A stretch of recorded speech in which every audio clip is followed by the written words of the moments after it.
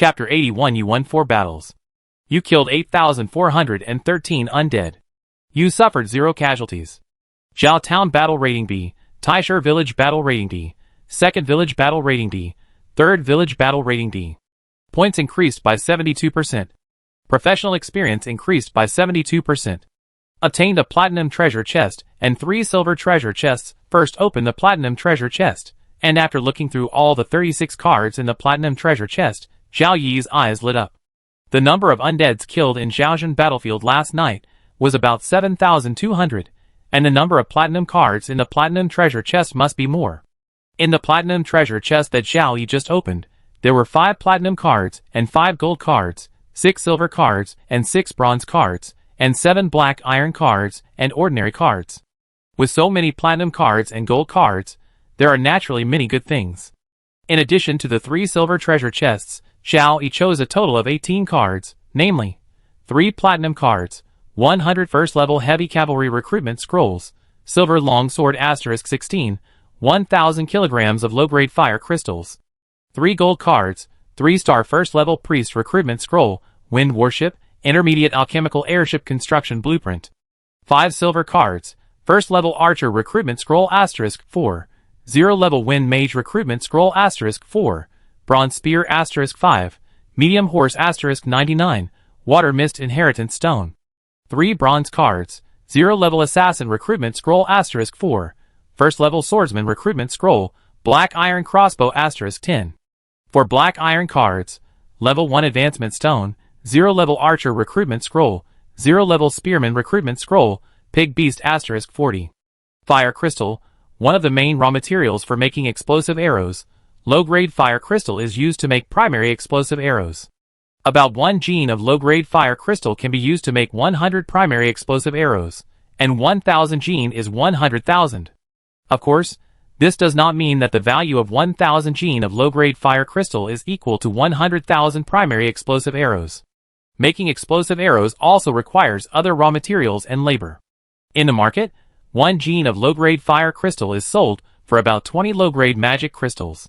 Water Mist, a 0-level skill of water mages, a skill with strategic value, is mainly used in battles between humans. It has little effect on undead, and Water Mist cannot hide the breath of living creatures. And the most important 3-star first-level Priest Recruitment Scroll, the 3rd 3-star talented professional in the territory, is also a priest, which can effectively improve the territory's combat power and can also save lives. After opening 4 treasure chests, Zhao Yi was in a very good mood and walked towards the Lord's mansion with a smile on his face. Along the way, the people who saw Zhao Yi were all wondering what good things had happened to the Lord, and why he was so happy. While waiting for Cece and Elliot to arrive, Zhao Yi opened the system panel and took a look at the changes in himself and the territory. Name, Zhao Yi. Lifespan, 24/100. Occupation, First Class Viscount/Level 16 Archer, 7%. Attributes, Strength 30, Constitution 30, Agility 30, Wisdom 44. Free attribute points, 8. Charm, 8. Leadership, 5/352. Active skills, Rapid Fire, Multiple Arrows, Tracking Arrows.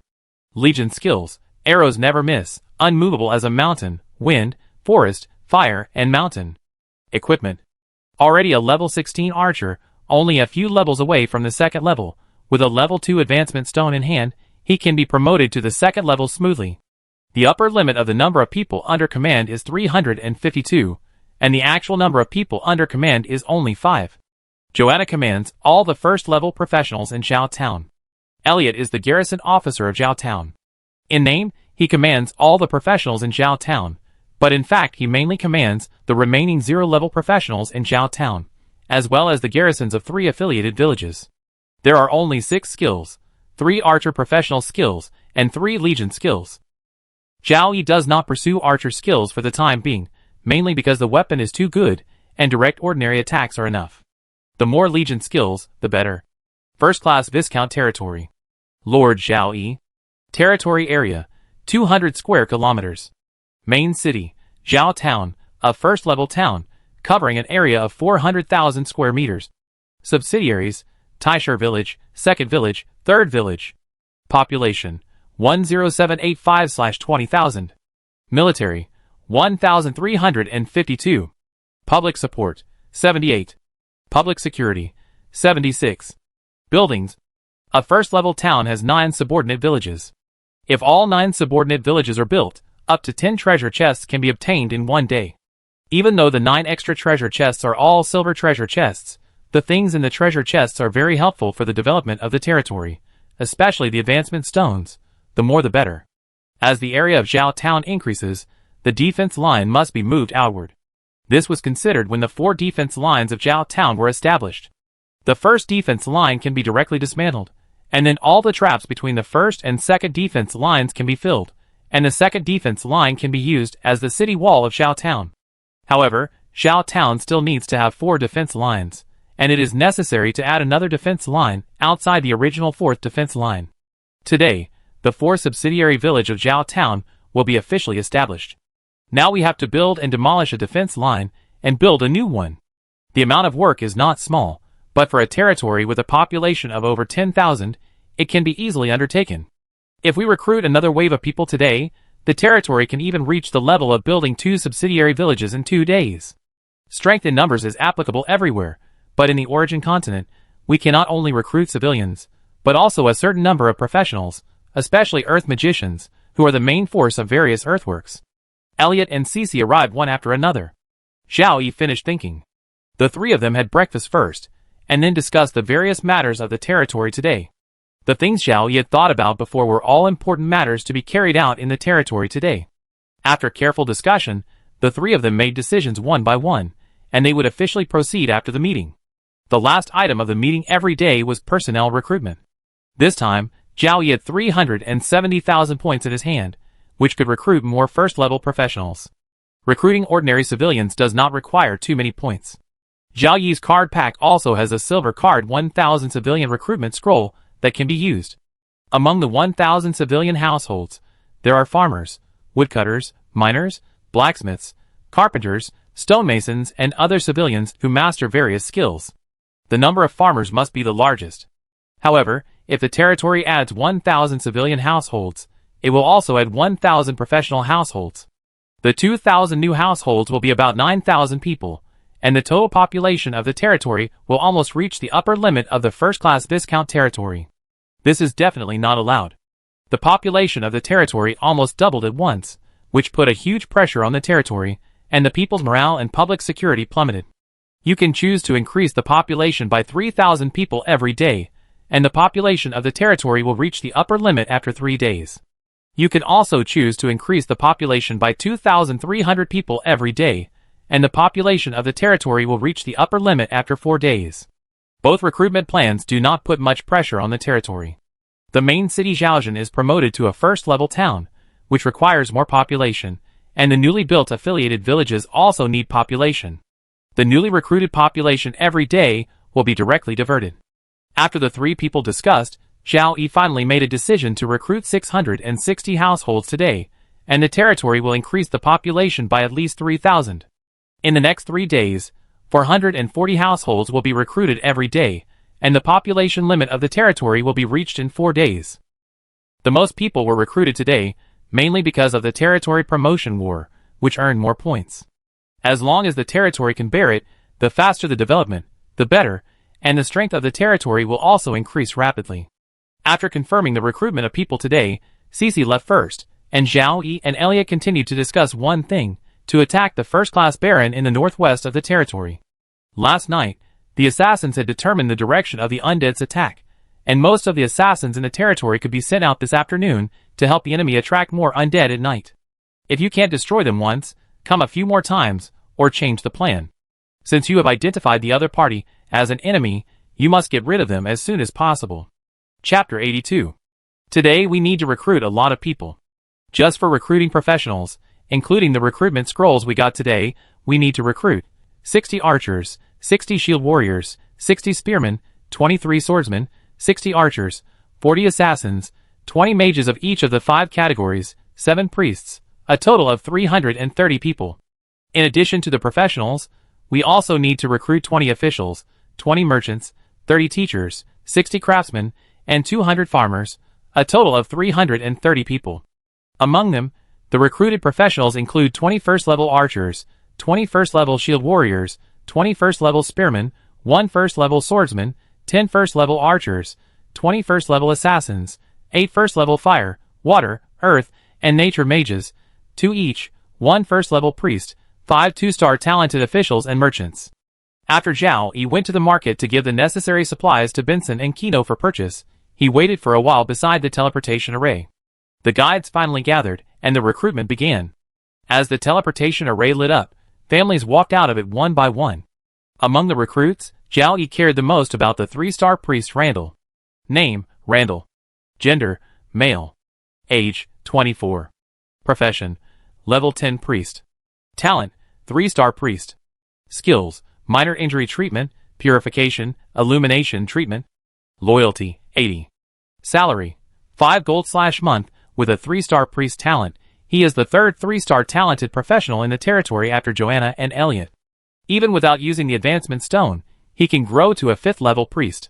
Randall is also the person with the most skills among the people recruited by Zhao Yi, with 4 skills. However, the lighting skill is suspected to be a filler. Among the priest skills, lighting skill should be the easiest to learn.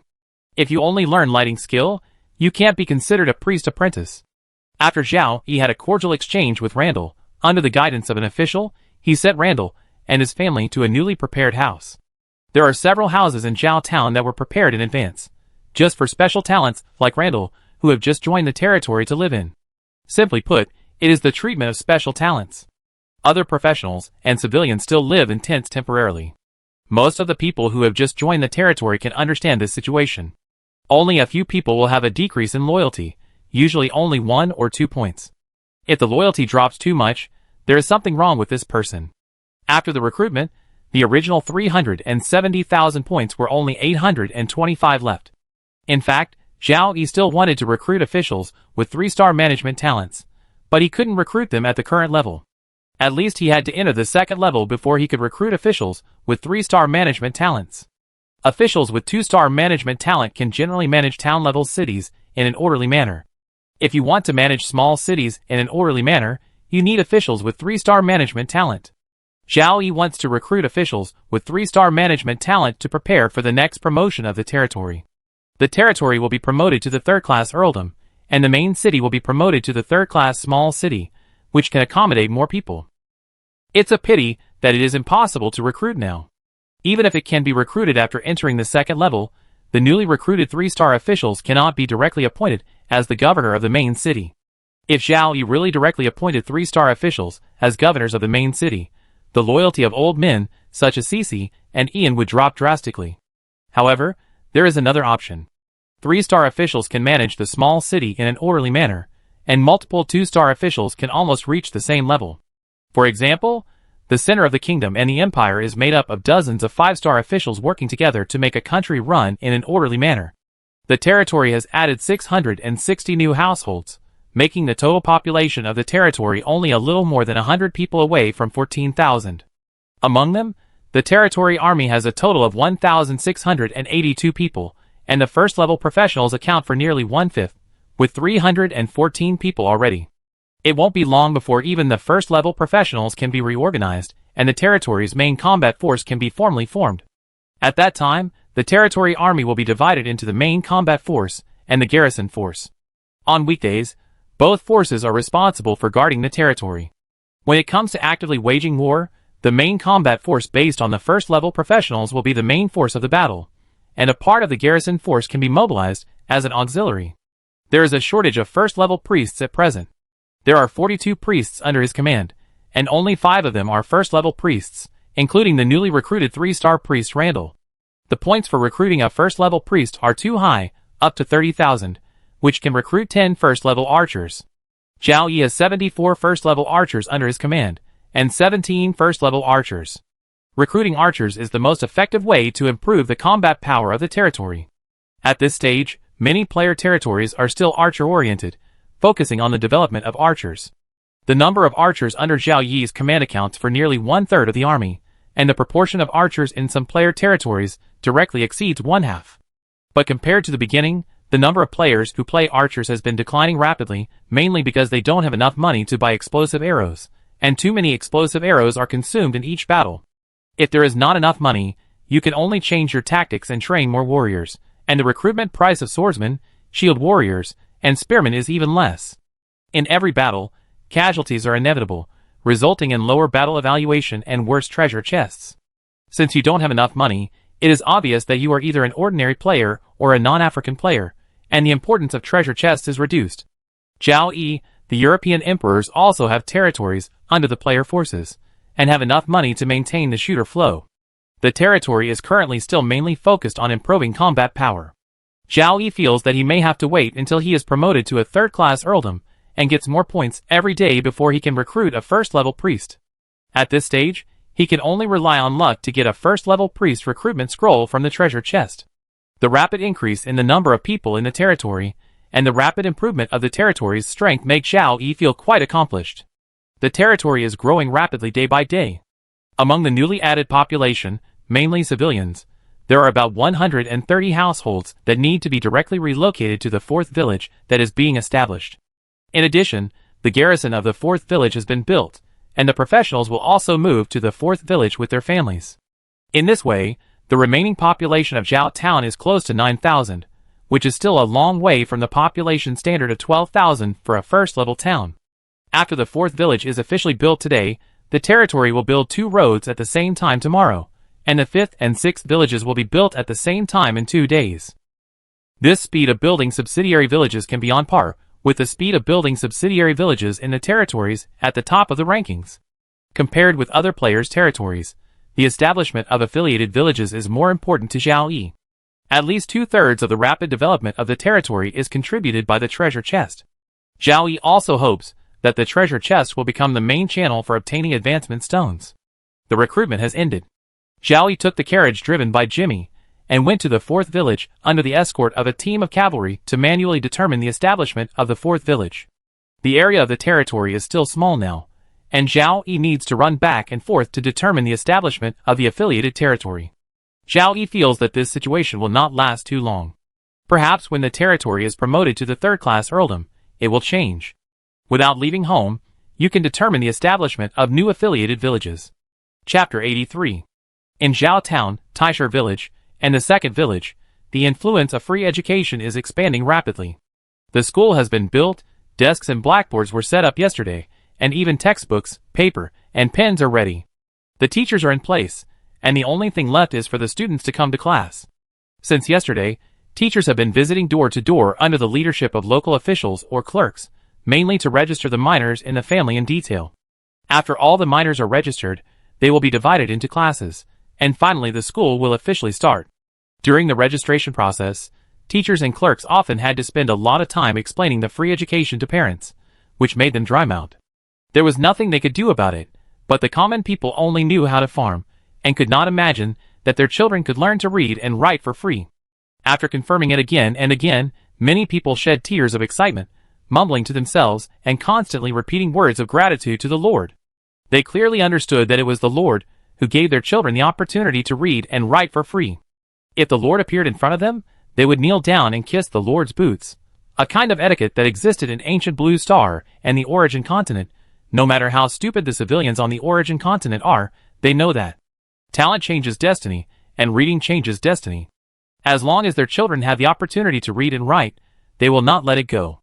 Now their Lord is willing to pay for all minors in the territory to read and write for free.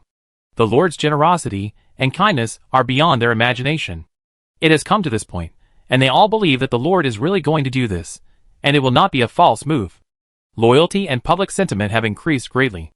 Of course, there are also a few parents who think there is a conspiracy and are unwilling to let their children go to school. How can there be such a good thing in the world to be able to read and write for free? There must be a conspiracy, and the children's lives will not be their own in the future. For this kind of thing, it can only be forced. If parents dare not let their children go to school, they will be punished. There is no fine, so they will be directly punished by corporal punishment and flogging. Some people are worried about the free education in the territory. Civilians certainly don't think of this, mainly professionals and other literate people. All minors must read and write. In the future, there will be more literate people in the territory. Can the territory give so many literate people a decent job? I'm afraid it will be difficult. When the time comes, the literate people will compete with each other, and the salary of the job will decrease. The job cannot support a family's decent life. However, these are at least 4 years later. It takes at least 4 years for miners to learn to read and write. Now the territory changes every day. It's unknown how much change will happen in 4 years. What if it is solved? In fact, Cece and Elliot asked Zhao Yi about this question in private. Zhao Yi did not explain much, just said to wait and see. The Origin Continent and Blue Star are different worlds. The Origin Continent has extraordinary power. Zhao Yi does not know what changes will be brought to his territory in the future by popularizing basic education. It may be a good change or a bad change. The popularization of basic education is just an attempt by Zhao Yi as a human from Blue Star on the Origin Continent. It does not matter if it fails. Professionals have the power of force and can maintain order no matter how big the change is. What Zhao Yi hopes most is that after popularizing basic education, under the social division of labor between professionals and non-professionals, social productivity will be effectively improved, which means the improvement of the territory's strength. In the afternoon, Zhao Yi came to the outside of Zhao Town for inspection.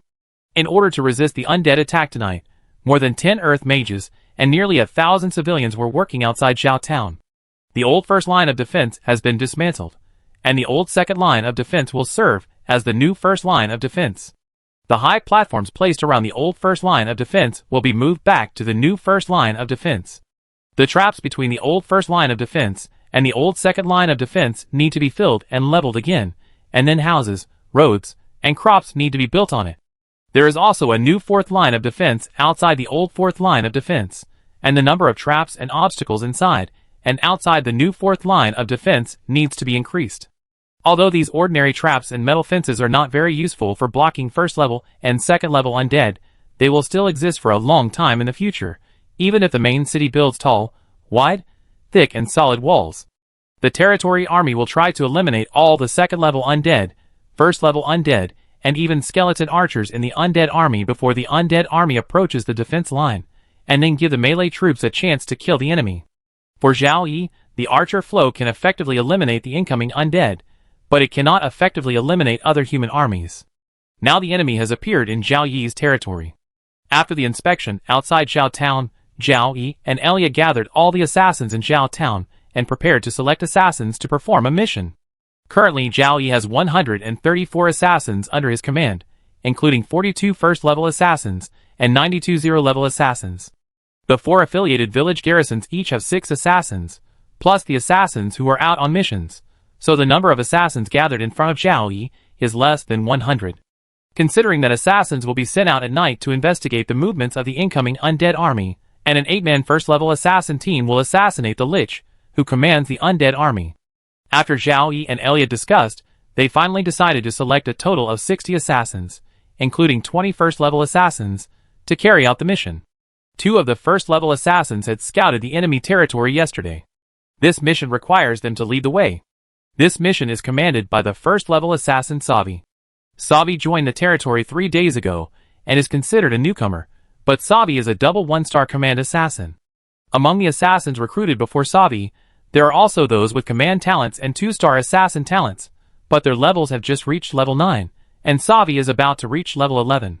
He serves as the captain and commands other assassins with his strength, and other assassins will accept his command. After the personnel were confirmed, Elliot officially gave the assassins a mission. In the middle of the afternoon, you will go outside the territory to perform a mission, which is not difficult. You need to go to a first-class barren territory in the northwest, and lurk near the only village in its territory before dark. When it is just getting dark, you expose your own breath to attract more undead. After the undead approach this village, restrain your breath and return to Zhao Town, and the mission is over.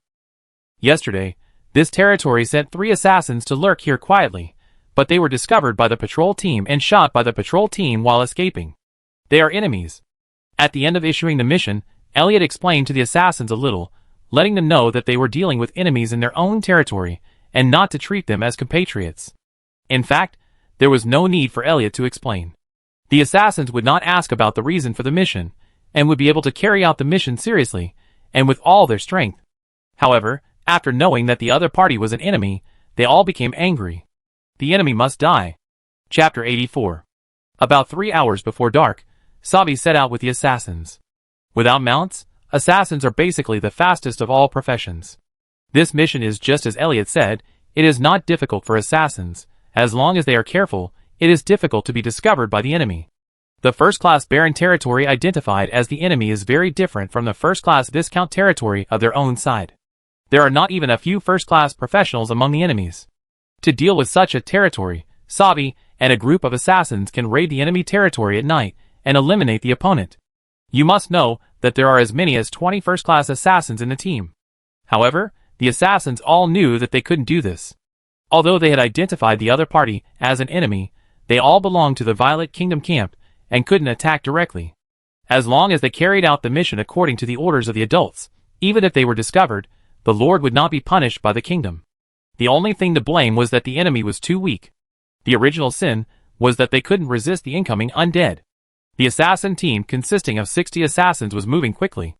On the other side, in Joseph village, Lord Joseph did not feel relieved because of the quietness in the past day.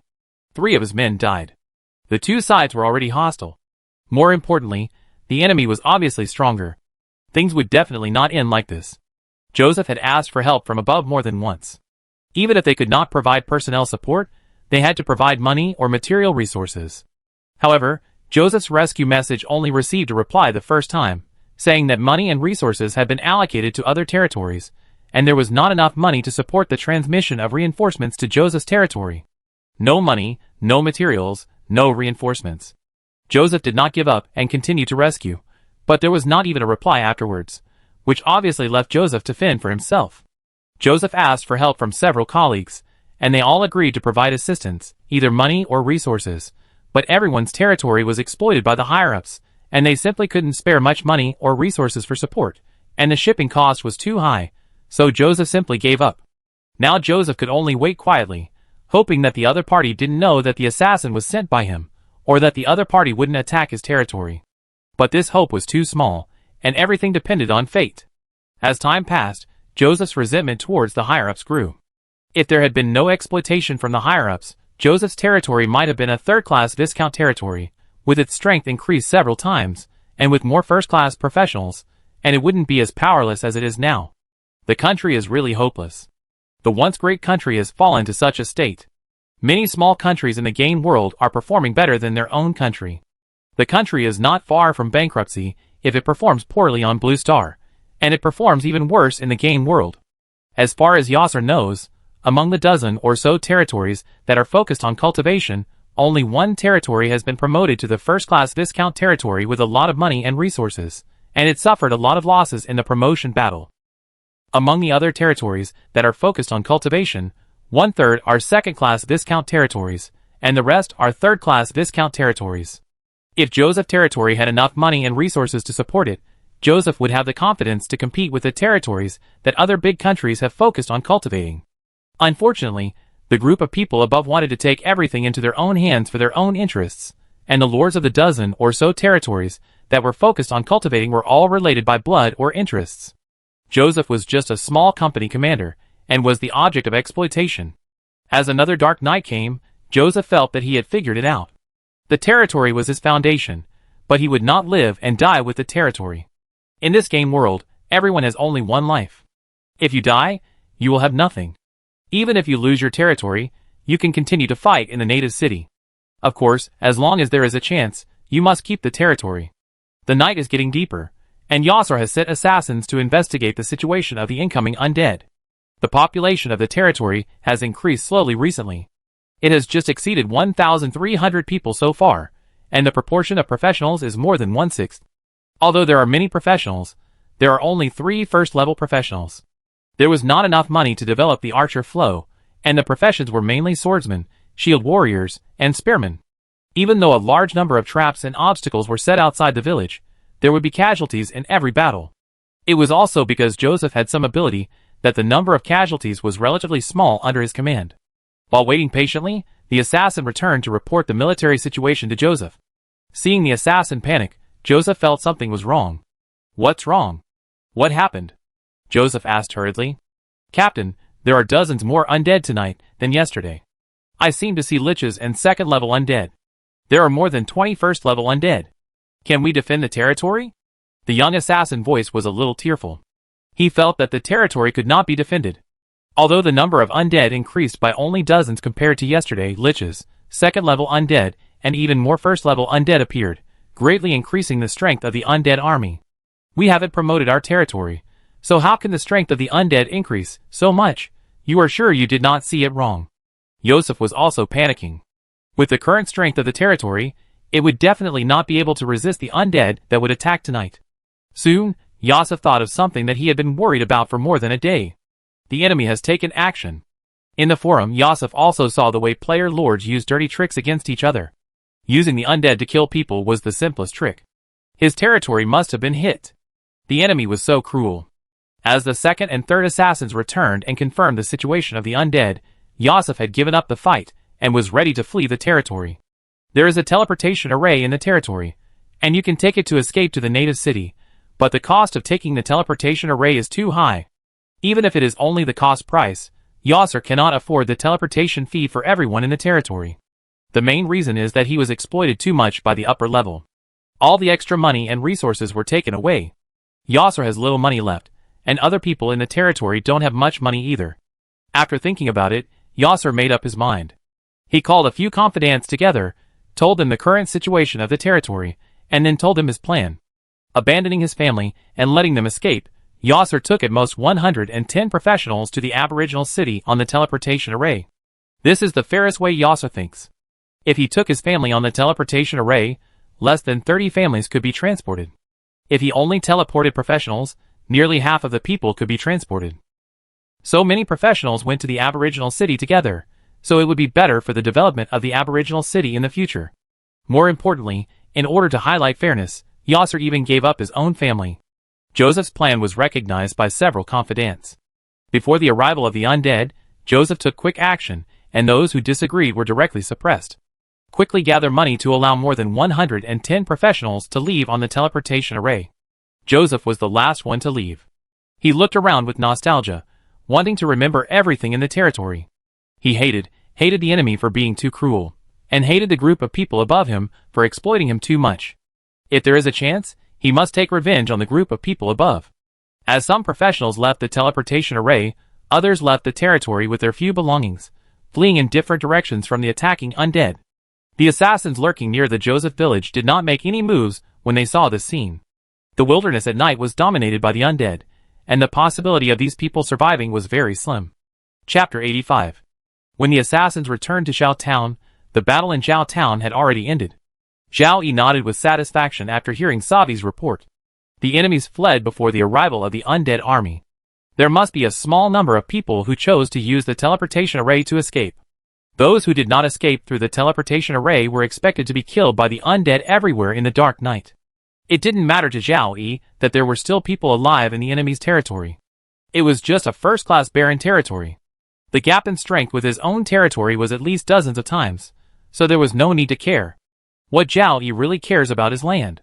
When a first-class barren territory is destroyed, a piece of land in the northwest of the territory has no owner. When the territory is promoted again, this land will become part of Zhao Yi's territory.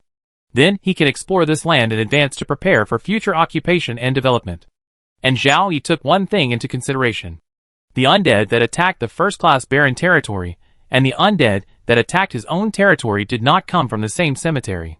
In this way, after the territory is promoted again, there are more choices for places to build affiliated villages. At the same time, the danger is also increasing. Zhao Yi and some Blue Star players are worried that the rules of the game will suddenly change, and the main city and affiliated villages of the territory will become extremely dangerous.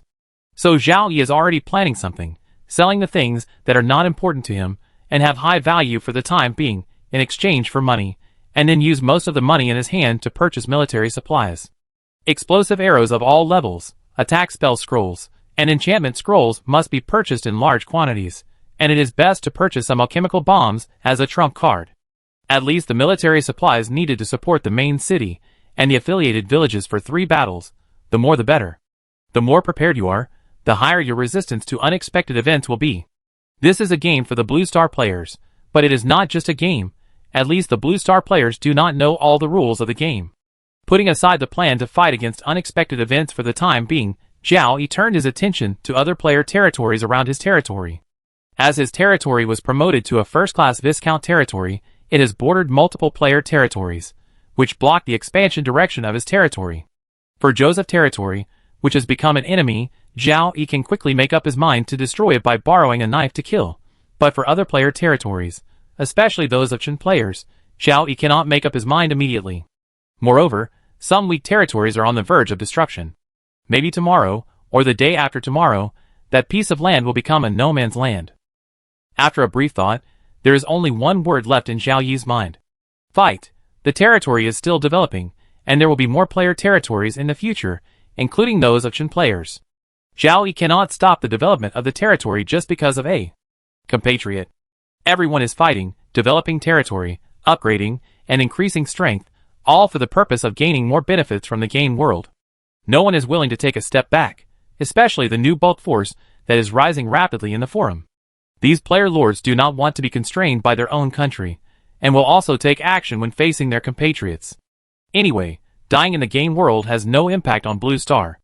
This is the general trend of players, and Zhao Yi also has to compete with other Blue Star players. After thinking about it, Zhao Yi came up with a preliminary plan. For the territory that can still hold on but is blocking his side, he plans to use courtesy first and then force. First, send an elite force, which can be composed of all first-level professionals or all cavalry, to the other side's territory to show off their power, and at the same time send a letter from Zhao Yi. Your territory has blocked my territory. To avoid unpleasantness, please move.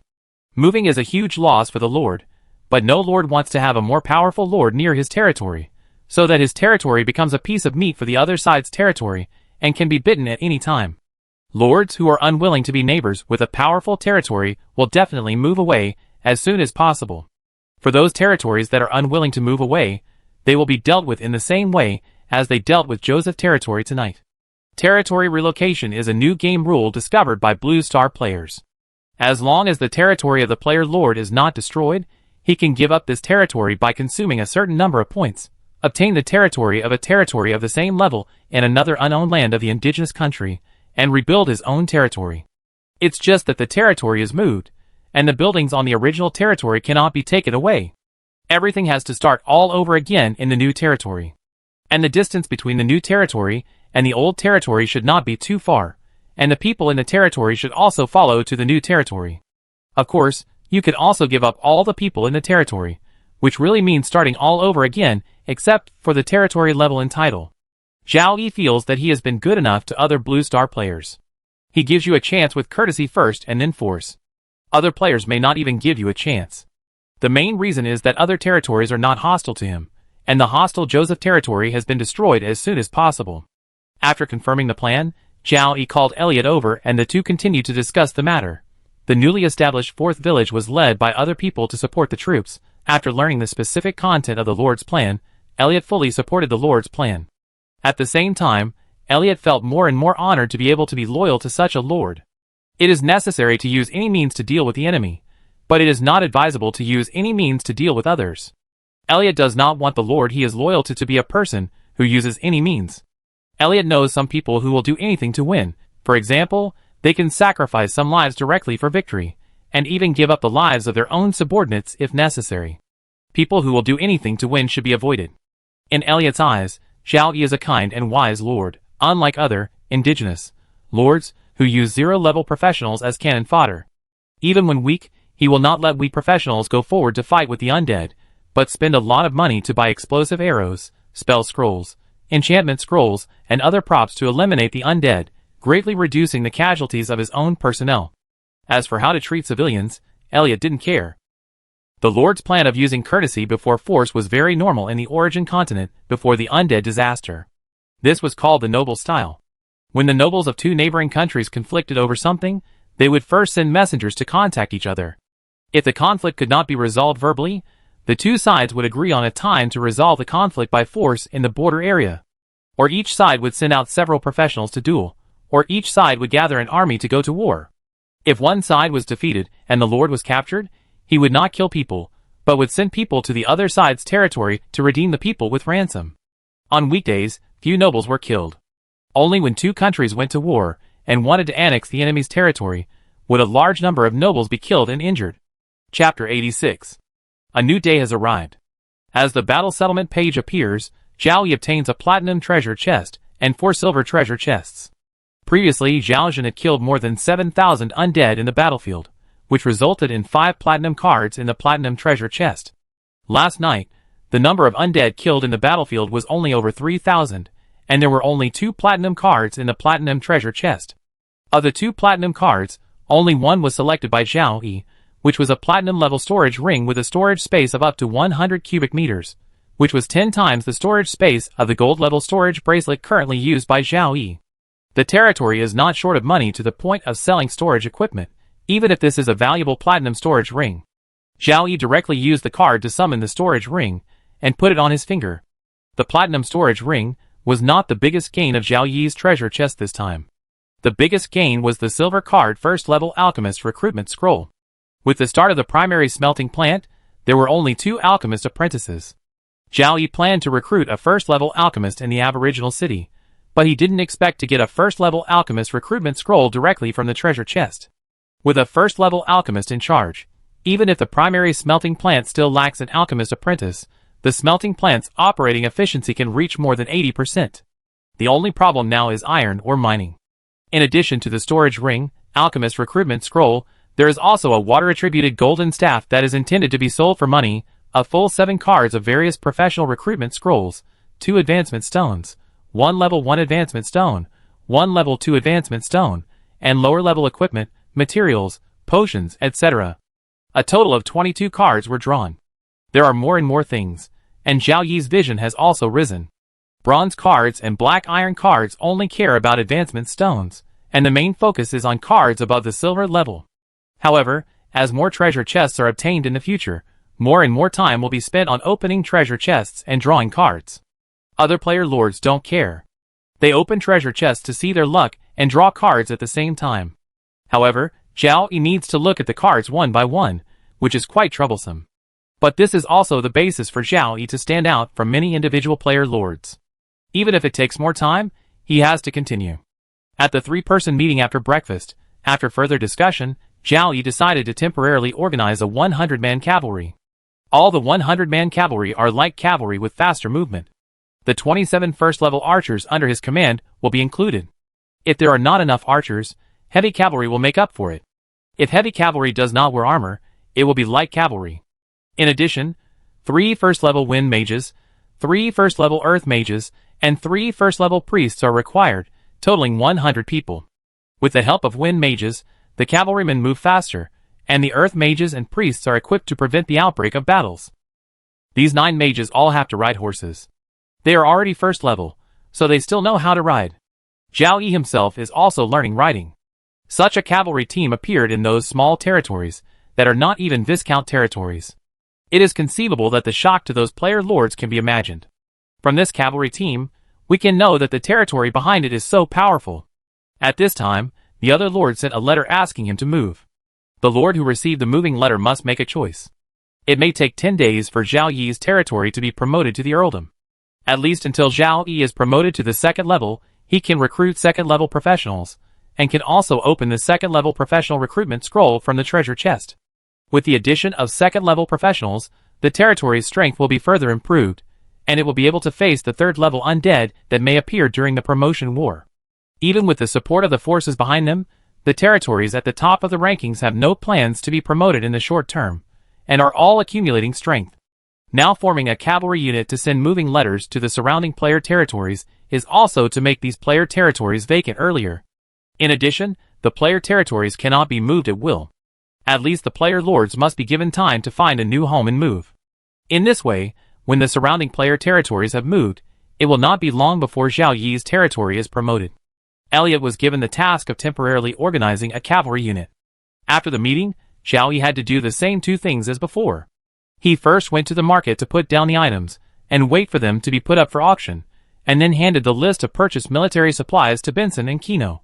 After the market affairs were dealt with, recruitment began. At this time, almost all the guides had gathered. The number of recruits today was 2/3 of yesterday.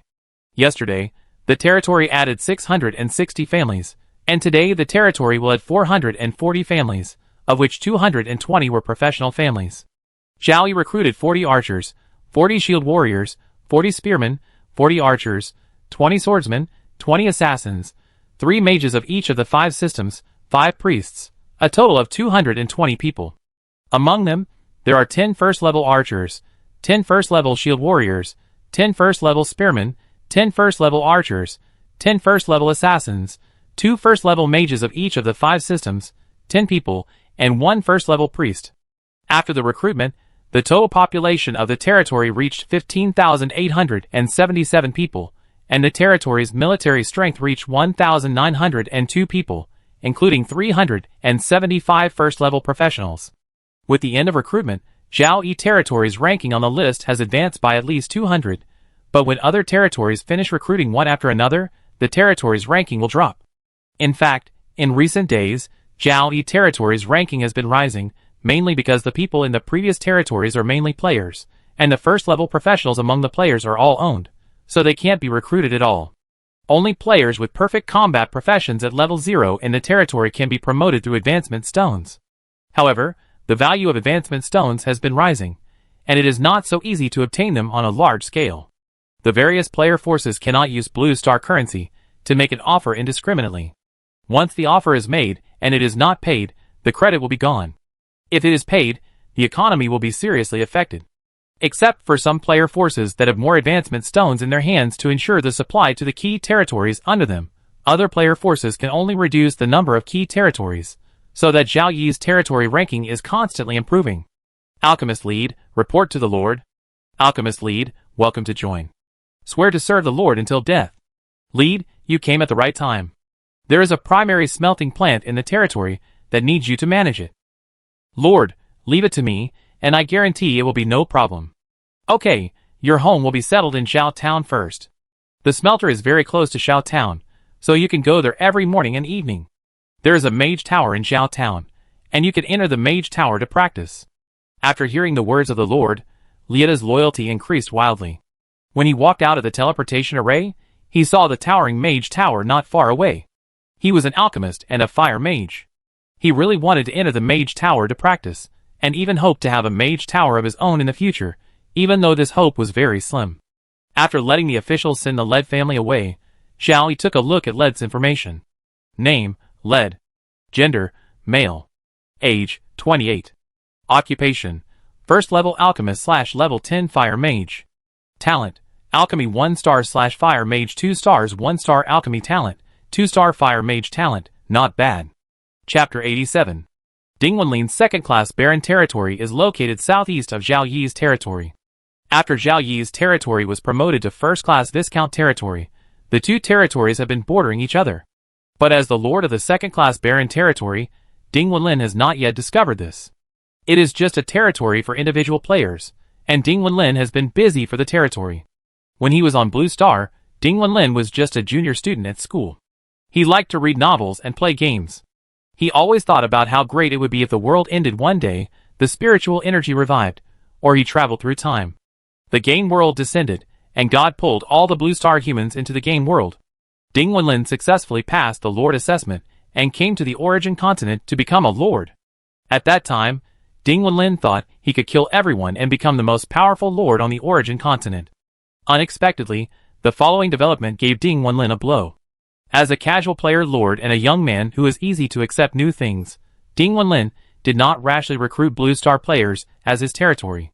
Until now, in Dingwenlin's territory, except for his parents and 2 relatives with whom he had a good relationship, there were no other players, and all the people in the territory were natives. Without other players making trouble, after a few days, Dingwenlin's territory was considered to be based on the Origin continent, but Dingwenlin soon discovered that he was not the protagonist at all. Too many territories had already started to upgrade while they were based on the Origin continent, and his territory was too weak to dare to upgrade at all. God bless me, give me a good thing. This is what Dingwenlin prayed every time he opened a treasure chest. Dingwenlin even wanted to buy red shorts to wear, because it is said that wearing red shorts can increase luck. Unfortunately, Dingwenlin is not a European emperor, but fortunately, Dingwenlin is not a non-European. Seeing the development speed of the territories under the big forces, Dingwenlin wanted to join a certain player force, and posted many posts in the forum, but no one responded to any of them. There are so many Blue Star player lords on the Origin continent, who would accept Ding Wenlin's ordinary public territory. Ding Wenlin gave up, praying every day that the treasure chest would open something good, and then patiently developed the territory. It took almost 10 days to upgrade the territory to a second-class Baron territory, and the promotion to a first-class Baron territory was far away. Under the frequent attacks of the undead, some soldiers in Ding Wenlin's territory would be killed or injured every day, but with Ding Wenlin's hard work, it was finally able to survive, and the strength would increase a little with each passing day. Ding Wenlin thought that if he continued like this, one day his territory would be promoted to a Viscount territory, and he didn't have any big goals. It would be enough for him and his parents to upgrade by dozens of levels, and have a few decades more life after returning to Blue Star. However, the accident happened suddenly. 100-man cavalry unit rushed straight to the only village in Ding Wenlin's territory. The soldier in charge of the alert found this situation, and immediately rang the alarm bell. As the bell rang, Ding Wenlin and his professionals gathered here. "Lord, there is a human cavalry attacking," the soldier reported to Ding Wenlin. "Cavalry? Where did the cavalry come from?" Ding Wenlin's face was full of tension. It stands to reason that the enemy is only the undead now, so how could a human cavalry come to attack his territory? Ding Wenlin's territory is only a second-class barony. Although the upper limit of population is 600 people, the actual population is only more than 350 people, and there are only more than 40 professionals. The enemy attacking is estimated to be about 100 people. There is a difference in numbers, and even levels. If the other party is really an enemy, the territory will be destroyed this time. Ding Wenlin has already thought of escaping with his family through the teleportation array. As the cavalry approached, Ding Wenlin calmed down a little. He felt that the people who appeared here were all affiliated with the Violet Kingdom, and should not attack his territory so openly. Although he gave up the idea of escaping, Ding Wenlin still asked his professionals to prepare for battle, and the archers had already put arrows on their bows. The cavalry was getting closer and closer. When they were only about 200 meters away from the territory, something unexpected happened to Ding Wenlin again. This cavalry unit did not approach the village again, but galloped around the village, as if showing off its military power to the people in the village. It was not like, but it was showing off its military power. Ding Wenlin finally understood that this cavalry unit should be sent by a powerful player lord nearby to show off his military power. After the cavalry troops galloped around the village for a few times, a letter urging them to move was shot over. The soldier picked up the letter and brought it to Ding Wenlin. After reading the content of the letter, Ding Wenlin wanted to cry. It seemed that his territory was near the territory of a big boss, and blocked the way to the big boss's territory. This was definitely a courtesy before force. If he didn't move, the big boss would definitely attack his territory. Now Ding Wenlin's first thought in his mind was not to move, nor to stick to this place, but to surrender to the big boss. He didn't even need to give up his status as a lord. He just wanted to be the big boss's younger brother. Staying with the boss, you will be safe and secure, you won't have to work so hard in the future, and you may even be able to upgrade faster. Do it as soon as you think of it. Ding Wenlin immediately took out a pen and paper to write a letter of surrender, and then shot it out with a bow and arrow. Although this letter was written by a noble to his own lord, as a commander, the first-level command archer Willie can open the letter first to check the content and make a decision based on the content of the letter. Willie opened the letter, and saw that it turned out that this little noble wanted to surrender to his own lord. This matter was not something Willie could decide. He sent 2 cavalrymen to send the letter back to Shao Town, and continued to lead the team to the next one. Half an hour later, Ding Wenlin's letter of surrender was delivered to Zhao Yi. After reading the contents of the letter, Zhao Yi was speechless. He actually wanted to surrender to him. Zhao Yi did not write his name in the letter, and the game world has a system translation function, which automatically translates the text into something he can understand. Ding Wenlin did not know that he was also from Qin country, but Ding Wenlin's letter had his name written on it, so he was obviously from Qin country. Ding Wenlin did not even know which country he was from, but he wanted to surrender. Zhao Yi really did not dare to accept such a person, as he would be easily lured into betrayal by interests in the future. However, since everyone is from Qin, Zhao Yi can give some preferential treatment to Ding Wenlin's territory relocation, such as sending carriages, earth magicians to help with the relocation, sending cavalry troops to help escort, and sending some daily necessities such as food. After thinking about the situation, Zhao Yi wrote another letter in reply, saying that our territory will not accept outsiders to join for the time being. Considering that we are all from Qin, as long as we are willing to move, we will give some help. Ding Wenlin left an ID in the letter, and he could add friends through the ID, but Zhao Yi didn't have this idea. The cavalry quickly delivered the letter from the lord to Ding Wenlin's territory. After reading Zhao Yi's second letter, Ding Wenlin did not move immediately, but because the lord opposite was also from Chen, he wanted to take refuge and curry favor with him. Another letter was written to Zhao Yi. Zhao Yi only read it a few times, and wrote a stern letter asking Ding Wenlin to move. Seeing that the boss seemed to be angry, Ding Wenlin gave up writing letters and prepared to move his territory. Chapter 88. The player lords around Zhao Yi's territory, facing the arrogant cavalry of Zhao Yi and the letter of persuasion to move. Some of them were tactful and prepared to move, while others decided to resist and escape through the teleportation array if they couldn't bear it anymore. Originally, Zhao Yi's task for the cavalry was to go around the surrounding second-class baronies a few times, and these third-class baronies could be spared. The weak third-class baronies were already shaky, and their territories could not hold out for a few days under the nightly attacks of the undead. They just wanted to hold on a little longer and gain a little more benefits, such as leveling up and getting more points. Once something unexpected happened, they would immediately choose to escape. In such a shaky territory, the residents are generally indigenous people. Player lords recruiting players to the territory is a two-way choice and cannot be forced. There is no distinction between mandatory and non-mandatory recruitment of indigenous people. It mainly depends on luck. If you are lucky, you may recruit a 0-level professional with a talent of 3 stars. Zhao Yi has seen such an example in the forum. The territory is already in a very critical situation. Coupled with a lord who only wants to gain more benefits before the territory is destroyed, the people's morale and public security have dropped sharply. In similar territories, there were even mutinies, and the lords were killed by their native professionals. No matter how low the lord's rank was, he was a member of the nobility, but he was killed by a non-noble. If this happened before the calamity of the undead, it would definitely cause a huge sensation.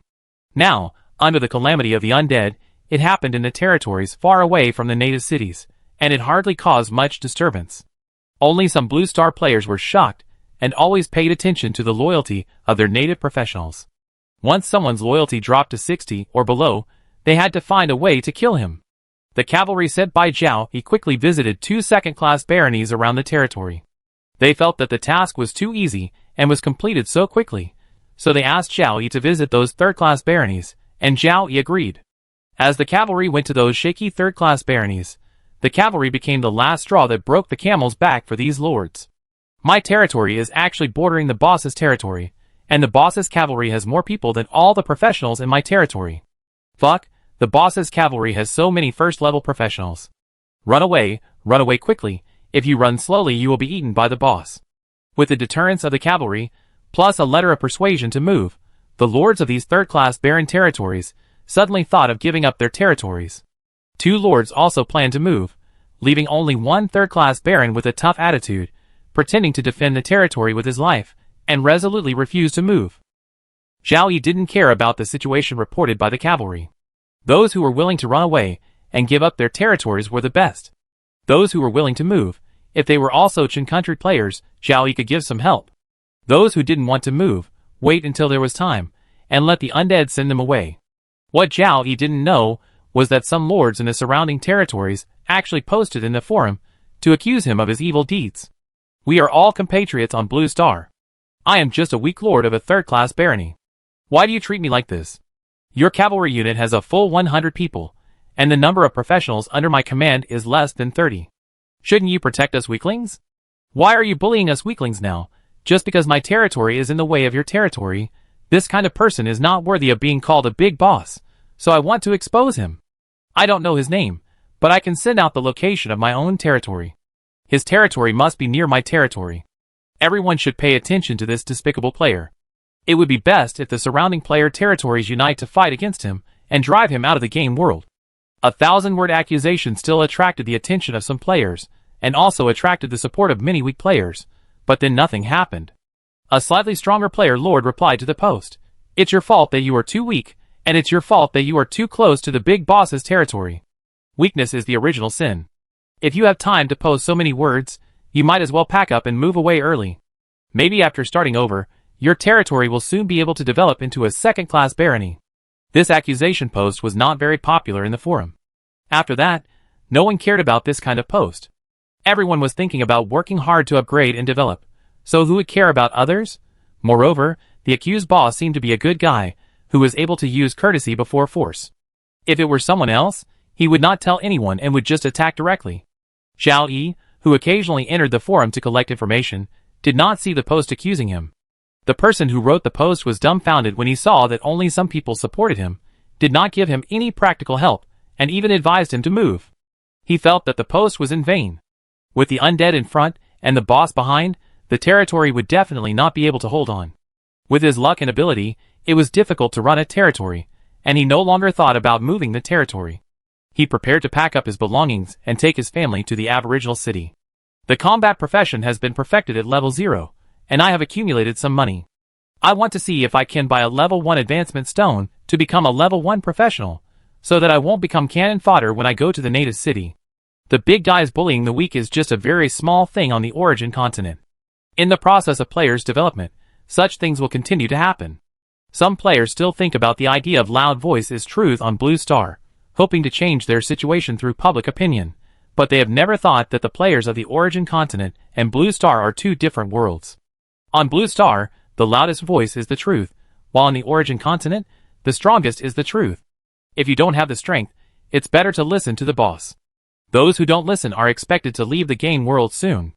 In fact, there is a small group of people in the Blue Star player group who are very unwilling, that is, the media people who have the right to speak on Blue Star. They are weak and dare not do anything in the aboriginal city, so they can only make preliminary attempts in the forum. They are weak and dare not condemn the boss, or even the player forces in the forum. Instead, they want to temporarily rely on the forum to establish a news platform to send major events happening in various parts of the origin continent to the forum in an orderly manner to attract attention. When they attract the attention of many players, the effect of their words and deeds will be greatly increased. Maybe one sentence can attract many players to support them with actual actions. It can be regarded as taking the path on Blue Star again. However, they also found a problem, that is force. Without sufficient force, if they accidentally offend a big boss or player force, they may suffer a catastrophe and need to find a player force to rely on. Just like on Blue Star, it seems that the official forces of Eli Country are the best choice. Chapter 89. Hundreds of cavalrymen from the territory were dispatched to take over most of the surrounding player territories. Some of them moved their territories, while others abandoned them. Only one second-class baron wanted to resist, but Zhao Yi sent a group of assassins to send him away that night. There was no obstacle to the expansion of the territory, and it was impossible to be promoted to earldom in a short time. Zhao Yi's territory entered a period of stable development. On the 20th day, when the Blue Star player came to the game world, the 5th and 6th villages of Zhao Yi's territory were built, and the number of treasure chests obtained every day increased by 2. As the number of treasure chests increases, the chance of getting an advancement stone every day is also increasing. Thinking of the platinum card tree of life seed in the card pack, Zhao Yi has the idea of planting it for cultivation. To advance the tree of life seed, 10 level 1 advancement stones are required, so Zhao Yi plans to keep one when he gets more than 2 level 1 advancement stones every day and save it for the tree of life seed. Because the speed of getting advancement stones from treasure chests is relatively slow, the first level professionals in the territory are currently mainly from newly recruited personnel, and there are more and more 0 level perfect professionals. Only 2-star talented professionals can enter the first level quickly with a greater probability.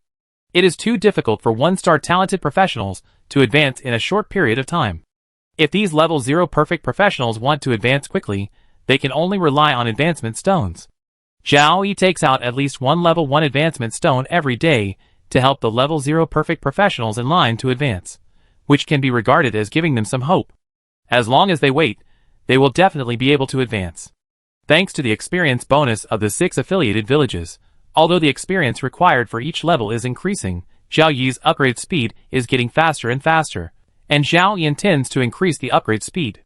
Unlike other player lords, they did not fight at night and leave the undead in the trap to kill themselves to achieve the purpose of rapid upgrade. Zhao Yi was just trying to improve his efficiency in killing enemies in battle. As the highest level shooter in the territory, he also had the best weapons. As long as Zhao Yi wanted, it would not be difficult to kill more undead and gain more experience every day. On the morning of the 21st day, Zhao Yi's shooter professional level was successfully upgraded to level 17. With the new recruits entering the territory that day, the population of Zhao Yi's territory reached the upper limit of 20,000 for a first-class viscount territory. As long as Zhao Yi wanted, he could start the territory promotion. However, the territory's strength was not enough, and the preparations were not enough, so the upgrade would have to wait. In fact, with the current strength and preparation of the territory, it is certain to be promoted to the third-class earldom, but even if the promotion battle is won, the territory will suffer heavy losses, which is something Zhao Yi does not want to see. Zhao Yi will only choose to promote the territory when the territory is strong enough, well prepared, and only pays a small price to face the attacking undead. On the 22nd day, the 7th and 8th villages of the attached villages were built one after another, and the experience bonus of the battle settlement was higher, so that Zhao Yi's archer profession was upgraded to level 18 2 days after it was upgraded to level 17, and he was only 2 steps away from becoming a second-level archer. Fortunately, a 3-star talent professional recruitment scroll was opened from the treasure chest today. It was a shooter profession. In the end, the 3-star shooter Mars became the 4th 3-star talent professional under Zhao Yi. On this day, something happened that all Blue Star players paid attention to. Hung Sangwa, the funny country among the Blue Star countries, was the strongest territory under the official power and ranked in the top 50 in the territory rankings. It was officially promoted to the third-class earldom. Then, that night, the player territory of Hung Sangwa was destroyed by the army of undead. As various news appeared in the forum, all Lord players were sure that when promoted to the third-class earldom, they would really encounter third-class undead. There were also a lot of second-class undead and first-class undead in the undead army. Even if there were second-class professionals in the territory, they might not be sure to resist the undead army. The first Hung Sangwa player who crossed the river was drowned. Other lords who thought their territories were strong enough saw the fate of the first person who crossed the river and decided to wait and make more preparations. However, there are also forces that feel that the player territories of Hung Sangwa are weak in themselves, and there is a big gap between them and the top 10 territories on the list. The failure of the player territories of Hung Sangwa to be promoted does not mean that the top 10 territories will also fail to be promoted. If you want to prepare again, you can try to be promoted. If you succeed in being promoted, you will definitely accumulate a huge reputation. Although reputation is invisible and intangible, it plays a huge role in the game world in Blue Star.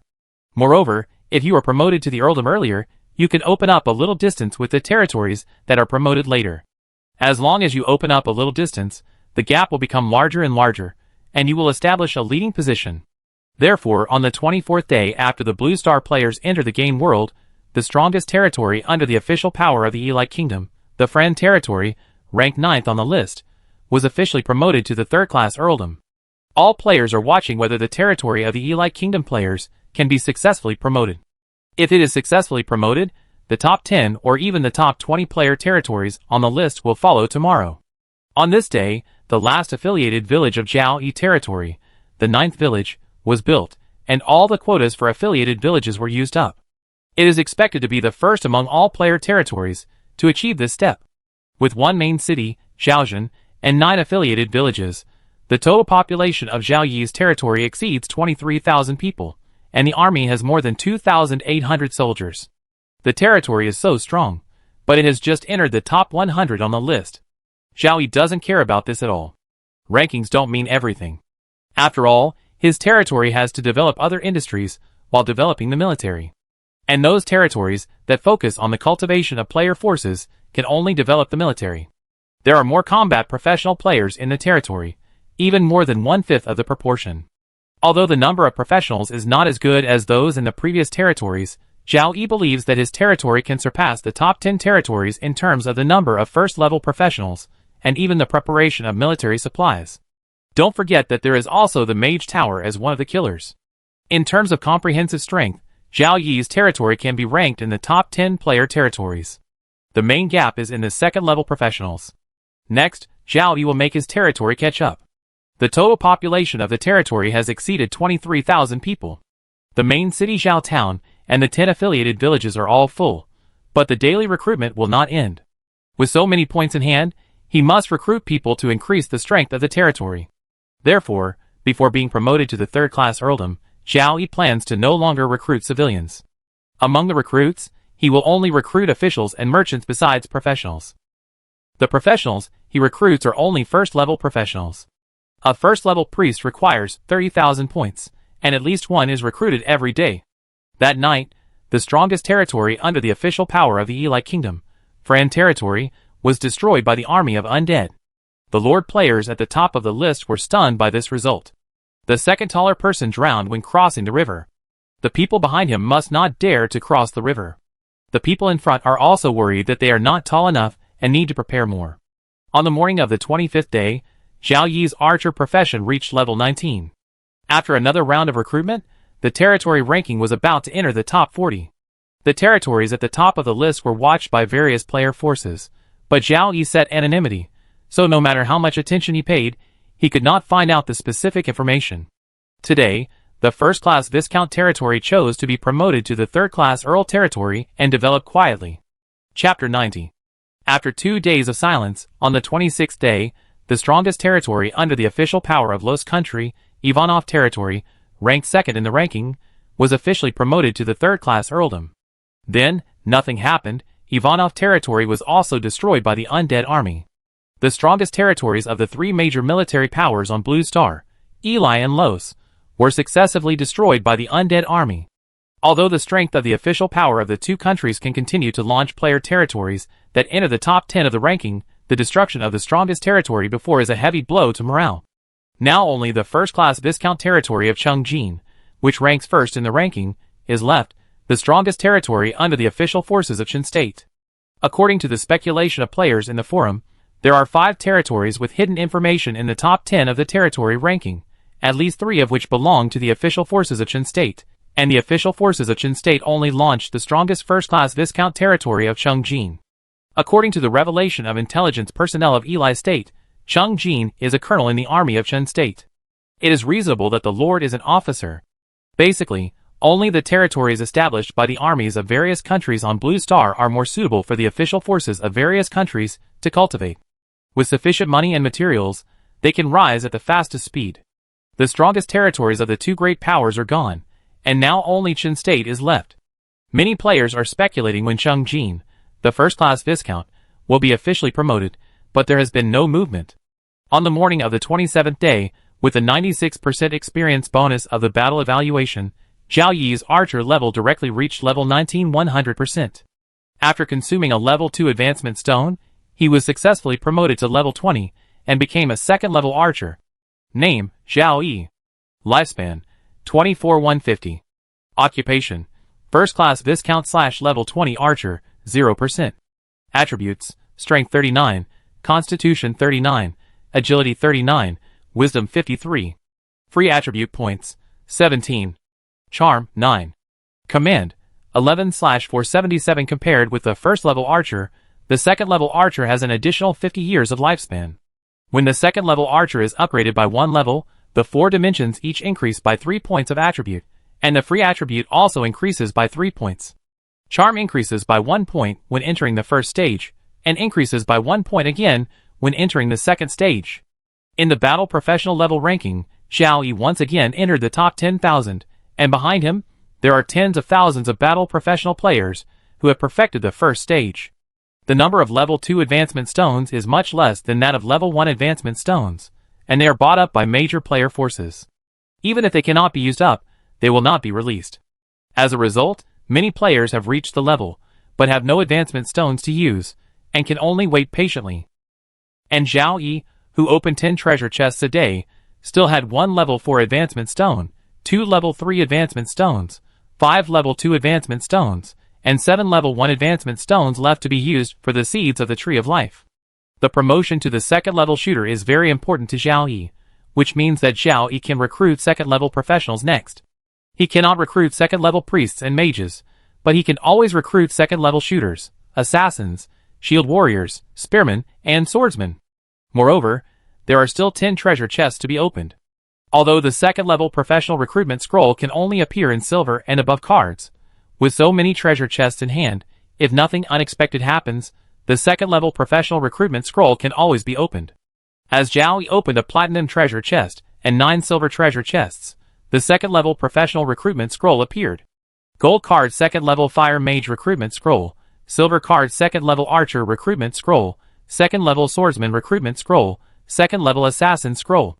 Being able to directly recruit 4 second-level professionals is equivalent to saving 160,000 points. Recruiting a 0-level Earth Mage requires 1,000 points, a 1st-level Earth Mage requires 10,000 points, and a 2nd-level Earth Mage requires 100,000 points. The points needed are directly multiplied by 10. The territory is currently in a stable development period, and basically no civilians are recruited. The recruitment of professionals is mainly 1st-level professionals. The population has increased less, and the number of undead attacks every day has also increased less, and the points obtained every day have not changed much. After the battle last night, Zhao Yi's points have only exceeded 400,000, and he can only recruit 13 2nd-level shooters. These points cannot be used to recruit 2nd-level shooters, but half of them must be used, and the remaining half of the points are used to recruit assassins, shield warriors, and spearmen. Priests and mages are big point consumers, and cannot be recruited for the time being. Recruiting archers can effectively improve the territory's combat power. The 3rd-level and 2nd-level undead that appear in the undead army are mainly eliminated by Zhao Yi and the 2nd-level archers. 2nd-level assassins need to bring gold crossbows and silver crossbows to assassinate liches. With the 2nd-level professionals joining the territory, Zhao Yi feels that the time to be promoted to the 3rd-level earldom is not far away. Because the strongest territories of the 2 major military powers have been destroyed, Cheng Ji-ling, who ranks 1st on the list, has not made any moves, and other player territories also dare not try to be promoted to the 3rd-level earldom. After waiting for a while, it was the 29th day since the Blue Star players came to the Origin continent. It had been 2 days since Zhao Yi was promoted to the 2nd-level shooter. In the battle last night, Joanna and Elliot successively reached the 1st-level perfection. You won 10 battles. You eliminated 8,125 undead. You killed or injured 0 soldiers.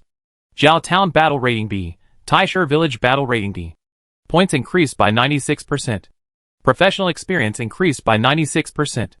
Get a platinum treasure chest, and 9 silver treasure chests. Open the platinum treasure chest first, and Zhao Yi's eyes lit up as he looked at it. The gold card 2nd-level priest recruitment scroll. This is a good thing worth 300,000 points. In addition to the 2nd-level priest recruitment scroll, there are also 2nd-level shield warriors, 2nd-level archers, and 2nd-level spearmen recruitment scrolls in the 10 treasure chests. Zhao Yi looked at the 2nd-level professional recruitment scrolls in the card pack, and opened the page in the notepad that recorded the 2nd-level professionals under his command, and his brain turned quickly. A few minutes later, Zhao Yi made a decision to upgrade the territory. After deducting the 100,000 points required for promotion to the 3rd-level earldom, the remaining points can still recruit 5 2nd-level archers, 5 2nd-level shield warriors, 5 2nd-level spearmen, and 2 2nd-level assassins. Counting the 2nd-level professionals recruited in the past 2 days, plus the 2nd-level professionals to be recruited today, Zhao Yi will soon have 71 2nd-level professionals under his command.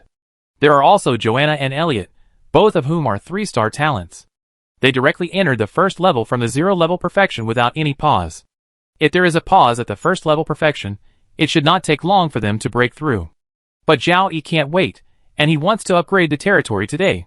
He directly uses the 2nd-level advancement stone for the 2 to advance, increase the territory's combat power, and purchase skill books from the market for the 2 to learn. Without eating breakfast, Zhao Yi directly summoned Cece and Elliot to discuss the promotion of the territory. Cece and Elliot hurried over and learned that the Lord was going to promote the territory today. Cece looked a little solemn, while Elliot, who knew the territory's military strength better than Cece, was much more relaxed.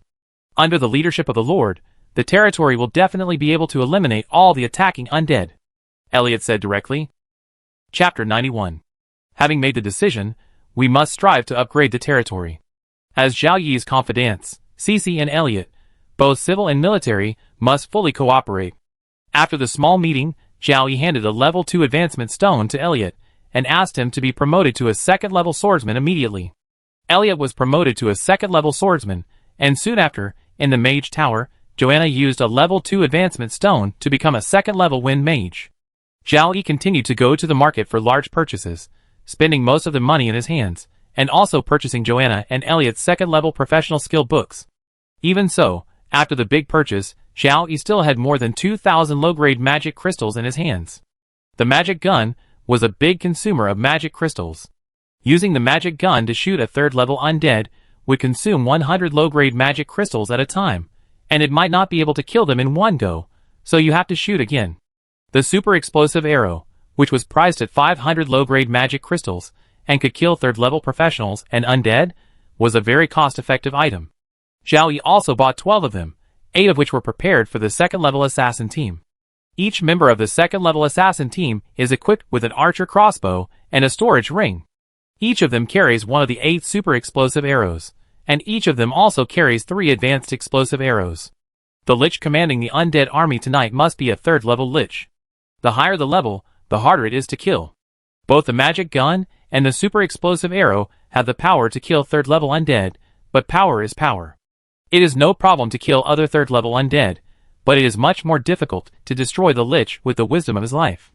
The third-level Lich can release a defensive spell with high defense power, and will not be injured even if it withstands a super explosive arrow. Once the third-level Lich successfully releases a defensive spell before the super explosive arrow hits, at least 2 super explosive arrows are needed to injure the third-level Lich. Only when all 3 explosive arrows hit can the third-level Lich be eliminated. It is also because the territory has developed steadily in the past 10 days.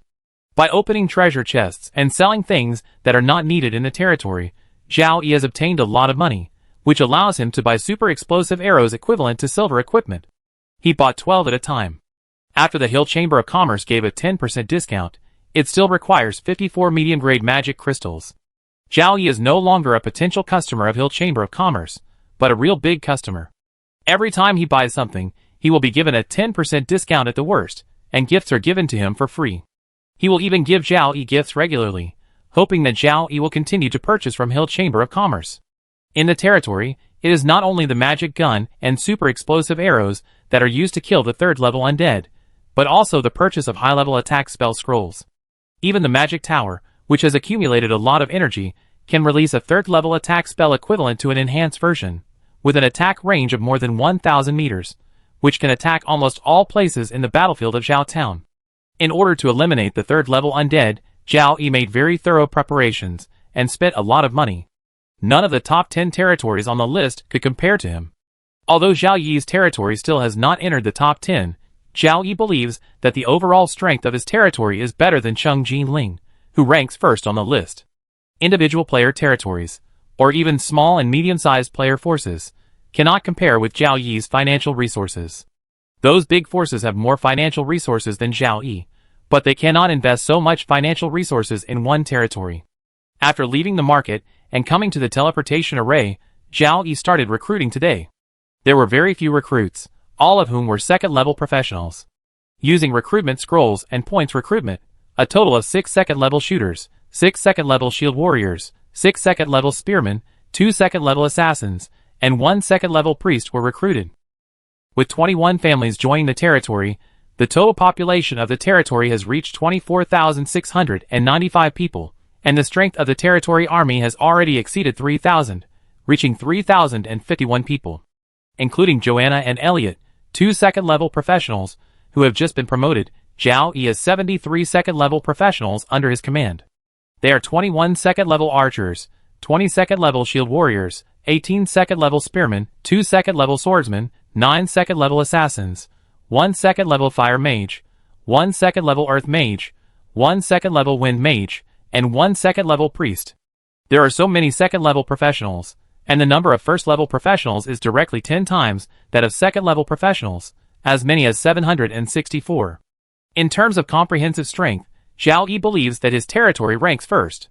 In terms of the number of first-level and second-level professionals, Zhao Yi feels that he can barely enter the top 10. Numbers are numbers. At present, for most of the second-level and first-level professionals of the same profession and level, the natives are stronger than the Blue Star players. After all, players are quick learners. Some territories cannot even prepare skill books or skill inheritance stones for combat professional players due to limited financial resources. They can only rely on books to learn, which is too difficult for players. Without skills, they can only rely on normal attack in battle. The recruited native professionals have grown to this level after many years. At least 1 skill at the 0 level, 1 skill at the first level, and 1 skill at the second level. Those with good talents will have more skills. For example, Joanna of level 0 has 2 skills, and Randall of level 1 has 4 skills. Recruiting players has its advantages, and recruiting natives has its advantages. Those player forces have not only territories dominated by players, but also territories dominated by natives. It's just that territories dominated by natives generally develop more slowly. There is one thing that Zhao Yi is also very helpless about. Civilians can accept employment in territories to do hard work, but the families of professionals will never accept employment to do hard work. Territories must have enough civilian families to maintain enough labor, and even have to employ older children. This is one of the rules of the natives of the origin continent. Zhao Yi cannot change it for the time being, and it is very likely that he will not be able to change it in the future. After all, the professionals are all under Zhao Yi's command and have high salaries. The professionals' families do not need to do hard work to make money. Unless the territory is in a critical moment, in order to defend their homes, all the people in the territory will do their best. After the recruitment, Zhao Yi found a place to sit down and think about the preparations for the territory. The powerful territory army, sufficient military supplies, enough assassins to assassinate the third-level undead, the strongest killer wizard tower. The total population of the main city Zhao Town is over 13,000. Counting creatures other than humans, the attacking undead can reach up to 14,000 at most. It is divided into 3 waves to attack Zhao Town, and each wave of undead has at least 4,000. The total strength of the territory army is 3,051 people. Each affiliated village is guarded by a garrison. A garrison has 118 people. Only the captain and the deputy captain are first level. The difference in the strength of the garrison in Zhao Town is 11 people, reaching 2,000. All the second-level professionals under his command, and most of the first-level professionals, are in Zhao Town. After carefully comparing the enemy and us, Zhao Yi feels that with the strength of the territory, even if the assassination of the Lich fails, facing the undead army commanded by the Lich, there is enough confidence to resist the attacking undead at a relatively low cost. Chapter 92. The territory is ready. Zhao Yi did not hesitate to use the remaining 100,000 points in his hand to promote the first-class Viscount to the third-class Earl, and confirm the promotion of the territory. Tonight, the main city Zhaozhen will usher in a more powerful army of undead. This is a difficult test for Zhao Yi's territory. At the moment when Zhao Yi became the third-class Earl, a wave appeared in the sea. As time passed, this wave quickly evolved into a huge wave. There is a Lord-level list in the ranking, or more precisely, the Lord title ranking. Usually, few people would pay attention to the Lord rank list, but few does not mean no. With a third-class Earl hanging high at the first position of the Lord rank list, it quickly attracted the attention of Blue Star players, especially the major player forces. Who is this third-class Earl? Another new territory is going to be promoted to a third-class Earl territory? Is it a territory hidden by the official Chen country? Seeing a Lord with hidden information promoted to a third-class Earl, the major player forces, and many Blue Star players felt that this third-class Earl was a territory under the official Chen country. With the population of Chen State, and the number of troops in Chen State is officially recognized as the strongest player force among the players on Blue Star. Even the official of Eli State has tacitly acknowledged this. Now suddenly a player is promoted to the third-class Earl. 5 of the top 10 territory rankings are hidden information. Everyone speculates that several of them belong to the official territories of Chen State. Perhaps the lord of one of the territories here was promoted to the third-class Earl, and planned to be promoted to the territory today. Everyone also knows that the ranking list is only a reference. The territory combat power list is directly calculated according to the number of professionals in the territory, and does not take into account the professional equipment, as well as the explosive arrows, alchemical bombs, spell scrolls, and other important military supplies in their hands. The territory ranked first in the battle strength list, which only means that the territory has the largest number of professionals, but not the strongest overall strength. It's just that everyone habitually regards the territory with the strongest battle strength as the territory with the strongest overall strength. Other forces and players are guessing which force the player's territory that was promoted to the third-class Earl is from. The official forces of Chen State are also confused.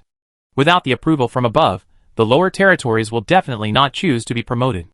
In fact, they have decided to promote Cheng Jinling to the third-class Earl in the next 2 days, but they didn't expect that a lord who hid the information would get ahead of them. Other players also guessed that the lord who hid the information was from the official Chen State, which made them speechless.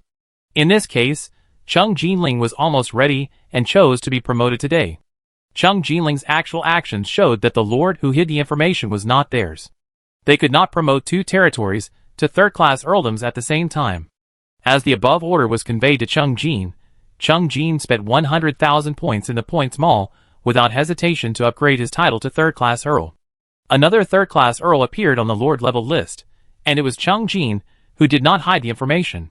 As Chung Jin was promoted to the third-class Earl, the discussion about the third-class Earl in the forum became more heated, and players continued to speculate about the third-class Earl who had hidden information.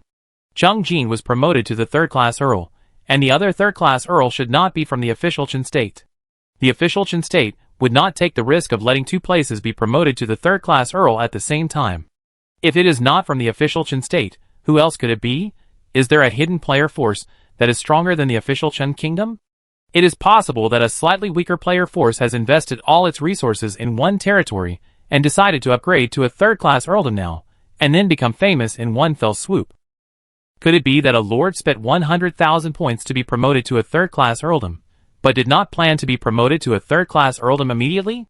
Forum made various speculations about the third-class earl who hid the information, and some even speculated that it was a European emperor boss who was a casual player. This speculation was very close to Zhao Yi's information. After making some guesses about the hidden information of the third-class earl, many board players are speculating whether these two territories can successfully be promoted to the third-class earl territory today. Most players believe that Chung Jinling, who ranks first in combat power, is more likely to be promoted successfully, while Zhao Yiling, who is hiding his head and showing his tail, is less likely to be promoted successfully. If Chung Jinling is successfully promoted and obtains more information about the undead army in the promotion battle, more territories will choose to be promoted after they feel that they are strong enough. Facing the big river of the third-class Earl territory, 3 people have been drowned one after another. Except for the first person, who is a little short, the next 2 people are quite tall. As each day went by, everyone's height was growing, but they couldn't be sure if they would drown at their current height. If someone successfully crossed the river, they could compare the height of the person who crossed the river to determine if they could cross the river. If they could, they would catch up quickly, and if they couldn't, they would wait. All the players' forces turned their attention to Chung Jinling and Zhao Yiling. They were now in a very complicated mood. They hoped that one of the territories would be successfully promoted so that they could catch up quickly, but they also hoped that both territories would fail to be promoted so that the gap between them would not be too big. Under the complicated mood, there is even a situation that they hope that Chung Jinling will fail to be promoted and Zhao Yiling will succeed in being promoted. All forces do not want the official Chen country to become stronger. At this moment, Chung Jinling and Zhao Yiling, who are very far apart on the origin continent, are preparing for war. The money and resources of the official forces of Chen country are continuously sent to Chung Jinling through the market. Zhao Yi can only rely on himself to spend all the wealth accumulated before and strive to improve the strength of the territory. In fact, the wealth accumulated in Zhao Yi's territory should be more, but Zhao Yi was worried that the rules of the game world would suddenly change and there would be accidents, so he stored more military supplies in the main city Zhao town and various affiliated villages. The place with the least military supplies, those military supplies are enough to last for 6 nights. The huge military supplies reserve makes Zhao Yi's territory spend money like water. If it were a territory under the official power of Chen state, such a large amount of funds could at least train 5 Chung Jin leaders. The military supplies were almost ready, and Zhao Yi worked out several battle plans with Elliot, Joanna and others. In the afternoon, all the professionals in Zhao town were summoned for 2 drills. In the battle with the undead tonight, according to the changes of the undead army, the battle plan can be changed quickly, without chaos, and calmly responded. Try to eliminate the undead that will attack tonight at the lowest cost. Zhao Yi has made several plans just to deal with the 3rd-level lich that commands the undead army. Everything is ready, just waiting to fight the 3 waves of undead army tonight. Zhao Yi would rather consume more military supplies than see his professional soldiers die in battle. If there are no casualties tonight, he may be able to get a higher evaluation and a higher level treasure chest when the battle is settled tomorrow morning. Zhao Yi is looking forward to it. Chapter 93. Finally, night falls, and the battle is about to begin. In the forum, many players are paying attention to the battle between Chung Jinling and Zhao Yiling. Perhaps after tonight, both of their names will disappear from the Lord level list, or they may both remain on the Lord level list. Just as night fell, all 8 second-level assassins of the assassin team went out, blending into the night, quickly moving away from Zhao Town, lurking on both sides of the route from the undead army to Zhao Town. In addition to these 8 second-level assassins, the remaining second-level assassin in the territory and many first-level assassins left Zhao Town and conducted reconnaissance in various directions of Zhao Town. Their mission was to promptly send the undead intelligence they found back to Zhao Town. Until the 3rd hour of the night, the first wave of 2,000 undead knights rode horses towards Zhao Town. After a second-level assassin scouted the first wave of undead army from a distance, he took out a wind blessing spell scroll from his body, opened it, and used it, and then activated the speed skill and ran towards Zhao Town. The undead itself has died once, but it does not mean that the undead actions have no consumption, and the undead knights will not charge all the time. The assassins have enough time to return to Zhao Town a few steps ahead of the undead knights, and deliver the information to Zhao Yi. All the undead that attacked were undead knights, numbering about 2,000. No third-order undead were found. The proportion of first-order undead was about 1/10, and the proportion of second-order undead was about 1%. The intelligence gathered by the assassin was relatively detailed. Facing such an army of undead, Zhao Yi was not afraid at all, and the entire army was ready for battle. Soon, 2,000 undead knights appeared, and they changed from moving at a constant speed to charging, speeding towards Zhaozhen. Their tactics were simple, with at least 10 second-order Dark Knights and at least 100 first-order Dark Knights leading the charge, like a sharp sword stabbing at Zhaozhen. The traps and metal fences outside Zhaozhen had little effect on the first and second-level Dark Knights, and could even be easily destroyed by them, leaving a path for more undead knights behind. The tactics of the undead knight army were simple and practical, but the third-level Lich, who commanded the undead knight army behind, obviously underestimated Zhao Yi's territory. Currently, behind the defense line of Zhaozhen, there are more than 800 archers and archers, more than 200 first-level archers and first-level archers, and 21 second-level archers. The number of first-level archers, and second-level archers is equal to that of the first-level and second-level Dark Knights in the Undead Knights. Even if the human archers are not all concentrated on the front line, the Undead Knights cannot break through.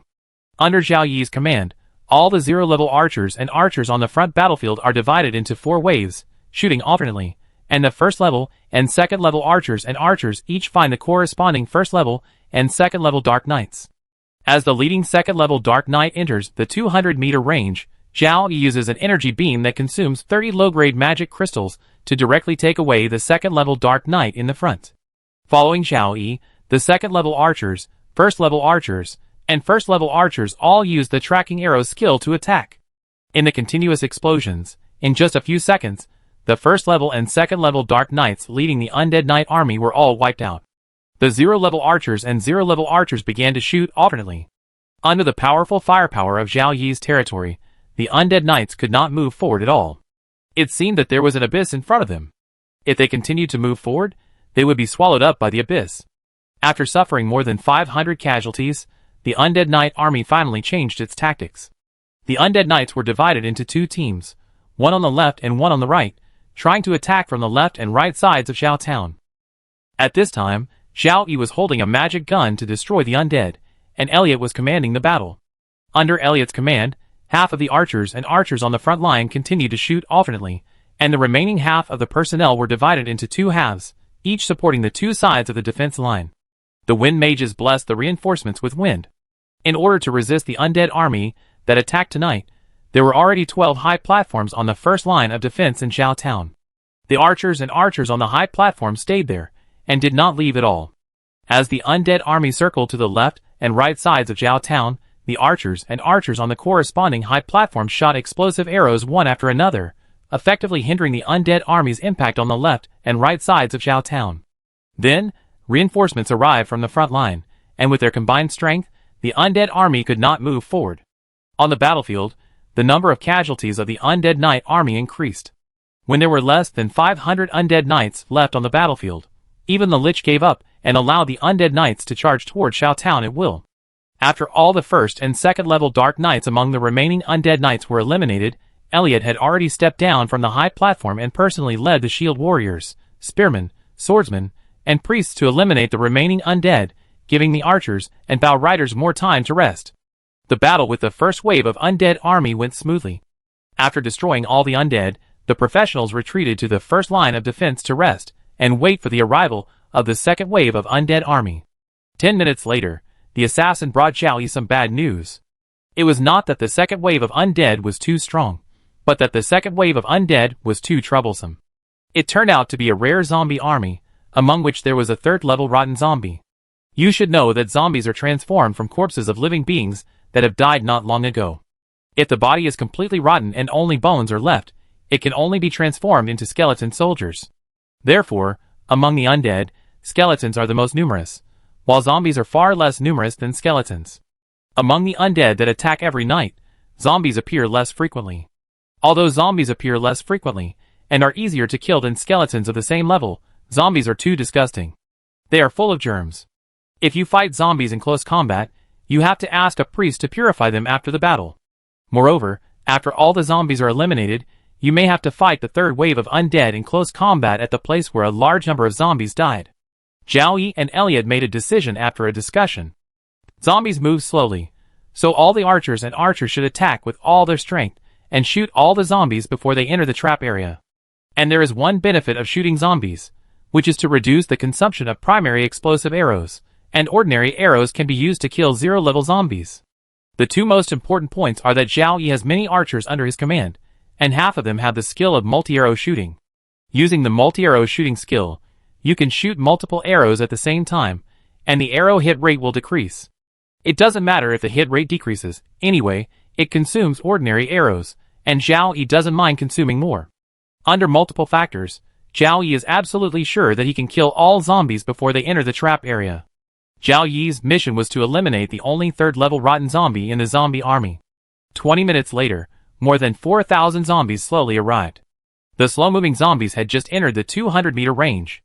As the illumination arrows illuminated the sky and the ground of the battlefield, the archers and archers shot a large number of ordinary arrows at the zombies. For a moment, arrows rained down. Chapter 94. Just as the humans were fighting the second wave of the undead army in the Zhaozhen battlefield, the third wave of the undead army commanded by the Lich had already appeared in the field of vision of the second-level assassin at the front. In order to prevent being discovered by the third-level undead, the second-level assassin immediately used the invisibility spell scroll and watched the undead army slowly pass in front of him. It can be seen that the third-level Lich is sitting in the middle of the undead army, and there are two third-level skeleton commanders beside him. It is also because of this situation that the second-level assassins did not act rashly. According to the plan, they waited until the third-level Lich left the undead army before assassinating him. However, an accident happened again. As the third wave of the undead army got closer and closer to Zhaozhen, the third-level Lich, who commanded the undead army, did not leave. It was not known whether it was his own strength that gave the third-level Lich the confidence to approach Zhaozhen, or whether it was the two third-level skeleton commanders around him that gave the third-level Lich confidence. Regardless of the reason, the third-level Lich was constantly approaching Zhaozhen, and the 8 second-level assassins of the assassin team behind him followed the undead army, looking for an opportunity to assassinate the third-level Lich. Standing on the high platform, with the vision of a second-level shooter, Zhao easily took in the third wave of the undead army and easily found the third-level Lich in the undead army. Zhao understood that it would be difficult for the assassination team to kill the third-level Lich in its current situation. Since the assassination team could not kill the third-level Lich, he would do it himself.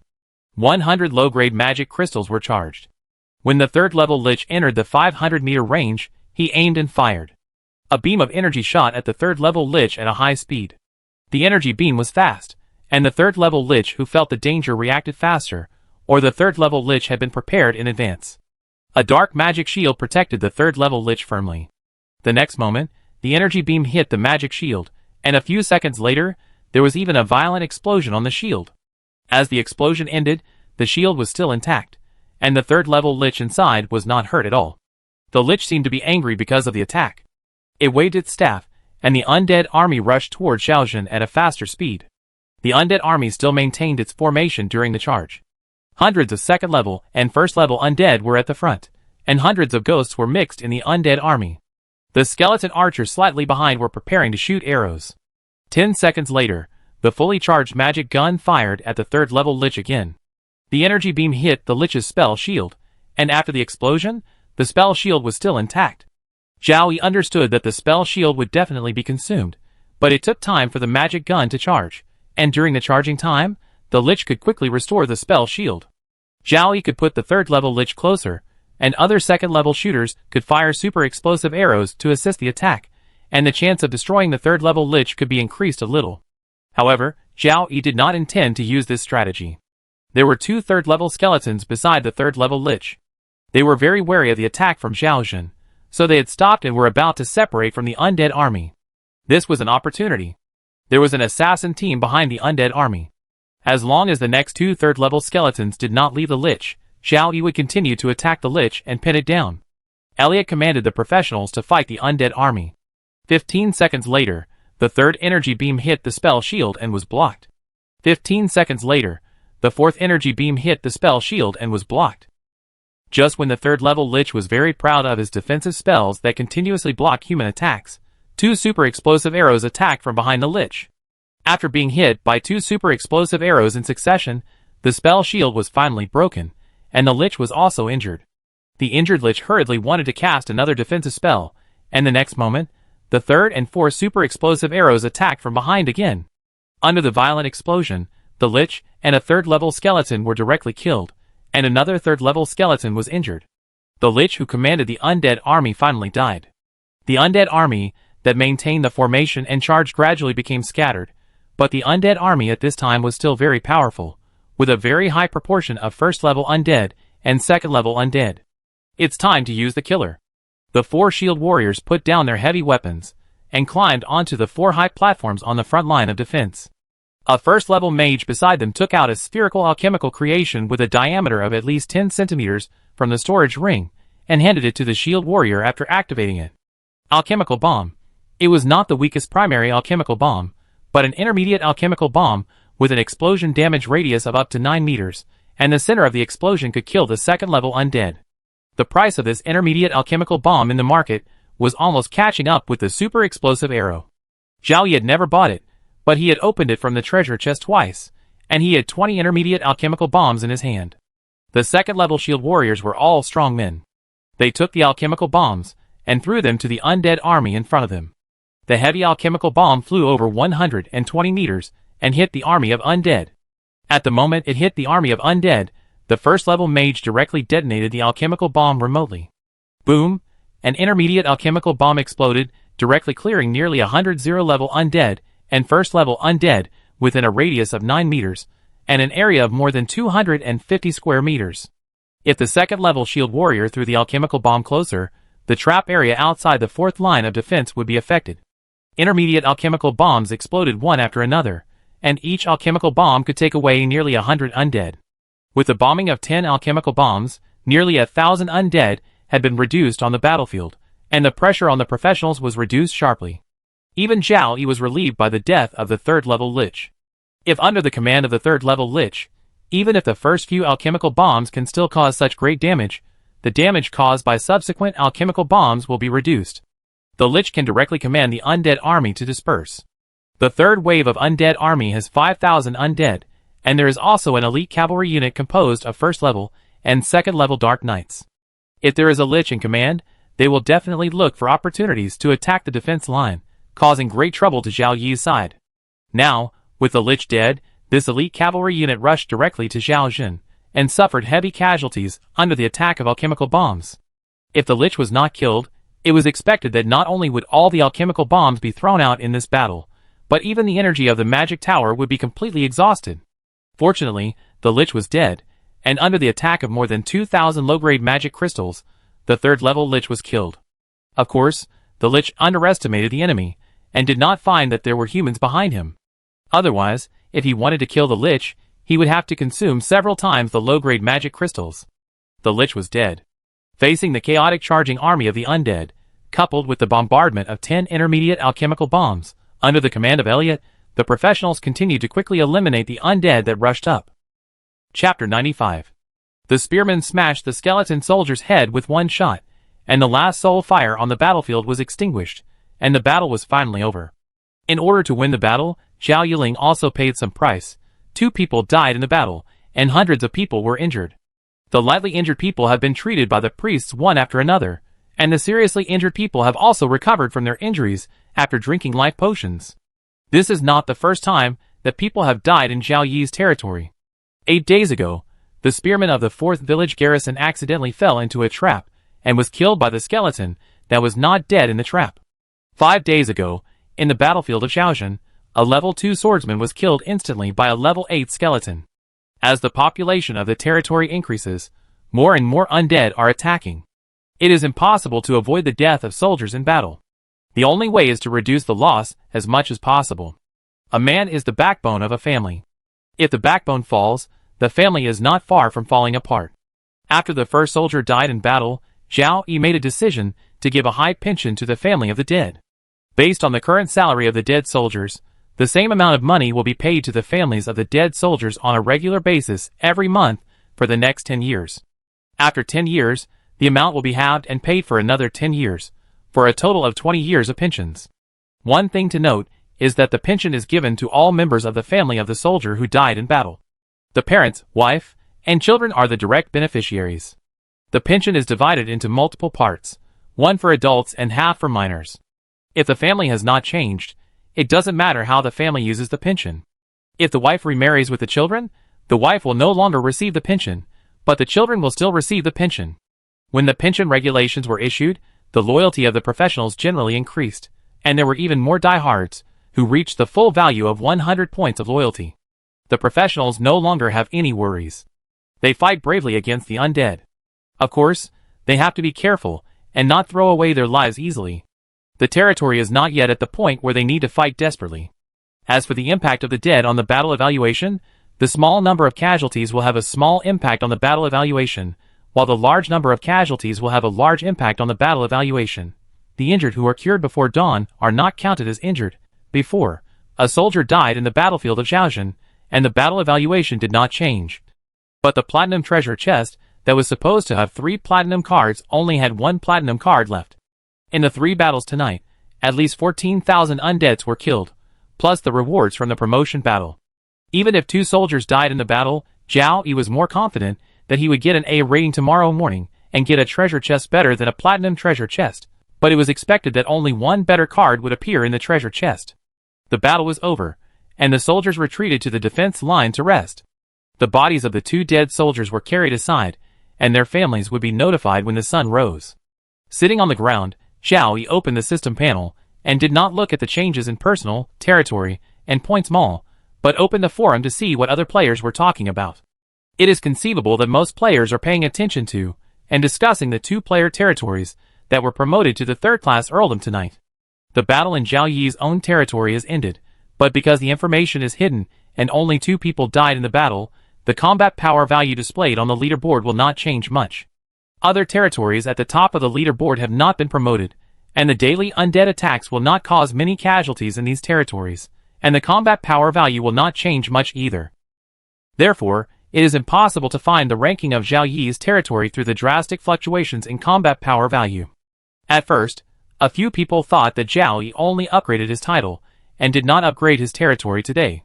As time went by, more and more people agreed with this statement, laughed at it, and turned their attention to Cheng Jin's territory. Cheng Jin's territory did not hide information, and all players could judge the number of casualties by the fluctuation of Cheng Jin's territory's combat power. The fluctuation of combat power indicated that Cheng Jin's territory was fighting against the undead. The small fluctuation of combat power indicated that the incoming undead did not put much pressure on Cheng Jin's territory. The large fluctuation of combat power indicates that Cheng Jin's territory is in danger of destruction. At this moment, Cheng Jin has already fought with the first wave of undead. The information was revealed by a player who hides his name. Other players do not know whether it is true or not, but some forces know it is true. Cheng Jin soldiers cannot be bribed, but the soldiers' families are all in Cheng Jin. In the main city of more than 10,000 people, there are always people who are bribed for profit. Anyway, just revealing some harmless information can make a lot of money, and there are always people willing to do it. This kind of thing is hard to prevent. The major player forces bribe each other, and an ordinary player in the player territory may be an intelligence officer of one or several forces. With the system, it is impossible to find out who leaked the information. It is not absolute. There are still some ways to find leakers on the origin continent, such as polygraph spells. It's just that the cost of using polygraph on everyone is too high, and no force can afford it. As long as no important personnel are bribed, the major forces can only let ordinary information spread in the forum. Seeing the Blue Star players discussing fiercely in the forum, Zhao Yi looked at his account Lucky Sun 413, which has been followed by millions of players. The millions of followers are the result of Zhao Yi's efforts in the past 10 days. After posting the first post in the forum, He posted some useful posts in his spare time to attract attention. Thank you for your concern. We have successfully eliminated 3 waves of undead, including a 3rd level lich, 2 3rd level skeletons, and a 3rd level rotten zombie. Tomorrow, we will be officially promoted to the 3rd level earldom. The undead are very powerful. I suggest that you continue to accumulate strength, and do not easily promote the territory. After editing, send it. 1 second later, a player who followed Lucky Sun 413 found this new post from Zhao Yi. Boss, this is a real boss. It turns out that you are the 3rd class Earl with hidden information that everyone is looking for. If your territory is promoted to a 3rd class Earl today, I will believe it a little.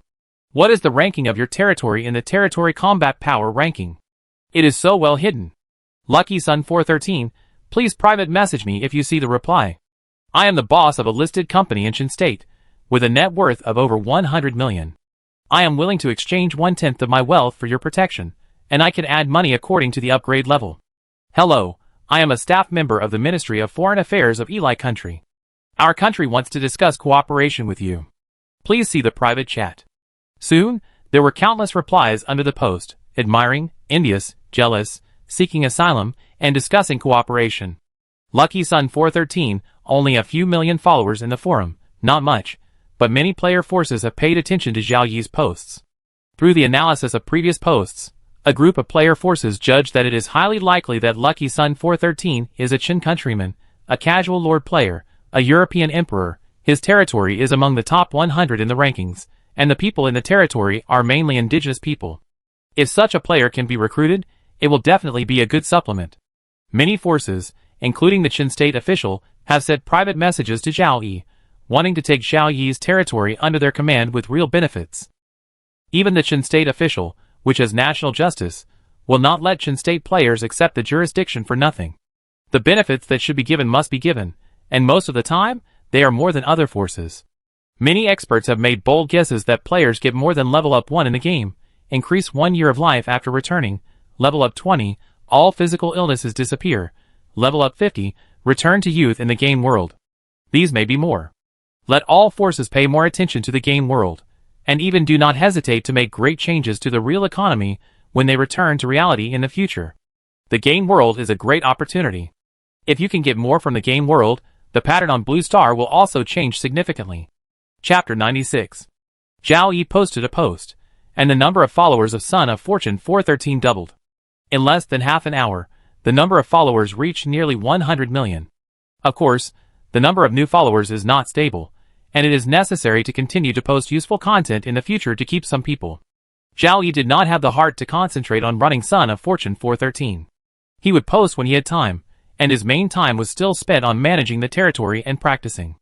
After the post was posted, Zhao Yi did not pay much attention to it. He ignored the massive comments below the post, and followed Cheng Jinling, who was fighting against the undead with some players. Zhao Yi wanted to see the gap in strength between his territory and Cheng Jin's territory. The number of professionals, even the number of first-level professionals and second-level professionals, could not compare with Cheng Jinling. Now the only thing that could be compared was the overall strength. According to the fluctuation of Cheng Jinling's combat power value, and the information revealed by some anonymous players, Cheng Jinling died several zero-level professionals in the battle with the first wave of undead. In the battle with the second wave of undead, the number of deaths rose to more than 10 people, and even first-level professionals might have died. Now Cheng Jinling is fighting the strongest third wave of undead, and the fluctuation of combat power value has become more intense. A 2-digit fluctuation means that a 0-level professional has died in battle. A 3-digit fluctuation may mean that a first-level professional has died in battle, and a 4-digit fluctuation may mean that a second-level professional has died in battle. It fluctuated until Cheng Jinling dropped from 1st to 3rd place in the territory combat power list, and the combat power value stopped decreasing. Cheng Jinling successfully defeated the 3rd wave of undead, and will be officially promoted to the 3rd class earldom tomorrow. Not long after, Cheng Jin also personally posted in the forum to announce the victory of the territory, and the prominent player forces in the forum expressed congratulations. After the congratulations, the players continued to discuss the 2 territory promotion battles tonight. They could not get information about Zhao Yiling, but they could know part of Cheng Jinling's information. After a promotion battle, Cheng Jinling suffered many casualties, and his ranking dropped from 1st to 3rd. You can imagine Cheng Jinling's losses, and the strength of the undead army in the promotion battle. You must know that someone had tried to cross the river before. This time Cheng Jiling dared to promote the territory, and he must have made full preparations. Even so, many people were still killed and injured. Even if Cheng Jiling is now downgraded to the third place, the newly promoted first and second territories will not dare to choose to be promoted to the third-class earldom tomorrow. The gap between the two sides is not small, and it is not possible to make up in one day. As for Zhao Yiling, who has hidden information, most players think that Zhao Yiling has suffered greater losses, but they cannot find a territory that matches the ranking in the rankings. Only a few people made funny guesses. The boss's territory is stronger than Cheng Jiling, which is officially supported by the strongest player Force Chenhua. Regardless of Zhao Yiling's strength, it is unknown whether Lucky Sun 413 said it is true or not. Anyway, Lucky Sun 413 is completely famous in the forum, and the number of followers has exceeded 100 million. With so many followers, it is of little value before Zhao Yi's territory intends to accept Blue Star players. After 3 consecutive battles, Zhao Yi was very tired. After browsing the forum for a while, he went into the tent to rest and wait for tomorrow's sunrise. You won 10 battles. You killed 17,937 undead. You died 2 soldiers. Zhao Town Battle Rating A, Taisher Village Battle Rating D. Points increased by 73.6%. Professional experience increased by 73.6%. Obtained a crystal treasure chest and 9 silver treasure chests. Archer career upgrade. Zhao Yi didn't care that his shooter level had risen to level 22, nor did he care that his points and career experience bonuses had fallen instead of rising. His eyes were all attracted by the crystal treasure chest, and he couldn't wait to open it. Open treasure chest. Click crystal treasure chest. As Zhao Yi opened the crystal treasure chest, a total of 49 cards appeared on the light screen, and he could choose 7 cards from them. With excitement, Zhao Yi looked at the cards one by one. Every time he looked at a few cards, Zhao Yi's mood became more and more excited, and his heart seemed to jump out of his chest. After reading all 49 cards, Zhao Yi did not dare to make a choice immediately. He planned to read them again to confirm, fearing that he would accidentally choose the wrong one and the good stuff would slip away. The crystal treasure chest was the same as Zhao Yi thought before, and received a higher A rating, but because of the death of personnel, only 1 crystal card appeared in the crystal treasure chest. If no personnel died in the battle, at least 2 crystal cards would appear. It was a big loss for Zhao Yi, but the only remaining crystal card also made Zhao Yi excited and wanted to find someone to hug and celebrate. After checking the 49 cards in the crystal treasure chest for the second time, Zhao Yi took a deep breath and turned over the 7 cards he needed. These 7 cards are 1 crystal card, 4-star first level space mage recruitment scroll, 2 platinum cards, light attribute platinum staff, second level archer recruitment scroll * 15 3 gold cards, intermediate alchemy workshop, second level swordsman recruitment scroll * 4, magic archer job transfer scroll, 1 silver card, first level earth mage recruitment scroll. This is the best treasure chest Zhao Yi has ever opened. It contains a scroll to recruit a space mage, and it has a super high 4-star talent, which can grow to the 7th level at most. Space mages are rare, and 4-star talents are rare. The two together are very rare. Now such a rare 4-star space mage is about to join Zhao Yi's army. How can Zhao Yi not be excited when the space mage grows up? Even if there is no teleportation array, the space mage can use a teleportation portal, and the army will step out of the portal and fight wherever they want. Alchemy workshop. Zhao Yi has been wanting an alchemy workshop for so many days. A primary one would be fine. Even a primary smelting plant has been opened for the 2nd time, and a primary market has been opened for the 3rd time, but there is not even a primary alchemy workshop. Now it's good, an intermediate alchemy workshop has been opened all of a sudden. The last magic archer job transfer scroll, at a glance, is a special profession that is a mixture of archer and mage, which is somewhat close to the special profession Zhao Yi needs, but he has no intention of using it, so he will wait for a more suitable profession. A crystal treasure chest made Zhao Yi's emotions full. After that, the 9 silver treasure chests he opened, even if there were some good things, could not make Zhao Yi more excited. While opening the silver treasure chest, Zhao Yi was thinking about opening the 2nd crystal treasure chest as soon as possible. It is basically certain that in order to get an A rating, at least 10,000 undead must be eliminated in a battle. In order to make the battlefield that has been promoted to Xiaocheng have more than 10,000 undead attack, the population of Xiaocheng must reach more than 30,000 people, and now the population of Xiaocheng is only more than 13,000 people. The promoted Zhaocheng can accommodate 30,000 people, but it cannot be achieved immediately within one day. In one day, the new population of Zhaocheng is more than the original population, which is obviously unbearable for Zhaocheng. The public sentiment and public security will definitely drop sharply. A plan is needed to steadily increase the population of Zhaocheng. Things can't be rushed, and Zhao Yi's excitement slowly calmed down. Chapter 97. After calming down, Zhao Yi recalled a previous question.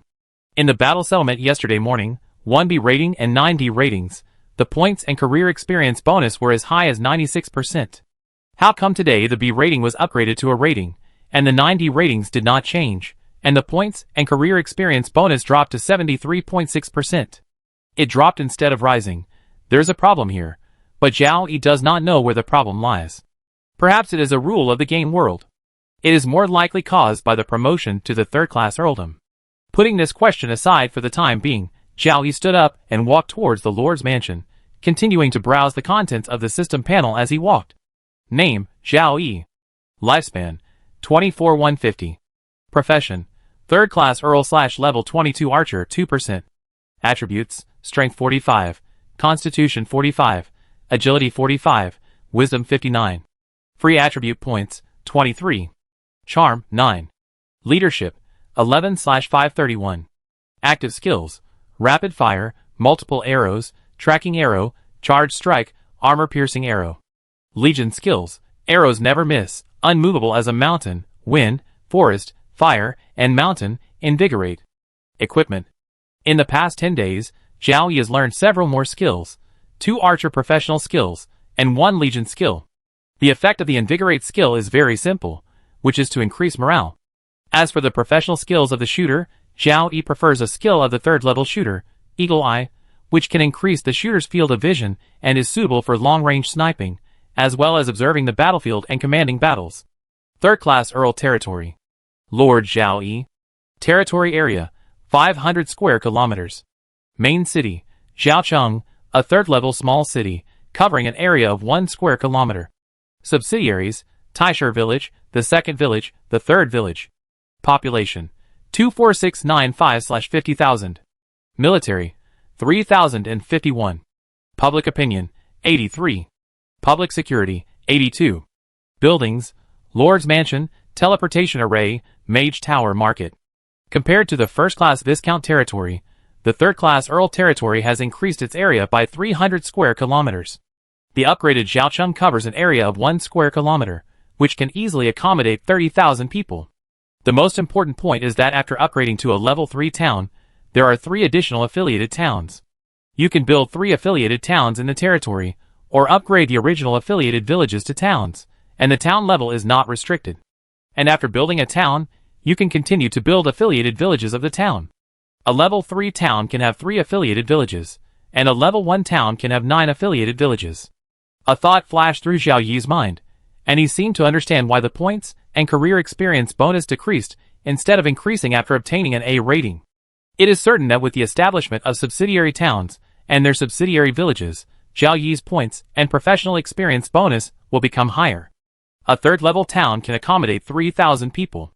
As the main city, it can eliminate all the attacking undead every night without losing a single person, and the combat rating reaches B, and you will get a platinum treasure chest. Subsidiary towns should be relegated to a lower level, with a combat rating of only C, but they can also get gold treasure chests. Obtaining more treasure chests every day is the basis for the rapid development of Zhao Yi's territory, and subsidiary towns must be established as soon as possible. There is another change that needs attention. Before, when establishing a subsidiary village, Zhao Yi had to go to the place where the village was to be established in person to confirm it. Now, he can directly confirm it on the territory page. A simple territory map will be displayed. As long as you draw a place on the map, you can build a subsidiary town or village of the corresponding level. Finally, Zhao Yi took a look at the points mall.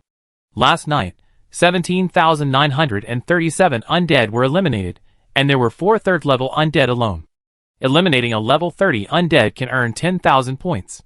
For third-level undead, a higher proportion of second-level undead and first-level undead than before, plus the bonus points from the battle settlement, Zhao Yi's points now exceeded 1 million, reaching 1.04 million.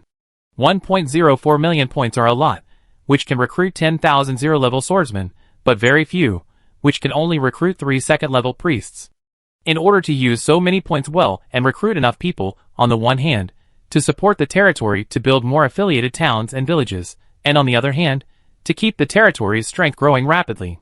Now that he has been promoted to the earldom, he can find opportunities to use the 2 silver cards 1,000 civilian recruitment scrolls in the card pack. The best time to use them is before or after the establishment of the affiliated town. To recruit 1,000 civilians, you need to match them with 1,000 professional families. 2,000 families means at least 9,000 people. The affiliated town can accommodate at least 3,000 people, and the remaining 6,000 people will be given to Zhao Cheng. After reading Points Mall, Zhao Yi has arrived in front of the Lord's Mansion. The Lord's Mansion is still the original courtyard, with an area of more than 200 square meters. For Zhao Cheng, which has an area of 1 million square meters, it is obviously not suitable for the status of a lord. At present, the most suitable thing for Zhao Yi and Zhao Cheng is the Mage Tower, but Zhao Yi is not a mage, so he gives the Mage Tower to the mages. It seems that it is time to build a new Lord's Mansion, and we have to consider whether to build the city wall of Zhao Cheng. When it was a town, metal fences could continue to be used as city walls. Now it is a real city, and it should be equipped with solid city walls. With the presence of the Earth Mage, the Lord's Mansion and the city wall can be built quickly. Zhao Yi returned to the Lord's Mansion. Not long after, Cece and Elliot took their seats one after another. The territory was successfully promoted, and the two were also excited. Even if they would be very busy in the future, they would devote themselves to the construction of the territory. To establish the most powerful territory on the Origin continent, to become a kingdom or even an empire, this is the dream of many people on the Origin continent. After breakfast, the meeting began, and the first thing to discuss was to build a subsidiary town. The territory has increased by 300 square kilometers, and it is necessary to quickly control these places. The best way is to build subsidiary towns and villages in various places in the territory. Zhao Yi has already chosen the first place to build a subsidiary town, which is the Joseph territory that was destroyed by the undead before. Joseph territory was already a first-class barren territory before it was destroyed. Before the undead army destroyed Joseph territory, the only first-class village in Joseph territory was deserted.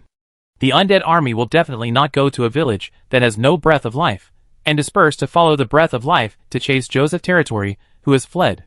The village has not been set foot by the undead army, and there is still a certain amount of infrastructure. At most, only a small number of undead will enter the village, which will not destroy these infrastructure. Moreover, the location of the main city of the Lord player is generally suitable for development. At least there is no problem in developing it to a small city. Therefore, Zhao Yi built the first subsidiary town at the location of the original Joseph Lord city, which can reduce a lot of time for the construction of the subsidiary town. Building a town is not such an easy thing. It is impossible to build it in 1 or 2 days. It takes at least 6 days. Refer to the development path of the territory's main city from Zhao Village to Zhao Town. Of course, it is also possible not to build a town all at once. First build a village, and then expand it to a town.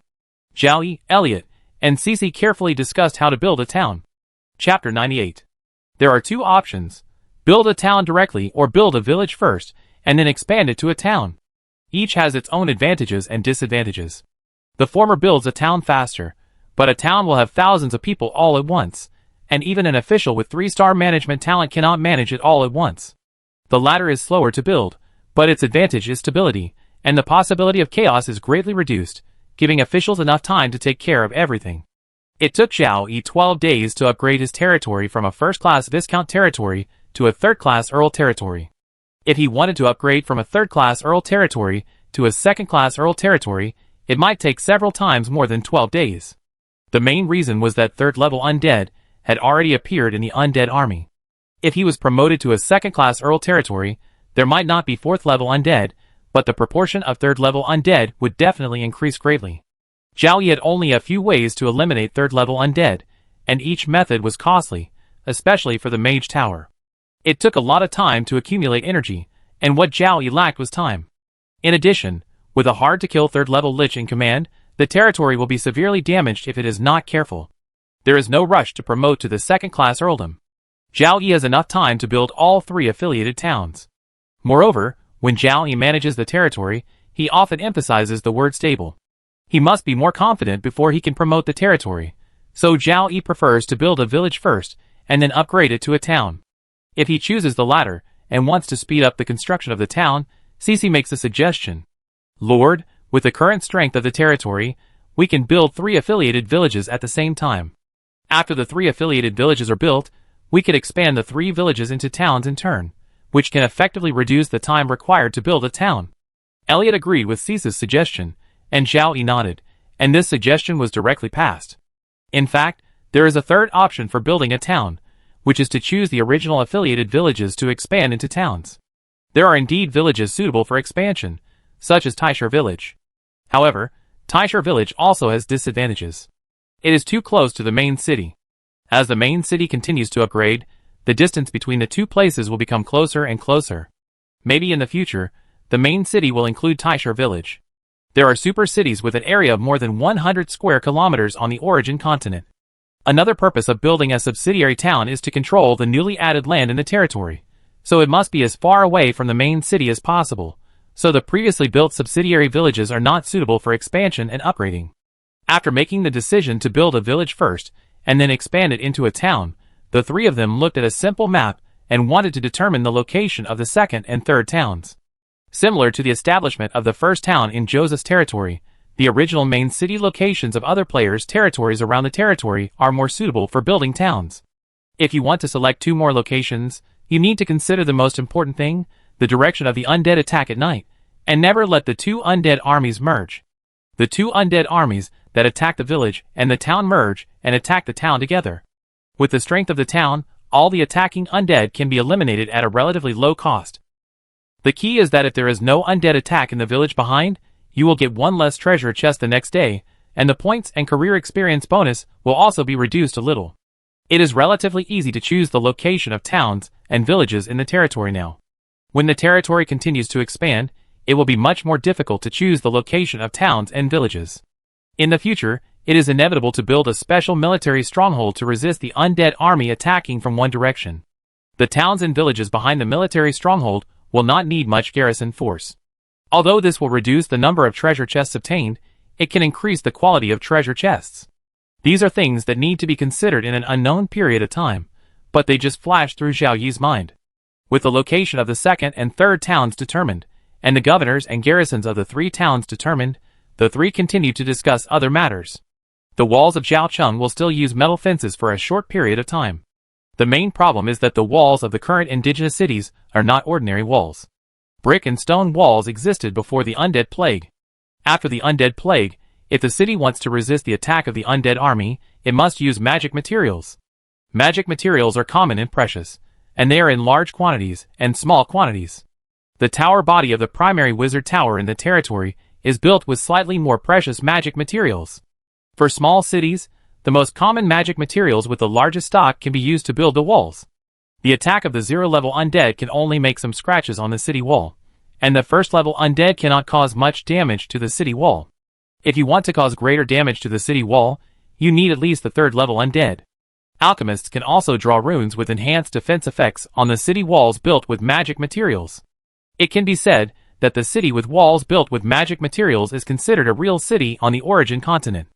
As a big customer of the Hill Chamber of Commerce, Zhao Yi has a lot of money, but this is only compared to the Blue Star players, not for the nobles with a long history among the indigenous people of the origin continent. Perhaps a 3rd-class Viscount family that has been passed down for hundreds of years has more wealth than Zhao Yi.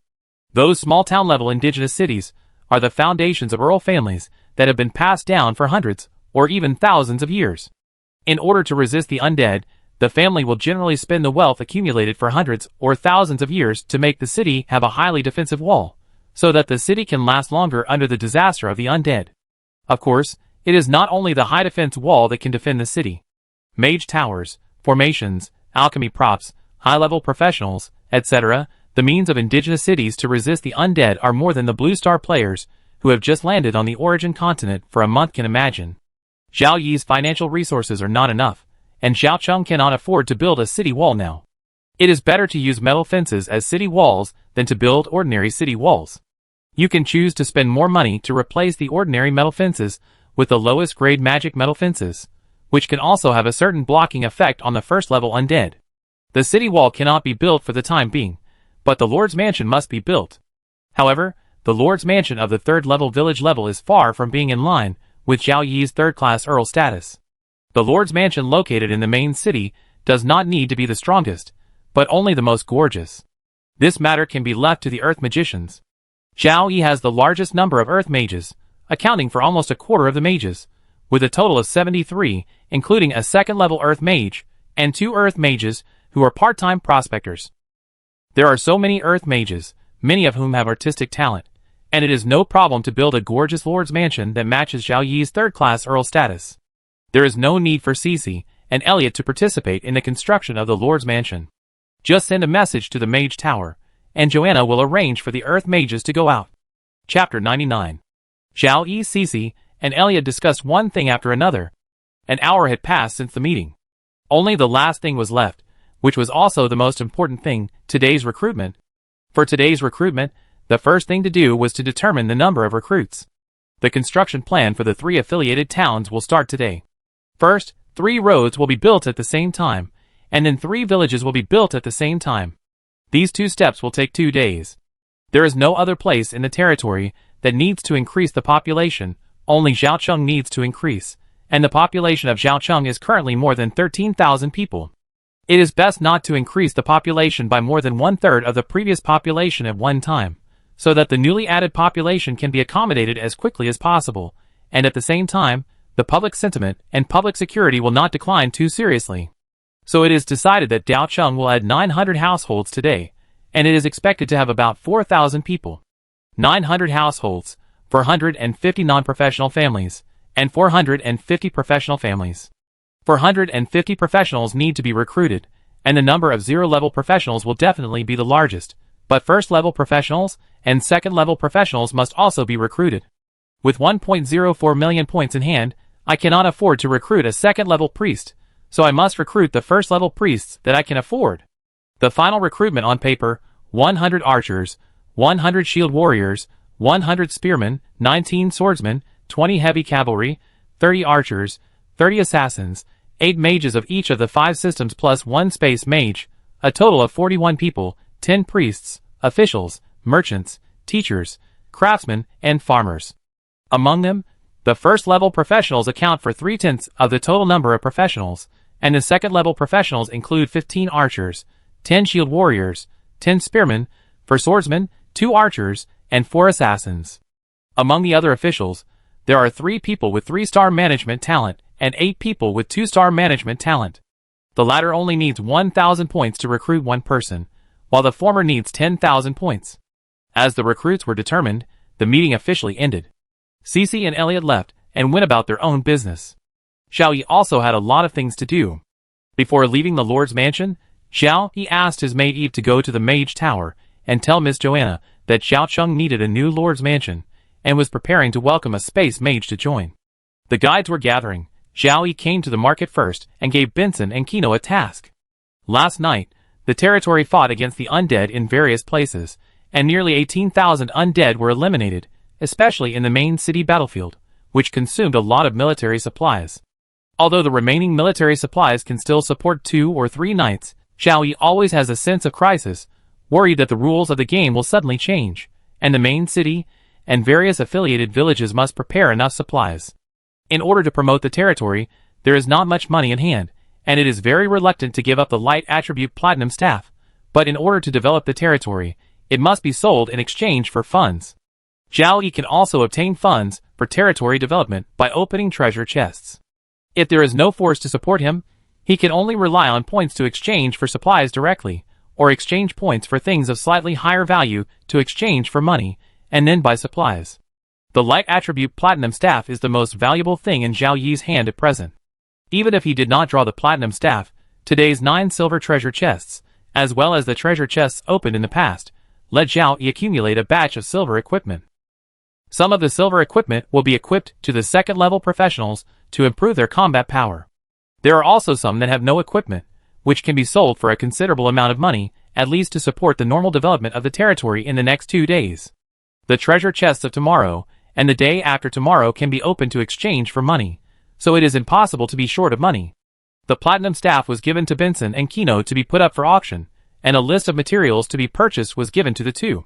In addition to replenishing the consumed military materials, there were also magic metal fences used to build new city walls in Jiaocheng, and materials needed to build affiliated towns.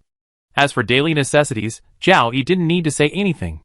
Hill Chamber of Commerce knew that Zhao Yi, a big customer, was a lord who needed to develop his territory, and would give him a large amount of daily necessities after each transaction. The donated daily necessities are too numerous to use up. Warehouses have been built in the main city and the affiliated villages to store a large amount of daily necessities, which is enough for the needs of the people in various places for at least half a year. Although there are a lot of daily necessities in stock, Zhao Yi has not given up the self-sufficiency within the territory. With the addition of the first-level natural magician, even the civilians can eat the cheapest fresh vegetables. Vegetables are mainly cultivated in Jiaocheng and delivered to various affiliated villages by carriages. Whether it is a professional family or a civilian family, basically they don't cook, but use vegetables to make soup. There are iron pans for cooking on the origin continent. Cook Kelly is a bit simple. Basically, cooking is only available in the Lord's mansion in the territory. When Zhao Yi was busy in the market, Eve had already come to the Mage Tower. This was her 5th time to the Mage Tower. She was familiar with the place. When the tower spirit saw Eve coming, she opened the door of the Mage Tower without Eve saying anything, and then Eve walked to the 5th floor of the Mage Tower by herself. Usually at this time, Joanna would have finished her training and put on her clothes under the reminder of the tower spirit, waiting for Eve to come. Lord Joanna, the master said that Jiaocheng needs a new Lord's mansion and is preparing to welcome a space mage to join. Eve said to Joanna respectfully. Joanna nodded slightly and said, I know, you can go back. After Eve left, Joanna first asked someone to clean up her room and prepare it for the new space mage to use. The Lord had specially ordered it, and it was obvious that the space mage had good talent. After that, Joanna summoned the Earth Mages in the Mage Tower to discuss the construction of a new Lord's mansion. The Earth Mages who were good at building houses soon quarreled and refused to give in to each other. All Earth Magicians hope to build the Lord's mansion they have imagined. It is such a great honor for the Lord to live in the Lord's mansion they have imagined. Joanna was also very helpless about this. She could only let the Earth Magicians draw the Lord's mansion they imagined first, and then the Lord would choose it personally. Only then did the magic tower become quiet. The Earth Magicians each found a place to draw, and were careful to prevent others from peeking and stealing their ideas. At this time, Zhao Yi had already started today's recruitment next to the teleportation array. As the teleportation array lit up, a full 900 families walked out of the teleportation array one by one. The last to come out were the 4-star Space Mage Ignaz and his family. Space Mage Ignaz, report to the Lord. Ignaz, you are welcome to join us. I will serve the Lord till death. Ignaz, your new home is ready, but I think you would rather stay in the Mage Tower. Yes, Lord. Although Ignaz's space talent is as high as 4 stars, he is currently only at the 1st level, and is still eager for the Mage Tower. He hopes to have a Mage Tower of his own in the future. It is also very good to be able to practice in the Mage Tower now. Because of the Mage Tower, Ignaz's loyalty increased by 2 points. Name, Ignaz. Gender, male. Age, 20. Occupation, Space Mage. Talent, Space Mage 4 stars / Control 1 star. Skills, Portable Space, Space Tier, Teleport, Space Barrier. Loyalty, 82. Salary, 3 low-grade magic crystals / month. The 1-star control talent can be ignored. For space skills, ignoring the portable space, the other 3 are attack skills, movement skills, and defense skills. It can really fight, defend, and run. It is said that the Space Mage is a strong one among the same talent and level, and can also fight across levels. Now I have a very rare 4-star Space Mage under my command, and the territory's foundation has increased sharply. Chapter 100 Game Rules Patch. The territory population and the main city population must all meet the standards before the territory can be promoted. With 900 families joining the territory, the total population of the territory has reached 28,867 people, not far from the 50,000 people required for promotion to the 2nd-class earldom. In the future, the population will only increase by 4,000 people every day, and it will reach 50,000 in about 5 days. The population has reached the standard, but the territory's strength is still insufficient, and it will take longer to accumulate strength. Including the 450 professionals recruited today, the territory's military strength has reached 3,501 people, and the proportion of professionals in the total population has long been maintained between 1/8 and 1/9. Among the 3,500 professionals, the number of first-level professionals is exactly 888, and the number of second-level professionals has exceeded 100, reaching 118. At the beginning, Zhao Yi and Elliot reorganized the territory's army, only reorganizing the zero-level professionals. A squad of 9 people. 3 squads, plus 2 assassins, 1 priest, 1 earth mage, and 2 platoon leaders and deputy platoon leaders, form a platoon with a total of 33 people. 3 platoons, 1 mage squad with 2 mages of each of the 4 types, a total of 8 people, 1 archer squad with 9 people, plus the captain and deputy captain to form a company, a total of 118 people. Such a standard company, when only the captain and deputy captain are first-level professionals, and the others are zero-level professionals, a company is a garrison of a first-level village. When the captain and deputy captain are second-level professionals, and the others are first-level professionals, it is the main combat force of the territory. With the increase of first-level professionals, Zhao Yi and Elliot have reorganized some of the first-level professionals. The 3 subsidiary towns plan to be built. Once the towns are built, the population will generally be above 3,000 people. For a population of 3,000, there must be at least 300 professionals, 2 companies of garrisons, and the rest of the number will be filled by the main combat force. The army of undead attacking the town must have a large number of first-level undead, and there is a high probability that second-level undead will appear. The garrison cannot be placed only in the town. In the future, when there are more second-level professionals, the elite troops of the territory can be formed based on second-level professionals. Today's recruitment has ended. Zhao Yi cannot relax. There are still many things to do. Explosive arrows are the most consumed military supplies in every battle. Perhaps among the people in the Hill Chamber of Commerce, who are responsible for trading with Zhao Yi, there are those who curse Zhao Yi as a prodigal in their hearts. No indigenous city would consume explosive arrows like this. What is shot out is not arrows, but money. The Earl family, which has been passed down for hundreds or thousands of years, will also feel the pain of Zhao Yi's territory's explosive arrow consumption. They would rather recruit a large number of cannon fodder than spend money on explosive arrows. But this is an inevitable expense for Zhao Yi's territory, and some other player territories. It has only been 30 days since the Blue Star players came to the Origin continent. The development speed of the Blue Star players is fast enough, but it is still very different from the indigenous people. In order to resist the undead that come every night, it is necessary to purchase explosive arrows, alchemical bombs, and other military supplies to improve combat power.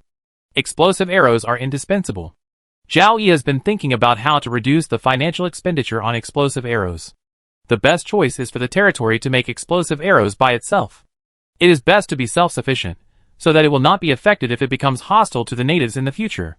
There are 2 ways to make explosive arrows. One is to make them by hand by an alchemist. Alchemist apprentices can make primary explosive arrows. However, the manual production speed is very slow, so slow that Zhao Yi can't bear to let the only 7 alchemists in the territory invest in the production of primary explosive arrows.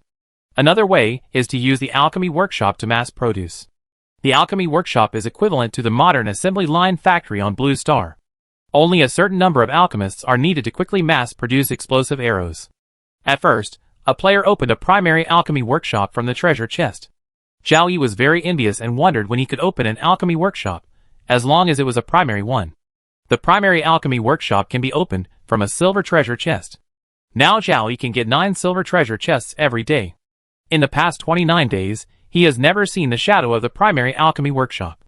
Until this morning, a gold card intermediate alchemy workshop was finally opened from the crystal treasure chest.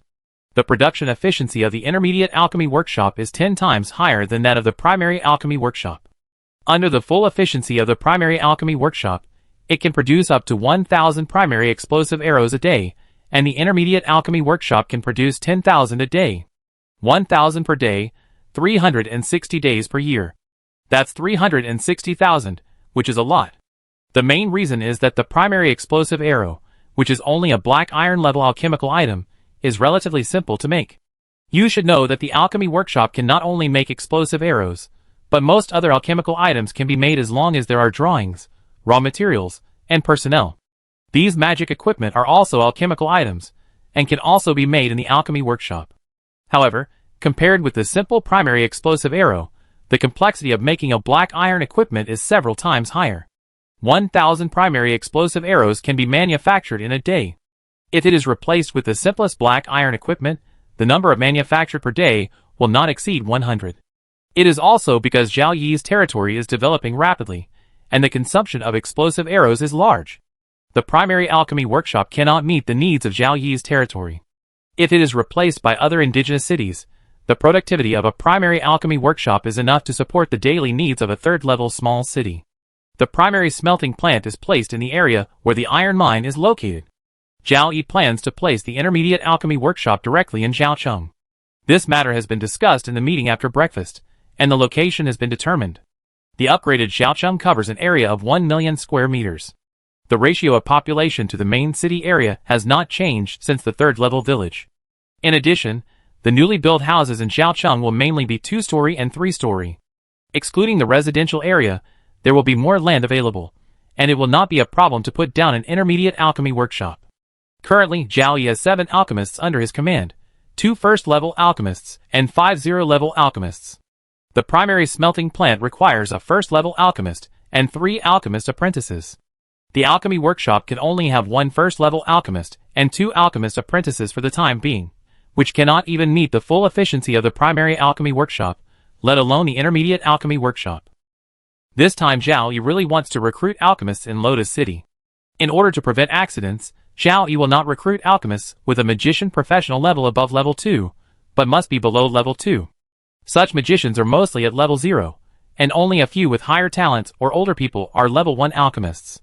When the alchemy workshop officially starts, the first task is to mass-produce primary explosive arrows to meet the territory's demand for primary explosive arrows.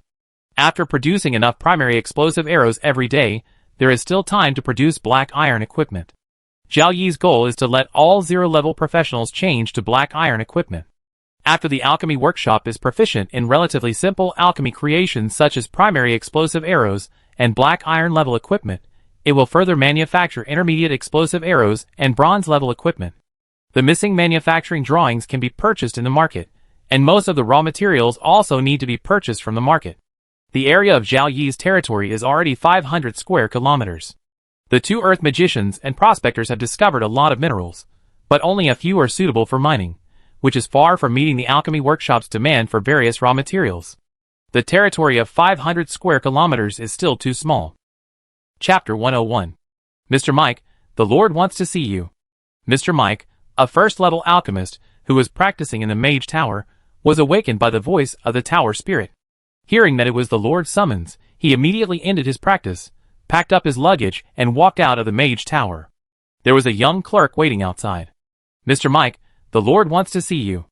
I will lead the way for you, the clerk said respectfully. Mr. Mike usually had a cold face.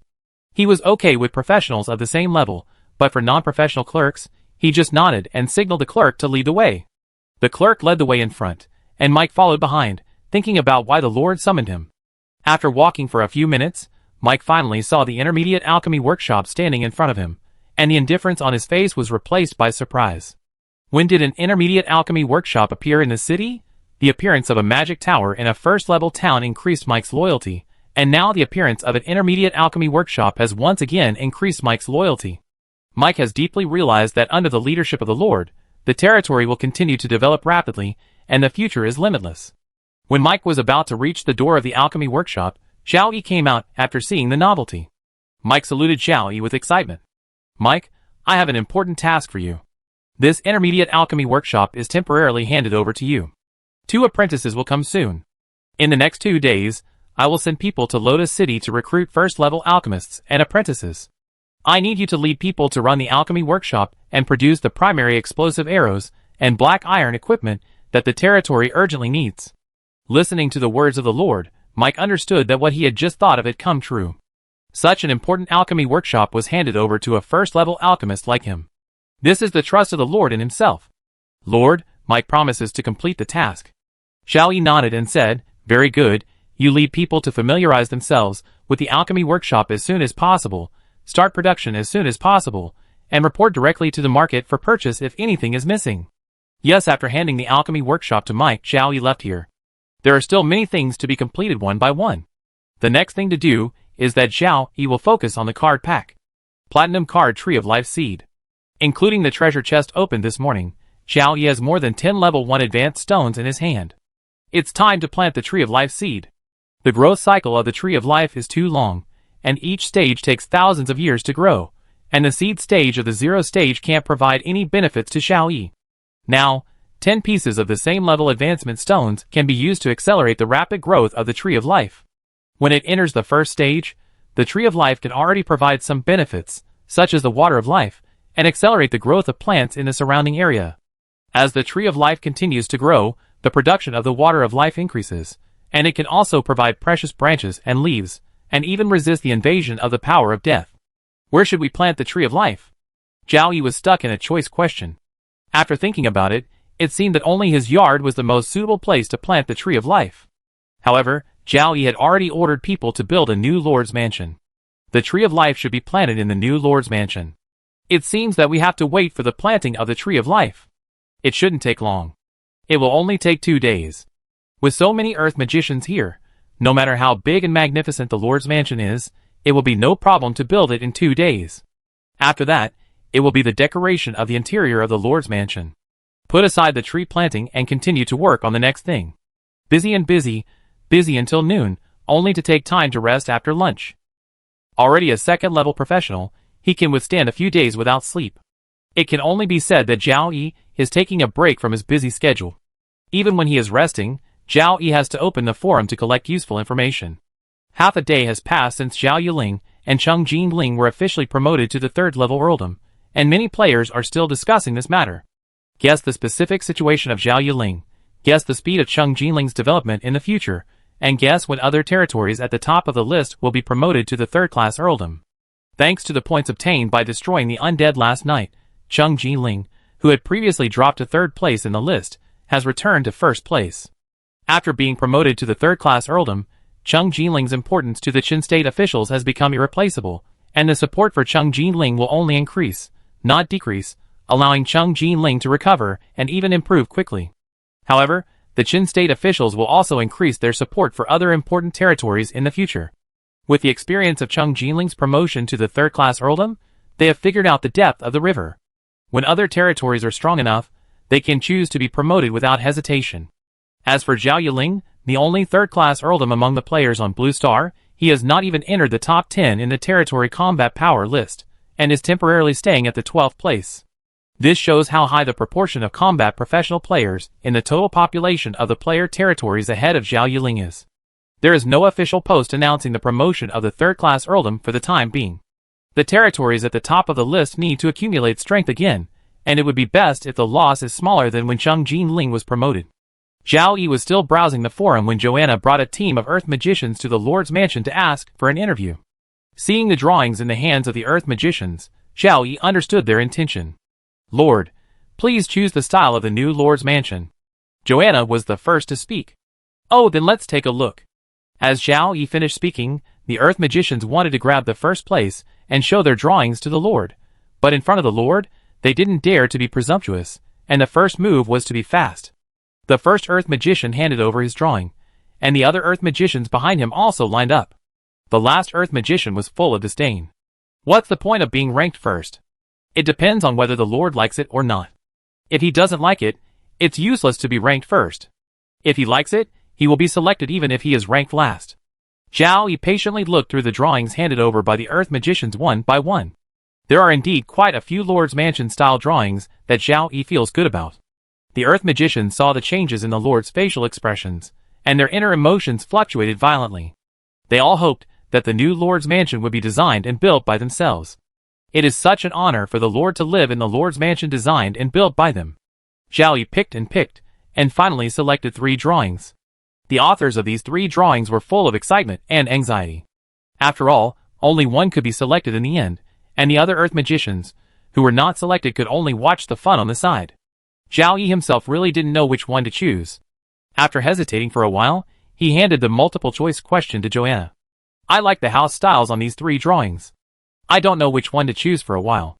Otherwise, Joanna, please help me choose one. Me? Joanna was a little surprised. It was the Lord's Mansion where the Lord lived, so why did she have to choose in the end? Seeing that the Lord and the 3 Earth magicians were looking at her, Joanna had to carefully look at the 3 drawings on the table, and spent dozens of seconds to choose the one she liked best. Okay, this is it. Chapter 102. The style of the new mansion has been determined. The construction location is located to the north of the current mansion, covering an area of about 2,000 square meters. Construction will begin today, and people can move in within 3 days at most. The new mansion of 2,000 square meters looks big, but it is actually just like that. At the beginning, the third-level village covered an area of 10,000 square meters, and the mansion was more than 200 square meters. Now Zhaocheng covers an area of 1 million square meters, and the proportion of the area occupied by the mansion has decreased a lot. Compared with the mansion of the third-class earl of the original inhabitants, it is far inferior.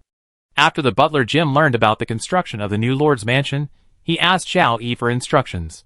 The new lord's mansion is larger, and needs to hire more servants. Xiao Yi waved his hand, and asked Jim to hire according to the situation, but not to hire too many, which would result in 3 people doing 2 people's work. At present, the number of professionals in the territory accounts for between 1/8 and 1/9 of the total population, and the number of professional families has exceeded that of non-professional families. However, the families of professionals will not accept the territory to hire some hard work, and can only let civilians do it, and many professional families have hired civilians as servants. It can be said that civilian labor is also an important resource of the territory. With the current population ratio, the Lord's mansion cannot occupy too much. When the professionals grow up in the future, the proportion of professionals will decrease, and 1/10 is a more moderate ratio. After lunch break, Xiao Yi came to the outside of the city for inspection. The wall of Zhaocheng, which is also the first line of defense of Zhaocheng, has been built. It uses the most common magic metal fence, and 12 combined platforms also stand on the 4 sides of the first line of defense. Zhaocheng still needs 4 lines of defense. The 4th line of defense is under construction. The amount of work is not small, but it will be completed before dark. Magic metal fences are also used. Zhaocheng's 4 lines of defense will all be composed of metal fences. The ordinary metal fences that have been replaced need to continue to be used. The defense lines of the affiliated towns and villages still use ordinary metal fences. After all, the pressure of the affiliated towns and villages at night is not as great as that of Zhaocheng. There are third-level undead in the attacking undead army. Every battle must be faced seriously.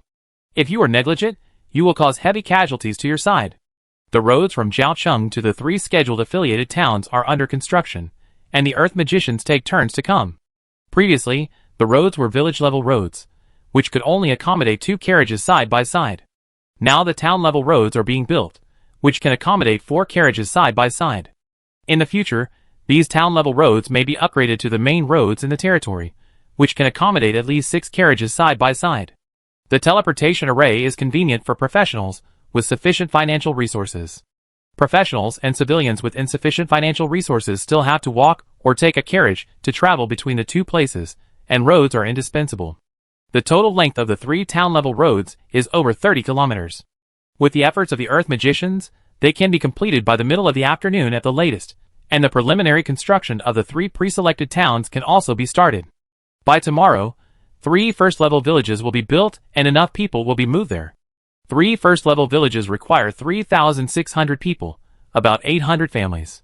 Zhaocheng will also need to increase its population by 4,000 tomorrow, about 900 families. The 2 together add up to 1,700 households.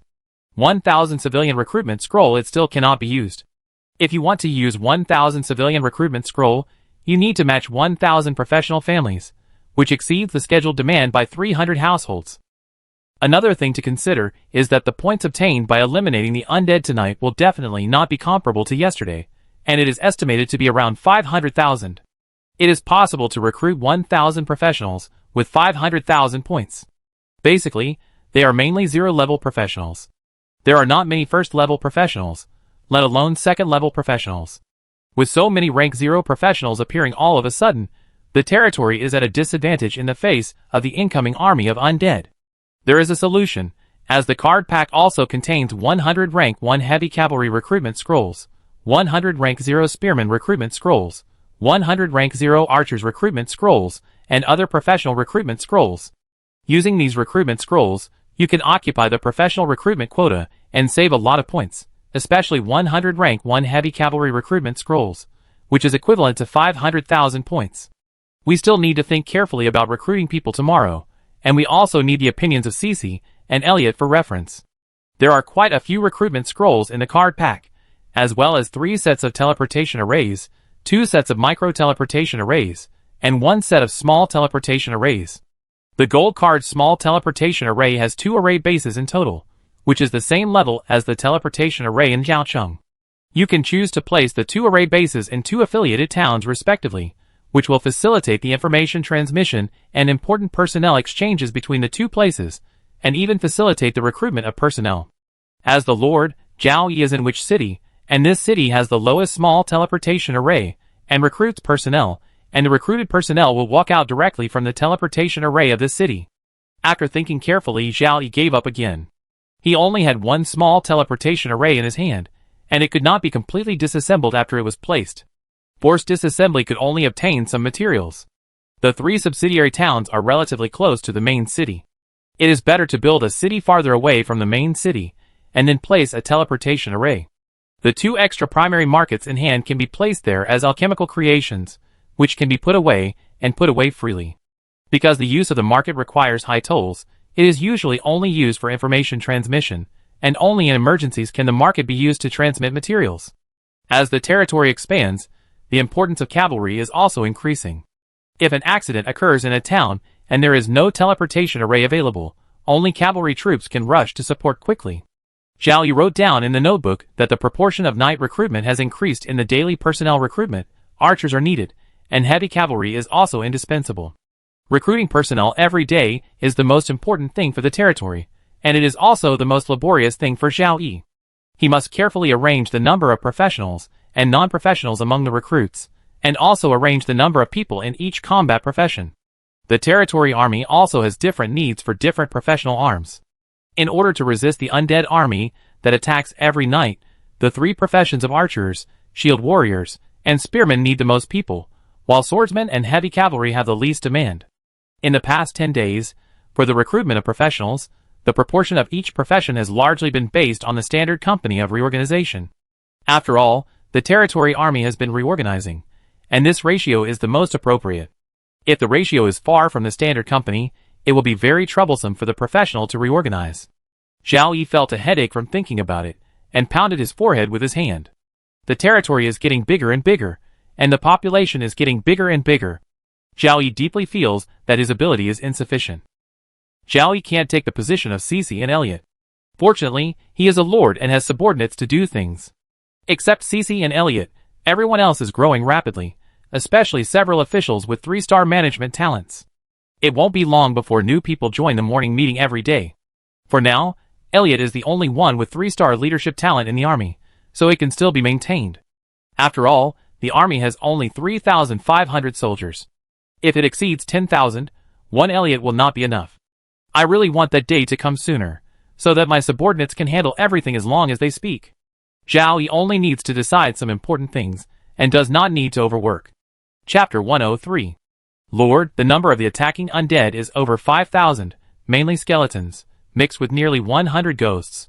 The number of second-level undead is no more than 300.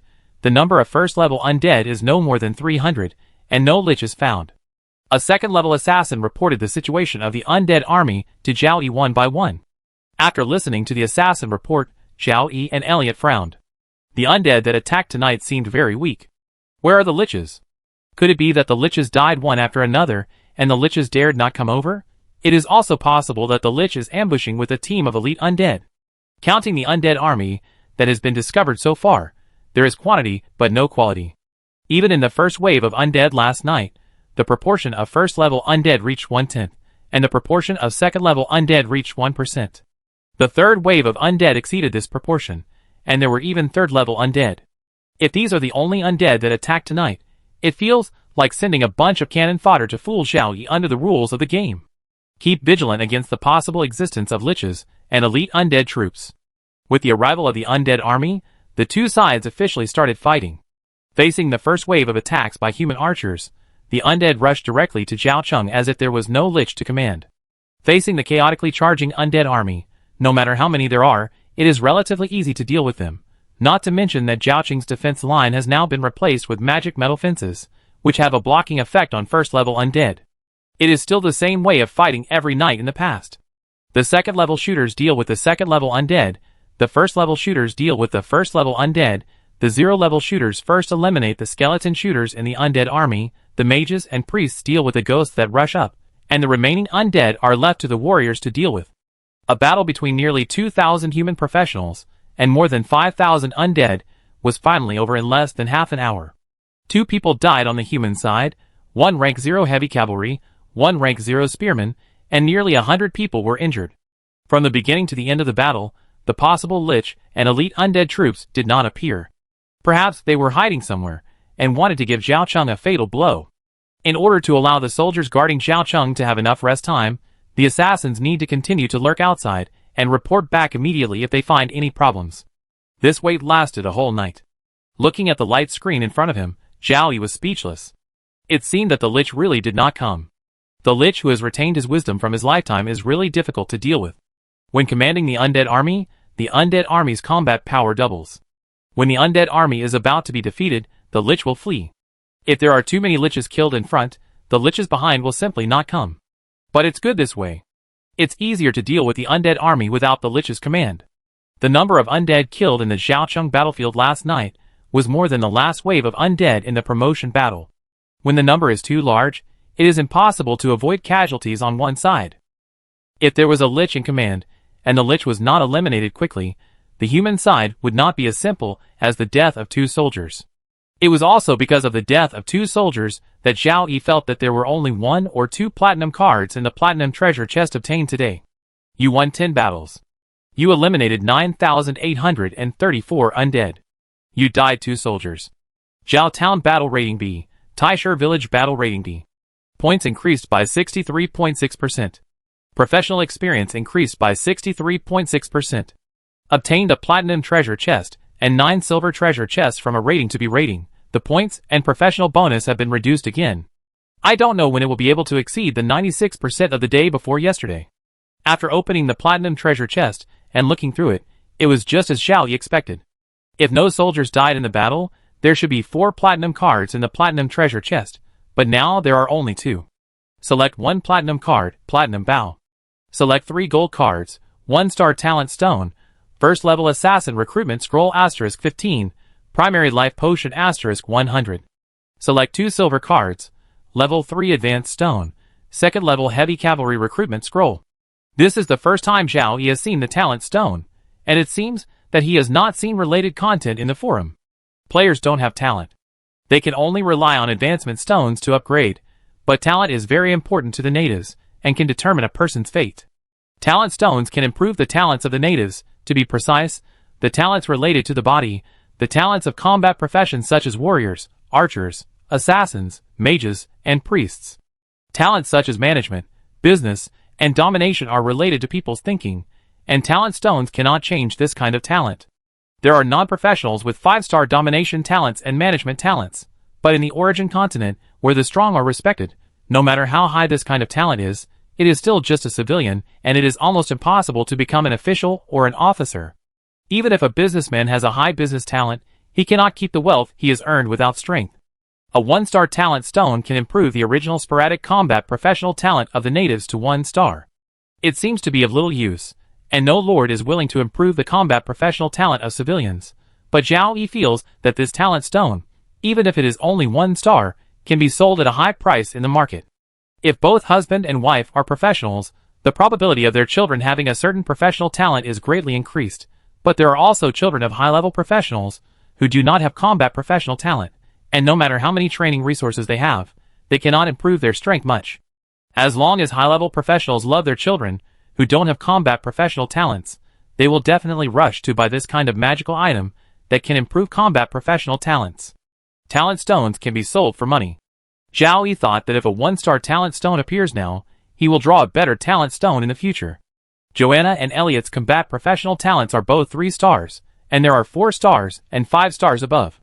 Ignaz, who has a 4-star space mage talent, has appeared under Zhao Yi. In the future, there will be more 4-star and even 5-star talented professionals joining, and the importance of the 2 under his command will continue to decline. It has been the 31st day since Zhao Yi came to the origin continent. Joanna joined the territory on the 4th day, and Elliot joined the territory on the 9th day. The two have been with Xiao Yi for so long, and people always miss the past. I hope that the two can always stay with him, and not slowly drift away from him because of their poor talents. The appearance of the talent stone gave Xiao Yi hope. If he draws a 4-star talent stone, or even a 5-star talent stone in the future, he can improve the combat professional talents of the two, and they can always stay with him, and witness the continuous growth of the territory together. However, the level of this talent stone seems to be very high. 1-star talent stones appear in gold cards, 2-star talent stones appear in platinum cards, 3-star talent stones appear in crystal cards, and 4-star talent stones appear in higher level cards. This is the first time I have drawn a 1-star talent stone, which shows that it is a very rare thing. It is not easy to get a crystal treasure chest, and it is even more difficult to get a higher level treasure chest. It is not easy to draw a 4-star talent stone, but there is hope after all. Chapter 104. After opening the platinum treasure chest, he opened the silver treasure chest. Just when Xiao Yi opened the 4 silver treasure chest, Elliot came outside the tent. Lord. What's wrong, Elliot? Lord, look at the sky, something is wrong today. Xiao Yi got up and went outside the tent. He looked up at the dark sky. Xiao Yi also felt something was wrong. Compared with the rainy weather he had encountered before, the sky was even darker now, as if the night was about to fall. The dark clouds gave people a strong sense of oppression. Lord, this may be the cloud of disaster.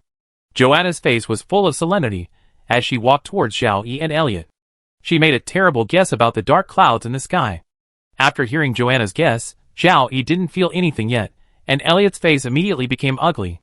The cloud of disaster, a thing that makes the creatures on the origin continent extremely afraid.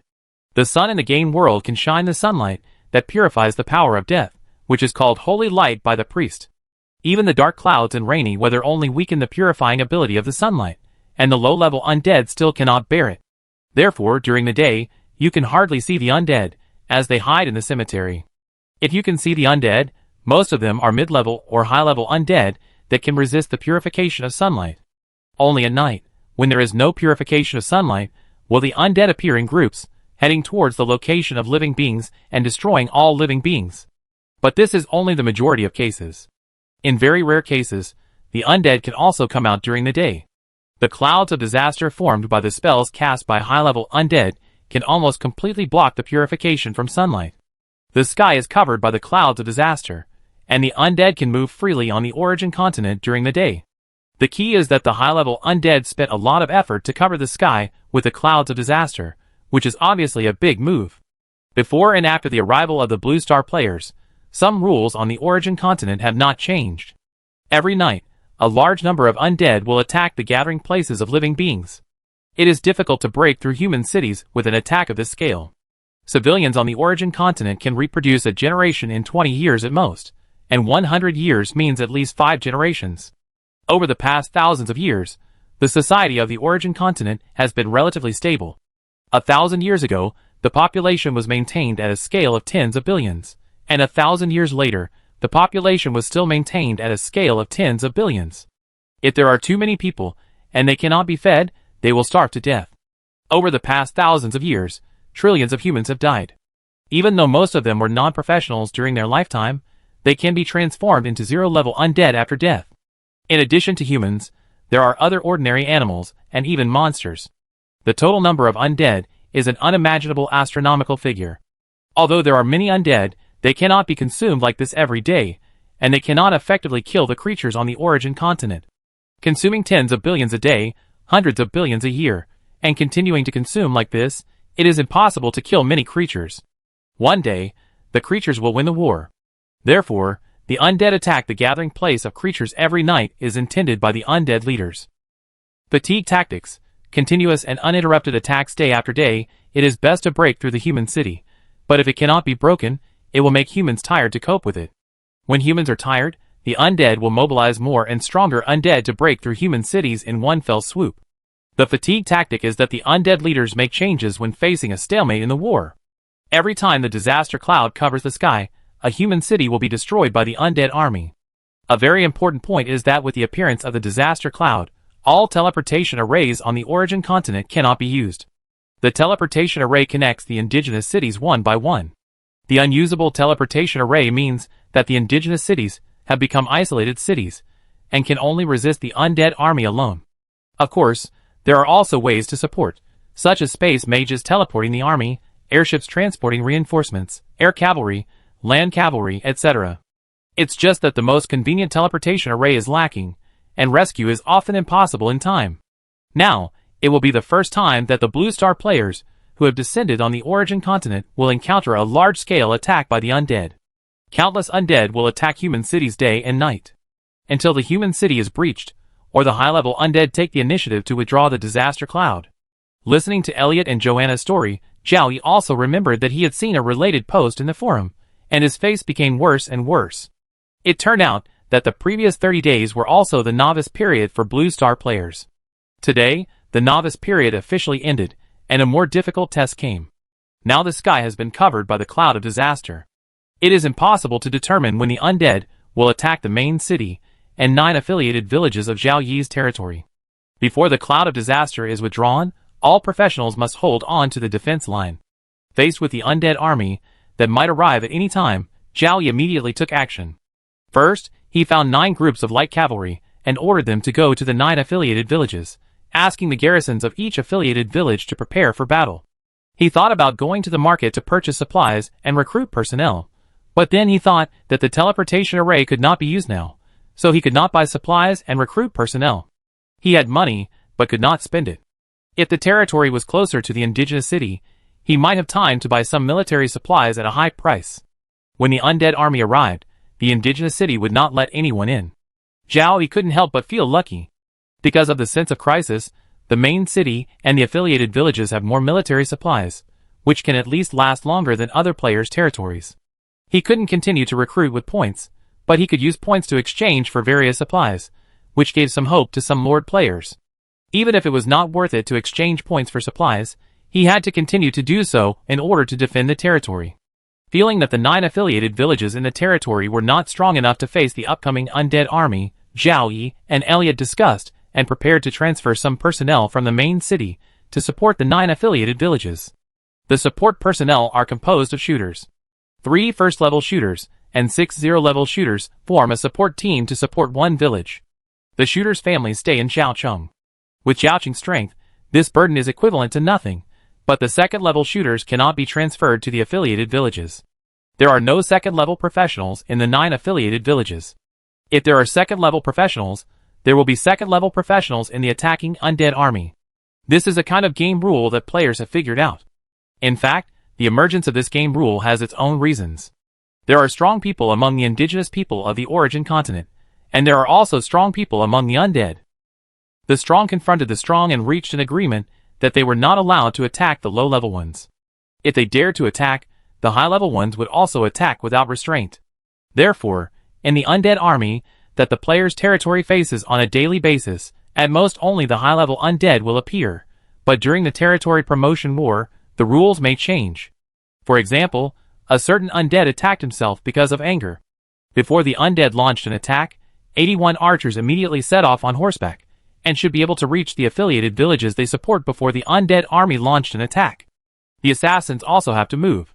Once a war breaks out, they can only rely on assassins to travel between the main city and the affiliated villages. Only in an emergency can they send light cavalry to the main city for help. At that time, the main city needs to send cavalry troops to support the affiliated villages that have problems. Chapter 105. At this moment, the players in the forum are already quarreling. Facing the upcoming undead army, which is even more powerful than the one during the territory promotion war, there is simply widespread grief. Many people forget the rules of the forum and post curses. The posts fail to be published directly, and are banned by the system. For those player territories that are constantly struggling on the edge of destruction, most of the lords have abandoned their territories and run away. They dare not even promote their territories, let alone the disaster that will follow. While the undead army has not yet appeared, quickly escape to the native city or the more powerful player territories around. The teleportation array cannot be used, and there are too few options to make. No Blue Star player could have imagined that the change would come so suddenly. Many players have learned about this kind of disaster that occurs regularly on the Origin continent through the natives. Even Zhao Yi has seen related posts in the forum, but he forgot them after reading them once. According to the natives, it will be a long time before the next disaster comes. The Blue Star players, who have only been in the Origin continent for a few dozen days, will not pay attention to the fact that it will take a long time for the disaster to occur. In fact, the natives of the Origin continent did not expect the new disaster to come so soon. The upper class of the natives simply thought about it, and guessed that the reason for the early disaster must be the arrival of the heroes from another world. There are hundreds of millions of weak territories on the Origin continent all of a sudden, and they consume hundreds of billions of undead cannon fodder every day. If they continue to consume like this, the undead will not be able to bear it. The heroes from another world are still weak now, so they might as well launch the disaster in advance and eliminate these weak heroes from another world as much as possible. On the contrary, the indigenous cities are not exhausted, and their combat power has not decreased much. This time, very few indigenous cities will be destroyed by the disaster. It's over. There is nowhere to escape. I can only defend the main city of the territory. It won't be long before I die and return to Blue Star. It's a pity that I am only level 13. Returning to Blue Star can only increase my life by 13 years. If I can reach level 20, all my physical illnesses will disappear. I don't believe this is a dead end. Our player territory has a small population and weak strength. No matter how strong the incoming undead army is, it won't be ridiculously strong. There is definitely a chance to survive this disaster. Don't give up. Son of Fortune 413, the boss is really lucky. He has been promoted to a third-class earldom. His territory is stronger. After this disaster, even if other territories can survive the disaster, they will suffer heavy losses, and will not be able to be promoted to a third-class earldom in a short time. The gap is getting bigger and bigger. There are only 2 third-class earldoms, and the lords are all Qin people. The players of Qin are really too strong. Fortunately, we are in the indigenous city. The indigenous city is safer than the player territory. After this disaster, it will be our time to rise. Among the players on Blue Star, some panicked in the face of disasters, while others responded calmly. Since Blue Star came to the game world, facing the ever-changing game rules, it was not only Zhao Yi who had a sense of crisis. In addition, the territories that the player forces focused on cultivating generally had a lot of supplies.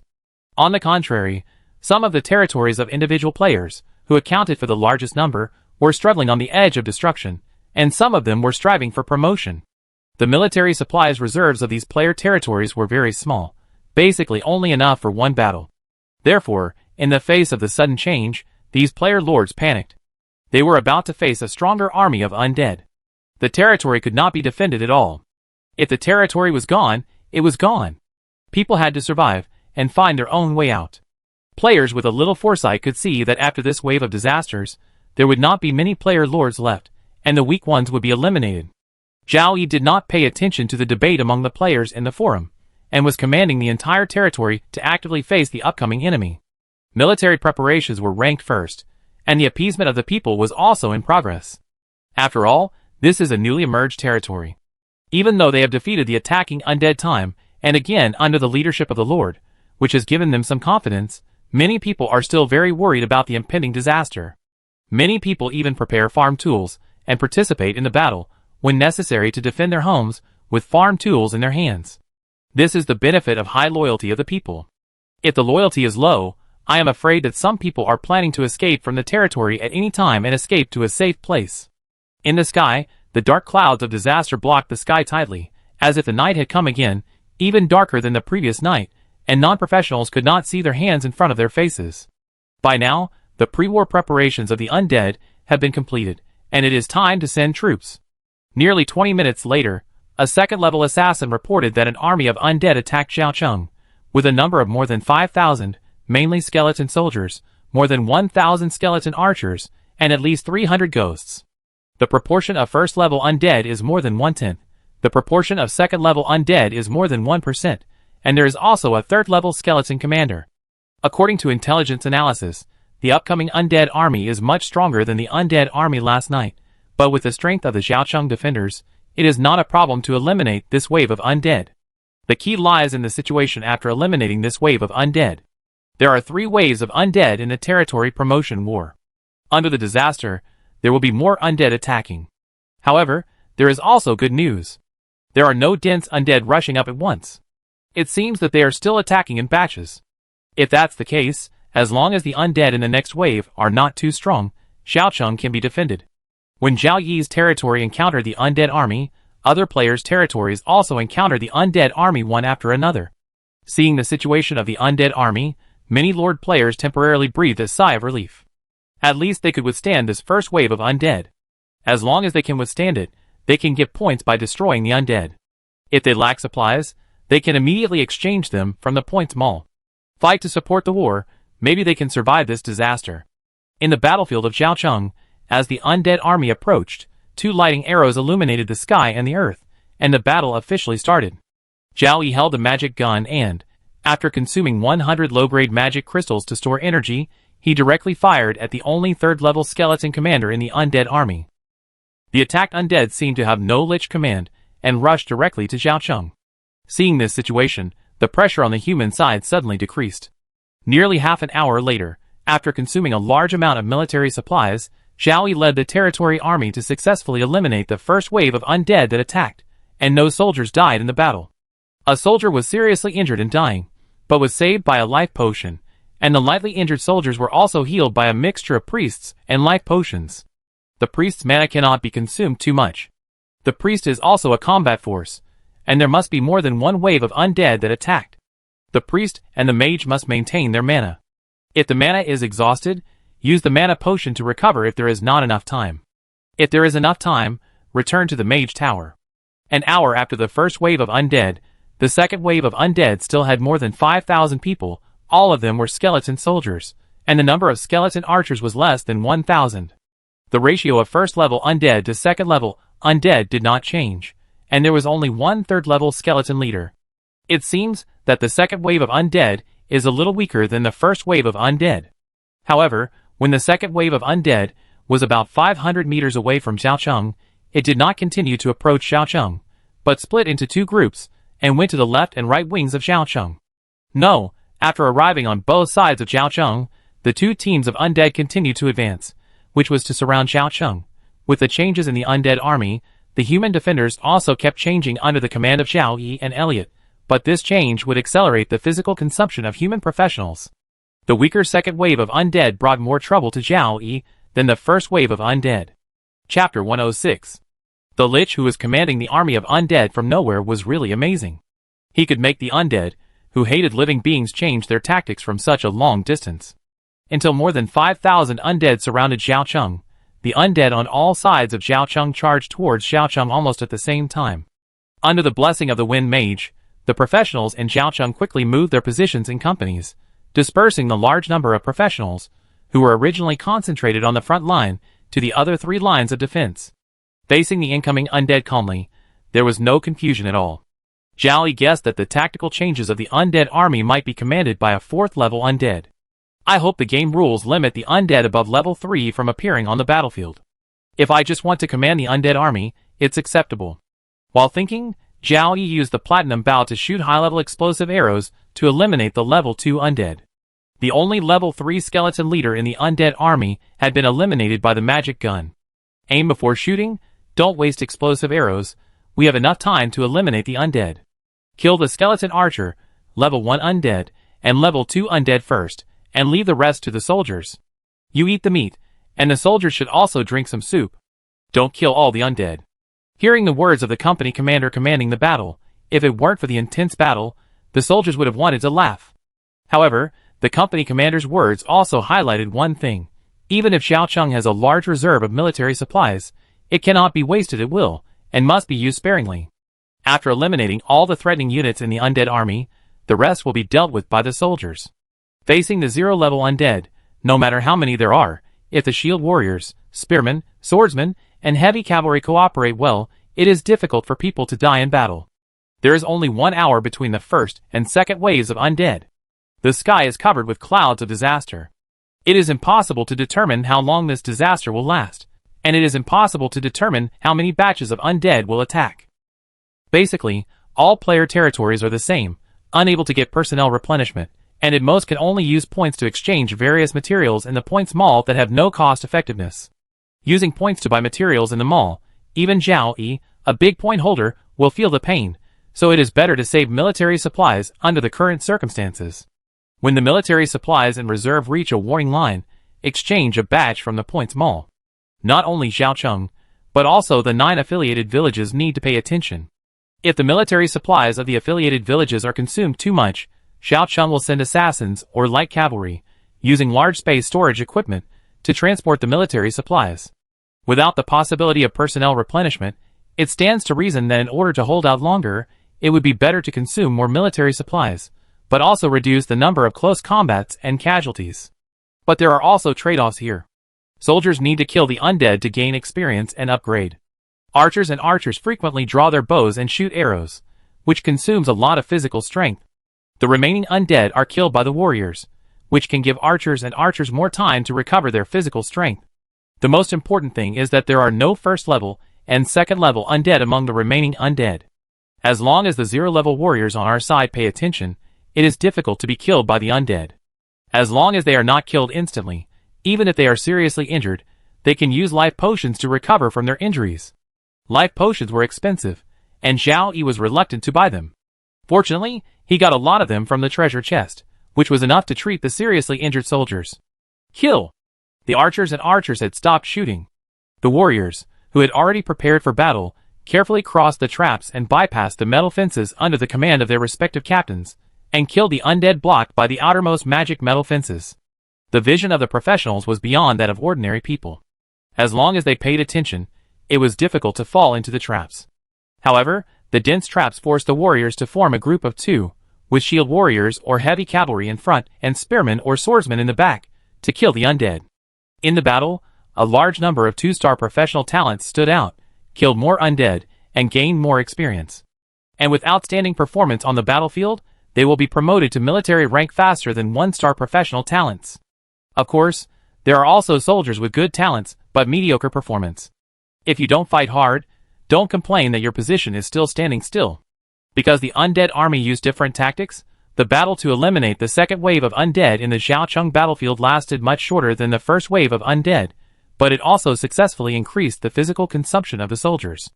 This put Zhao Yi's side at a disadvantage. After destroying 2 waves of undead, the number of undead destroyed exceeded 11,000, but for the undead, the loss of only this amount of troops was basically negligible. If they could destroy this human stronghold with 10 times the number of undead, it would also be a victory for the undead. The undead, who have an absolute numerical advantage, can fail dozens or hundreds of times. Each human stronghold will be completely destroyed if it fails only once, and even their own corpses will join the undead camp. The situation of humans on the Origin continent is really difficult, and the Blue Star players, who have now descended into the game world, are also facing the same dilemma. My territory is hopeless. I have only eliminated 2 waves of undead, and there are less than half of the intact soldiers left. I have ordered the civilians to take up arms, and prepare to participate in the battle. If it doesn't work, I can only flee the territory with my family, and use points to exchange for some life-saving items. Maybe I can successfully reach the Aboriginal City, or other player territories. Don't go to the Aboriginal City. The Aboriginals will not let you in. If you can avoid close combat, do so. Reduce casualties, and use points to buy alchemical items from the point store to destroy the undead. This way you can hold out longer. This is a disaster, but also an opportunity. Destroy the undead, and fight to support the enemy. Perhaps after the disaster, the territory will become stronger. Don't think about becoming stronger. Staying alive is the most important thing. Only the big guys can become stronger in this disaster. We weaklings are lucky to survive the disaster. It's very unfortunate that I didn't become a lord at the beginning, and I didn't accept the recruitment of the player lord. I have been staying in the native city. Now I am lucky, and I feel safe staying in the native city. It would be better if all the player territories outside were destroyed, so that we can have the opportunity to rise. In the forum, many players posted a post to complain, but the comment area of the post was occupied by more players living in the native city. There is no doubt that most of the players who stay in the native city are not as good as the Lord players and combat professional players in the outside player territories. Even if it is a territory struggling on the edge of destruction, the Lord player can continue to reap benefits that most of the bottom players envy. The Blue Star players who descended on the Origin continent have long been divided into several classes: Lord players, combat professional players, life professional players, native city residents, and player territory residents. Combat professional players and life professional players envy Lord players, and players in the native city envy players in the territory outside the city. Life professional players have the opportunity to become combat professional players, and combat professional players also have the opportunity to become lords. But this opportunity is very difficult for bottom players, requiring a lot of money and a lot of military merit. Seeing the miserable situation of the players outside the city now, the players in the city have got a chance to ridicule them to their heart's content. This is human nature. Zhao Yi just took a look at the forum and closed it, not wanting to be polluted by these malicious remarks. Chapter 107. The clouds of disaster still blocked the sky tightly. Every hour, a wave of undead army would attack Xiaocheng. The third wave consisted of more than 2,500 undead knights. Including the mounts of the undead knights, the number of undead also exceeded 5,000. The fourth wave consisted of more than 5,000 beast-shaped skeletons. The fifth wave was a mixed skeleton army of skeleton knights, skeleton swordsmen, skeleton spearmen, skeleton archers, beast-shaped skeletons, etc. The sixth wave consisted of more than 5,000 zombies. It was already noon, and Xiaocheng had eliminated 6 batches of undead, with a total number of more than 30,000. The number of Xiaocheng defenders killed was very small, only 11 people, and all of them were 0-level warriors. The number of injured people exceeded 400, and with the treatment of priests and the use of life potions, the injuries would not be carried over to the next battle. However, after the seriously injured soldiers were treated, they needed time to rest and temporarily withdraw from the battle. If the situation was urgent, they would have to rejoin the battle. The key to the tolerance of the number of soldiers killed in battle was the consumption of military supplies. Originally, Xiaocheng had enough military supplies to last for 5 or 6 battles. If they were used sparingly, they could last for 2 more battles at most. The remaining military supplies in the 9 affiliated villages were almost the same. We cannot wait until the military supplies are almost exhausted before purchasing them. If something unexpected happens, they will be wasted. Most other Lord players use points to exchange for supplies immediately after a battle, or even exchange them during the battle. Zhao Yi's territory is probably the player territory with the most military supplies in reserve, and now it also needs to use points to exchange for supplies. Even though he was reluctant to exchange precious points for those military supplies that were not cost-effective, this was a price he had to pay in order to defend his territory. It was better than losing a large number of his soldiers in battle, or even destroying his territory. In the morning, Zhao Yi had 500,000 points. After destroying 6 batches of undead, his points were about to reach 2.4 million. The main city and 9 affiliated villages could get at least 300,000 points by destroying 1 batch of undead respectively. Before this, the most points he had ever received was over 1 million after his territory was promoted to the 3rd-class earldom. If the teleportation array can still be used, these 2.4 million points can greatly increase the strength of Zhao Yi's territory. If only the most expensive 2nd-level priests are recruited, 7 can be recruited, and if only 2nd-level archers are recruited, a total of 79 can be recruited. Now I have to use these precious points to buy various military supplies in the mall that are very uneconomical. I feel sad. The market price of primary explosive arrows is 5 gold per arrow, and the points mall is 10 points per arrow. The market price of intermediate explosive arrows is 5 low-grade magic crystals per arrow, and the points mall is 100 points per arrow. Advanced explosive arrows cost 1,000 points, and super explosive arrows cost 10,000 points. Illuminating arrows cost less, 20 points each. Primary alchemical bombs cost 500 points each. Intermediate alchemical bombs cost 10,000 points each, the same price as super explosive arrows. There is no pattern in the pricing of various commodities in the points mall. According to the calculation of 1 point for 1 gold, the general commodity prices are higher than the market prices, and some commodity prices are even 10 times higher than the market prices. Many players want to find things in the points mall that can be exchanged at a low price and sold at a high price outside, but they can't find them at all. Even if they can find them, there are not enough points to exchange them. Many players exchanged gold coins to buy ordinary supplies to save trouble, but metal currency cannot be used to buy military supplies in bulk. Magic crystals must be used, so they have to buy goods from the points mall that are not much different from the market price. Looking at the expensive prices of various goods, Zhao Yi took a few deep breaths of the oppressive air and started to make large purchases. 20,000 primary explosive arrows, 2,000 intermediate explosive arrows, 200 advanced explosive arrows, 20 super explosive arrows, 2,000 lighting arrows, 1,000 attack spell scrolls of various levels, 1,000 enchantment scrolls of various levels, and some primary alchemical bombs and intermediate alchemical bombs. It was almost enough military supplies for the main city and 9 affiliated villages to eliminate 4 batches of undead, and Zhao Yijin spent 1.2 million points, which was about the same as the points gained by eliminating 4 batches of undead. According to this situation of gaining points and consuming points, fighting to support fighting should be possible, but there are 2 key points here. The first is whether there will be major changes in the undead that will attack later. The number of undead may increase, or the strength of the undead may increase, resulting in the points gained not catching up with the points consumed. Finally, the points are used up, and there is no alchemical props to replenish, and the territory is destroyed. The second is the loss of personnel in the battle. The territory of the shooter flow is better.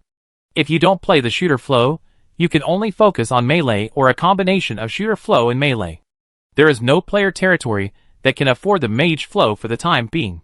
The teleportation array cannot be used, and the territory cannot be replenished.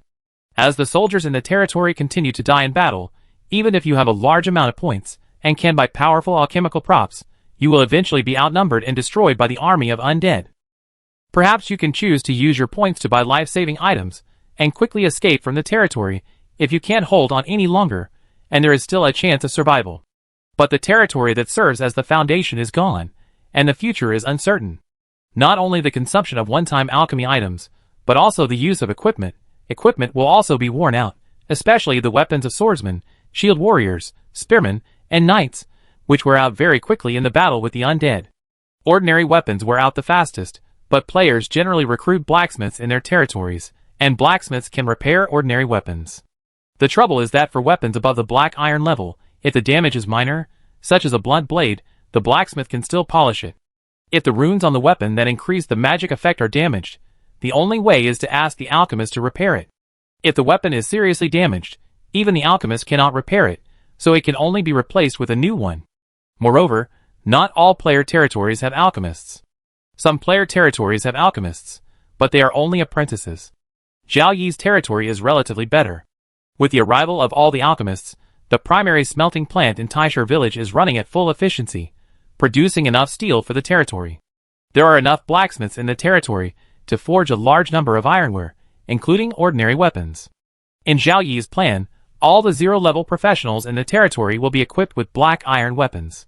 The plan is still a plan, so the soldiers under Zhao Yi are mainly warriors of the zero-level profession, and they still use a large number of ordinary weapons. Even if ordinary weapons need to be repaired every time a batch of undead is eliminated, the number of blacksmiths in Zhaocheng can bear it, not to mention that there are ordinary weapons in stock that can be replaced.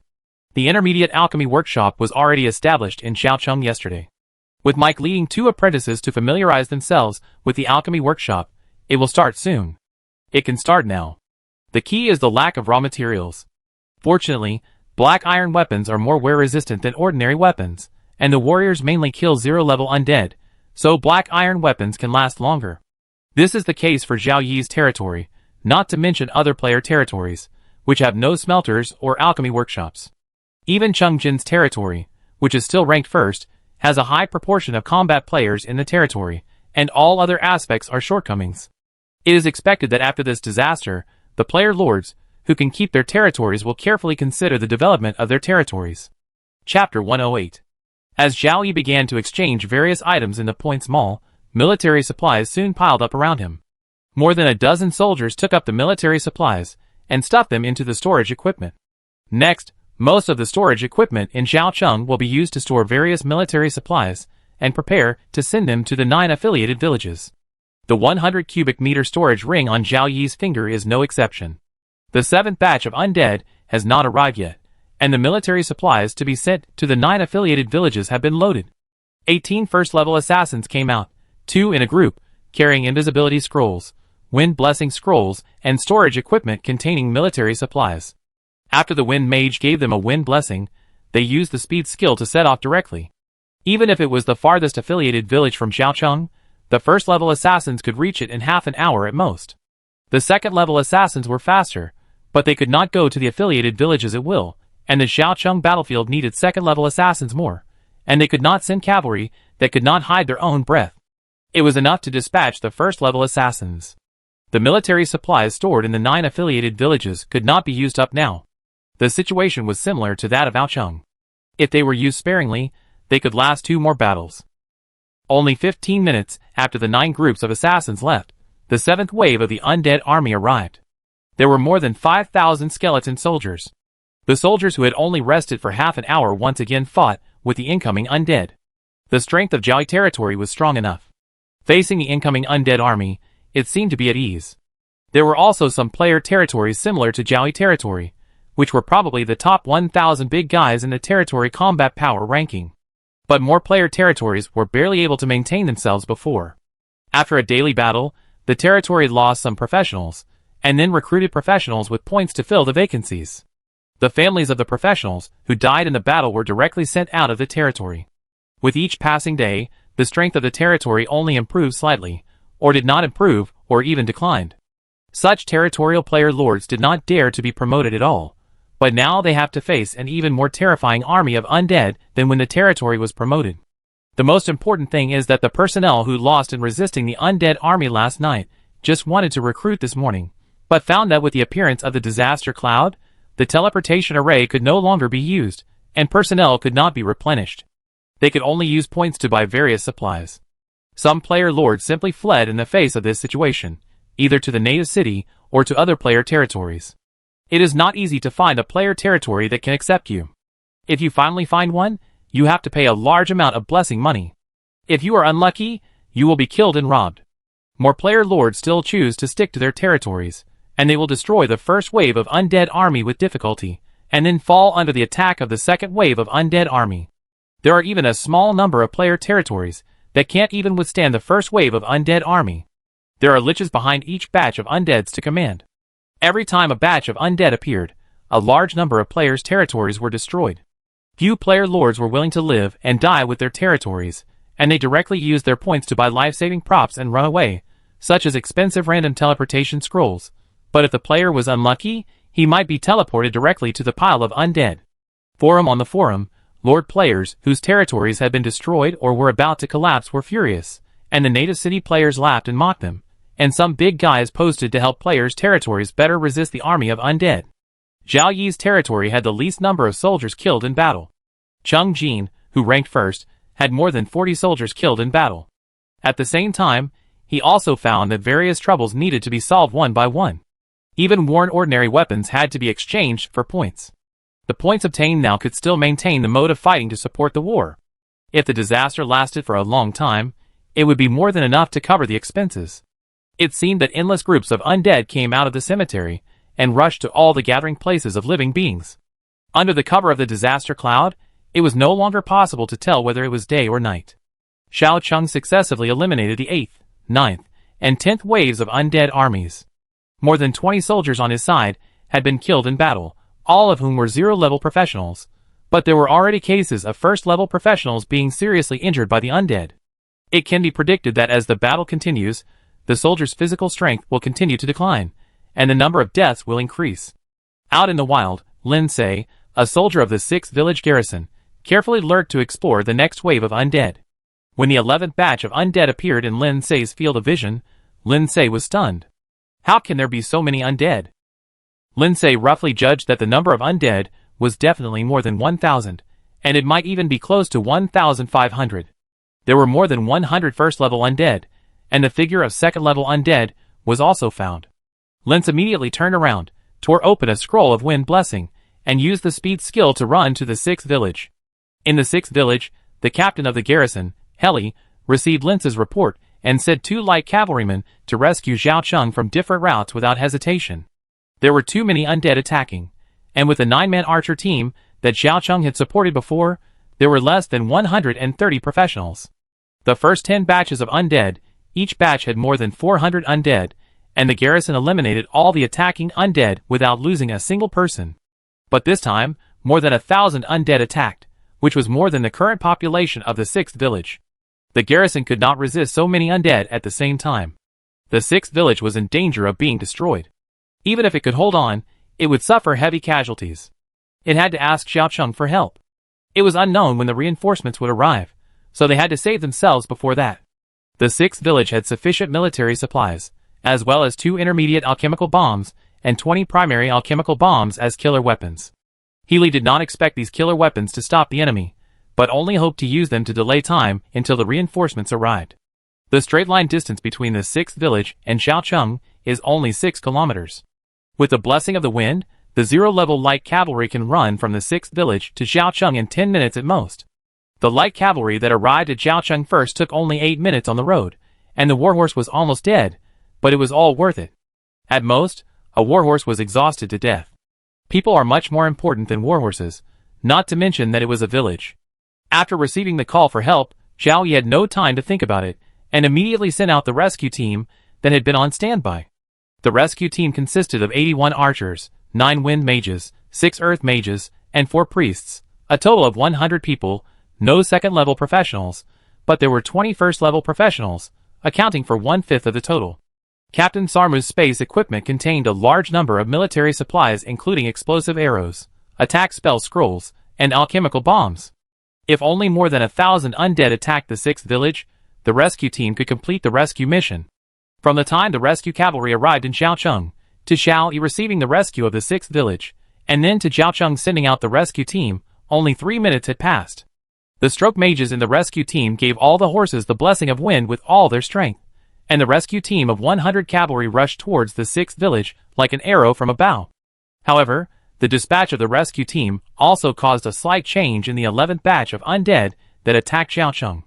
Hundreds of undead left the team and tracked the direction where the rescue team was going. Chapter 109. The rescue team has set out on the road to the 6th village. Within a minute, the undead army entered the attack range of the archers of the 6th village garrison. First-level archers kill second-level undead first, then first-level undead. Zero-level archers and zero-level archers kill skeleton archers first. As the illumination arrows illuminated the sky and the earth, the archers and archers aimed at their targets and shot arrows. The 6th village garrison has a total of 29 archers and 9 archers. The deputy captain is a first-level archer, and the others are all zero-level. Together with the archer team from Xiaocheng, 3 first-level archers and 6 zero-level archers, a total of 47 professionals held bows and crossbows and shot arrows at the undead. As long as the number of undead attacking in a batch does not exceed 10 times of 47, the 6th village garrison can eliminate all the undead attacking at a very small cost. But now, the number of undead attacking in a batch is at least 30 times of 47. Faced with huge pressure, the archers and archers were like machines, constantly taking arrows, putting on bows, pulling strings, aiming and shooting.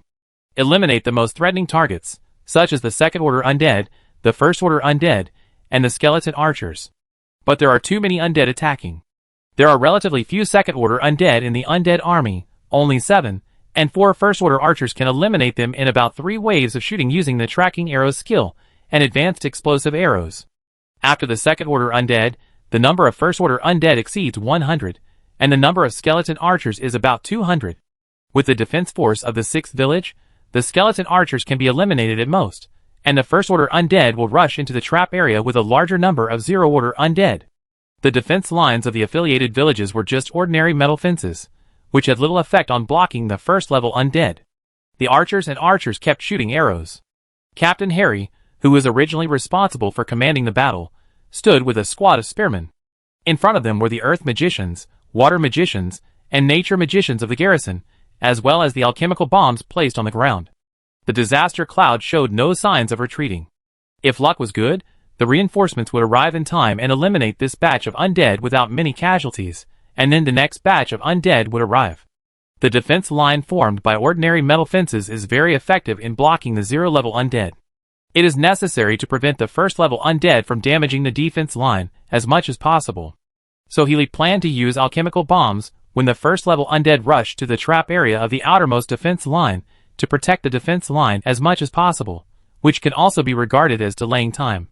Even if these alchemical bombs, which are very expensive to Healy, are used up, Healy knows that the Lord will soon replenish the consumption of the garrison. Everything is to protect the home. Time passed quickly. The second-level undead had been completely destroyed, and more than half of the skeleton archers had been eliminated, but the skeleton archers' arrows had already hit the last line of defense where the garrison was located. Fortunately, the distance was far, and the bone arrows shot were not very powerful, and could not even penetrate the leather armor. As long as they did not hit the vital points directly, they would not pose much threat to the garrison. The fastest ghosts in the undead army were already in sight. The fire mages, wind mages, and priests were all ready for battle, and some warriors were even ready to use enchantment scrolls on their weapons. Healy ignored the approaching ghosts. There were only a few dozen ghosts, and it was no problem for the wizard and the priest to eliminate them. Healy's eyes were always on the first-level undead rushing in the front, and they were about to enter the outermost trap area. Alchemical bombs ready. The wizards quickly activated a mid-level alchemical bomb and 9 primary alchemical bombs on the ground. Healy, a first-level swordsman, quickly picked up the mid-level alchemical bomb, and the 9 zero-level spearmen each picked up a primary alchemical bomb. The next moment, Healy threw the intermediate alchemical bomb in his hand fiercely, to a place slightly away from the outermost trap. The 9 spearmen did not move. They did not receive the captain's order. Just 1 second later, the moment the intermediate alchemical bomb hit the ground, the mage detonated the alchemical bomb, and the undead within a range of more than 250 square meters were swept away. 1, 2, 3, 4 throw to both sides. After throwing the alchemical bomb, Healy did not hesitate and gave orders to the 4 spearmen. As soon as the voice fell, the 4 primary alchemical bombs were thrown by the spearmen to both sides of the explosion area of the intermediate alchemical bomb. 1 second later, 4 explosions sounded in succession, sweeping away the zero-level undead within an area of more than 110 square meters, and even killing and maiming several first-level undead. It's worthy of being a treasure. Seeing the damage caused by the alchemical bomb, Healy's heartache for consuming the alchemical bomb was reduced a lot. However, there were still too many undead attacking. After 5 alchemical bombs destroyed hundreds of undead, the subsequent undead rushed up again. Healy quickly issued a new order to throw out the remaining 5 primary alchemical bombs, and at the same time, 5 idle mages activated 1 intermediate alchemical bomb and 4 primary alchemical bombs, preparing for the third wave of throwing. Waves of alchemical bombs were thrown out, effectively hindering the charge of the undead army. By the time all the alchemical bombs were thrown, the archers had eliminated most of the skeleton archers and took over the task of the alchemical bombs. The battle continued until now. As the alchemical bombs were exhausted, there were still 700 or 800 undead on the battlefield, and at least 60 first-level undead. There were also a large number of undead, who were lucky enough not to be harmed by the alchemical bombs, and had passed through the outermost trap. One of the first-level undead destroyed the outermost defense line, and took the lead in rushing to the next defense line. Archers kept firing explosive arrows to kill the undead. Harry ordered the warriors to line up and hold the last line of defense. Village 6 was very unfortunate to encounter a group of undead that was larger than the population of the village. However, there was a bit of luck in the misfortune.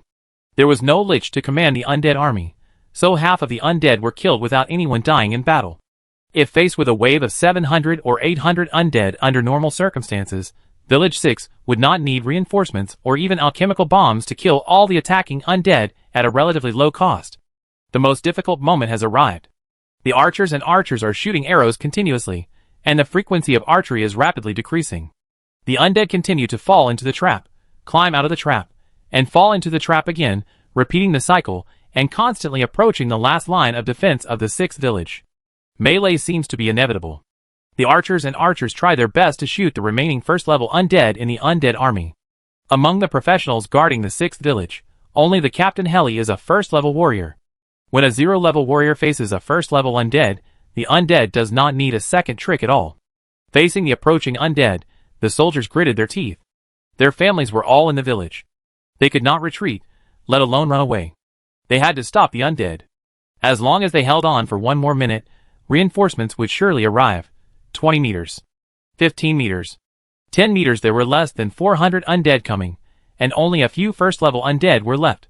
But there were only 60 shield warriors, spearmen, and swordsmen in the garrison, a difference of 6 or 7 times, a huge gap. We will definitely be able to stop the undead. Kill them. Harry stopped before he could finish the last word because he heard the cheers from the archers on the high platform.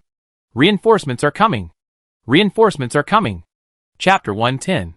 Reinforcements have arrived, and the 6th village is saved. The farmers who picked up farm tools in the back don't have to rush forward to die. But the reinforcements are still far away, and Helly must command the warriors to block the undead that have already rushed up. The shield warriors hold their shields in front, and the spearmen stand behind the shield warriors.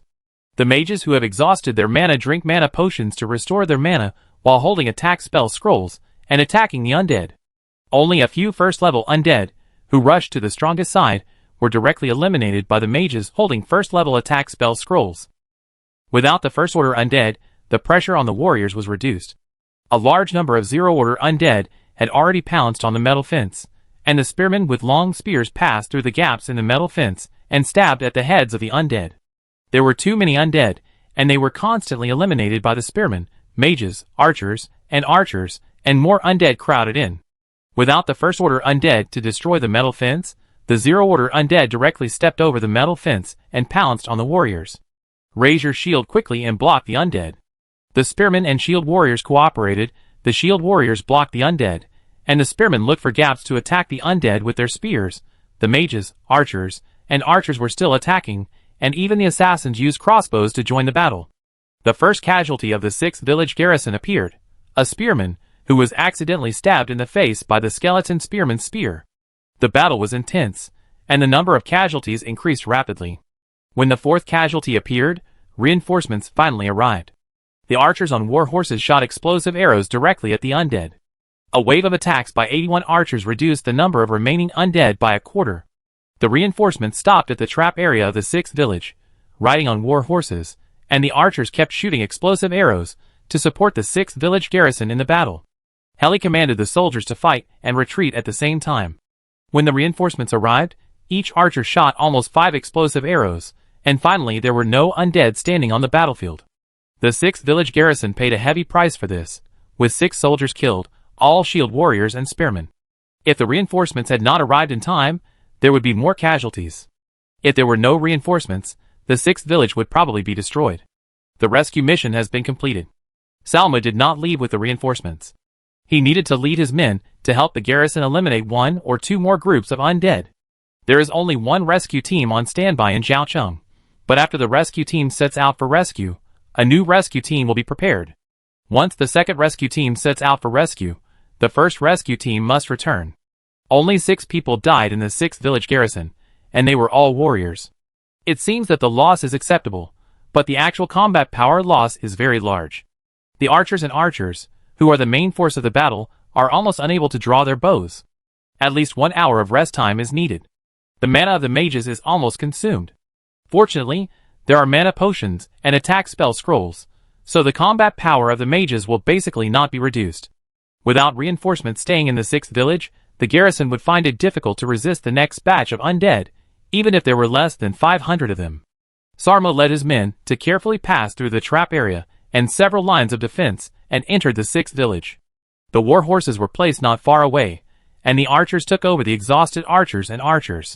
The battle was over, and the next batch of undead would arrive in about 30 minutes. The professionals needed time to rest. The village chief led the labor force out of the village. Their task was to replace the damaged metal fences as much as possible before the next batch of undead arrived. The earth magicians also participated in it. There are some spare metal fences in the village, but there are too many broken metal fences this time, and Salmu's storage equipment cannot be equipped with metal fences that take up a lot of space. You can choose to replace the broken metal fences with metal fences on the other 3 lines of defense, and spread the broken metal fences to the 4 lines of defense, which will be much less of a problem.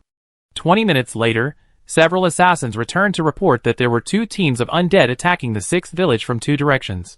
One team with more than 400 undead, and the other team with more than 300 undead, which may be more than 800 in total, and there are second-level undead. Knowing that only 800 undead were attacking, Heli and Sarma breathed a sigh of relief. Even if the archers of the 6th village garrison were resting, the 81 archers of the rescue team could still stop the 800 undead. Moreover, Sarmu's storage equipment carried a large amount of military supplies and a batch of alchemical bombs. When the rescue team left the 6th village, a considerable part of the military supplies would be left behind. 10 minutes later, the 6th village battlefield broke out again. Under the attack of the rescue team's archers, the attacking undead could hardly move. In less than 10 minutes, the battle was over, without losing a single soldier and only a few injured.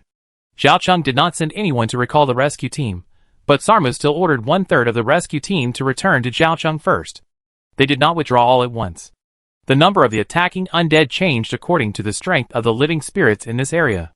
It is expected that the next batch of attacking undead will be larger and stronger than the normal batch of undead. Without the rescue team, it will be more troublesome for the 6th village garrison to eliminate all the attacking undead. Zhao Cheng, because the first-level assassins were running around between the main city and the affiliated villages, Zhao Yi was able to get the changes in the 6th village relatively quickly. Because of an accident, 6 0-level warrior professionals died in the garrison of the 6th village, which made Zhao Yi feel sorry that the rescue team was still a little late. If the rescue team arrived earlier, perhaps no one would die in the battle. In addition, Zhao Yi also thought that the preparations of the affiliated villages were not enough. Even if they just stored more alchemical bombs, it might be possible to eliminate all the attacking undead at a small cost without reinforcements. The points required to buy alchemical bombs from the point store are too high. A primary alchemical bomb only costs 500 points, but an intermediate alchemical bomb directly doubles the price by 20 times, 10,000 points each, the same price as a super explosive arrow.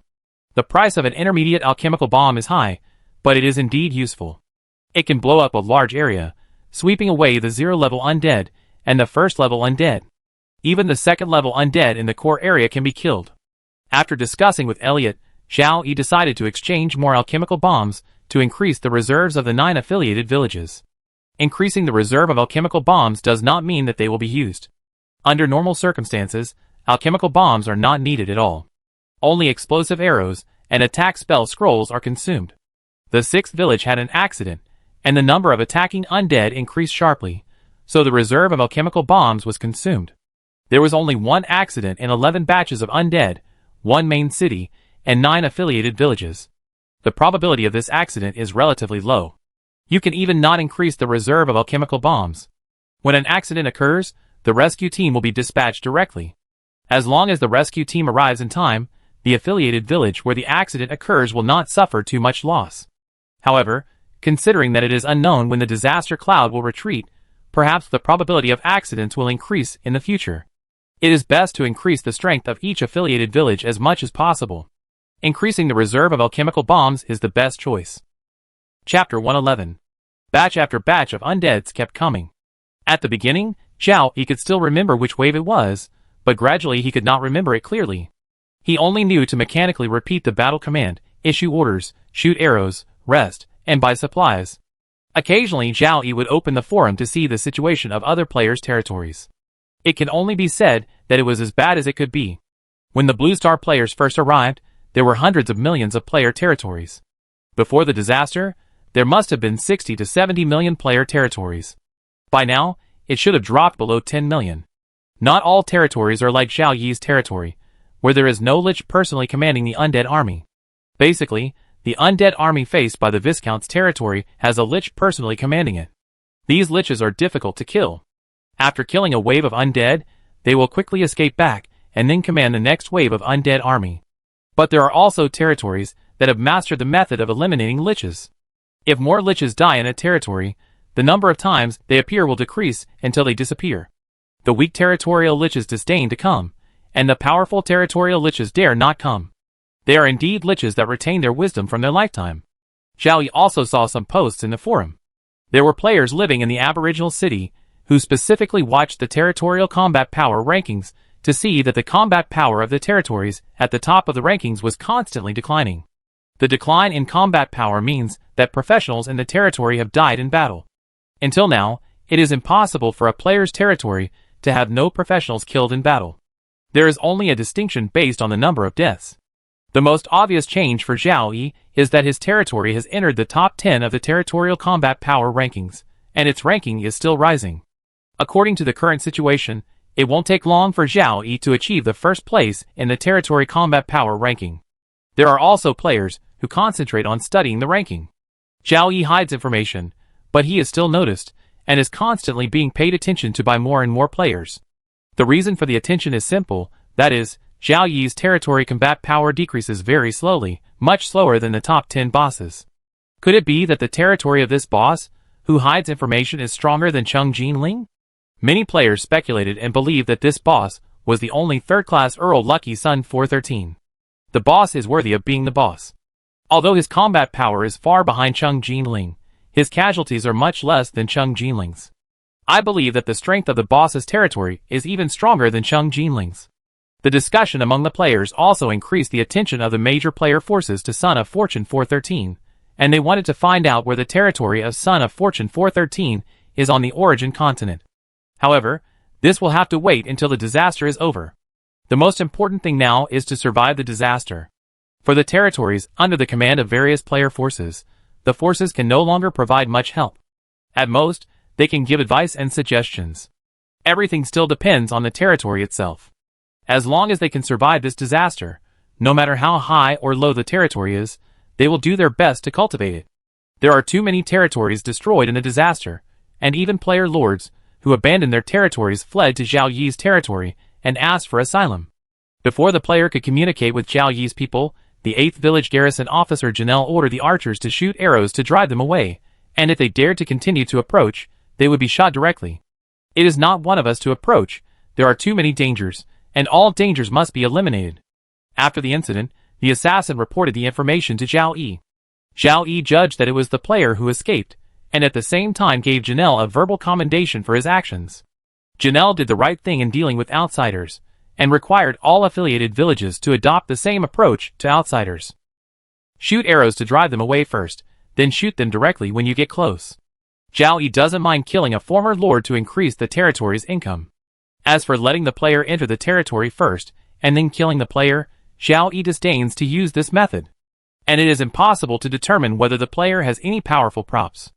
Even if not, as long as there are points, they can buy them at any time, and they can accidentally damage the affiliated villages. No matter how angry the expelled players are, they will not waste precious points to retaliate against Zhao Yi's territory. The battle continued, batches of undead were killed, and 2 affiliated villages had accidents during the period. Once the rescue team arrived in time, and no casualties occurred. Another time the rescue team was a little slow, and the village garrison spent all its alchemical bombs to eliminate the attacking undead at the cost of 4 deaths. Zhao Yi felt pained by the consumed alchemical bombs, but fortunately there were not many casualties, and the alchemical bombs consumed by this affiliated village were replenished. Tired, deeply tired, I don't know whether I have eliminated 20 or 25 batches of undead. The physical consumption is not a big deal. After each battle, there is at least half an hour of rest time, and I can eat food to replenish my physical strength when I am hungry. With the physical fitness of professionals, it is no problem to continue fighting like this for 2 or 3 days. The main problem is that the high-intensity fighting leads to mental fatigue. Whether it is physical fatigue or mental fatigue, it will lead to an increase in the number of casualties. Zhao Yi has already planned to purchase energy potions in the Points Mall to relieve the mental fatigue of professionals. Huh? Zhao Yi exclaimed in surprise, and rubbed his eyes. It's still there, not dazzled. Why did the system panel appear? Seeing the battle settlement page on the system panel, Zhao Yi finally understood that a day and a night had passed, and the battle settlement page would appear every new day. You won 10 battles. You killed 235,836 undead. You died 73 soldiers. Zhao Town Battle Rating A, Taishur Village Battle Rating C, 2nd Village Battle Rating C. Points increased by 74.5%. Professional experience increased by 74.5%. Obtained a crystal treasure chest, and 9 gold treasure chests upgrade the archer profession. Seeing the battle settlement page, Zhao Yi realized that his territory's main city and 9 affiliated villages had killed more than 200,000 undead. The A rating and crystal treasure chest that he had always desired were achieved so quickly. However, according to the number of undead killed in the main city, it should be more than 100,000, barely reaching a higher rating than A, but the main city had dozens of people killed in the battle, and the rating was directly returned from barely to A. It is almost certain that there are at least 5 crystal cards in the crystal treasure chest with a rating. The number of undeads eliminated in each of the 9 affiliated villages should be just over 10,000. If they are placed in the main city, and there are no casualties, they will be rated directly and receive a crystal treasure chest with a crystal card. Now it appears in the affiliated village, and there are casualties. The rating is directly reduced to C. But compared with the previous 9 silver treasure chests, now directly receiving 9 gold treasure chests is already a great harvest. The number of battle victories is only 10. It seems that the battles in one day are counted as one battle, and the accumulation is transformed from quantity to quality. The bonus of points allowed other territories to smoothly fight to support the war, but Zhao Yi's territory was able to gain more in this disaster. The bonus of professional experience allowed the shooter profession to upgrade directly. In the past day and night of fighting, the shooter profession has been upgraded several times. With the bonus of combat experience, the shooter profession can be upgraded more than once. A disaster actually made Xiao Yi's level closer and closer to level 30, and today he can reach level 29, 100%. But Xiao Yi will not choose to upgrade. Once he reaches level 30, that is, a third level shooter, there is a high probability that fourth level undead will appear in the undead army, and there may be more than one. It is not safe to have means to deal with fourth level undead, especially in a disaster. It is better to wait until the disaster is over before upgrading to the third level.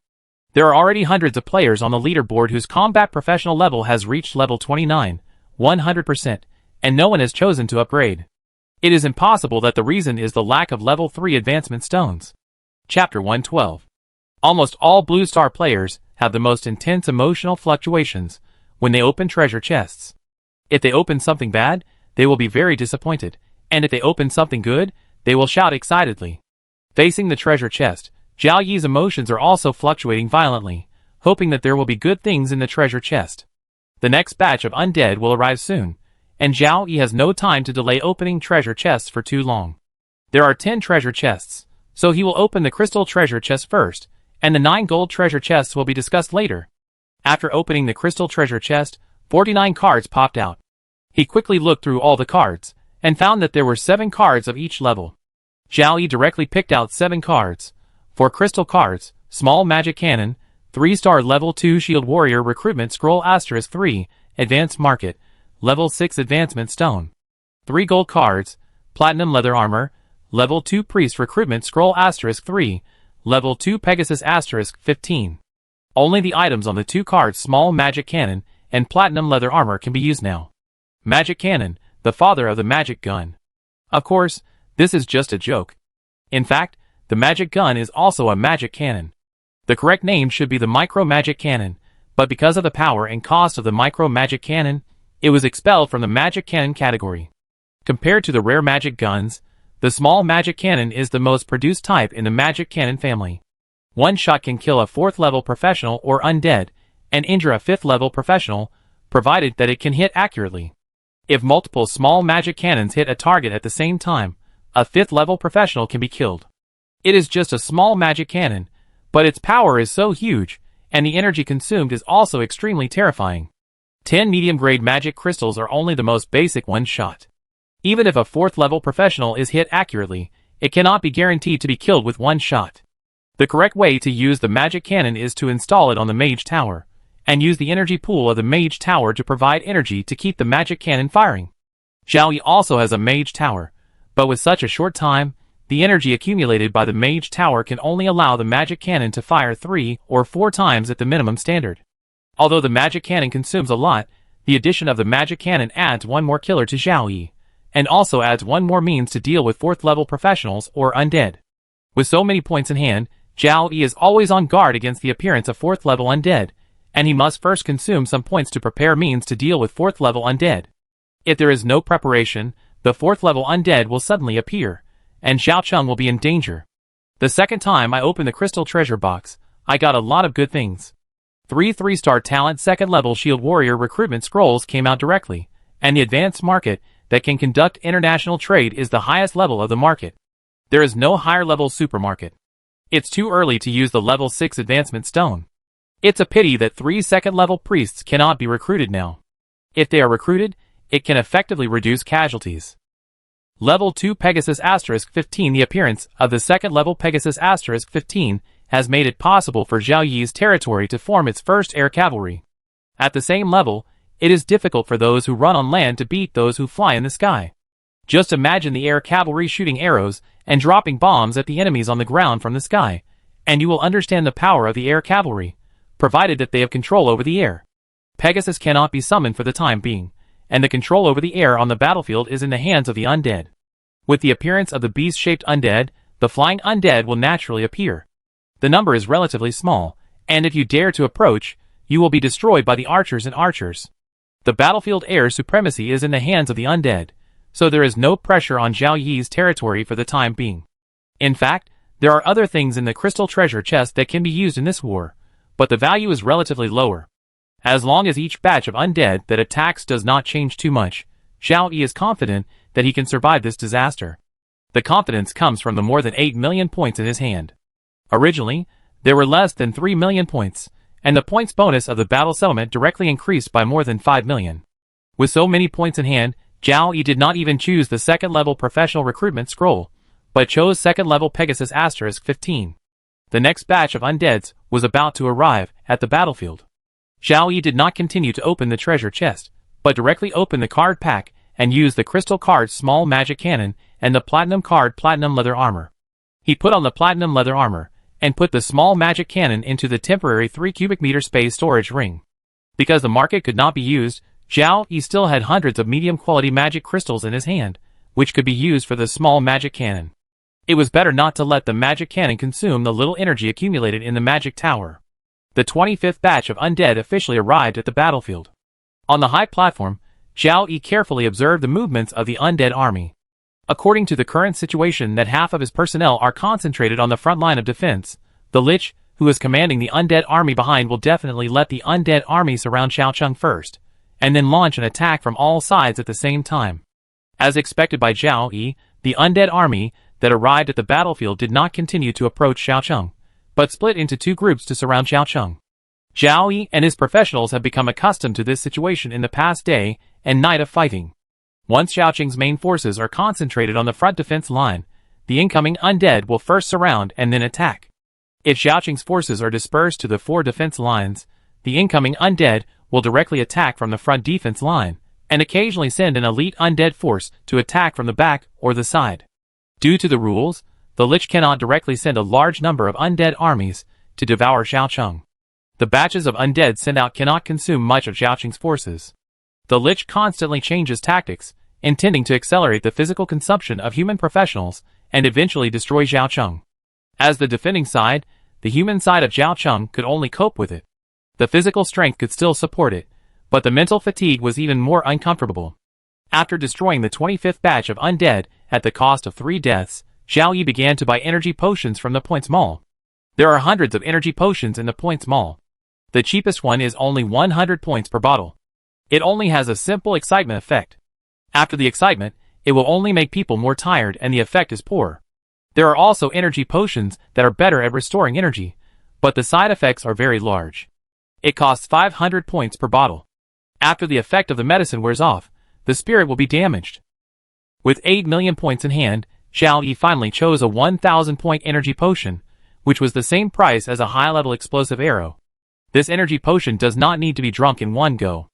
A 0-level professional only needs to drink half a sip at most. A first-level professional needs to drink 1 sip, and a second-level professional needs to drink 2 sips, which can effectively relieve mental fatigue. According to the frequency of yesterday's battles, 1 energy potion is enough for a 0-level professional to use for a day. Zhao Yi directly purchased 3,500 energy potions, spending 3.5 million points, and prepared 1 energy potion for each professional under his command. As the energy potion was distributed to all soldiers, the number of casualties in the next few battles dropped significantly, almost to the level of yesterday's daytime. Zhao Yi felt that the energy potion was worth buying.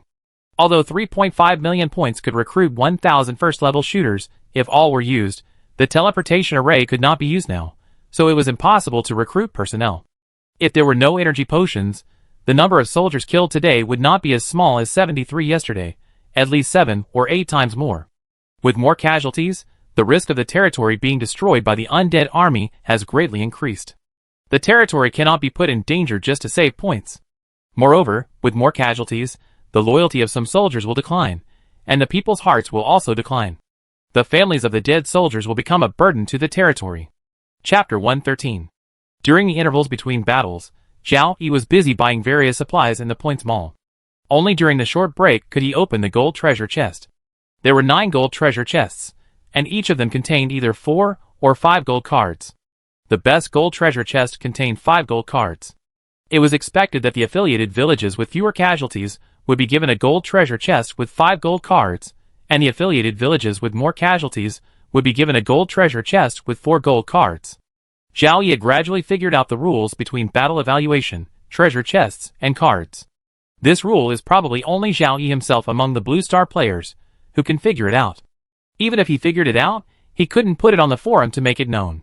He opened 9 gold treasure chests one after another and got a lot of good stuff, mainly professional recruitment scrolls, gold level silver equipment, and advancement stones. One of the professional recruitment scrolls can recruit a 3-star assassin. Among the things he got, Zhao Yi liked one of them, the gold card Magic Radiance skill book. Magic Radiance is a legion skill, which increases the mana recovery speed of the magicians under his command by 10% at the primary level. As the Lord and Supreme Commander of the Territory Army, Zhao Yi directly gave himself the magic power revitalizing skill. At least at the current stage, humans are at a disadvantage against the undead, and Zhao Yi's territory is also on the defensive. Using the appropriate legion skills by oneself is the best way to improve the territory's strength. I don't know when humans will be in an advantageous position, and they will need generals to lead the army to go out to fight. At this time, they need to prepare more legion skills for the generals. Try to take out the gold level and silver level equipment you get for the professionals under your command. Of course, not everyone can be rewarded with higher level equipment. 3-star Wind Mage Joanna, 2-star Ruling Swordsman Elliot, 3-star Priest Randall, 3-star Sheer Mars, 4-star Space Mage Ignaz. These 5 most talented professionals under Zhao Yi are eligible to be rewarded with gold level equipment by virtue of their positions or talents. If good equipment is randomly rewarded to professionals with poor talents, and rewards and punishments are not clear, it would be strange if the loyalty of other professionals does not decrease. The battle is still going on.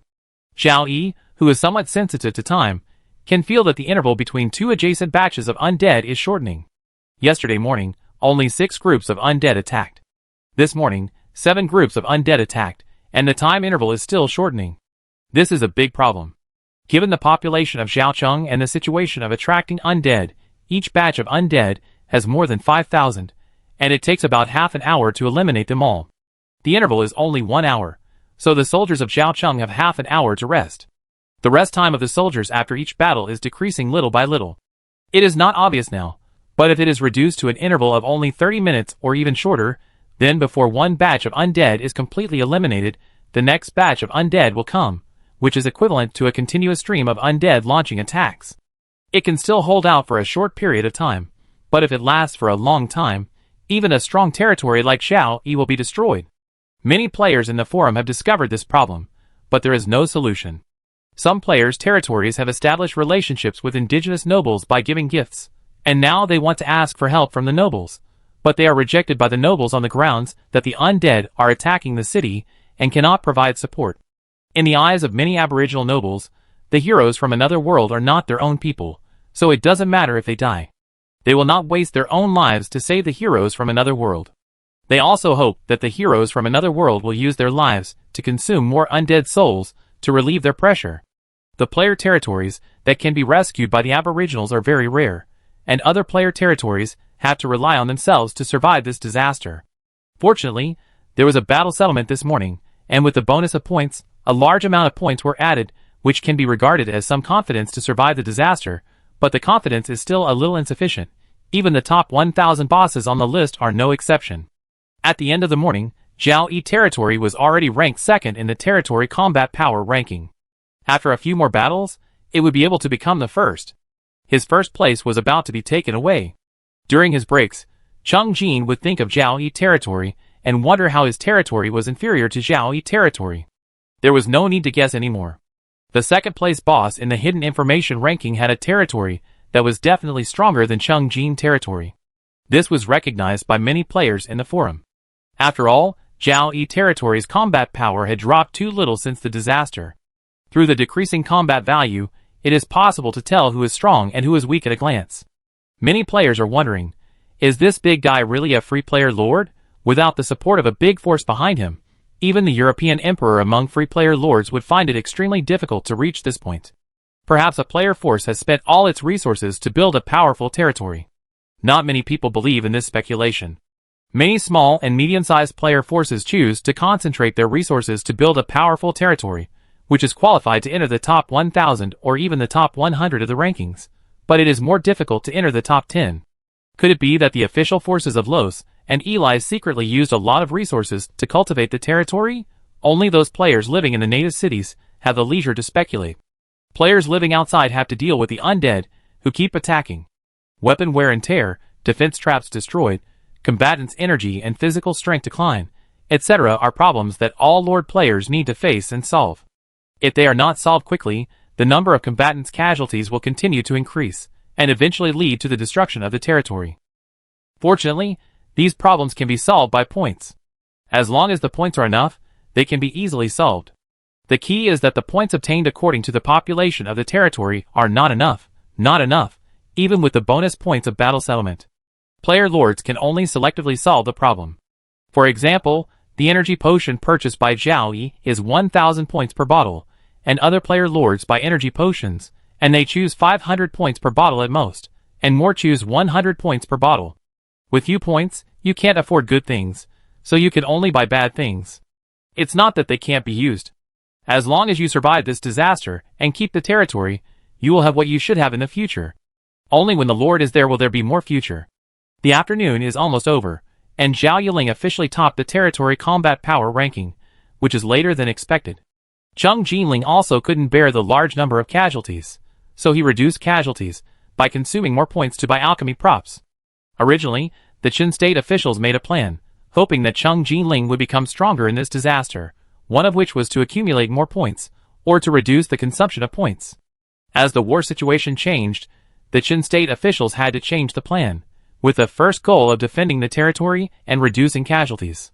Cheng Jiling's change delayed Zhao Yiling's time to top the list by a few hours. Chapter 114. Zhao Yi only sighed that his territory topped the territory combat power ranking. His territory had hundreds of casualties, and other territories would have even more casualties. However, there is a distinction between baronies, viscounties, and earls. The larger the territory, the more people, and the more undead attacking. If it is a baron territory, the largest first-class baron territory, the population of the territory is only about 1,200 people, and the attacking undead is only about 400. Without a lich in person to command, it is not much different to just rely on a lich to command remotely.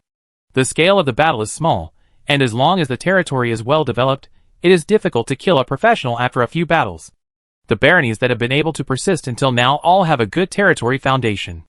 There is a high probability that they will survive the disaster, and even retain more points in the disaster, gaining a chance to take off. After the disaster is over, it won't take long to be promoted to the third-class Viscount territory, continue to grow and gain more benefits from the game world. When it comes to Viscount territory, even the worst third-class Viscount territory, the population will not decrease. Being promoted to Viscount territory itself is a symbol of territory strength, and the lords are all seeking to continue to promote their territories. Viscount territory is stronger than Baron territory, and the strength of the undead army it faces is also increasing, plus the Lich is personally in charge. With the undead attacking in batches, the number of casualties in Viscount territory is far greater than those in Baron territory with a good foundation. Not to mention Earl territory, Cheng territory is definitely the territory with the most professional casualties among all player territories.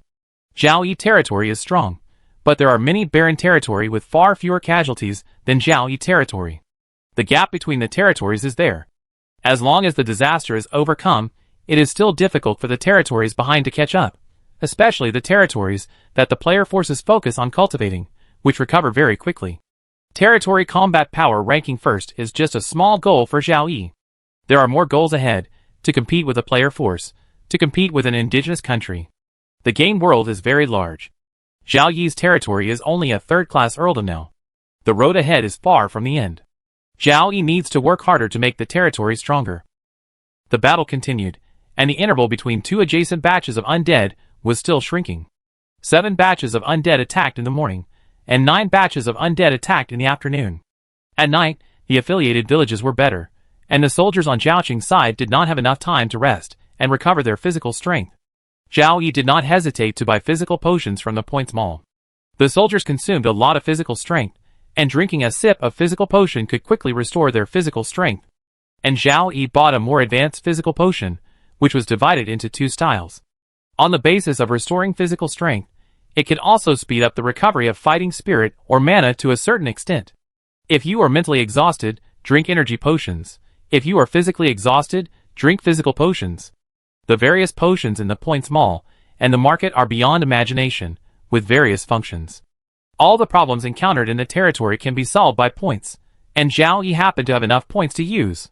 For example, the flying undead that appeared only in the disaster, and the air cavalry composed of skeleton archers and flying monster skeletons that appeared later. The undead air cavalry shoots from a high position, and the range and power of the bone arrows shot out increase, while the arrows shot by human archers at the undead air cavalry in the sky have a reduced range, and the black iron bows and bronze bows commonly equipped by archers cannot attack the undead air cavalry. There are relatively few bows and crossbows equipped with silver, gold, and platinum grades, and we have to deal with those second and third level undead. Zhao Yi found a kind of extended range explosive arrow in the points mall. The bow and crossbow do not change, the power remains unchanged, but the arrow can be shot farther. Of course, the price is much higher than the normal explosive arrow. There are also extended range explosive arrows for sale in the market. At first, in order to deal with the skeleton archers, Zhao Yi thought about buying extended range explosive arrows, but finally chose to change the weapons for the archers. There is more than one way to eliminate the undead air cavalry in the sky, but Zhao Yi chose to buy the extended range explosive arrow, which is the most convenient method, mainly because there are many archers and archers under his command. As time goes by, there are occasional accidents in the affiliated villages, and they are attacked by more undead. One rescue team is enough, but because of the distance, sometimes they are too late to rescue. When the rescue team arrives, the affiliated villages have already eliminated all the attacking undead. It is best for the affiliated villages to eliminate all the attacking undead themselves, but even if a large number of alchemical items are consumed, it is still impossible to avoid the death of soldiers. If the rescue team arrives earlier, it is unlikely that soldiers will die in battle. The rescue team arrived, but could not leave immediately. They needed to eliminate at least 2 batches of undead in the affiliated villages before they could leave. Perhaps an accident had happened in Zhaocheng, and other undead had joined in. However, there were already many undead attacking Zhaocheng, so adding a little more would not make much difference. Persistence. Persistence is victory. The undead are so crazy, this disaster will not last too long. Eliminate a few more waves of undead, and the cloud of disaster will dissipate.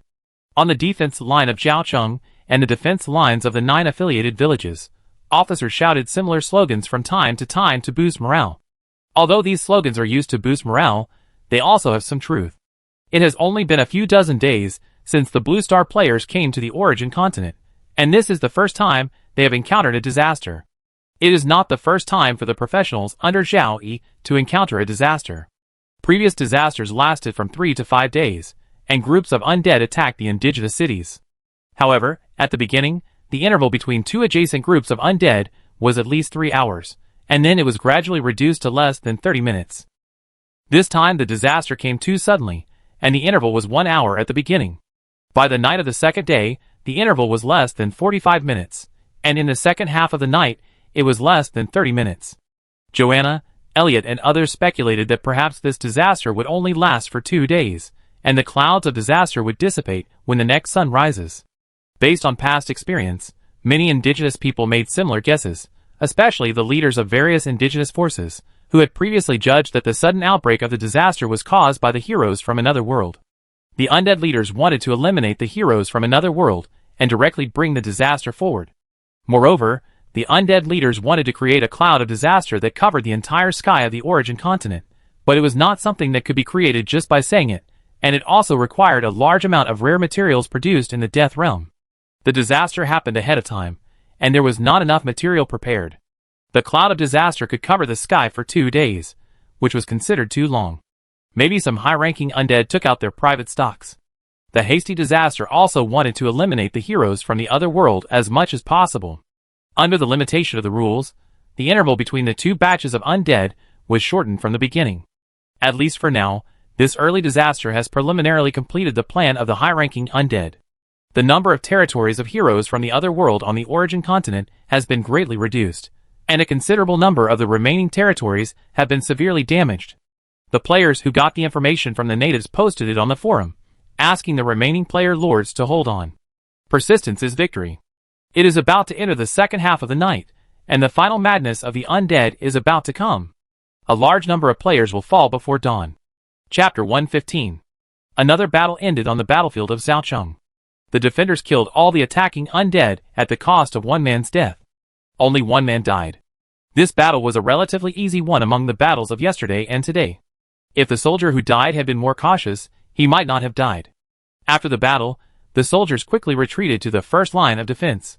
The rest time was very short, less than 5 minutes. If you feel mentally exhausted, drink a sip of energy potion. If you feel physically exhausted or hungry, drink a sip of physical potion. Quickly recover and prepare for the next batch of undead. The assassin has not returned to report the next batch of undead. Standing on the high platform, Zhao Yi has seen the next batch of undead from afar. It is the undead air cavalry, more than 2,500 air cavalry. The assassin runs fast, but it is not as fast as the undead air cavalry flying in the sky, so naturally it is impossible to send the next batch of undead intelligence back in advance. Seeing that it is the undead air cavalry, Zhao Yi did not change his face, and immediately sent someone to convey his order, asking all archers to prepare the extended range explosive arrows, and at the same time, the magic tower is ready to release the magic shield. From yesterday morning till now, only one rank 0 archer under Zhao Yi died unexpectedly. There are more than 800 archers in the army guarding Zhaocheng, accounting for more than 1/3 of the total. At Zhao Yi's command, more than 800 archers took out their extended range explosive arrows and placed them in the most convenient place in front of them. They put an extended range explosive arrow on the bow and prepared for battle. The mage tower was also ready to release the magic shield at any time. Once the undead sky cavalry flew directly from high altitude to the top of Zhaocheng and then dived down, the archers would not be able to eliminate all the undead sky cavalry in a short time. There are only a few professionals in Zhaocheng, and a large number of non-professionals. If the undead air cavalry rushes into the city, there will be a river of blood. Fortunately, there is a magic tower, which can open the magic shield to prevent the undead air cavalry from invading Zhaocheng. The undead air cavalry is getting closer and closer. Compared with the same number of undead land cavalry, it brings greater pressure to people. The number is less than 3,000, but it feels like it is covering the sky and the sun.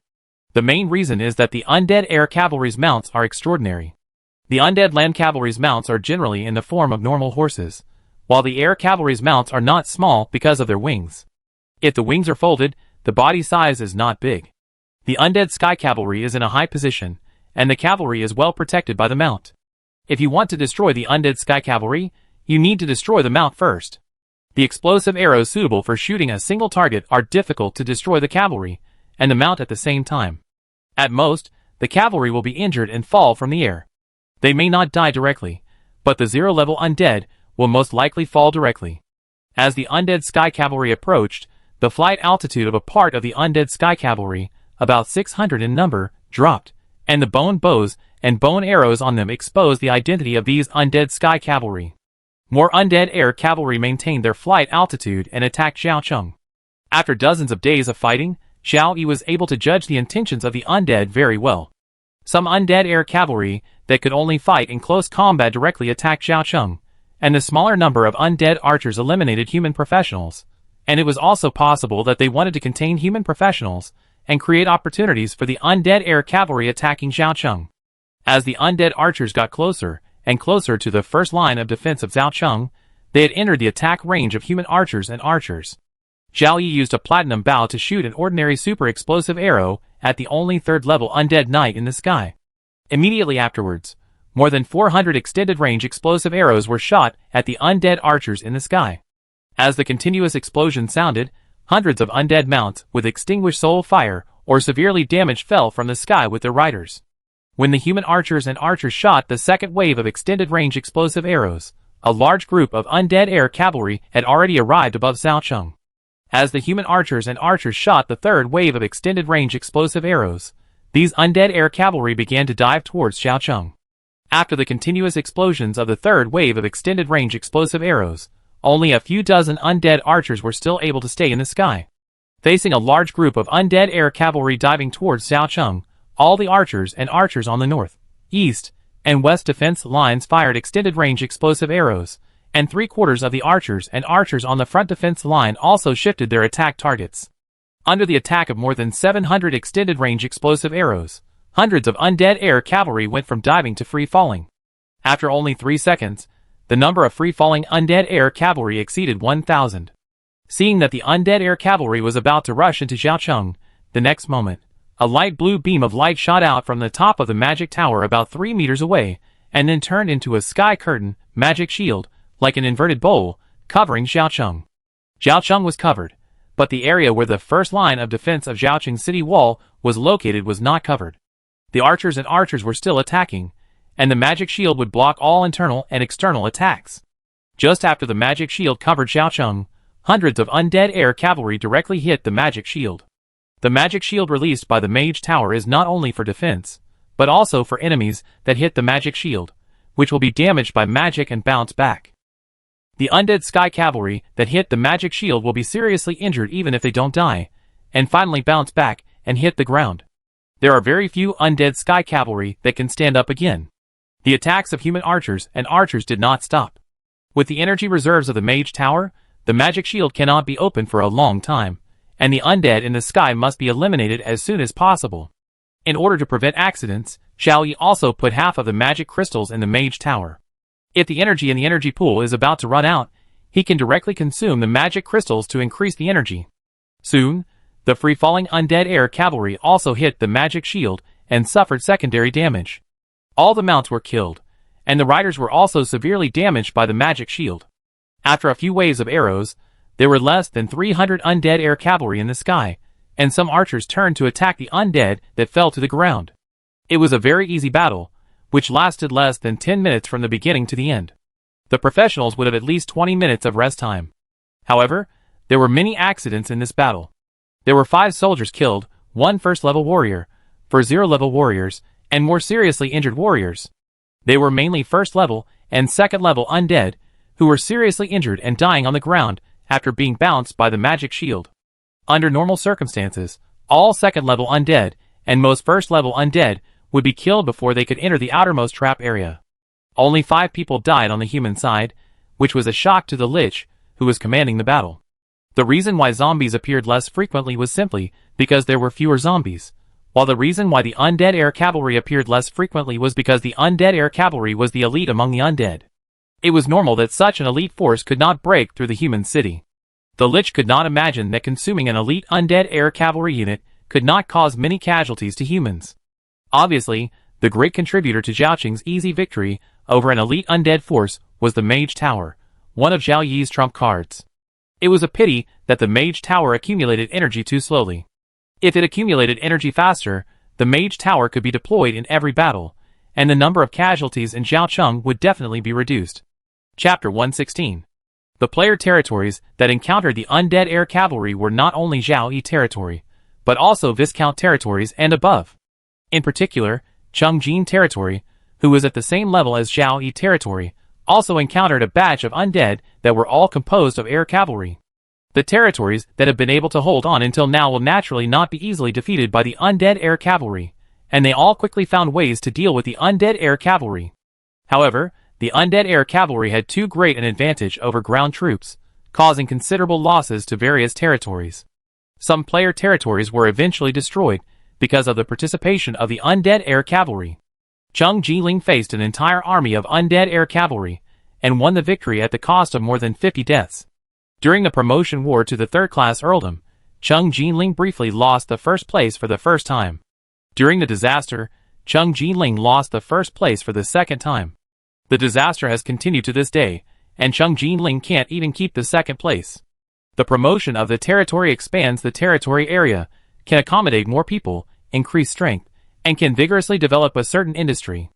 As the territory is promoted, it will also encounter more powerful undead. If Cheng Jiling was still a first-class viscount, the number of casualties in the disaster would certainly be much less. There is no if.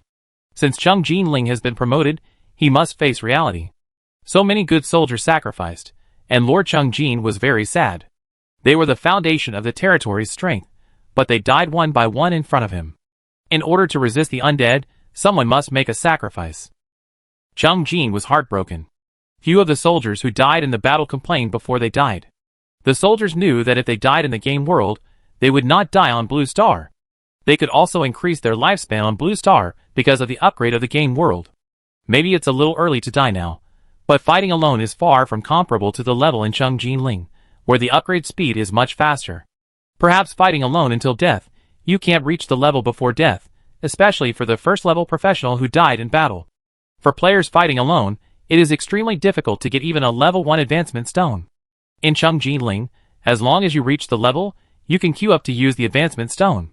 The only pity is that the experience time of my journey to another world is too short, and it ended in just 30 days. The clouds of disaster in the sky have not dissipated yet, and the battle is still going on. It is already the second half of the night of the second day, and the interval between two batches of undead is getting shorter and shorter. As strong as Zhao Yi's territory, the next batch of undead appears in sight, just after the previous batch of undead is eliminated, leaving no time for human professionals to rest. Human professionals can only take a sip of energy potion, and then a sip of physical potion to maintain their condition, and welcome the arrival of new enemies. The undead have entered their final frenzy, and the proportion of first dash, second dash, and third order undead has been increasing. The most direct result is that the archers have been consuming more and more intermediate, high-level, and super explosive arrows. The Lich who has been commanding the undead army has gone a little crazy. No matter how strong the main city of the other world's brave territory is, it would not have lost so many people until now, which has almost no impact on its strength. The Lich did not give up, and continued to command batches of undead. Perhaps humans have reached their limit, and the next batch of undead will be able to severely damage humans. The Lich didn't know that the tenacious human city he was facing was the most solidly rooted territory among the heroes of the other world. It had made sufficient preparations before the disaster broke out, and after the disaster broke out, it had a large number of points available. It was a disaster for other player lords, but it was an opportunity for Zhao Yi to take off. However, Zhao Yi was not arrogant, and still faced each batch of undead seriously. He would rather consume more points than reduce casualties. Zhao Yi didn't know how many batches of undead he had eliminated today. His sensitivity to time made Zhao Yi feel that a new day seemed to be coming soon, and a new batch of undead had appeared in his sight. The new batch of undead is very powerful, with more than 6,000 undead, 2 elite cavalry, 1 air cavalry, and 1 land cavalry, each with about 500 people. Most importantly, among this batch of undead, the proportion of first-level undead exceeds 20%, the number of second-level undead exceeds 2%, and there are nearly 20 third-level undead, and there is also a third-level Lich in charge. It's almost dawn. This may be the last batch of undead. Facing the overly strong undead army, Zhao Yi made a guess. This batch of undead army is very strong. Fortunately, there are no fourth-order undead. The third-order Lich must be eliminated first. The third-order Lich is dead. Even if there are other Liches remotely controlling it, they can only give a rough command, and cannot exert the full strength of the undead army. What method should be chosen to eliminate this third-order Lich? The Mage Tower releases a third-order spell, and multiple archers fire super burst arrows together, or take out a small magic cannon that has never been used. Seeing that the third-order Lich is protected by a circle of third-order undead, and several circles of second-order undead around it, the chance of using super burst arrows to eliminate the third-order Lich seems to be relatively small, and the Mage Tower must be ready to release a magic shield at any time. In the end, Zhao Yi chose a small magic cannon that was relatively cost-effective. Although he had never used a small magic cannon before, he had experience using magic guns, so it was not a big problem to control a small magic cannon of the same series.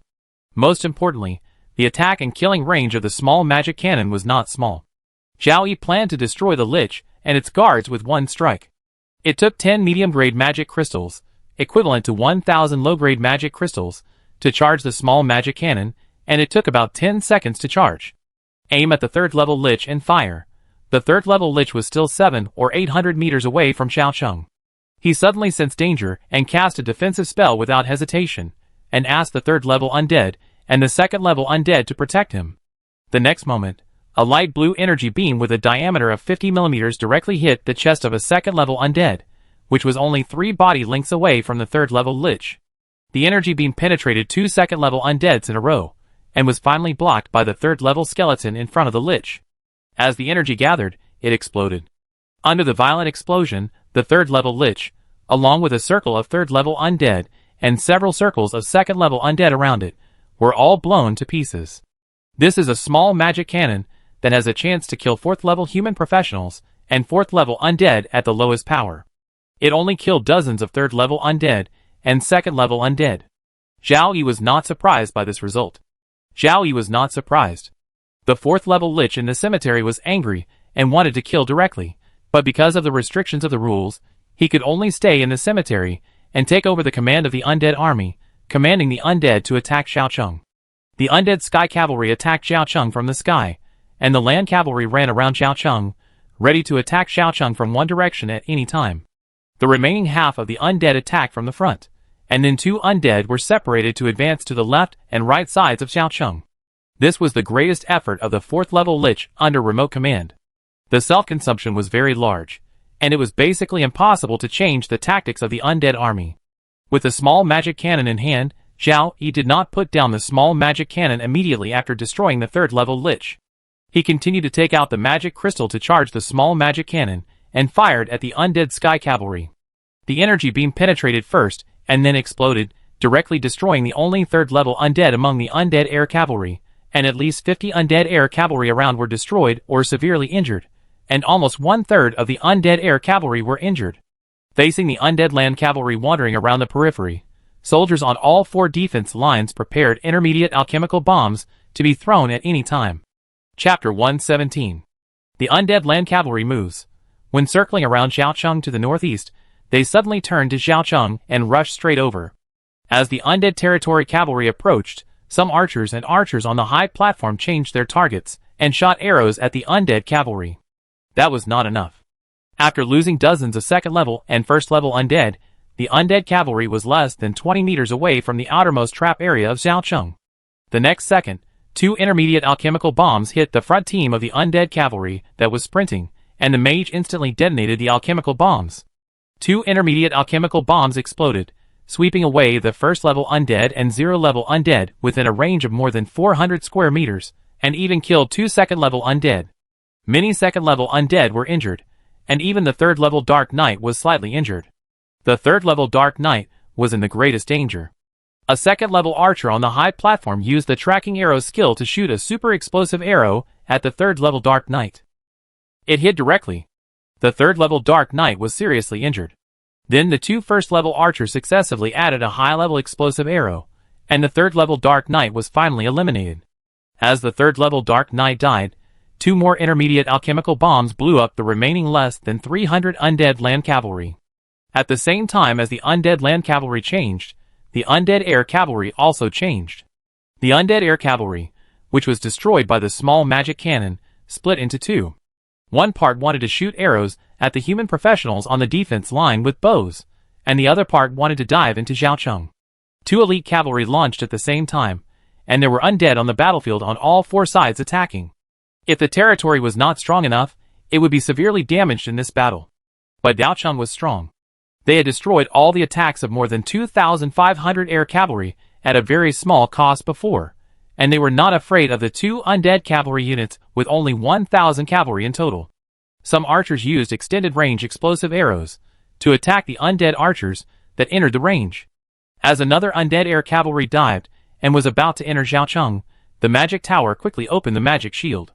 The undead air cavalry, who could not stop at all hit the magic shield one by one, and were directly bounced away after suffering magic damage. After all the undead sky cavalry were repelled, the mage tower turned off the magic shield. Turning on the magic shield consumes a lot of energy, and the magic shield will consume more energy when facing the collision of the undead sky cavalry. After using the mage tower several times today, there is not much energy left in the energy pool. If the mage tower is to be used again, it can only consume magic crystals to recharge. In a short period of time, the 2 elite undead cavalry were on the verge of being completely wiped out. The Lich had lost the possibility of severely damaging or even destroying Xiaocheng, leaving the remaining undead to die. As all the 3rd and 2nd level undead in the undead army died, most of the 1st level undead were also killed, and the battle entered the second half. The soldiers walked out of the first line of defense and attacked the remaining undead. Zhao Yi also stopped shooting arrows and observed the battlefield. When he looked away inadvertently, he unexpectedly found that something was wrong with the sky in the distance. It seemed that the dark clouds of disaster in the sky had faded a little. Is it an illusion? Zhao Yi asked the people around him to observe the sky together. Everyone felt the same. The clouds of disaster were becoming thinner and were about to dissipate. On the defense line, cheers suddenly rang out. The clouds of disaster are dissipating, we have won. Victory, victory. For all the natives on the origin continent, every time the sky is covered by the clouds of disaster, it is a huge disaster. I don't know how many people have been swallowed by the clouds of disaster. The clouds of disaster are a symbol of death. Every time a disaster is successfully overcome, it is like a new life. Everyone celebrates with all the good things they can. The warriors who are fighting the remaining undead heard the cheers, and their morale soared, and they became more motivated to kill the undead. The clouds of disaster will soon dissipate, and a new day is coming. Zhao Yi has not forgotten that he has already completed the second-level archer profession. It is better to be safe. He has not yet eliminated all the undead on the battlefield. If he is promoted now, it will be difficult to deal with a fourth-level undead. Soon, when the last undead on the battlefield was eliminated, Zhao Yi immediately used a level 3 advancement stone, and became the first third-level professional in the territory. Less than 5 minutes after Zhao Yi became a third-level professional, as the clouds of disaster in the sky dissipated, System Panel directly jumped out. You won 10 battles. You killed 345,717 undeads. You lost 164 soldiers. Zhao Town Battle Rating S, Taisher Village Battle Rating C, Second Village Battle Rating C. Points increased by 104.5%. Professional experience increased by 104.5%. Obtained a diamond treasure chest and 9 gold treasure chests. Upgraded archer profession. Seeing the S rating and diamond treasure chest, Zhao Yi's heart beat violently, and he was more excited than the dissipation of the cloud of disaster and the final victory. S rating, a rating 1 level higher than A, diamond treasure chest, a treasure chest 1 level higher than crystal treasure chest. Of the more than 300,000 undeads killed yesterday, more than 200,000 were killed in the Zhaocheng battlefield alone, and the number of undead killed in each affiliated village was only about 15,000. There were casualties in each battlefield, and the affiliated villages that could barely get a B rating were directly downgraded to a C rating.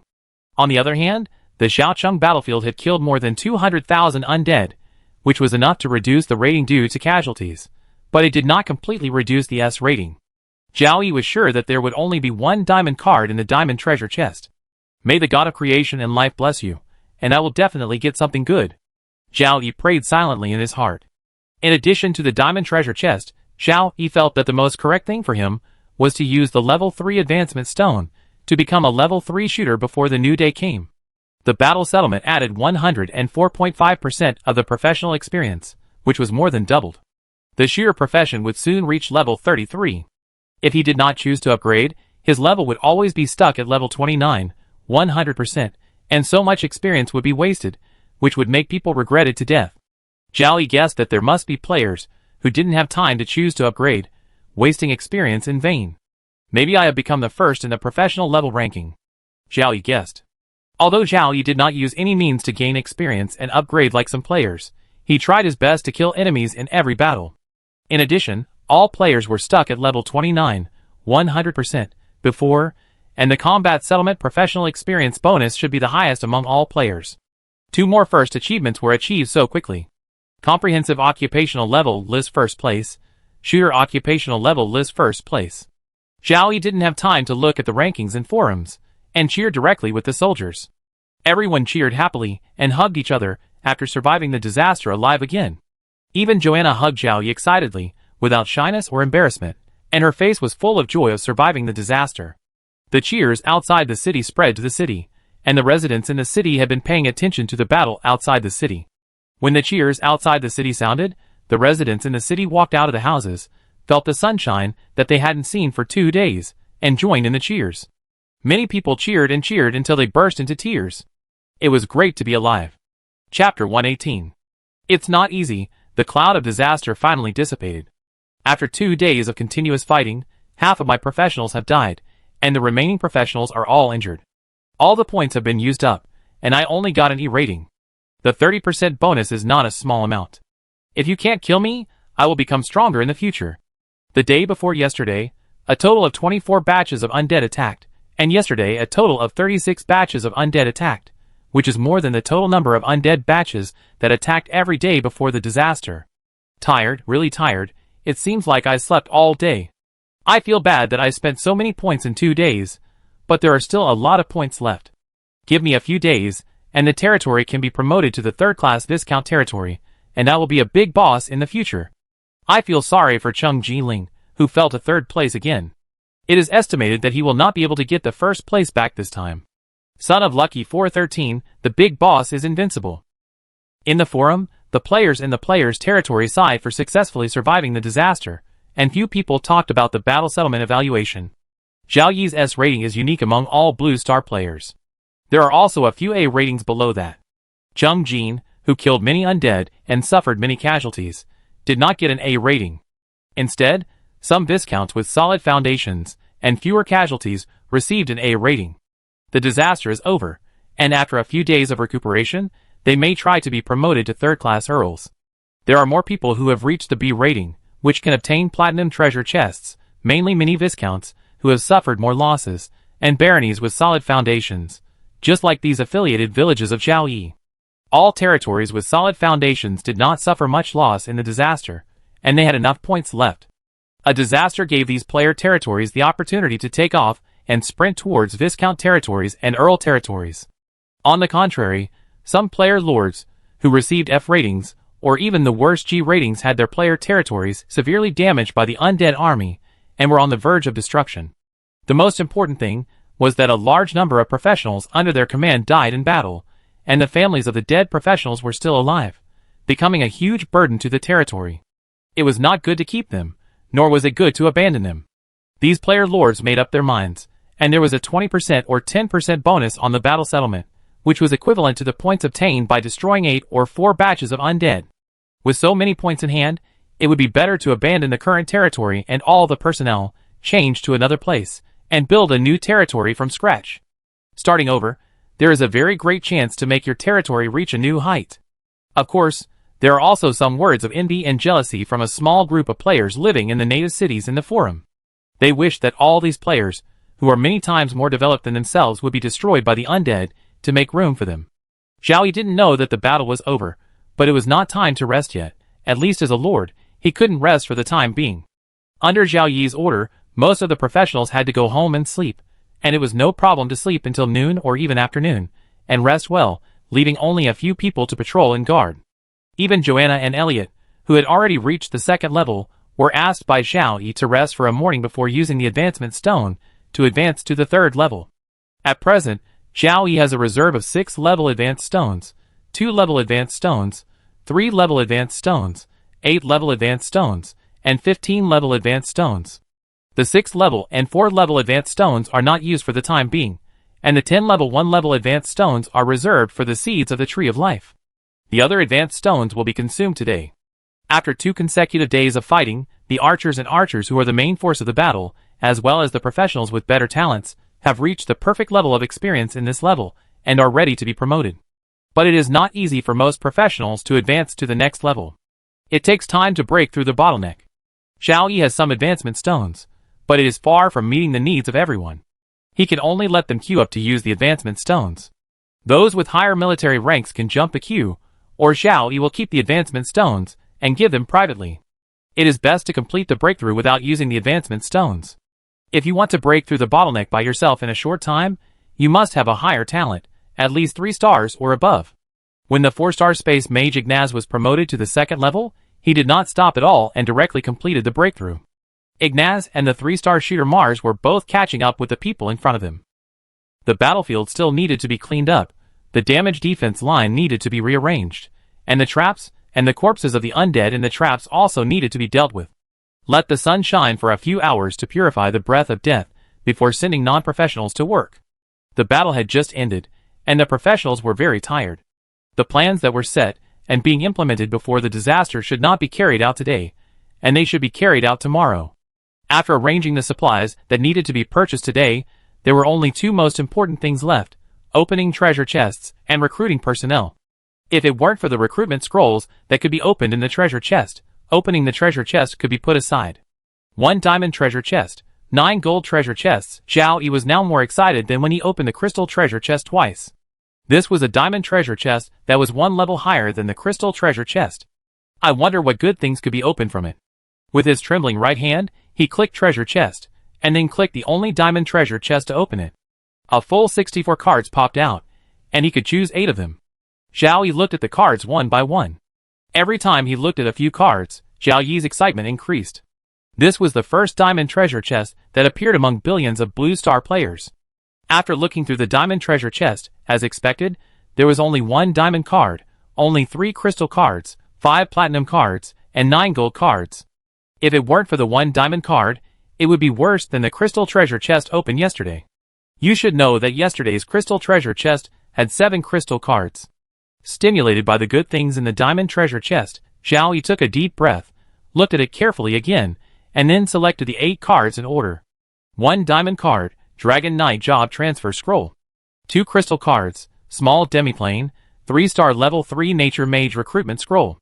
3 platinum cards, Small Teleportation Array Asterisk 3, Level 2 Swordsman Recruitment Scroll Asterisk 15, Platinum Dagger. 2 gold cards, Level 2 Archer Recruitment Scroll Asterisk 4, Level 4 Advancement Stone. After opening the diamond treasure chest, Zhao Yi opened 9 gold treasure chests. After opening the gold treasure chests one by one, all the gold treasure chests were the best ones, with 5 gold cards. After opening 9 gold treasure chests, Zhao Yi got a bunch of professional recruitment scrolls, gold level and silver level weapons, advancement stones, buildings, etc. 2 of the recruitment scrolls caught Zhao Yi's attention. One was a first-level alchemist recruitment scroll, and the other was a 3-star archer recruitment scroll. Chapter 119. After opening all 10 treasure chests, Zhao Yi opened the card pack and looked at the good stuff in the treasure chest. His excitement never subsided. Dragon Knight Job Transfer Scroll, the best thing in the treasure chest this time. It can also be said that since entering the game world, the highest level and the best thing has been opened. Before Dragon Knight Job Transfer Scroll, Zhao Yi also obtained 2 Job Transfer Scrolls, Ice Mage Job Transfer Scroll and Magic Archer Job Transfer Scroll. Both of these professions are of the gold rank, and they are just ordinary among the special professions. Zhao Yi has no intention of taking up these positions.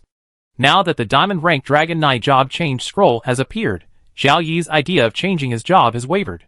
The S rating should not be the highest rating, and the diamond treasure chest should not be the highest level treasure chest. In the future, he may get a higher level treasure chest, and open a better profession. However, in order to get a higher rating than S, Zhao Yi guessed that he would need to eliminate more than 1 million undead in a battlefield in one day, and only when the number of casualties on his side was small could he achieve this. Now the population of Zhaocheng is less than 18,000, and there are no more than 6,000 undead attacks every night. Because of the sudden disaster, 36 batches of undead attacked in one day, and the number of casualties on the side was very small, and it was difficult to get an S rating. I don't know when I can get an S rating again, let alone a rating above S. It can be said that for a long time in the future, Dragon Knight Transfer Scroll is the highest level profession that Zhao Yi can get from the treasure chest. There are 5 dragon-related professions in the Origin continent, including Sub-Dragon Knights, Sub-Dragon Warlocks, Dragon Knights, Dragon Warlocks, and the legendary Dragon Whisperer. Dragon Knights are high-end professions in the Origin continent, which are relatively rare and have very high growth potential. Even the worst Dragon Knight can be granted a 3rd-class Earl title when joining a country. There is a big country in the Origin continent, called the Black Dragon Empire. The emperors of the Black Dragon Empire are either Black Dragon Knights or Black Dragon Warlocks. There are also some Dragon Knight Grand Dukes and Dragon Warlock Grand Dukes in some countries. Because of his profession and strength, the Dragon Knight has a relatively high status in the Origin continent. And the Dragon Knight is more in line with Zhao Yi's requirements. He has a certain talent for archery, so he chose the archer profession at the beginning. The territory has always been an archer flow. The archer profession can allow Zhao Yi to maintain a high upgrade speed. For a high-end profession like the Dragon Knight, riding a dragon in the sky, he must shoot arrows. If he changes his profession to the Dragon Knight, he can directly swallow up the archer profession instead of doing it part-time. If he has 2 professions at the same time, the experience gain needs to be distributed to the 2 professions, and the upgrade speed will be slow. The 2 professions are level 8 each, and there is no total level of 16. Even the 10th level profession cannot be defeated. Among the indigenous people, unless they are extremely talented, few people have 2 combat professions at the same time. As the partner or even the companion of the Dragon Knight, the dragon is born with both magic and martial arts, and is almost invincible at the same level. As a Dragon Knight, everything the dragon has is considered the Dragon Knight's, and in a 2-on-1 situation, the Dragon Knight can be almost invincible at the same level. Wait, the job change to Dragon Knight is to send a dragon. Zhao Yi faces a very big problem. If he does not receive a dragon when he changes his job to a Dragon Knight, what a waste of a Dragon Knight he is. The Dragon Island, with an area of tens of millions of square kilometers on the sea, the exclusive home of the dragon, was destroyed by the undead army, which resulted in a large number of high-level dragon undead such as bone dragons and ghost dragons in the undead army. The dragon clan on the Origin continent will definitely not be destroyed.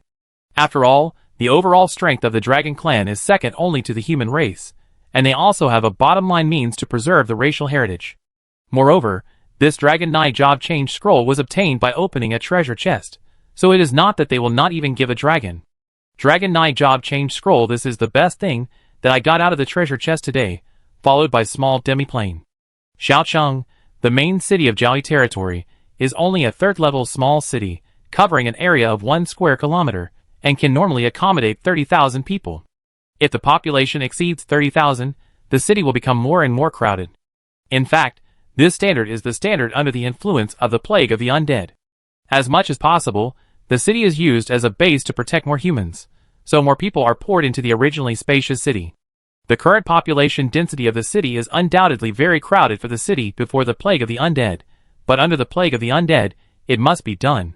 In order to survive, the civilians can only endure the small living space, which is better than death.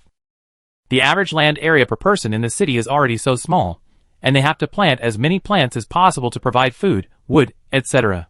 In addition, the natural mages should only barely meet the food needs of all humans, but there are taverns everywhere in the indigenous cities. The price of wine will definitely increase significantly compared to before the undead disaster. As a high-income group, professionals can still accept it. In order to supply enough wine, a large amount of food is needed. Brewing consumes a lot of food, but it does not affect the food supply of the lower-level civilians. The reason lies in the demi-plane. The origin continent is located in the main material plane, and the demi-planes are attached to the main plane, but in different spaces. Most demi-planes can be inhabited and used for agriculture as long as there is air circulation. Some demi-planes also have special minerals that can be mined. Because the demi-plane is attached to the main plane, the owner of the demi-plane can let the sunlight from the main plane shine into the demi-plane as long as he wants, so that there is also a sun hanging in the sky of the demi-plane. If you don't want the sun from the main plane, you can bring your own light source. Many indigenous forces on the origin continent have demi-planes of varying sizes, and the top forces even have super large planes. A demi-plane with an area of less than 10 square kilometers is only a micro demi-plane. An area of 10 to 1,000 square kilometers is a small demi-plane. An area of 1,000 to 100,000 square kilometers is a medium demi-plane. An area of 100,000 to 10 million square kilometers is a large demi-plane. And an area of more than 10 million square kilometers is a super large demi-plane. Super large demi-planes are so vast that they can cultivate a large amount of farmland and house a large population. This is the foundation of a country or power, and it is also one of the reasons why the indigenous people of the origin continent can persist under the calamity of the undead. What Zhao Yi found was just a small demi-plane, ranging from 10 square kilometers to 1,000 square kilometers. It all depends on luck. If the largest demi-plane is found, it is almost equivalent to the land of 2 third-class earldoms. More importantly, on the land of the origin continent, only the land inside the city is clean. The land outside is infected by the breath of death, and agricultural planting is not possible, and the water cannot be directly drunk. The demi-plane will not be affected, and there are large tracts of land that can be used. Although he couldn't determine the size of the demi-plane he had opened, Zhao Yi had already thought of some of the uses of the demi-plane in his mind. Living, agricultural production, poultry and livestock breeding, and even moving some important things such as alchemy workshops into the demi-plane. Living is not for everyone. The population should be mainly non-professionals, who are mainly engaged in production. Professionals should stay on the origin continent. They need to rely on killing undead to quickly upgrade and improve their strength. Only professionals, who have reached the current level of perfection, and cannot break through immediately can enter the demi-plane. If they don't upgrade, they will not gain experience even if they kill undead. As for the practice of transferring all non-combatants to the demi-plane before dark, it is highly undesirable. After all, with fewer people, the breath of life will be weaker, and fewer undead will come. Soon, an idea came to Zhao Yi's mind. In 2 days, 237 professionals in the territory died in battle. The pillars of the family were gone, which was considered a burden on the territory. They could all be transferred to the demi-plane, which could barely be regarded as compensation for the families of the professionals who died in battle. Chapter 120. The job transfer will be slow for now. Zhao Yi needs to recruit today's personnel first. As the disaster cloud dissipates, the teleportation array can be used again and recruitment can continue. There are too many things to do in the territory today, and Zhao Yi does not plan to recruit too many people. With more than 14 million points in hand, only recruiting third-level swordsmen can recruit at least 140 people, but there is no need for this for the time being. It's just an earldom, and we need to recruit 0 level, 1st level, 2nd level, and 3rd level professionals. We need both quantity and quality. Seeing the amount of points, Zhao Yi suddenly remembered something. He directly opened the points mall and looked for Legion skills. Sure enough, the cheapest Legion skills had increased from 300,000 points to 1 million points. At this moment, Zhao Yi was about to be filled with regret. The prices of many things in the points mall will change according to the player's combat profession level. Zhao Yi wanted to upgrade quickly and not waste experience, but he forgot to buy something very important to the territory, the Legion skills.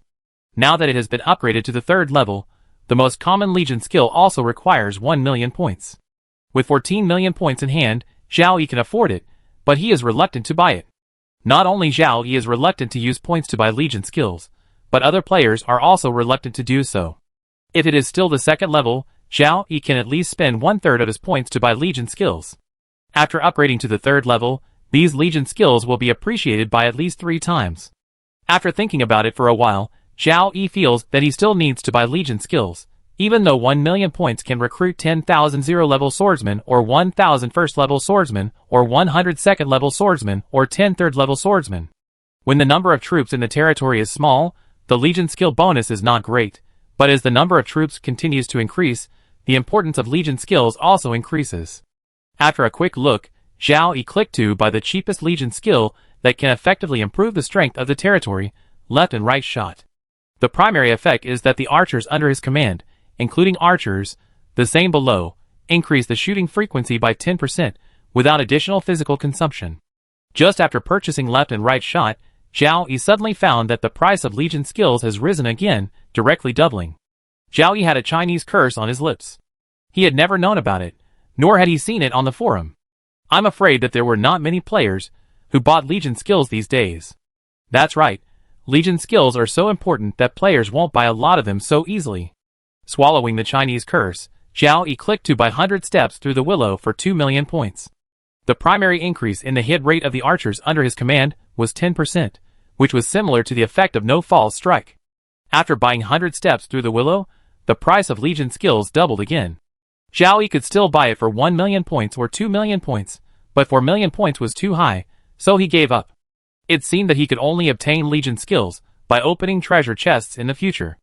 However, because the price would double after each Legion skill was purchased, Zhao Yi felt less regretful.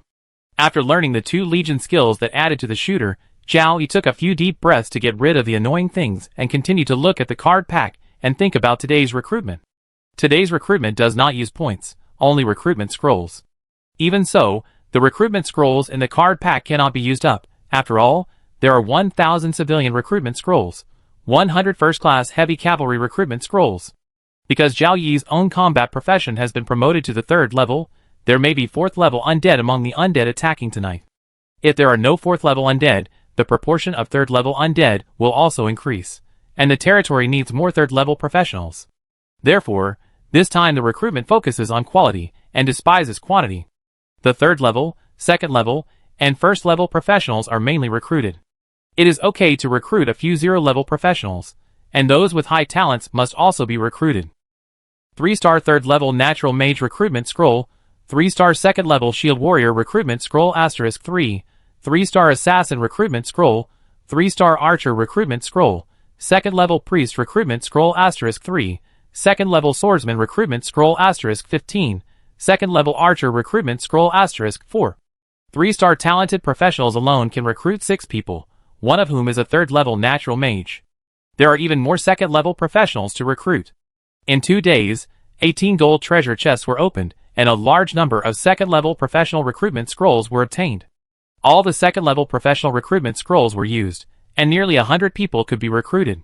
There are also 1st level alchemist recruitment scroll and 0 level alchemist recruitment scroll *20, 2nd level Pegasus *15.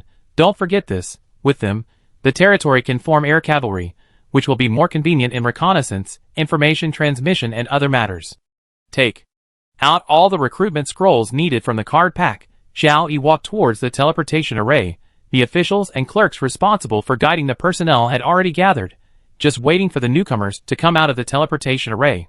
At the beginning of the recruitment, the first to come out of the teleportation array were Patrick, a 3-star 3rd level natural mage, Lori, a 2-star second-level command shield warrior, Isaac, a 3-star second-level shield warrior, 2-star command, Quitili, Bife, a 3-star 0-level assassin, Munster, a 3-star 0-level archer, Shells, a 1st-level alchemist, and their families. Zhao Yi accepted their loyalty, and then let the officials lead the way and take them to their new home. Among them, Lori, a 2-star second-level command shield warrior, was the most important to Zhao Yi. Name, Lowry. Gender, male. Age 31. Occupation, level 20 shield warrior. Talent, 3-star shield warrior / 3-star command. Skills, shield attack, shield defense, charge, brute force, iron wall, legion skill. Loyalty, 80 with a 3-star command talent. Lowry has a legion skill like Elliot, and the primary iron wall can increase physical defense by 5% and magic defense by 5%. Like Elliot who just joined, Zhao Yi plans to appoint Lowry as his staff officer. After serving for a period of time, he can arrange a better position, such as the garrison officer of a town after it is built. The recruitment was not over yet. The teleportation array continued to light up. Nearly 100 second-level professionals, nearly 200 first-level professionals, and dozens of 0-level professionals walked out of the teleportation array with their families one after another. The recruitment was over. Zhao Yi recruited a total of 327 professionals. 327 new families were added to the territory, and the total population of the territory increased to 30,173 people, breaking the 30,000 mark. After the recruitment was over, Zhao Yi immediately returned to the Lord's Mansion. The new Lord's Mansion would not be built until the Earth Magicians had rested. For the time being, Zhao Yi still lived in the old Lord's Mansion where he had lived for more than 30 days. Entering the Lord's Mansion, Zhao Yi couldn't wait to take out the Dragon Knight job change scroll and opened it to use.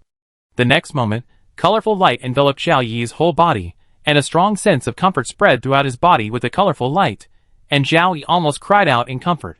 At the same time, some more memories appeared in his mind, which were about the skills and fighting skills of the Dragon Knight. About 3 minutes later, as the colorful light slowly dissipated, the sense of comfort also disappeared, and the job change was completed.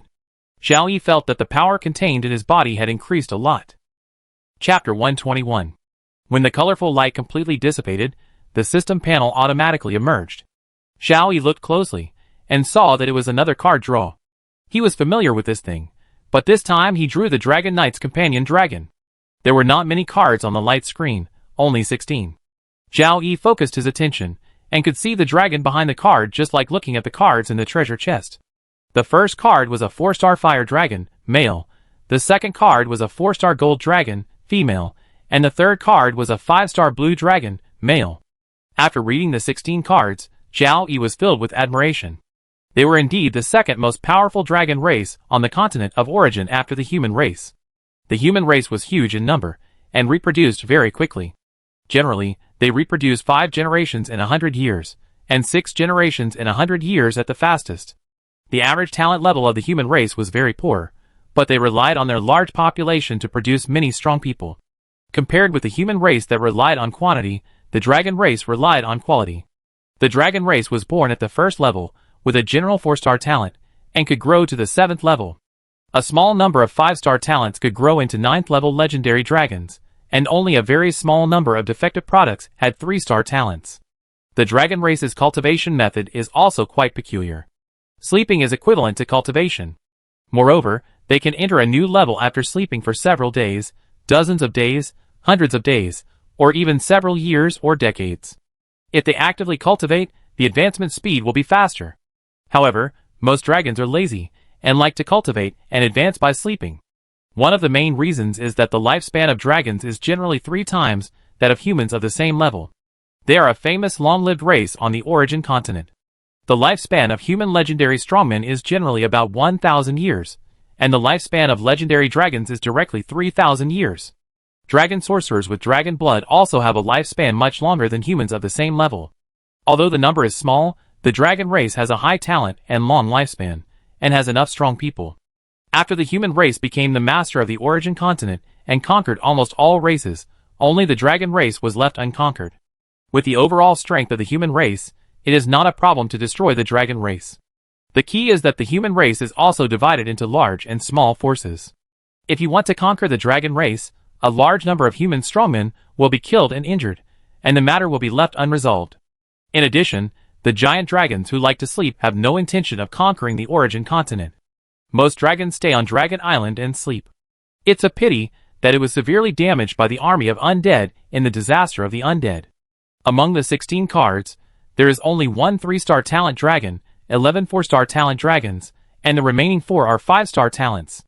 Zhao Yi must choose the 5-star talent. The 4 5-star talent dragons are the Blue Dragon, male, the White Dragon, female, the Emerald Dragon, male, and the Silver Dragon, female.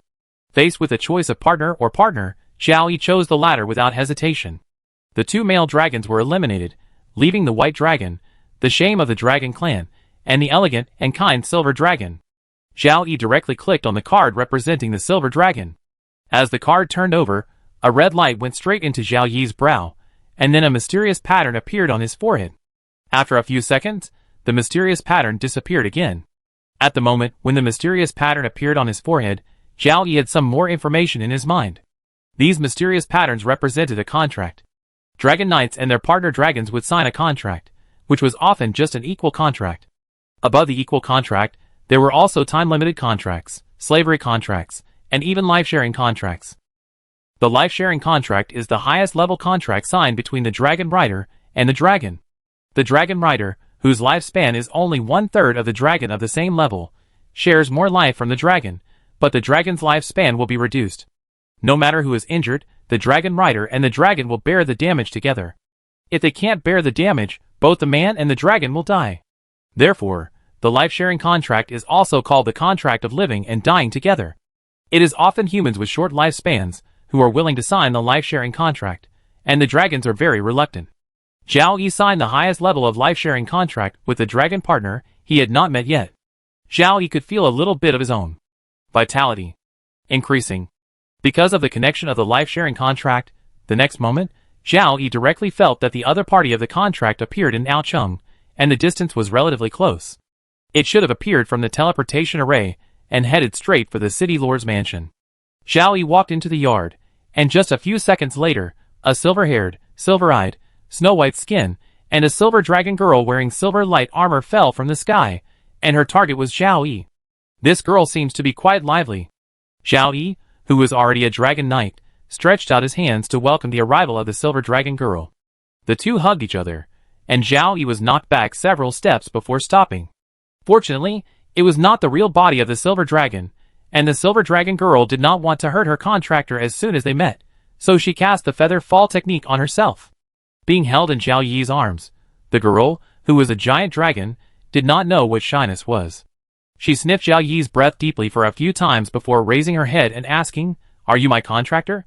The silver dragon girl's words were very certain. Because of the connection of the contract, she could not recognize the wrong person.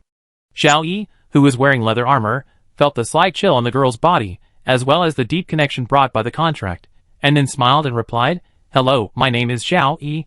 Please give me more advice in the future." "My name is Melissa. Please give me more advice in the future. As my contractor, you must prepare a lot of gold coins, beautiful gems, and a lot of delicious food. If you don't have these, I will be angry." As she spoke, the silver dragon girl named Melissa waved her little fist. It seemed that the little fist didn't have much power, but one punch was enough to kill a third-level shield warrior with good defense. The first half of Melissa's words was fine, but when he heard the second half, Zhao Yi's forehead seemed to have black lines. It was worthy of being a dragon who liked gold, silver, and jewelry. However, as the closest partner, Zhao Yi would try his best to meet all of Melissa's requests, except for gold coins and gems. Gold coins are out of reach for ordinary people, but for Zhao Yi, who spends money like water, it won't be a problem to use the gold coins to make a bed for Melissa's body in a short time. Gems, ordinary gems are expensive for ordinary people, but it's not a problem for Zhao Yi to buy them in large quantities. Only those special gems that are related to magic are relatively expensive. "Okay, whatever you want, as long as I can do it, I will give it to you," Zhao Yi said dotingly. "You said it, if you break your promise, I will never talk to you again." As she said that, the silver dragon girl left Zhao Yi's arms, took Zhao Yi's hand, and walked towards the gate of the Lord's mansion. "This is my first time in the human world, Zhao Yi, take me around." Zhao Yi did not refuse, and let the silver dragon girl pull him out of the Lord's mansion. Because of the battles in the past 2 days, Zhao Yi planned to rest for a morning after the job change, but after the job change, the physical and mental fatigue was eliminated, and he could use this time to accompany Melissa.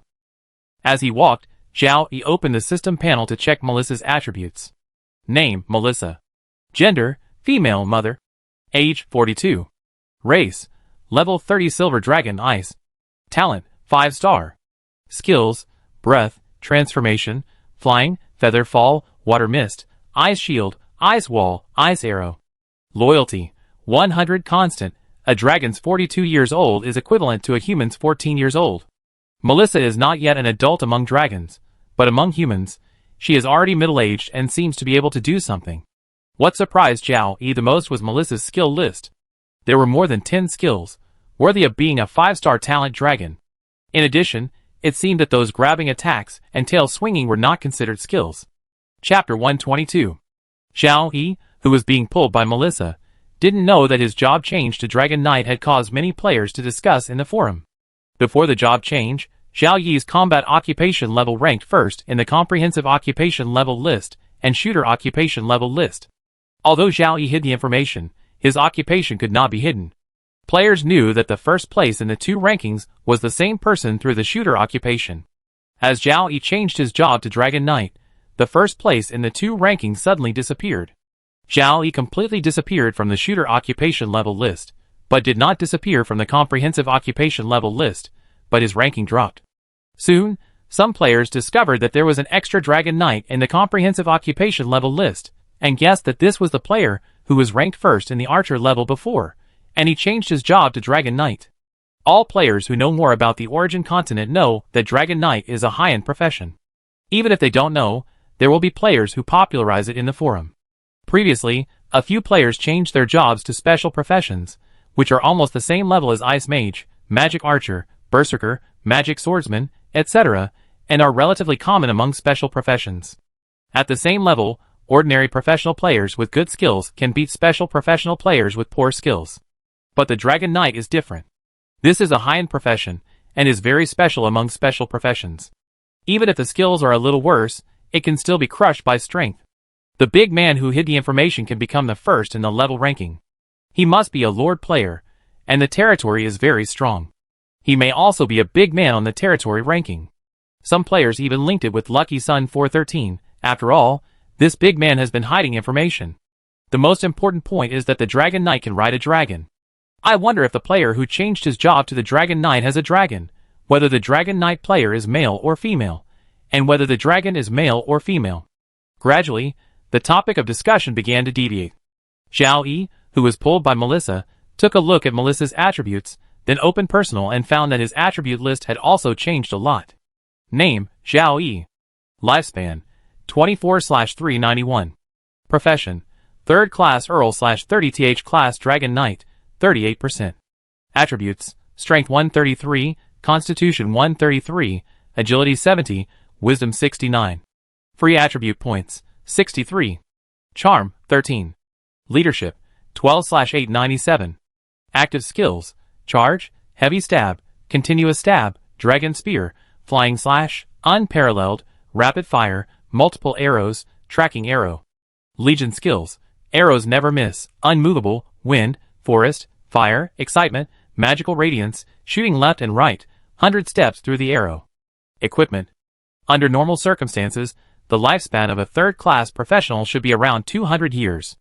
Zhao Yi's lifespan reaches 391, minus 24, and he can live for 367 years without upgrading his professional rank. Because of the life-sharing contract, Melissa also has 367 years left. The combat profession changed from Archer to Dragon Knight, but the level seemed to drop, which should be caused by the job change. Fortunately, it did not drop to level 29, and another level 3 advancement stone had to be consumed. The 4-dimensional attributes changed greatly. Under normal circumstances, for every level increase of level 0, each of the 4 dimensions increases by 1, and the free attribute also increases by 1. For every level increase of level 1, each of the 4 dimensions increases by 2, and the free attribute increases by 2. For every level increase of level 2, each of the 4 dimensions increases by 3, and the free attribute increases by 3. For every level increase of level 3, each of the 4 dimensions increases by 4, and the free attribute increases by 4. The initial thinking attributes are 7, 7, 7, and 6. Now the difference between strength and physique and agility and wisdom in the 4-dimensional attributes is very large. A simple calculation shows that the points of strength and physique increase are doubled when upgrading. It is worthy of being an almost invincible Dragon Knight profession at the same level. The change of skills is nothing. The important thing is to increase more attributes at each level, which is the foundation of strength. The free attribute points have not changed. Zhao Yi plans to add 1 point to wisdom and divide the rest equally between strength and physique. The charm has also increased. It seems that the original increase of 1 point per level has become 2 points. I saw Melissa has more than 10 skills before, and I have more than 10 skills now. Many of the newly added skills are knight skills. After all, Dragon Knights are also knights. Knights, or heavy cavalry, usually use lances as weapons. Dragon Knights also use lances, and they have a special name, Dragon Lances, which are longer and heavier than the lances of heavy cavalry, and have infinite power. However, Zhao Yi does not have a Dragon Lance in his hand now. The Dragon Lance needs to be specially customized and is expensive. Zhao Yi feels that he will mainly use bows, crossbows, magic guns, or long swords for the time being. The main weapon of the Dragon Knight is the Dragon Spear, followed by the long sword and the crossbow, and related skills can be learned. In Zhaocheng, the streets are basically full of non-professionals who are busy. Seeing the Lord walking around with a silver-haired and silver-eyed girl holding hands, they are a little curious, but dare not look at him more. When the Lord walks to the side, they all stop and salute, which is a respect for the Lord. It has only been 33 days since Zhaocheng was a third-level small village. The population of Zhaocheng has approached 20,000, but its development is relatively deformed. There are all kinds of shops in the city, and the business is in its early stages, far from being comparable to the indigenous cities of the same level. In addition, because the disaster had just passed, most professionals went home to rest, and only non-professionals were rushing around on the streets. There was nothing to see for Zhao Yi, but the Silver Dragon Girl was watching with great interest, and from time to time she would pull Zhao Yi into a shop to have a look. If she saw a shop selling food, she would try it, but the shops selling food in Zhao City were basically bakeries, and there was nothing delicious, which disappointed Melissa. After the disappointment, she continued to drag Zhao Yi around. After all, this was Melissa's first time in the human world. She was very curious about everything in Zhaocheng and asked Zhao Yi all kinds of questions. Zhao Yi was not impatient and patiently answered all of Melissa's questions. One person and one dragon were partners and comrades in arms. Even if they were connected by a life-sharing contract, Zhao Yi needed to continue to deepen their relationship. While accompanying Melissa, Zhao Yi was thinking about what he needed to do in the afternoon. It seemed that there was only one important thing left, which was to place the small, half-plane obtained from the treasure chest this morning in Zhaocheng. The value of a demi-plane on the origin continent is extremely high. Even the worst small demi-planes opened by crystal cards are much higher than a diamond-level equipment. I still don't know how big the small demi-plane I got is. It would be great if I could continue to draw cards and pick out the best small demi-plane. Zhao Yi feels that the possibility is not high. For Zhao Yi, a small demi-plane of 100 square kilometers is moderate. It doesn't matter whether there are special products or not. The most important thing is to have a large area of land for agricultural planting. Developing agriculture and raising poultry and livestock are very important for a territory that wants to be self-sufficient in food. Chapter 123. Because of the value of the demi-plane, the natives outside the territory cannot know it, which will almost certainly attract the native forces to snatch it, and they will kill people when snatching the demi-plane. Fortunately, the residents of Zhao Yi's territory are all natives with a loyalty of more than 80, and there are no other players. Just put the entrance to the demi-plane in a relatively remote place in Zhaocheng. It can't be too hidden, after all, a lot of people will be transported into the demi-plane. Zhao Yi and Melissa wandered around Zhaocheng for half a day before they finished their stroll, and returned to the Lord's mansion for lunch. Facing a fairly rich lunch, Melissa, who maintained her human girl appearance, swept through the plates at a very fast speed. Zhao Yi didn't eat much food, and it was all eaten by Melissa. Seeing Melissa wiping her mouth with her little hands and looking unsatisfied, Zhao Yi was a little speechless. It was really not easy to feed a dragon. After the new Lord's mansion was built, more chefs would indeed be hired. After lunch, Zhao Yi did not rest, and planned to deliver the 3 advancement stones to Joanna, Elliot, and Gary first. Joanna and Elliot both have 3-star talents, while Gary only has 2-star talents. However, As the main shooter in battle, Gary's upgrade speed is very fast, and he was the third to reach the second level. The Silver Dragon girl was full of energy and had no intention of resting. She would go wherever Zhao Yi went, so Zhao Yi had to move with Melissa. According to the distance, the first stop was the Mage Tower. Melissa had been there once in the morning. After entering the Mage Tower, she just looked around and was no longer surprised. Zhao Yi did not go upstairs directly, but asked the Tower Spirit about Joanna's situation first. Tower Spirit, has Joanna finished her rest? Master, Miss Joanna has finished her rest and is practicing. If she is resting, it is not good to disturb her now. If she is practicing, you can disturb her. Zhao Yi took Melissa to the 5th floor of the Mage Tower and knocked on the door. Joanna was awakened by the sound of the door while practicing. The Tower Spirit did not remind her in advance, it must be the Lord coming. She hurriedly put on her robe and walked to the door while tidying up her clothes. When her clothes were almost tidied, she opened the door. Lord. As soon as she finished the last word, Joanna's eyes were attracted by the silver-haired and silver-eyed girl beside Zhao Yi. Who is she? Why is she with the Lord? Joanna had several questions in her mind. Melissa happened to look at Joanna, and the two looked at each other. The next moment, Melissa smiled and said, Human, hello. Human? Joanna had more questions in her mind. At this time, Zhao Yi introduced Joanna. Joanna, this is my closest partner, Silver Dragon Melissa. After Zhao Yi's introduction, Joanna had fewer questions in her mind, but her pretty face was full of surprise. Silver Dragon, the Lord has become a Dragon Knight? Zhao Yi ignored Joanna's surprise and handed her a level 3 advancement stone, saying, Joanna, the territory is in urgent need of level 3 combat power. This level 3 advancement stone is for you to use. Joanna was shocked by Silver Dragon and Zhao Yi's new profession, and was 2 seconds slow to take the advancement stone. Joanna, you advance first. Meet in the northwest area of the city in 2 hours. I got a half plane and need to explore it later. After that, Zhao Yi took Melissa away, and Melissa waved to Joanna. Looking at the figures of Zhao Yi and Melissa going away, Joanna couldn't stop being surprised for a while. The Silver Dragon girl Melissa appeared, the Lord became a Dragon Knight, and there was a demi-plane that was as valuable as the Mage Tower. The territory became more powerful, but Joanna felt a little lost. After leaving the Mage Tower, Zhao Yi gave the remaining 2 level 3 advancement stones to Elliot and Gary. Because of the importance of the level 3 advancement stone, Zhao Yi went to deliver it himself, and then gathered people to explore the demi-plane, and Zhao Yi asked others to notify them. This demi-plane was opened from a treasure chest, so the possibility of danger is very small.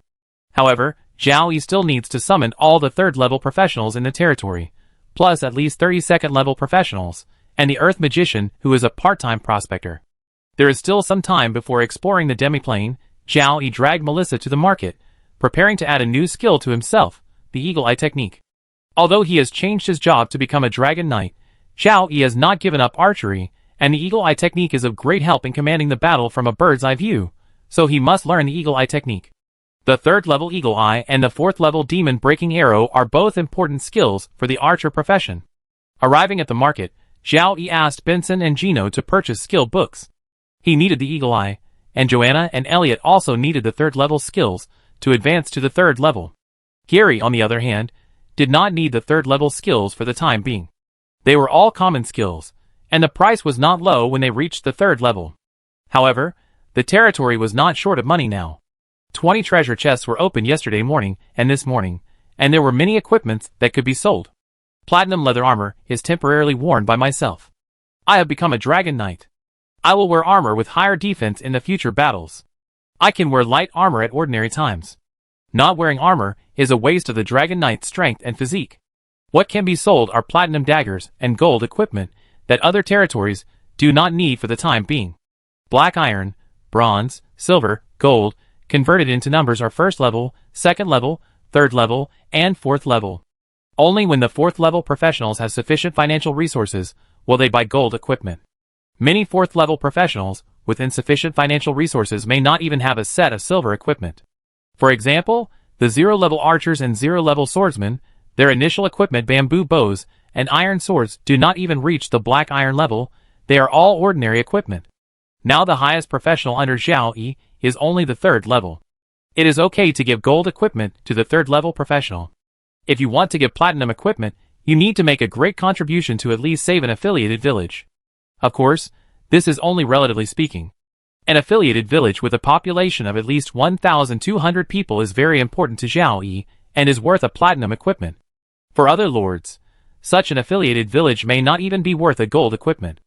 After all, there are only a few first-level professionals in the village, more than 100 cannon fodder zero-level professionals, and the remaining more than 1,000 non-professionals, who are not even as good as cannon fodder.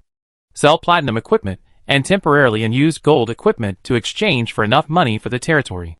In contrast, Zhao Yi is unwilling to use points to buy things, and then sell equipment for money. Points are best used to recruit personnel. Coming to the market again, Melissa's eyes lit up, because this represents money. Looking at the many shining things displayed on the display, Melissa wants them all. Zhao Yi thought about it, and then told Benson to take out 1,000 low-grade magic crystals, of which 500 were all exchanged for gold coins, and the remaining 500 were all used to buy ordinary but beautiful gems. With Zhao Yi's financial resources, he can buy more at a time. He is a little worried that the dragon's appetite will never be satisfied.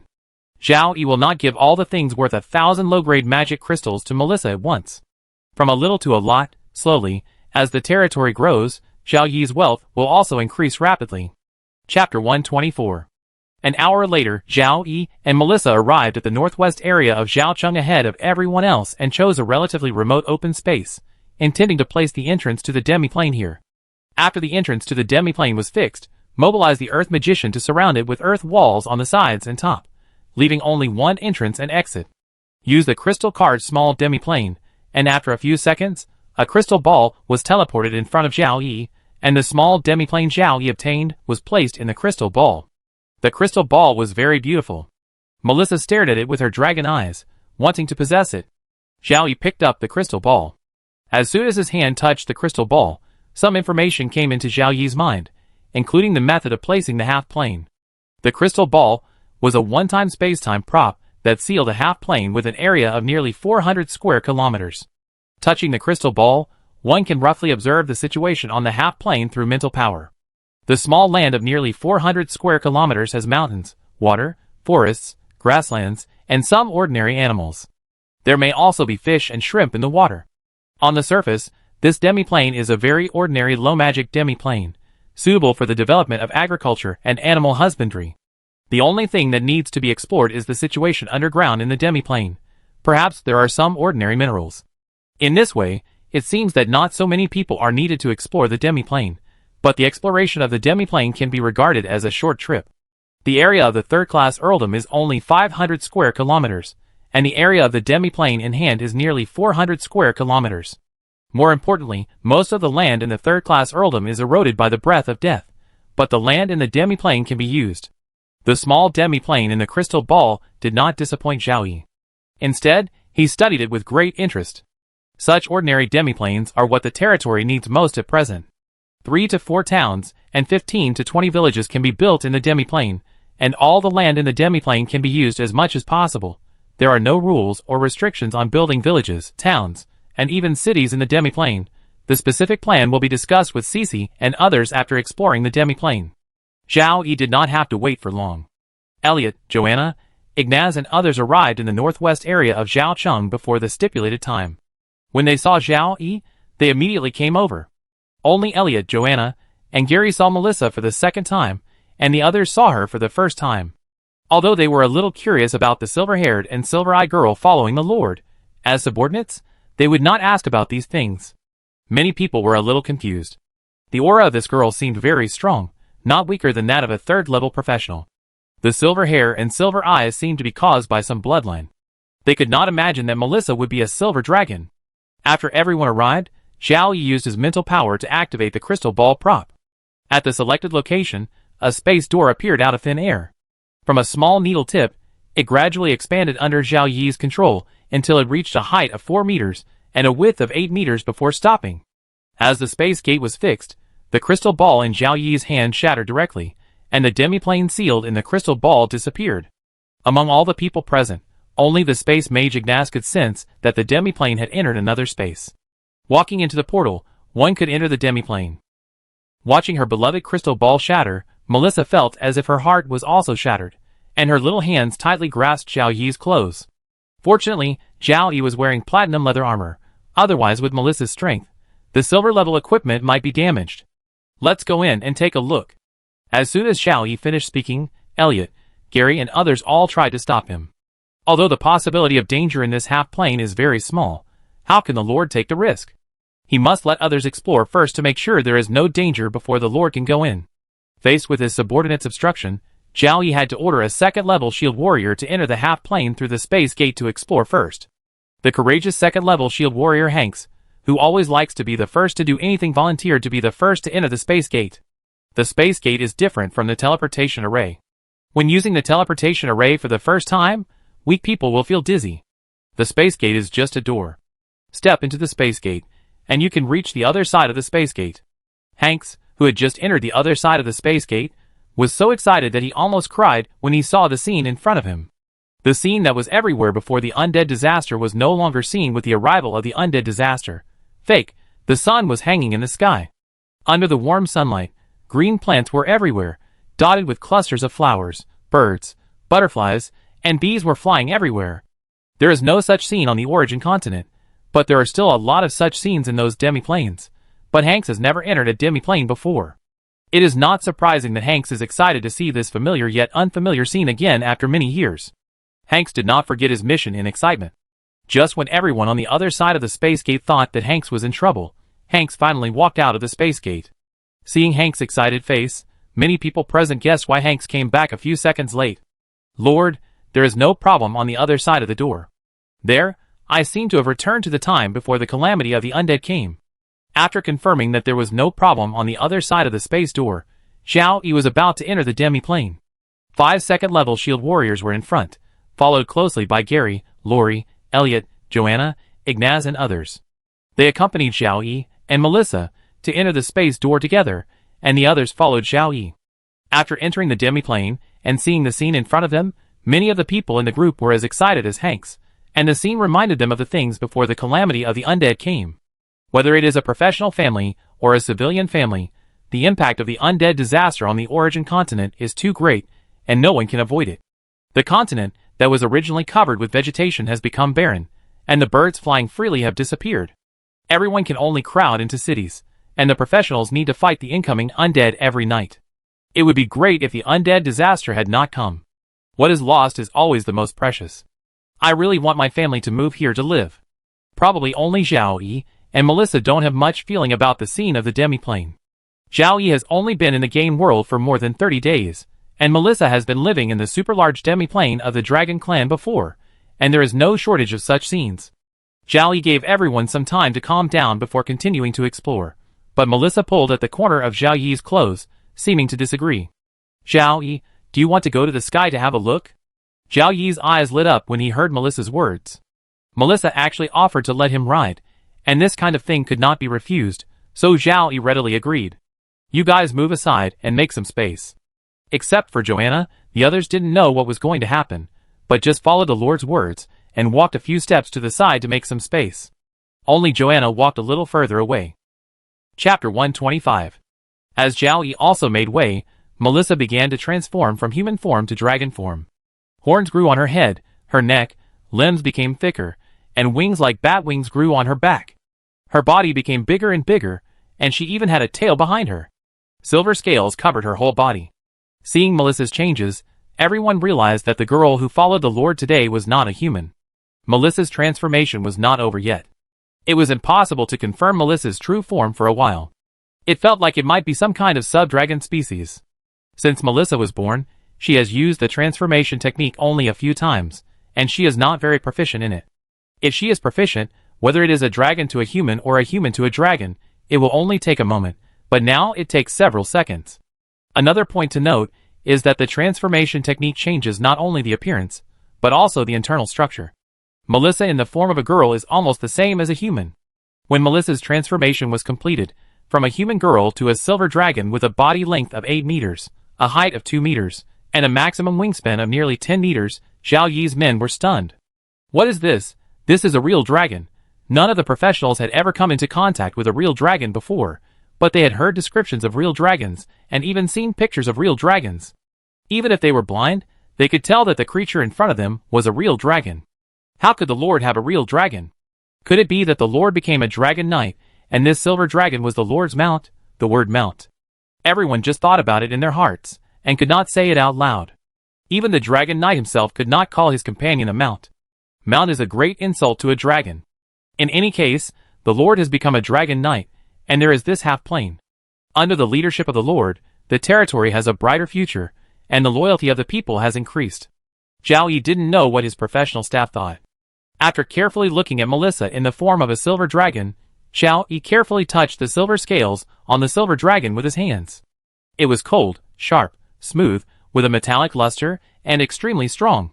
What are you waiting for? Come on up. The silver dragon opened its mouth, but it made a girl's voice. The silver dragon crouched on the ground.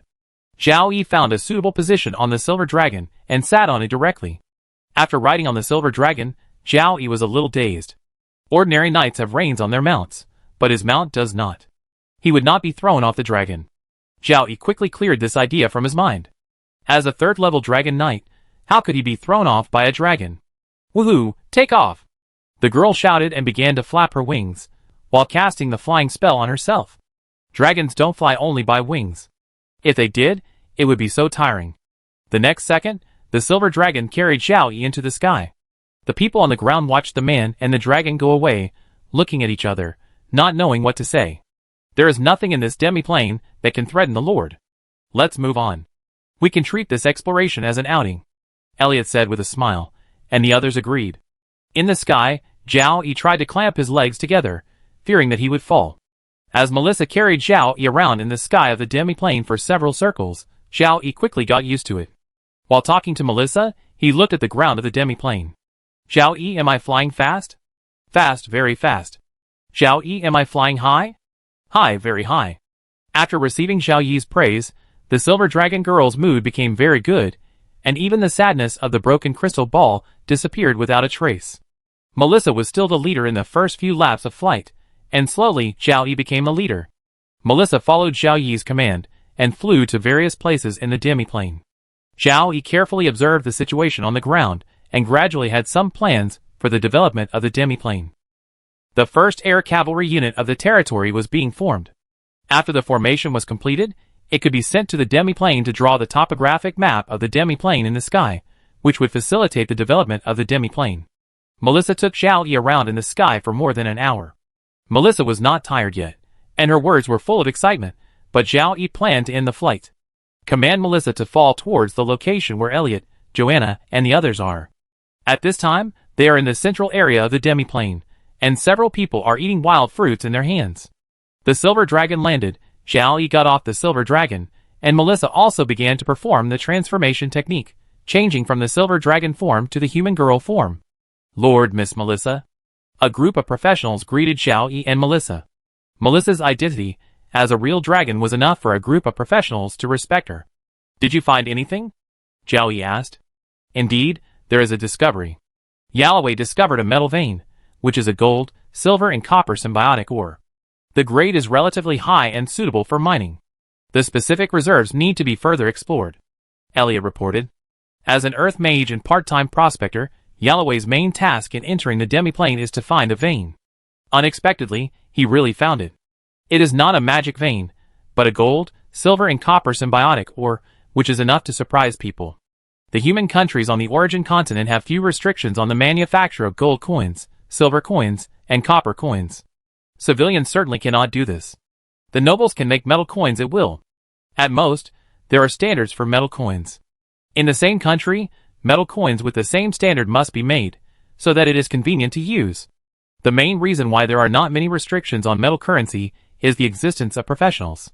Compared with metal currency, magic crystals, which are used as currency for transactions by professionals, are obviously more important. The civilian class mainly uses copper and silver coins, while the lower-level professionals mainly use silver and gold coins. The discovery of gold, silver and copper symbiotic mines in the demi-plane has a great help to the development of the territory. In addition, gold, silver and copper can also be used to make jewelry, tableware, etc., which civilian families cannot afford. However, with the current ratio of civilian families to professional families in the territory, the demand for silver and copper is still relatively large.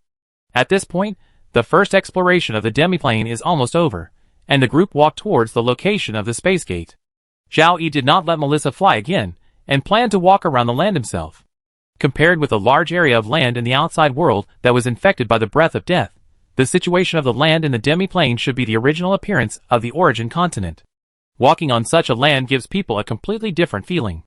Walking out of Zhaocheng and stepping on the land infected by the breath of death, there is always a sense of depression that can't be eliminated. Stepping on the land of the demi-plane, breathing fresh air, there is no depression, only relaxation. Walking more, the whole body and mind can relax. You can consider running to the demi-plane to rest during your rest time. Chapter 126. Joanna cast a group wind blessing on everyone, and returned to Zhaocheng in less than half an hour. They dispersed on the spot, and went about their own business. Only the Earth Mage stayed behind to cover the space gate with earth walls around and above it. Elliot ran to see the formation of the air cavalry, Joanna returned to the Mage Tower, and Zhao Yi took Melissa's hand to the city hall to find Cece. The disaster had just passed, and Cece was very busy as the governor of Zhaocheng. But when the Lord came to see him, Cece had to stop no matter how busy he was, and accept the Lord's lecture. I got a small demiplane. I have just conducted a preliminary exploration. The area of the demiplane is close to 400 square kilometers. It is suitable for the development of agriculture and animal husbandry. A gold, silver and copper symbiotic mine has been discovered. I placed the exit of the demi-plane in the northwest of the city. You need to lead people to prepare for the development of the demi-plane in advance. The specific development plan will be formulated after the topographic map of the demi-plane is completed tomorrow. Zhao Yi's words surprised Cece, and he was speechless for a while. A demi-plane, and a demi-plane with an area of nearly 400 square kilometers, even if it is a low-magic environment, only developing agriculture and animal husbandry has an irreplaceable role in the territory. If necessary, non-combatants can be sent into the demi-plane.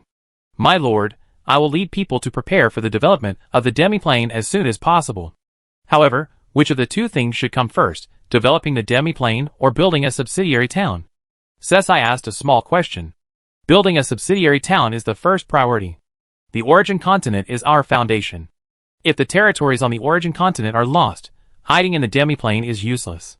If there are extra people, send them to the demi-plane. If there are not enough Earth magicians, civilians can be used as the main force to develop the demi-plane. I understand. There is no doubt that for Zhao Yi, building a subsidiary town is more important than developing a demi-plane.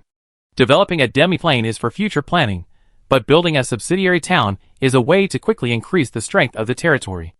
A new third-level town can add 1 treasure chest every day. A third-level town can also build 3 subsidiary villages, which can add 3 treasure chests every day. Treasure chests and points are the main reasons for the rapid increase in territory strength. Points are only used to recruit personnel, and even legion skills cannot be purchased, but various things can be opened from treasure chests. For example, a smelting plant for smelting ore, an alchemy workshop that can manufacture entry-level props and equipment, a small magic cannon that can kill 4th-level professionals or undead, and so on. The more treasure chests you get every day, the better. The 3 subsidiary towns of the 3rd-level town need to be built, and the 3 subsidiary towns are upgraded to 1st-level towns. Each town can build 9 subsidiary villages. If all the town and village construction plans are completed, Zhao Yi can get a full 40 treasure chests a day. With only 10 treasure chests a day, Zhao Yi territory will become the strongest player territory. With 40 treasure chests a day, Zhao Yi territory's strength will greatly surpass the 2nd-ranked territory. Only in this way can Zhao Yiling be qualified to compete with a player force, and even compete with the indigenous forces in the future. Because of the sudden disaster, the plan to build 3 subsidiary towns can only be postponed. This postponement is 3 days, and it can be restarted tomorrow. Tomorrow, 3 first-level villages can be built, and the 3 first-level villages will be stable for a few days, and then upgraded to 3rd-level towns. It is also possible for Zhao Yi's territory to build a first-level town step by step, but there are too many hidden dangers, and it is unnecessary. The territory should pursue rapid development, while also pursuing stability. After handing over the preparations for the development of the half-plane to Cece, Zhao Yi returned to the Lord's mansion with Melissa. Behind the old Lord's mansion, there was already an earth magician with people to continue building the new Lord's mansion. The appearance of Melissa did not need to change the layout of the new Lord's mansion. In the human world, Melissa would maintain the form of a human girl most of the time, and there was no problem living in a human house. If she continued to exist in the form of a silver dragon, Then this new lord's mansion would become a dragon's nest. After returning to the room and sitting down to rest, Melissa quietly sat beside Zhao Yi. The deep connection between the two made Melissa unwilling to leave Zhao Yi for a second. Most dragons are lazy and practice through sleep. Melissa was more active before because she met her contractor and came to the human world for the first time. After the novelty, if there was nothing to do, Melissa would rather find a place to sleep. Although he said he was resting, Zhao Yi was actually thinking about developing the half-plane, thinking about the development of the territory, and thinking about tonight's battle.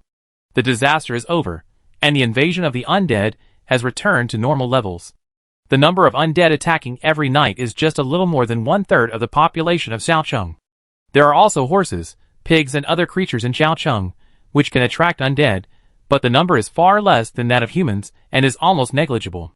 There are only so many undead attacking, but Zhao Yi cannot be careless. He has become a 3rd-level professional, and there may be 4th-level undead among the undead attacking tonight. From the 0-level apprentice to the 9th-level legend, the later the professional level, the greater the gap between the previous and next levels. Those professionals with strong talents can fight across levels in the first few levels, but it becomes more difficult to fight across levels as they advance, and they can only become invincible in the same level. After reaching the 3rd level, those who can still fight across levels, if they defeat or even kill their opponents, are usually called super geniuses, such as once in a century or once in 1,000 years. In Zhao Yi's territory, there is no 4th-level professional, and there are 6 3rd-level professionals: Zhao Yi, Melissa, Joanna, Elliot, Gary, and Patrick, all of whom are level 30. Dragon Knights are almost invincible at the same level, and Dragon Knights with good talents can also fight across levels. Melissa has high talent, but she and Zhao Yi are only level 30, just entering the 3rd level, and can't even be invincible at the same level, let alone fight across levels. Fortunately, the territory has means to deal with 4th-level undead, primary magic cannons, and wizard towers. If both have enough energy, there will be no problem in destroying 4th-level undead.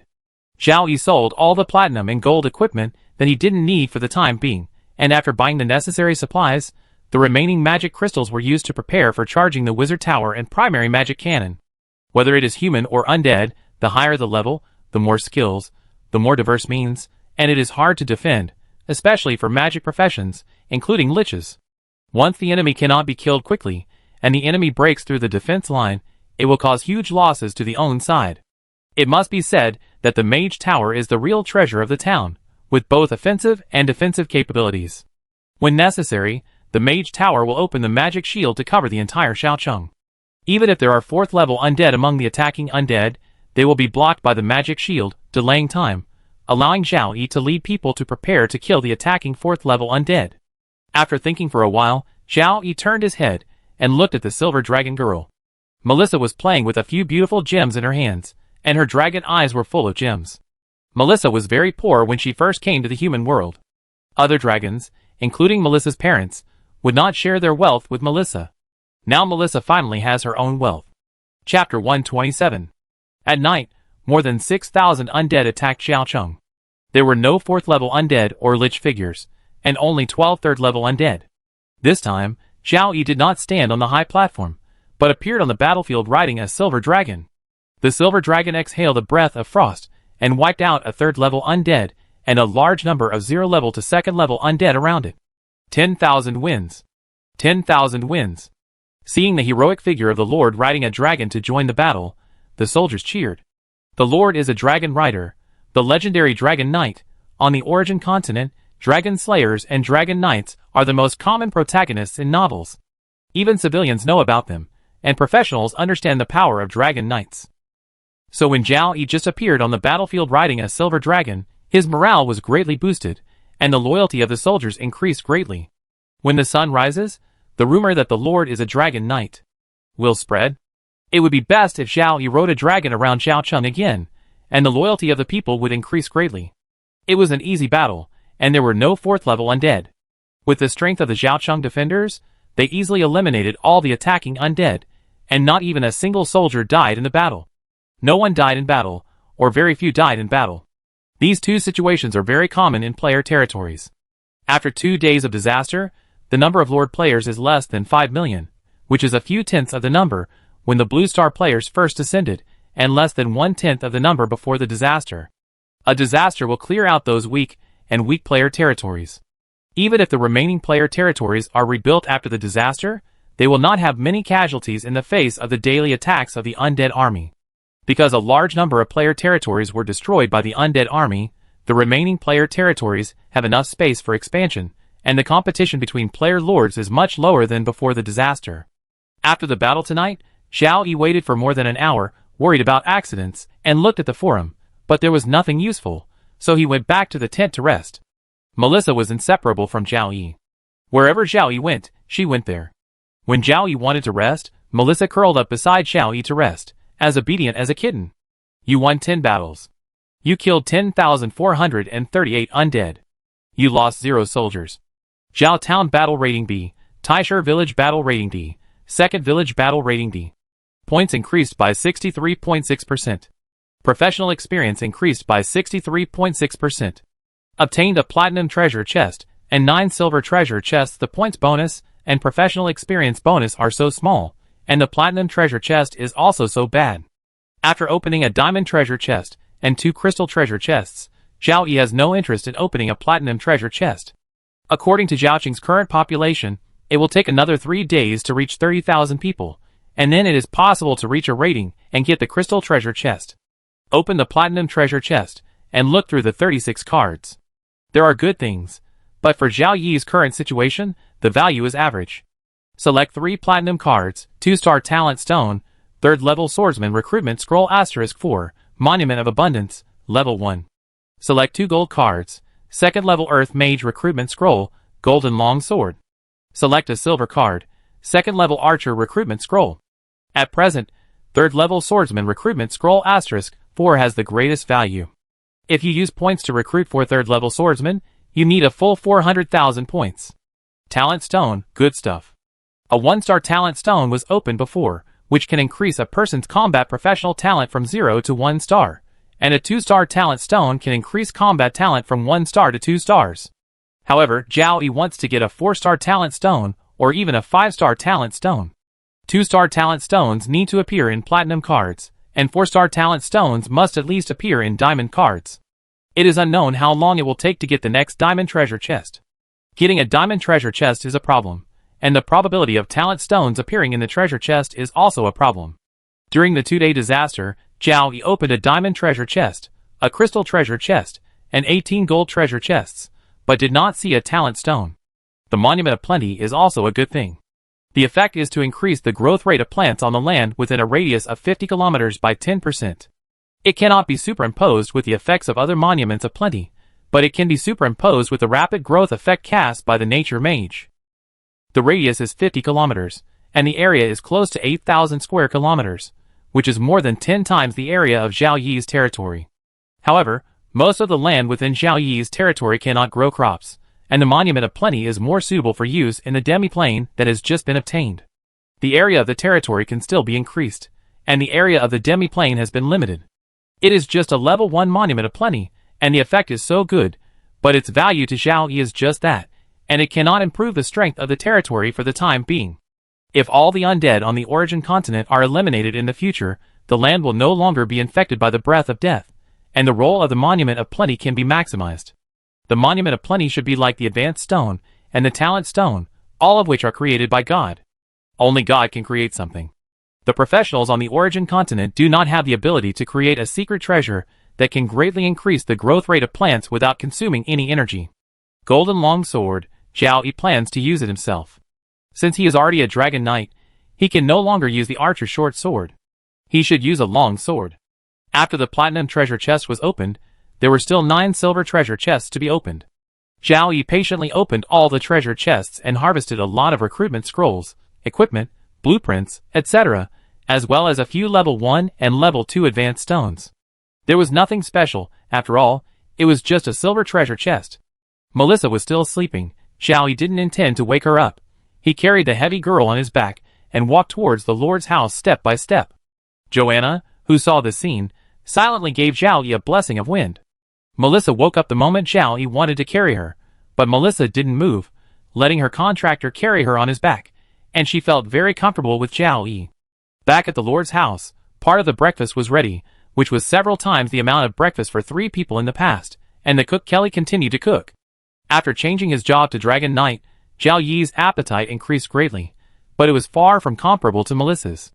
Melissa's appetite seemed like a bottomless pit. Only the portion left for Zhao Yi was not touched, and the remaining food on the table was swept away. With the addition of Melissa, the morning meeting changed, and was moved to the meeting room of the city hall. The number of participants also increased from the original 3 to 6.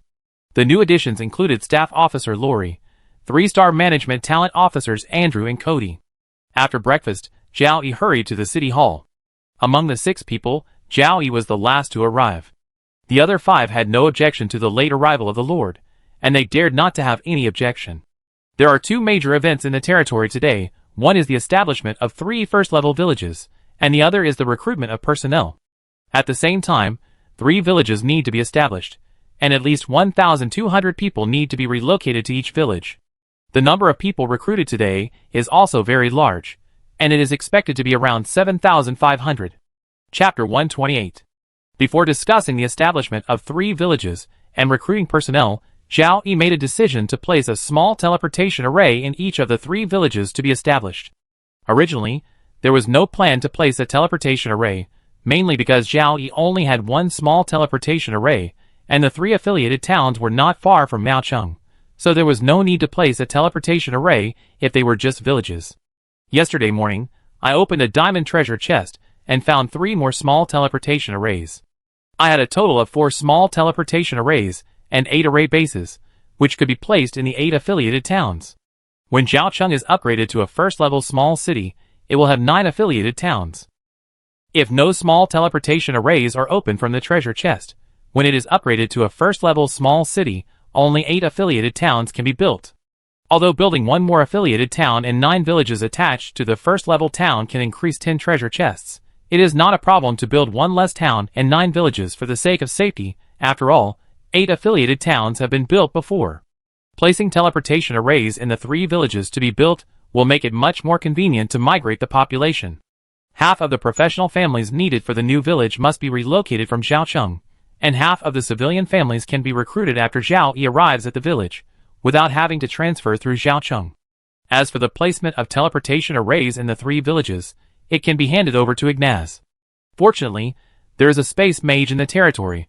Otherwise it would be necessary to spend a lot of money to hire from the native city, and because of the arrival of outsiders, many secrets in the territory will be known to outsiders. There is no 4th-level professional in the territory, but there are high-value things such as the mage tower and the half-plane. Once the matter is leaked, it is very likely to attract the native forces to rob. Compared with the large and small indigenous forces, the territory that has only been developed for more than 30 days is still too weak. At the meeting, decisions were made one by one, and finally came to the recruitment of personnel. The 3 first-level villages need at least 3,600 people, plus Zhaocheng needs to increase the population to a certain extent. Finally, it is determined that the territory will add 1,600 households, including 800 professional families. 800 professionals need to be recruited.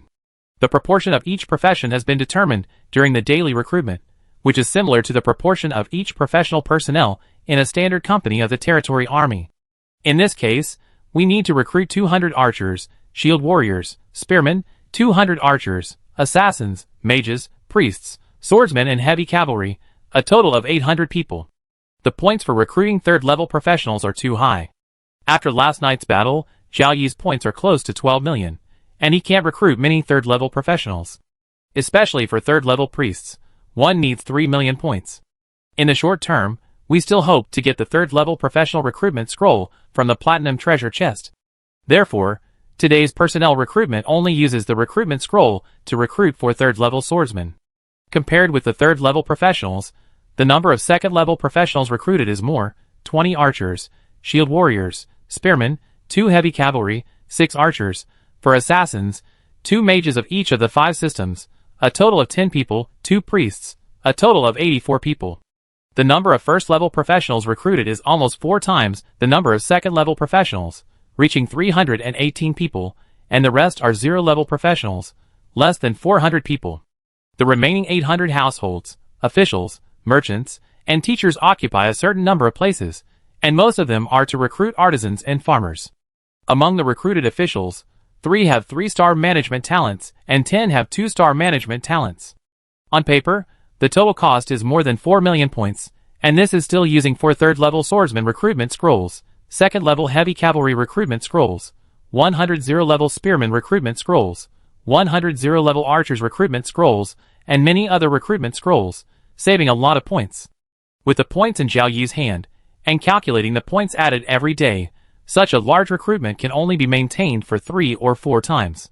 Counting only the points gained last night, only 730,000, the points used today are more than 6 times of 730,000 points. More than 10 million points. Usually it takes half a month, or even more than 20 days to accumulate so many points. Now only 2 days of disaster can get so many points. A terrible disaster is an opportunity for a player territory like Zhao Yiling, with a relatively solid foundation to take off. After the meeting, Zhao Yi first asked someone to send 2 sets of small teleportation arrays to the Mage Tower, and give them to Ignaz, and then went to the Zhaocheng teleportation array to start recruiting. Today, 1,200 of the 1,600 new households in the territory will come out of the Zhaocheng teleportation array and temporarily live in Zhaocheng. There may be some personnel changes in the future, such as professionals following the company to garrison in other towns or villages, and civilian families will move to the demi-plane to live. Recruiting 800 professionals at once greatly increased the strength of the territory, and the combat value displayed on the territory combat power list increased rapidly, and Cheng Jiling, who had been ranked 2nd again, continued to pull away. For a territory like Cheng Jiling where all the people are players, it is easy to add 0-level professionals. If there are enough level 1 advancement stones in hand, it is not difficult to add 1st-level professionals. The key is to increase the number of 2nd-level and 3rd-level professionals. Chongjin territory is the most important territory of the official forces of Qin State. There are enough advancement stones, but the key is that there are not enough combat professional players to reach the current professional level. In the 2-day disaster, Chongjin territory lost too many people, and a considerable number of them were combat players with perfect levels who did not have time to be promoted. The teleportation array cannot be used, and the advancement stones reserved by the official forces of Qin State cannot be delivered to Chongjin territory. The personnel re-recruited by Chongjin territory are basically 0 level. The battle players from other subordinate territories were transferred to Chongjin territory. The transfer fee was too high. The wealth accumulated by the Qin State officials could support it, but it could not be spent on it. Although Chongjin territory had lost its 1st place, with the full support of the Qin State official forces, they believed that they would return to the 1st place. The 1st territory with hidden information was only temporarily ahead. In Zhao Yi territory, with the addition of 800 professionals, the number of soldiers in the army reached 4,386, which was not far from 5,000 and could be reached tomorrow. Among these more than 4,000 professionals, there are 1,397 1st-level professionals, 297 2nd-level professionals, and 8 3rd-level professionals. The number of 0-level professionals is only twice that of 1st-level professionals. The proportion of 1st-level, 2nd-level, and 3rd-level professionals is so high that most player territories cannot match it. For the time being, the number of professionals in Zhao Yi territory is still less than that of Chongjin territory, which has been recruited twice after the disaster, but the quality is much higher than that of Chongjin territory. This is the reason why Zhao Yi territory is ahead of Chongjin territory in terms of combat power. At present, there are only 6 people in Chongjin's territory, including the 3rd-level professionals and Chongjin, and the other 5 are archers. The upgrade speed of combat players is not as fast as that of 3-star talented players of the same level and profession. Only the Lord can reach or even exceed the 3-star talented professionals with higher combat professional experience bonus. The new professionals in Zhao Yi's territory will soon be reorganized by Elliot.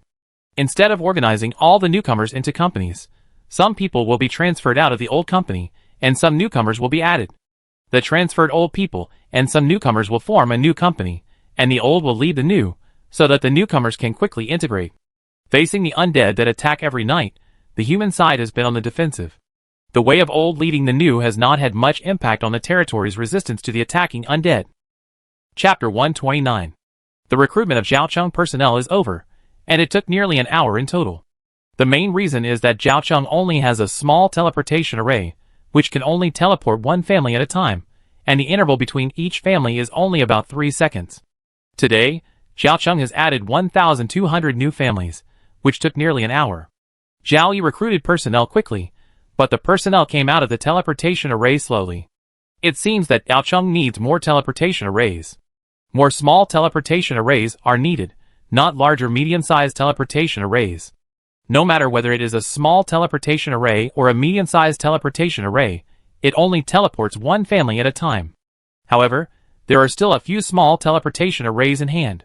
If another small teleportation array is opened from the treasure chest, then each of the 9 affiliated towns will have a small teleportation array in the future, and Yaocheng can also place a second teleportation array. During Zhao Yi's recruitment period, Ignaz came to the teleportation array to determine the spatial nodes, coordinates, of the Yaocheng teleportation array. Only by determining the spatial nodes can the newly installed teleportation array be connected to the Yaocheng teleportation array. This kind of thing can only be done by a space mage. At the same time, Ignaz also temporarily modified the Yaocheng teleportation array to allow new teleportation array connections. Before this, the Yaocheng teleportation array had only been connected to the native city of Loda. Before obtaining the market, Zhao Yi had also been to Loda. While recruiting personnel continued to walk out of the teleportation array, Zhao Yi did not stay by the teleportation array all the time. After recruiting all the professionals, officials, merchants, and teachers, there was no need for Zhao Yi to personally meet the remaining craftsmen and farmers. If the Lord personally meets the lower class people who have just joined the territory, some people may be scared and their loyalty will drop. Ignaz was already on his way to the first destination, Village A, and might have already arrived. Although he was a space mage, Ignaz went there on horseback. As a second-level space mage, Ignaz could only teleport over short distances, and it would consume a lot of mana, so it was better to ride a horse. A, B, and C were the names of the 3 villages to be upgraded to towns. They were only temporary names, and the new names of the towns were decided by the residents. Normally, the naming of a village or town was related to the local mountains, waters, or people. Zhao Yiling did not have these for the time being, so he could only give a code name and modify it later. Zhao Yi opened the system panel and operated in territory. Soon, 3 areas under construction in Zhao Yi's territory were filled with light, and the sunlight was quickly purifying the 40,000 square meters of land. After the purification was completed, the 3 first-level villages A, B, and C were officially established and recognized by the system. About 15 minutes later, the Yaocheng teleportation array, which had been constantly recruiting people, suddenly only teleported one person. He was wearing a patched rough linen shirt, and should be a civilian. He felt dizzy just after being teleported, and sat directly in the teleportation array. Although the other recruited civilians were also riding the teleportation array for the first time, they did not feel dizzy under the protection of an unknown force. The official next to the teleportation array immediately asked someone to pull him out, not to block the subsequent personnel from teleporting, and at the same time questioned the civilian. "Sir, my name is Tom, I live in Yaocheng, and today I went to work in the newly built village. A wizard needed someone to do an experiment, yes, an experiment, and offered 1 gold coin. Many people rushed to sign up, and I was selected by the wizard. From the newly built village, I returned to Yaocheng when I opened my eyes. The wizard is really powerful." The official needed to confirm what Tom said, and quickly found a clerk who knew Tom, confirmed that there was no problem, and after asking Zhao Yi for instructions, sent Tom into the teleportation array again, and returned from where he came from. A few minutes later, Ignaz appeared in the teleportation array. "Lord, the first teleportation array has been set up." Ignaz reported to Zhao Yi on the completion of the task. Ignaz was the second to use the teleportation array. On the one hand, the space mage made the final confirmation of his task, and on the other hand, it reduced the travel time. The 3 newly built villages are located in different directions of Yaocheng. Starting from Yaocheng again is the fastest way, and the territory will reimburse the cost of using the teleportation array, so it is a waste not to use it. After Ignaz finished his report, he asked someone to arrange a horse, and then ran to Village B. Zhao Yi and Melissa became the 3rd and 4th people, dragons, to use the newly installed teleportation array, and came to Village A. Without rushing to recruit people, Zhao Yi first inspected Village A. The buildings in Village A are mainly tents. There are already professional families living here temporarily, and there are also several mud houses standing. The mud house was newly built. Village A is located in the former Joseph territory, the only village in Joseph territory, which is also a first-level village. The residents of Joseph village are all players. As players, they are more willing to live in tents than the native professionals. Just bear with it. There are not many tents in Joseph village. Tents are expensive. The climate in the area where Joseph Village is located is not cold. Many residents of Joseph Village live in the open air, using the sky as a blanket and the ground as a pillow. Territories where the residents are mainly players do not have loyalty at all. Some territories where players unite do not have such high requirements for life. Everyone has the same goal, to survive in the origin continent and strive to upgrade.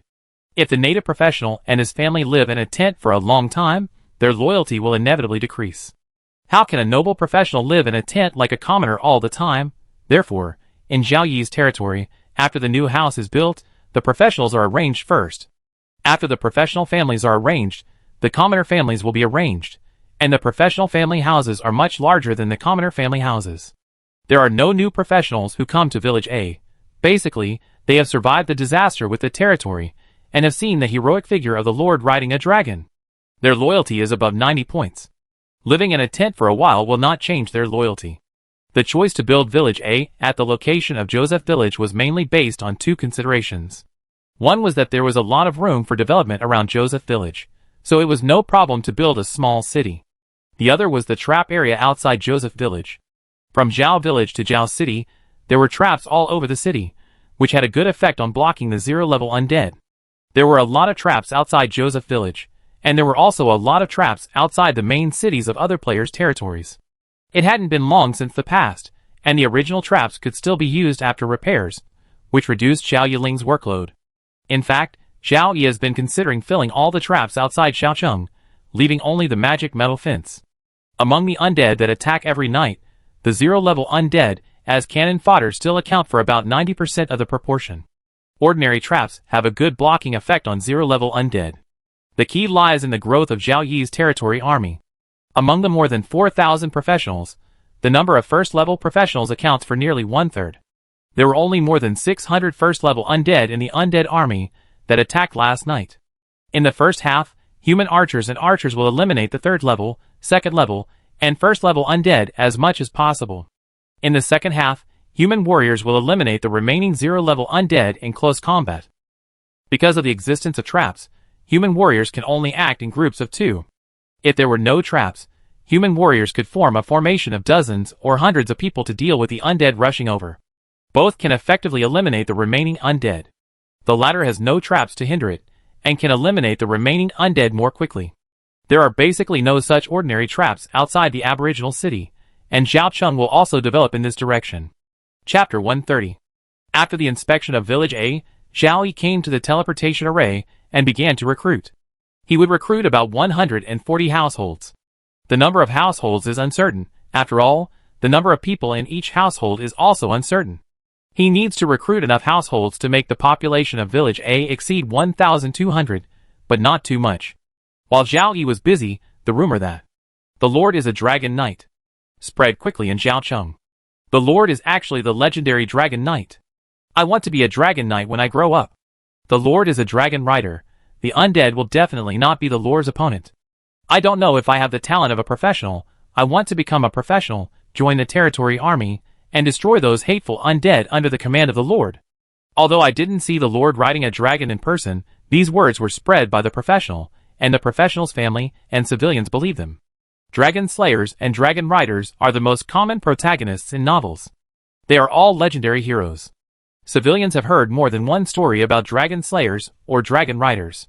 With such a hero becoming their lord, the loyalty of the people in the territory has greatly increased, including the newcomers who have just joined the territory. The new professionals feel that this is their honor, and the people's hearts and public security in the territory have also greatly increased. After Zhao Yi finished recruiting people for the 3 villages of A, B and C, Cici came up to him and suggested to Zhao Yi, "Lord, the people in the territory are talking about you being a dragon knight. I suggest that you and Miss Melissa fly a few laps in the sky of Xiaocheng." Facing Cici's proposal, Zhao Yi looked at Melissa. "Melissa, shall we fly a few laps in the sky together?" Melissa nodded and did not refuse. A few seconds later, Melissa showed her true form as a silver dragon and carried Zhao Yi into the sky. When one man and one dragon flew into the sky, someone noticed that as one man and one dragon flew in the sky of Xiaocheng, everyone inside and outside Xiaocheng could see them as long as they raised their heads. Even before seeing them, they could feel the pressure, dragon power, that had been restrained by Melissa. "Lord, long live the Lord. Lord, long live the Lord. The professionals looked up at the man and dragon in the sky and started to shout enthusiastically. The civilians did not shout enthusiastically, and did not even dare to look at the sky for a few more times. Now they just felt more at ease living in Xiaocheng. With the Lord Dragon Knight, no matter how many undead there were, they could not break through Xiaocheng. Under the disaster of the undead, the biggest wish of the civilians was to have a house that did not need to be large but was complete enough, and to have food to fill the stomachs of the whole family. In Xiaocheng, their wishes have all come true. Not only do they have safe housing and enough food, their children can also go to school for free to learn to read and write. The Lord is so brave and kind. He is the best Lord in the world. At this moment, many people in Xiaocheng have another belief, the belief in the Dragon Knight Lord who is flying in the sky. After lunch, they returned to the room to practice. Melissa curled up and fell asleep peacefully beside Zhao Yi. While practicing, Zhao Yi was thinking that the territory was getting bigger and bigger, and there were too many things to do. Before the disaster, Zhao Yi paid more attention to the player territories around his territory. These player territories blocked the expansion of his territory, so he either moved or gave up these player territories under the strategy of first courtesy and then force, so that the territory had enough space to continue to expand. However, after the disaster, the number of player territories decreased greatly, which was not Zhao Yi's concern. Now Zhao Yi is most concerned about the aboriginal cities. Faced with the attack of the undead army, the aboriginals of the origin continent had to hide in cities one by one. The lowest is a town, which is not very common. The most common are small towns above towns. Town-sized cities are often military towns, with a whole army and relatively few non-professionals. Such military towns are no less powerful than small towns. The most numerous are small towns, which cover an area of at least 1 square kilometer and have a population of more than 30,000, which is very crowded. The weakest aboriginal towns have 4th-level professionals, and some even have wizard towers. Generally, the proportion of professionals in aboriginal cities is 1/10, which is not as high as Xiaocheng, and not all professionals belong to the city defense army. There are also a large number of individual professionals, and professionals from other forces. Because the walls of the aboriginal city are made of magic materials, and are very strong. In addition, there are various means such as magic circles, runes, magic cannons, and all professionals in the city must participate in defending the city when the undead attack. It is very easy to resist the attacking undead on a daily basis, and there will not be many casualties. With Xiaocheng's current strength, it is very likely that it is not the opponent of the weakest aboriginal 3rd-level town on the origin continent. From the 2-day disaster, it can be seen that few aboriginal forces will rescue the player's territory. The relationship between the aboriginals and the Blue Star players is very bad, but because of the more powerful undead, the two sides are barely cooperative. As expected, the aboriginals hope that the heroes from another world will join in and weaken the power of the undead. It would be best if both sides perish together. The aboriginal forces, big and small, do not want the heroes from another world to occupy a large amount of territory. The aboriginals are wary of the Blue Star players, and many Blue Star players are also wary of the aboriginals.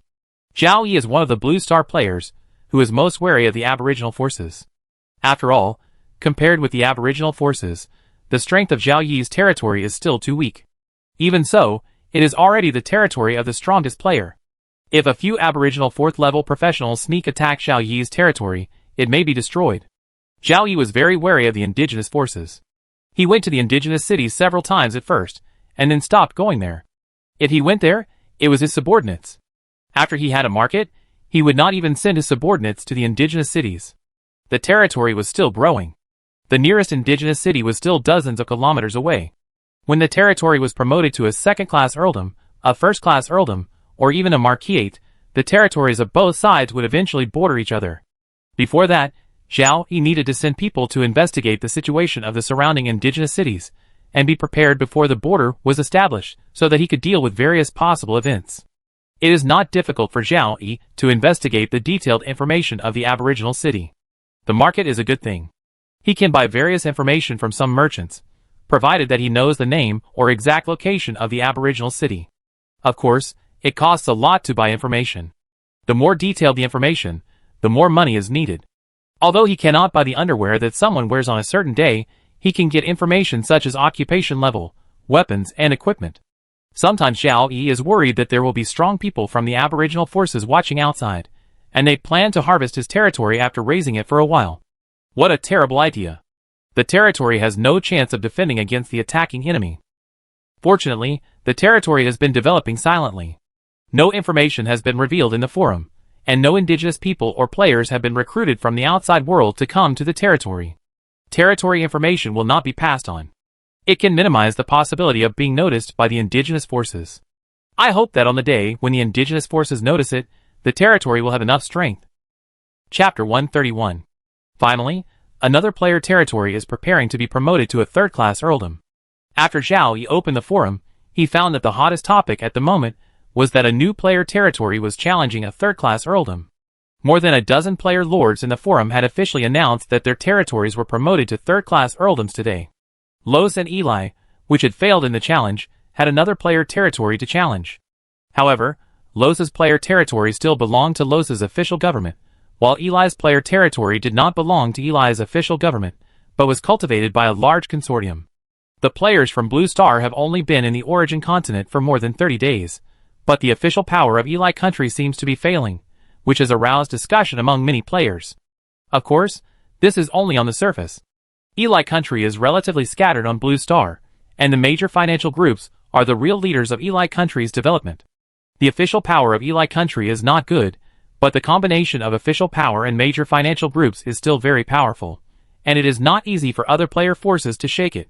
The player territories that were officially promoted to the third-class earldom today were all first-class Viscount territories before the disaster. After the baptism of the disaster, although many people died in the battle, they also gained a lot.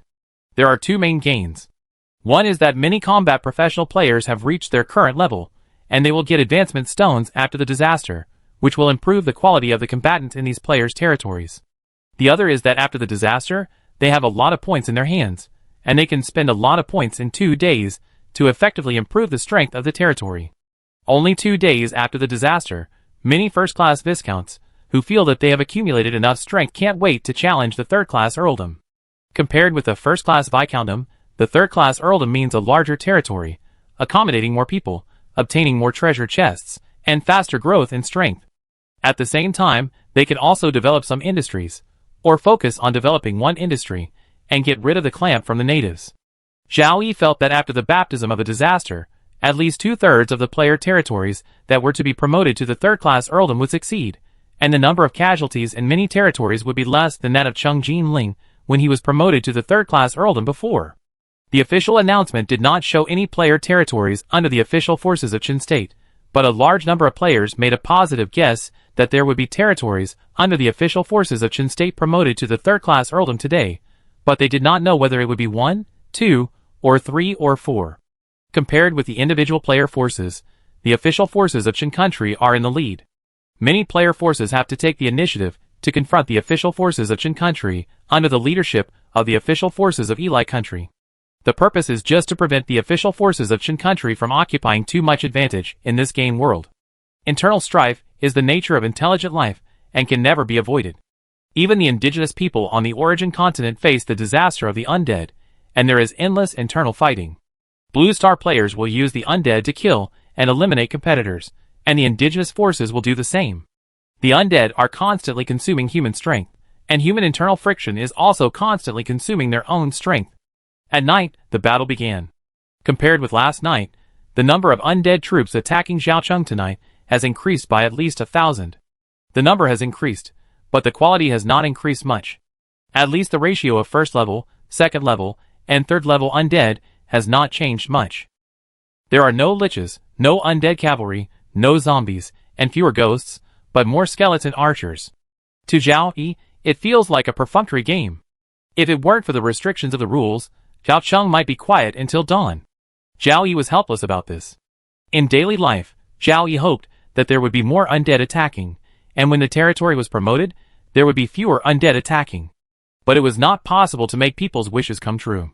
The liches hid in the cemetery one by one and dared not come out. At most, they could command the undead army remotely. The undead could be perfunctory, but the human side must take it seriously. Zhao Yi drove the silver dragon to participate in the battle. In the first half of the battle, he had to kill as many undead as possible, gain experience, and increase the upgrade speed. The second half was left to the warriors. The territory needs a strong army and strong people. As a lord, Zhao Yi has obtained the rare Dragon Knight profession. He wants to maintain his status as the strongest person in the territory. The battle in Jiaocheng battlefield ended quickly, but the battle in the territory was not over, especially the 3 villages A, B, and C built today. Zhao Yi was a little worried. Newly built villages always make people worry. New villages and new defense lines are difficult for professionals to quickly familiarize themselves with, and accidents are prone to occur. After waiting for a while, the Jiaocheng teleportation array lit up 3 times, and the assassins from the garrisons of the 3 villages A, B, and C reported the battle situation of the 3 villages to Zhao Yi. Only 1 person was killed in the battle of village B. Zhao Yi could accept this result. The battle of the 3 villages was over. Zhao Yi was relieved and went into the tent with Melissa to rest. Before resting, Zhao Yi opened the forum and took a few glances. A player's territory that was promoted to the 3rd class earldom today successfully eliminated 3 waves of attacking undead. There was also a player's territory that failed the challenge and was destroyed by the undead army. It was the territory with the strongest official power in Pumen. Pumen, which had launched 2 world wars, had fallen. Shilan, which had been beaten by Pumen, was better. Today, some territories were officially promoted to 3rd class earldoms, while others were not, but you can tell at a glance from the lord level list. For the player territories that are to be promoted today, the lord must be promoted to 3rd class earldoms before dark. If they are not promoted to 3rd class earldoms first, there is a missing condition for territory promotion. During the day, there were more than a dozen player territories that were officially promoted to 3rd class earldoms. Just as night fell, the number of 3rd class earldoms suddenly reached 36, which means that 34 player territories will be promoted to 3rd class earldoms today. Few players would waste a lot of points to upgrade their titles without upgrading their territories. Compared to the territories of players who want to be promoted to the 3rd class earldom, the number of players who are promoted to the 1st class viscountdom, the 2nd class viscountdom, the 3rd class viscountdom, and the 1st class barondom are more and more. On the contrary, there are fewer players who are promoted to the 2nd class barondom. The 3rd class barondom with a solid foundation before the disaster has already been promoted to the 2nd class barondom. Those who have not been promoted have relatively weak territories, and were destroyed by the undead army in the disaster. As the player territories to be promoted successfully defeated the attacking undead army, a large number of posts celebrating the successful promotion of territories appeared in the forum.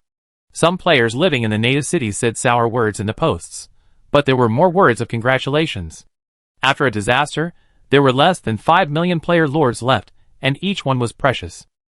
There was no shortage of words about cooperation in the posts. Player forces talked about cooperation and acquisition, and the rich people on Blue Star paid for shelter and upgrades. Many players who were only low-income groups on Blue Star did not reply to messages like Zhao Yi, but instead carefully selected them. I have achieved some success in the game world, but I am still an ordinary person on Blue Star. I hope to become a rich person from an ordinary person after returning to Blue Star from the game world. Chapter 132. You won 13 battles.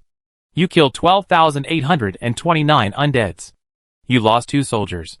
Jiao Town Battle Rating B, Jia Village Battle Rating D. Taisher Village Battle Rating D.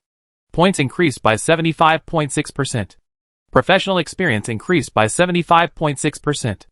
Obtained 1 platinum treasure chest, 12 silver treasure chests. 2 villages each lost a 0-level warrior, but the rating is still D. The points and professional experience bonuses have changed a lot, increasing by 12% compared to yesterday, which is caused by the addition of 3 new villages. It's a bit strange. Zhao Yi hasn't figured out the rules here yet. The increase in points bonus is a good thing. I killed nearly 13,000 undead last night, and my points increased by 960,000, which is almost catching up with the points I got when I was promoted to the 3rd class earldom. For other players, 960,000 points are a lot, but for Zhao Yi, it is relatively small. He can't even recruit a 3rd level mage. 0 level to 2nd level professionals can still rely on points to recruit, and for 3rd level professionals, Zhao Yi mainly relies on opening treasure chests. Opening the only platinum treasure chest, Zhao Yi looked through the 36 cards. There are 5 platinum cards, and the things feel pretty good.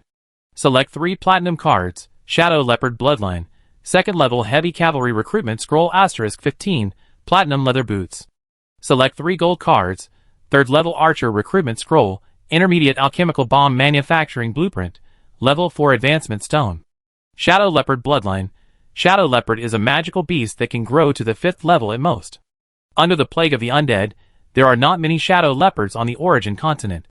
There may be Shadow Leopard tribes in the demi-planes of some indigenous forces. When a human possesses the blood of a Shadow Leopard, he or she can become a Shadow Leopard blood sorcerer, have the talent to grow to a 5th level professional, and use the spells that come with the blood of a Shadow Leopard.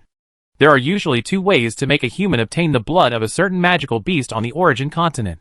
One is to use the transformation technique, where a human becomes a Shadow Leopard or other leopards, and a Shadow Leopard can also become a human, and then give birth to a child with the blood of a Shadow Leopard. However, the 2 sides are 2 different races, and the possibility of voluntary mating is very small. Moreover, the advanced transformation technique that can change the internal structure of the body is not so easy to learn. People who have learned the advanced transformation technique will not think of mating with a Shadow Leopard that can only grow to the 5th level at most. Compared with the first relatively safe method of obtaining the Shadow Leopard bloodline, the second method is very dangerous. The mages have a technology that can transplant the blood of the monsters into humans. Even ordinary people can transplant it. It can be transplanted, but the problem is that the success rate of transplanting the blood of the monsters is very small. For ordinary people, it may be less than 1 in 100,000, which depends on luck. People with combat talents and strong wills have a higher success rate of transplanting Warcraft blood, but not that high. There are always desperate people with low talents on the Origin continent who plan to try this path. Occasionally, there are lucky people who succeed in the operation. Under the influence of Warcraft blood, their talents are changed. You can get higher talents from Warcraft blood, and your strength limit is also limited by Warcraft blood. If possible, it is better to choose the blood of Warcraft such as dragons that can grow to the 9th level legend, earth bears, etc. However, the stronger the monster, the harder it is to obtain surgical materials, and the lower the chance of successful surgery. Even if you successfully possess the blood of a monster, you will always be affected by the blood of the monster, such as cold-bloodedness, bloodthirstiness, madness, and other monsters' own personalities, which are deeply imprinted in your blood. Fortunately, the Origin continent does not discriminate against warlocks. Warlocks are also professionals and have power. Power is the root of everything. With power, others dare not say anything.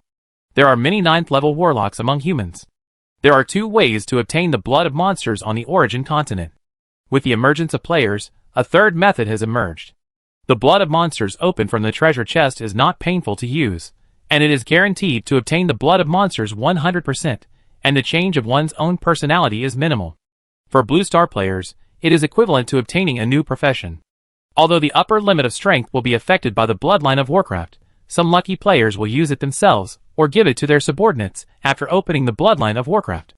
Compared with ordinary professions, warlocks are also considered powerful professions, practicing both magic and martial arts, and dragon warlocks are even higher-end professions. Most Blue Star players have a very difficult journey to becoming a mage, not to mention evolving from a mage to a powerful wizard. Compared with mages, warlocks are much simpler to play, and spells do not need to be learned, relying on blood inheritance.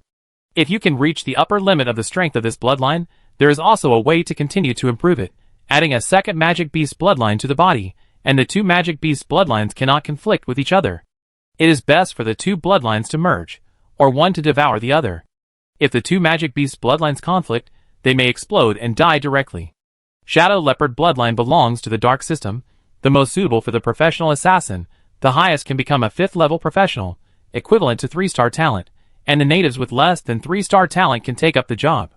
Zhao Yi temporarily plans to reward Shadow Leopard bloodline to his subordinates, who have made great contributions. If he is short of money, he can also sell Shadow Leopard bloodline from the market. At least, he can sell it for the price of crystal level equipment. After opening the platinum treasure chest, Zhao Yi opened the silver treasure chest. When he clicked on the silver treasure chest, another new change appeared, an additional 10 consecutive openings. Under normal circumstances, 10 consecutive openings means opening 10 treasure chests, and automatically extracting a sufficient number of cards. But the 10 consecutive openings here become another form, because of the rules of opening treasure chests. When opening 10 treasure chests at the same time, only the 16 cards of the silver treasure chest will pop up on the screen, but a *10 sign will appear next to each card. This means that no matter what the turnover cards are, the number will be multiplied by 10. Compared with opening 10 treasure chests one by one, opening 10 in a row is more dependent on luck. 10 treasure chests have 10 chances, but opening 10 in a row only has one chance. Zhao Yi now needs the advancement stone in the treasure chest more. If there is only one chance, there may be no advancement stone in the treasure chest. Opening 10 treasure chests one by one will always yield an advancement stone. If you open 10 in a row, there is a high chance that no advancement stone will be yielded, a small chance that 10 advancement stones will be yielded, and a very small chance that 20 advancement stones will be yielded. With fewer treasure chests in hand, Zhao Yi does not intend to rely on luck, and would rather spend time opening the treasure chests one by one. In the future, when there are more treasure chests, you can try to open 10 in a row for treasure chests below silver. Zhao Yi had good luck today. He opened 10 silver treasure chests one after another, and got a first-level alchemist recruitment scroll, a 0-level alchemist recruitment scroll, 2 level 1 advancement stones, and a level 2 advancement stone. Chapter 133. Every player's territory is busy every day, building, constantly building, from a village to a town, and then from a town to a small city. It takes more than 30 days to build a small city from a village. If there are no professionals to join in, it is simply impossible to complete the task by relying on ordinary people. Zhao Yi's territory is the busiest among all the players' territories. There are as many as 12 affiliated villages in one main city. No player's territory has more affiliated villages than Zhao Yi's territory. In other words, among all the players on Blue Star, Zhao Yi gets the most treasure chests every day, and the treasure chests are of the best quality. Zhao Yi's territory will still be busy today. The 3 first-level villages A, B, and C will need to be expanded to towns in the future, but the 3 villages have just been established and need 1 to 2 days to consolidate. At least the officials should take the clerks to get to know everyone in the village. The 3 villages A, B, and C cannot be idle today. In order to prepare for the expansion to towns later, they need to hire enough people to dig traps outside the city. The first line of defense is the wall of the first-level village, the second line of defense is the wall of the third-level town, and so on. Officials need to prepare for future towns in advance to reduce the workload in the future. Civilians have no complaints about working as soon as they join the territory. Working means making money. If they only grow crops on the land around their houses, they can't support their families. Civilians are eager to work from morning to night every day. Digging traps is just one of the tasks of the 3 villages A, B, and C. There is only one house in the village, and most people live in tents. They need to replace tents with houses as soon as possible. Some of the earth magicians in Zhaocheng will be sent to villages A, B, and C, and together with the earth magicians in the 3 village garrisons, they will serve as the main force of construction. A small number of the remaining earth magicians in Zhaocheng will continue to build the new lord's mansion, and the rest will go to the demi-plane for construction.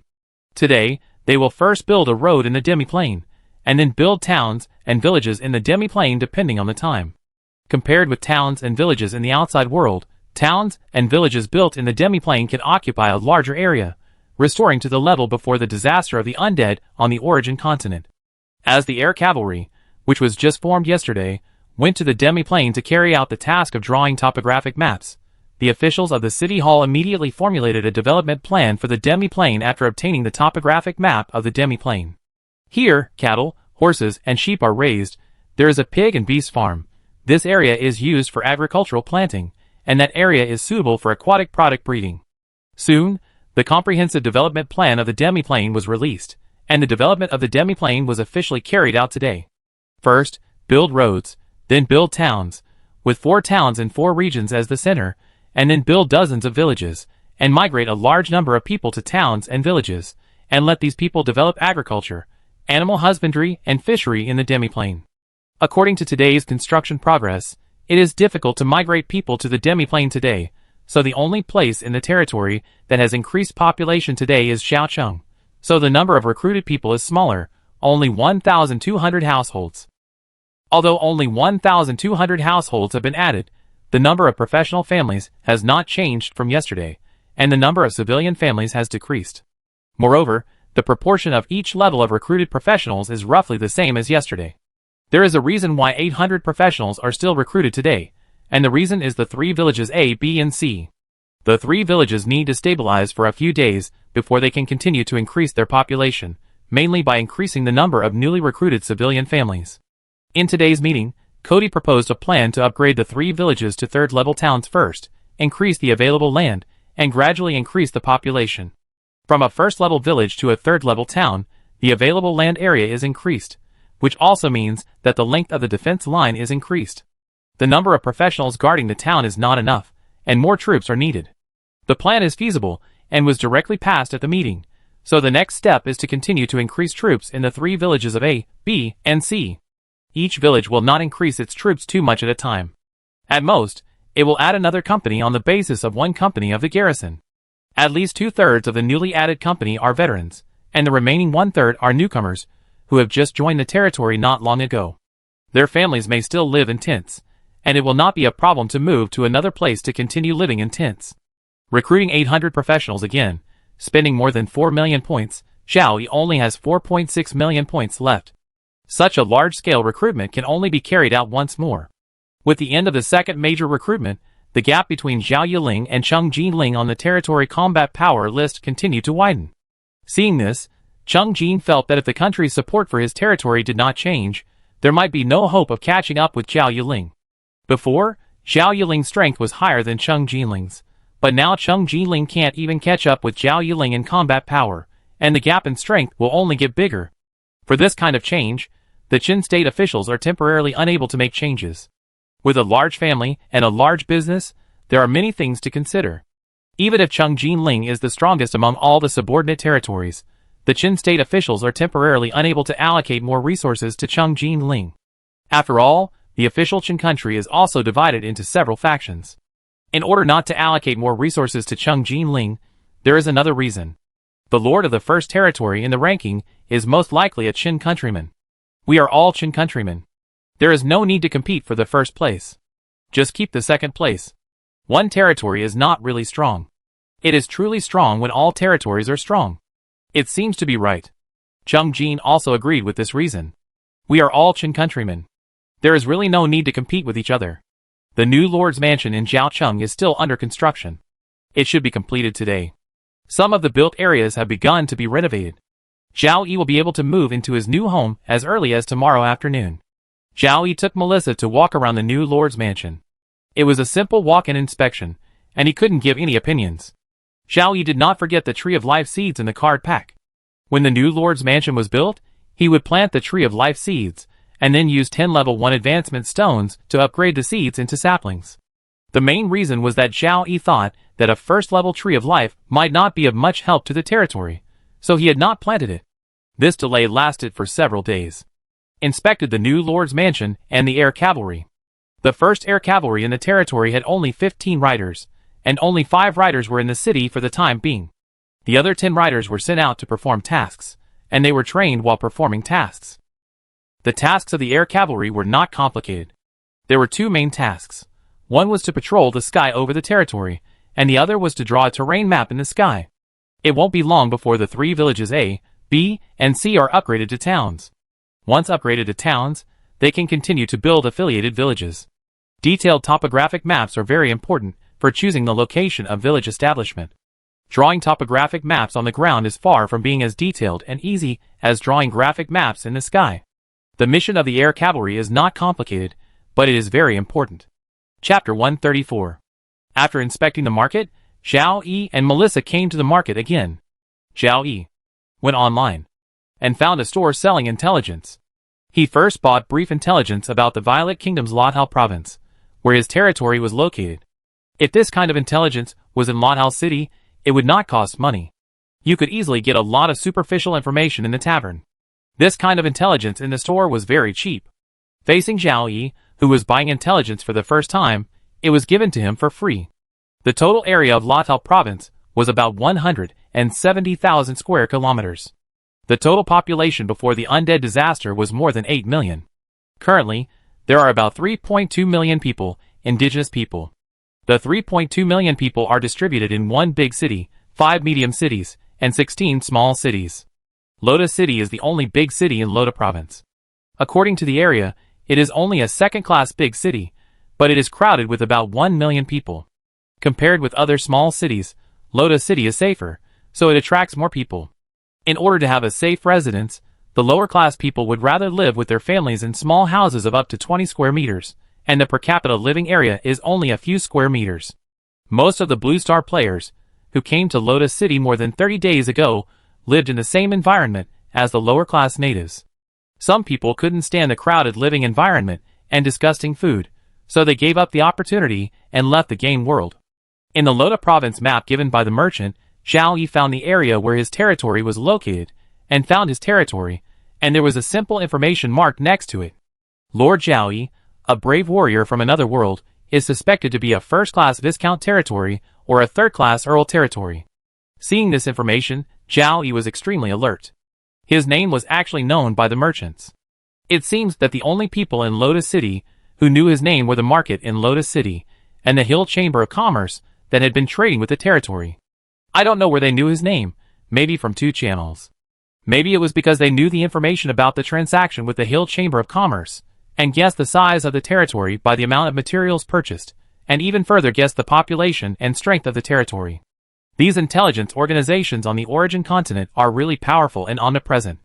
Because of this information, Zhao Yi planned to buy more intelligence, including intelligence on a few indigenous cities, intelligence on Blue Star player territories, and then nix an intelligence on his own territory. Zhao Yi wanted to see how well these intelligence organizations knew about his territory. Intelligence on indigenous cities was more expensive, while intelligence on Blue Star player territories was relatively cheap. After paying magic crystals to purchase intelligence, it was transmitted through the market transmission array in about half an hour. The intelligence carrier was paper, and the content was mainly text, but there were also a few pictures. Zhao Yi ignored other intelligence and looked at the intelligence of his own territory first. A territory of brave warriors in another world, 90% chance of being a first-class Viscount territory, 10% chance of being a third-class Earl territory, with a population of about 20,000 and about 2,500 professionals. The Lord Zhao Yi is a human male, aged between 22 and 25, a shooter, and has been to Rota City twice. After reading the intelligence of his own territory, Zhao Yi was relieved. This intelligence organization should not have sent anyone to investigate the territory, at least not recently. It may be data analyzed through some transaction records of the Hill Chamber of Commerce. If someone else bought the data of Zhao Yi's territory, they would definitely give a bad review, but Zhao Yi planned to give a good review. It's better that the information of his territory is inaccurate. Looking at the text description on the paper, Zhao Yi felt that this intelligence organization didn't care much about the heroes of the other world, and there were many words with contempt. It's better not to care. Zhao Yi really hopes that all the indigenous forces don't care about the Blue Star players, so that the Blue Star players can accumulate strength and grow rapidly. After reading the information of his own territory, Zhao Yi went to see the information of several indigenous cities he bought. The information of other Blue Star players' territories was thrown away after only a few glances. It didn't make much sense. It was almost the same as the description of his own territory. No wonder it was cheaper. The information about the relatively expensive Aboriginal city is very rich and detailed. The Aboriginal city closest to Zhao Yi's territory is located a little to the south and west of Zhaocheng, about 35 kilometers away, a third-level small city called Morris, with a population of about 30,000. The operator of Morris City is the second-class Earl Morris family. It has been 213 years since the establishment of a small village. Before the undead disaster, Morris City had already reached the standard of a second-level small city, but under the influence of the undead disaster, the Morris family was financially insufficient and could only reduce the area of Morris City and downgrade it to a third-level small city. The city's land area has been reduced, and it cannot accommodate too many people. In addition, they do not want these people to be swallowed by the undead. The Morris family first selects the civilian families in the city, then draws lots, and finally kills all the unqualified and unlucky excess people, and burns all the bodies. There are 2 fourth-level professionals in Morris City, both from the Morris family. One is the current second-class Earl and family patriarch, and the other is the Earl's third son. Both are swordsmen. The Morris family once spent a huge amount of money to buy a platinum long sword, which is more likely to be in the hands of the Earl. In addition to the 2 fourth-level professionals, the Morris family has at least 20 third-level professionals, including 1 third-level priest, 3 third-level mages, 2 third-level assassins, 4 third-level shooters, and 10 third-level warriors. The purchased intelligence not only shows the number of third-level professionals, but also the rough information of 20 third-level professionals, and even the rough information of the more important second-level professionals. Because there is no 4th-level mage, the Morris family's financial resources are not enough. There is no mage tower in Morris City, and the only powerful weapon on display is the small magic crystal cannon. On the Morris City wall, there is a small magic crystal cannon on one side, and 2 spare small magic crystal cannons. There is no transaction record of the Morris family buying medium-sized magic crystal cannons. The intelligence also shows the number of 4th level attack spell scrolls, 4th level defense spell scrolls, super alchemical bombs, etc. that the Morris family has purchased, as well as the consumption of these things in the past. Zhao Yi feels that there must be intelligence personnel from the intelligence organization behind this merchant in Morris City, or someone in Morris City actively sells this information to various intelligence organizations. Just like on Blue Star, some couriers or delivery points will sell the information on the express to a certain group to make extra money. Anyway, what is sold is the information of the Morris family, and the only one who will get into trouble is the Morris family. Zhao Yi carefully read the information about Morris City. Morris City is very strong, and the current strength of his territory is not a match for Morris City. He has the method of killing 4th level professionals and 4th level undead, and Morris City also has it, and more. As his territory continues to expand, he will soon face Morris City. He needs to prepare in advance. When he borders Morris second-class earldom, it is best that his territory has surpassed the other side. Chapter 135. Skip it, and it won't affect your viewing experience. Chapter 136. The number of player territories that have reached the 3rd-class earldom has finally increased. Yesterday, 34 first-class Viscount territories challenged the 3rd-class earldom. In the end, 29 player territories were successfully promoted, and only 5 failed to be promoted. The territories were destroyed by the undead army. Other player forces saw that the promotion probability was already very high. The strength of the territories that each family focused on cultivating was only slightly worse than these. After a day, the strength has increased significantly. It is very likely that they have caught up with the strength of the first-class Viscount territories that were promoted yesterday. The sooner a territory is promoted, the better. With this calculation, the territories of players behind do not want to be left too far behind by the territories of players in front, and more territories of players choose to be promoted to the 3rd-class earldom today. Before the undead army attacks at night, Zhao Yi browsed the forum and found that there are more than 100 player territories that want to be promoted to the 3rd-class earldom today. Obviously, many of them have the mentality of if you can do it, I can do it too. It is expected that the failure rate of these player territories that try to be promoted to the 3rd-class earldom tonight will increase a lot, and many of the player territories that succeed in being promoted will also be severely damaged. The more failed player territories there are, the more cautious the subsequent player territories will be. Although death in the game world will not affect Blue Star, lifespan, youth, and health, which are very important to humans, can be obtained in the game world. Surviving longer in the game world may bring more gains. At the 3rd hour of the night, in the Zhaocheng battlefield, Zhao Yi led his 3,700 professionals to fight against more than 9,000 undead. There were no 4th level undead, no lich, and no cavalry. It was another easy battle. However, because a 0-level warrior died in battle, this battle that should have been perfect had a little flaw. After returning to the defense line, Zhao Yi thought about the battle tomorrow night. The number of undead attacking tomorrow night would exceed 10,000, and he would finally have another chance to get the crystal treasure chest. Zhao Yi was full of expectations for the 3rd crystal treasure chest he was about to get, but the number of undead eliminated in a battle was just over 10,000, and the crystal treasure chest he got would only have 1 crystal card, and the number of platinum cards might be 2 or 3. In comparison, the platinum treasure chest obtained tomorrow morning should be the best one, with 6 platinum cards, and even 6 gold cards. A crystal treasure chest with 1 crystal card, and a platinum treasure chest with 6 platinum cards. Zhao Yi has a bug, and it depends on luck. If the crystal card is 10,000 low-grade magic crystals, it can be barely accepted, but if it is exchanged for 100,000 gold coins, millions of kilograms of food and other items, it is definitely not an option. The territory is not short of food now. In the case of luck, the platinum treasure chest is the best choice, but getting the crystal treasure chest also means higher points bonus and career experience bonus. Faced with a choice between a platinum treasure chest and a crystal treasure chest, Zhao Yi did not feel melancholy for long. People always have to look forward, move forward, work hard to develop the territory, and pursue a better crystal treasure chest. Zhao Yi did a little calculation. Under the condition that the number of casualties is very small and has little impact on the battle evaluation, a crystal treasure chest can be obtained by destroying more than 10,000 and less than 100,000 undead in a battlefield in one day. A platinum treasure chest can contain up to 6 platinum cards, and a crystal treasure chest can contain up to 7 crystal cards. In this way, if at least 23,000 undead are destroyed at one time, there will be 2 crystal cards in the crystal treasure chest. In order to destroy so many undead in one battle, Jiaocheng may have to be upgraded to the level of a first-class small city, and the territory must reach the level of a first-class earldom. In addition, when the territory is promoted, it will usher in 3 times the number of undead as usual, and on this basis, because of the territory promotion, the number of crystal cards will increase by at least 1. Now the population of the territory has reached 43,000, and the population of Jiaocheng has exceeded 28,000. It is only 1 or 2 days away from the standard of territory promotion.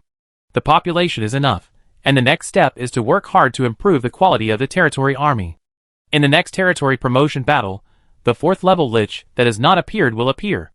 The 4th level undead has already brought pressure to Zhao Yi, and the 4th level lich has brought even greater pressure. This territory promotion battle is very difficult, and the territory needs a long time to accumulate strength. However, because of the 2-day disaster, Zhao Yi has gained a lot of points. Maybe the time to accumulate strength is less than the time it takes for a first-class viscount to be promoted to a third-class earl. After holding the position for nearly an hour and a half, Zhao Yi pulled Melissa into the tent behind the defense line to prepare for a rest. Thinking of the situation in the forum shortly after nightfall, Zhao Yi opened the forum again before resting. A quick glance at the popular post showed that it was exactly what Zhao Yi had thought. 11 third-class earls had disappeared from the Lord-level list. It was only a third of the night, and many players' territories had not encountered the undead yet. Many challengers, who had already eliminated the incoming undead, were also exposed by some players that the territory combat professional players had suffered heavy casualties. Many of the informants were directly the family members of the combat professional players who died in the battle. What was more interesting was that the spokesperson of the official forces of Qin State posted a post calling on all player lords to be cautious in upgrading their territories, not to upgrade their territories without absolute certainty, and to stop infighting. All Blue Star players should unite and fight against the undead together. You won 13 battles. You killed 14,863 undead. You lost 1 soldier. Jiao Town Battle Rating B, Jia Village Battle Rating D. Taisher Village Battle Rating D. Points increased by 75.6%. Professional experience increased by 75.6%. Obtained 1 platinum treasure chest, 12 silver treasure chests. Compared with the battle settlement yesterday morning, more undead were killed and fewer soldiers died, only these 2 changes. As the number of undeads killed increased, with a 75.6% bonus, Zhao Yi's points increased by another 1.12 million, second only to the points he gained in the 2 days of the disaster. Click to open the platinum treasure chest, and look at all the cards. Sure enough, there are 6 platinum cards of the highest level, and 6 cards of other levels. Select 2 platinum cards, level 3 priest recruitment scroll, platinum storage bracelet. Select 3 gold cards, level 3 shield warrior recruitment scroll, level 2 assassin recruitment scroll *4, intermediate market. Select a silver card, level 3 advancement stone.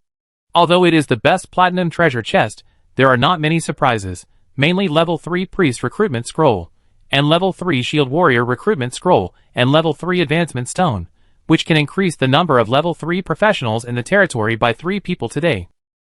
Seeing the intermediate market, Zhao Yi remembered one thing: there is an advanced market in the card pack. That has not been used. The advanced market is the highest level market. The trading range of the primary market is only 1 province. The trading range of the intermediate market is expanded to a country, and the trading range of the advanced market is expanded to the entire origin continent. Of course, if they want to trade across borders, the other party must also use the advanced market. Zhao Yi looked at the advanced market in the card pack, thought for a moment, and gave up using the advanced market to replace the primary market in Jiaocheng. The reason is very simple. It is what happened when buying intelligence yesterday. As long as there is contact with the outside world, even if it is only through the market, there is a risk of leaking information, and the forces behind the market are also the natives.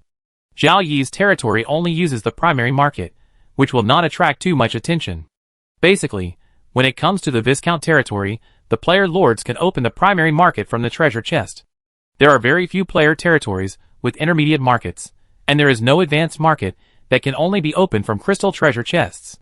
If your territory suddenly uses the advanced market, whether it is a hero from another world or an indigenous person, it will be noticed by the indigenous forces behind the market. When you are weak, you cannot use the advanced market. The current primary market can still meet the needs of territory development. Moreover, the tolls for cross-border transactions are very high. You must purchase a large amount of materials or high-value goods at one time to be able to bear the high tolls. Open treasure chests, eat breakfast, and have morning meetings. A meeting every day is something that only happens in some player territories. The main feature is that these player territories develop at a relatively fast speed. It can be said that the territories change every day, so they need to hold meetings every day to decide on today's and tomorrow's territorial affairs. In the Aboriginal city, the Aboriginal lords cannot quickly upgrade and gain points by destroying the undead. Blue Star players can fight to support the war and continue to develop. It is very difficult for the Aboriginal city to maintain its strength under the attacks of the undead every night. Many Aboriginal cities have been weakened by the attacks of the undead. When a normal-scale disaster comes, if there is no reinforcement, such Aboriginal cities may be destroyed by the undead army in the disaster. The morning meeting of Zhao Yi's territory focused on three things to discuss: the development of the demiplane, the upgrading of villages A, B, and C to towns, and the recruitment of personnel. Yesterday, under the leadership of a group of earth magicians, a road was built in the demiplane, and at the end of the road, the construction of the first town in the demiplane began. The first level town has a rated population of 12,000 people, but the area is almost the size of Xiaocheng, which is now a third level town. The demiplane will not be attacked by the undead, so the towns and villages in the demiplane do not need walls or fences. Although there are not many houses built in the first town, the various areas of the town have been planned, and people entering the demiplane can live in tents first. The first batch of people who moved into the demiplane were mainly civilians, and the families of the professionals who died in battle.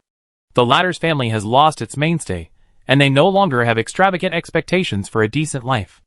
If they don't have money to support their lives, they will be hired to do heavy and tiring work like other civilians. Moreover, they can enter a safer demiplane, where the house they live in will be more spacious, and the surrounding environment will be the same as before the calamity of the undead. They can accept the temporarily poor living environment.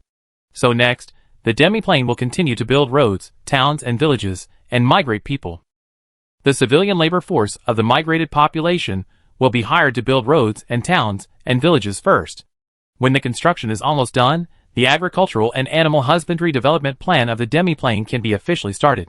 With the Earth Magician, it will not take too much time to build roads, towns, and villages, and the current focus of Zhao Yi's territory is to develop the part on the origin continent. The development of the demiplane is for the future, so it is not a big problem if the progress is slow. Chapter 137. The three villages of A, B, and C were established the day before yesterday, stabilized yesterday, and will be upgraded to a third-level town today, and another group of people will be relocated there. The population relocated today is mainly professional families, with additional officials, merchants, and teachers. The initial plan is to transfer 3 companies composed mainly of zero-level professionals from Xiaocheng, and add 1 company to each village, so that after upgrading to a third-level town, there will be 2 companies of garrison force. From a first-level village to a third-level town, the area occupied increases, and the defense line also increases. 2 companies can almost protect a third-level town well. Tomorrow, we can continue to migrate civilian families to the 3 towns, and depending on the situation, we can quickly increase the population of the 3 third-level towns to 3,000 people. In this way, there will be more than 1,000 undead attacking tomorrow night, and the evaluation of the affiliated towns will be downgraded, but they can also get a C rating and be given a gold treasure chest. By the day after tomorrow, the 3 towns can start to build affiliated villages. This is the speed of Zhao Yi's territory. As for today's recruitment, considering the civilian families migrating to the demiplane and the professional families migrating to the 3 villages of A, B, and C that are about to be upgraded, Xiaocheng must have at least 30,000 people today. In addition, the demiplane needs professionals to maintain public order when a large number of people are transferred to it. Some professionals with perfect rank 0 and their families in Xiaocheng can be temporarily transferred to the demiplane.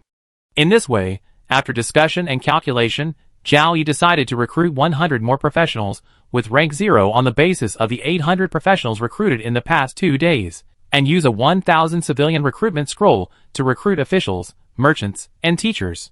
Recruiting 100 more professionals with rank 0 means transferring 100 perfect professionals with rank 0 to the demiplane, and they are swordsmen, shield warriors, spearmen, and assassins. Even if the archers and archers who are the main force of the battle are at the perfect level, They cannot be transferred to the demi-plane, mainly because of the fear of accidents. These archers and archers, who are at the perfect level, are used as reserve teams. Under normal circumstances, they do not participate in the battle, and do not destroy the undead, so they will not steal the experience of others. After the meeting, Zhao Yi and Melissa walked directly to the teleportation array, waiting for the guides to arrive, and then started today's recruitment. Even the matter of going to the market to auction weapons and equipment and purchasing materials was let go by Zhao Yi.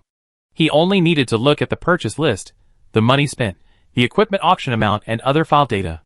There is no need to worry about being embezzled, which is also a benefit of the casual player lord only recruiting natives. As long as the loyalty of the natives is high enough, you can use them with confidence. For casual player lords, who mainly recruit players, even if they are relatives and friends in real life, they need to worry about being embezzled. As the personnel arrived, the recruitment began. All the personnel recruited today had to walk out of the Zhaocheng teleportation array, and the teleportation array would be occupied for at least 1.5 hours. When all the professionals, officials, teachers, and businessmen walked out of the teleportation array, Zhao Yi took Melissa away. There were only 1.46 million points left, and the large-scale recruitment of professionals would stop after only 3 days. The 3-day recruitment widened the gap in combat power between Zhao Yiling and Cheng Jinling. People and horses were coming in and out of Zhaocheng. Because of the flow of people, many carriages in Zhaocheng also moved to help families move. Some carriages were ready to leave the city, carrying people and their packages to villages A, B, and C. Zhao Yi also started to operate on the territory page, upgrading villages A, B, and C to third-level towns. Yesterday, a post in the forum revealed that Cheng Jinling had officially built a subsidiary town, which was a newly established town, not a previous subsidiary village upgrade. Yesterday, Cheng Jinling was 1 step ahead of Zhao Yiling, and today Zhao Yiling is 2 steps ahead of Cheng Jinling. But the 3 towns A, B, and C will not have 3,000 people each until tomorrow. Zhao Yi walked around Zhaocheng and finally came to the new lord's mansion. 8 earth magicians and workers were doing the final decoration. Judging from the situation, Zhao Yi will be able to move into the new lord's mansion before noon. Butler Jim, Cook Kelly, Maid Eve, and Groom Jimmy are now in the new lord's mansion, busy with more than 20 newly hired maids and servants. Among the newly hired personnel, the number of maids and chefs is the largest, with 6 each. The number of chefs recruited is double than the original number. The reason is naturally Melissa's appearance. The 6 newly added maids are about the same age as Eve. Now Eve has been promoted to the head maid of the Lord's mansion. In order to make it easier for Eve to command the newly recruited maids who were much older than Eve were not selected. The 6 newly added maids were not ugly, but not pretty either. They were just as ordinary as Eve. They were carefully selected by the butler Jim. The Lord's mansion could not hire maids and servants from the newly joined people. Those who had joined for a longer time and had beautiful girls had already been picked up by other professional families. Fortunately, Zhao Yi did not specifically request to recruit beautiful maids, otherwise Jim would have a headache in selecting maids. At first, Zhao Yi needed beautiful maids, just to please his eyes. Now with the appearance of Melissa, it doesn't matter whether there are beautiful maids or not. In fact, normal professionals don't have much idea about non-professional women. On the one hand, when professionals marry and have children, the chances of their children becoming professionals are higher. On the other hand, the physical fitness of professionals is far better than that of non-professionals, and the same is true for relatively fragile legal professions. In excitement, they can accidentally hurt others, which is not good. Basically, only 0-level professionals and a few first-level professionals will marry and have children with civilians. The higher the level of the professional, the less likely they are to choose civilians as their partners. In this case, the proportion of professionals in the territory should be higher, but the ratio of the number of leading troops to the total population of the territory is often calculated. Usually only one person in a professional family joins the army.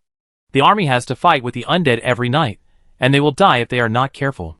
Both husband and wife cannot join the army. If the territory is in a critical moment, professionals outside the army will also join the war.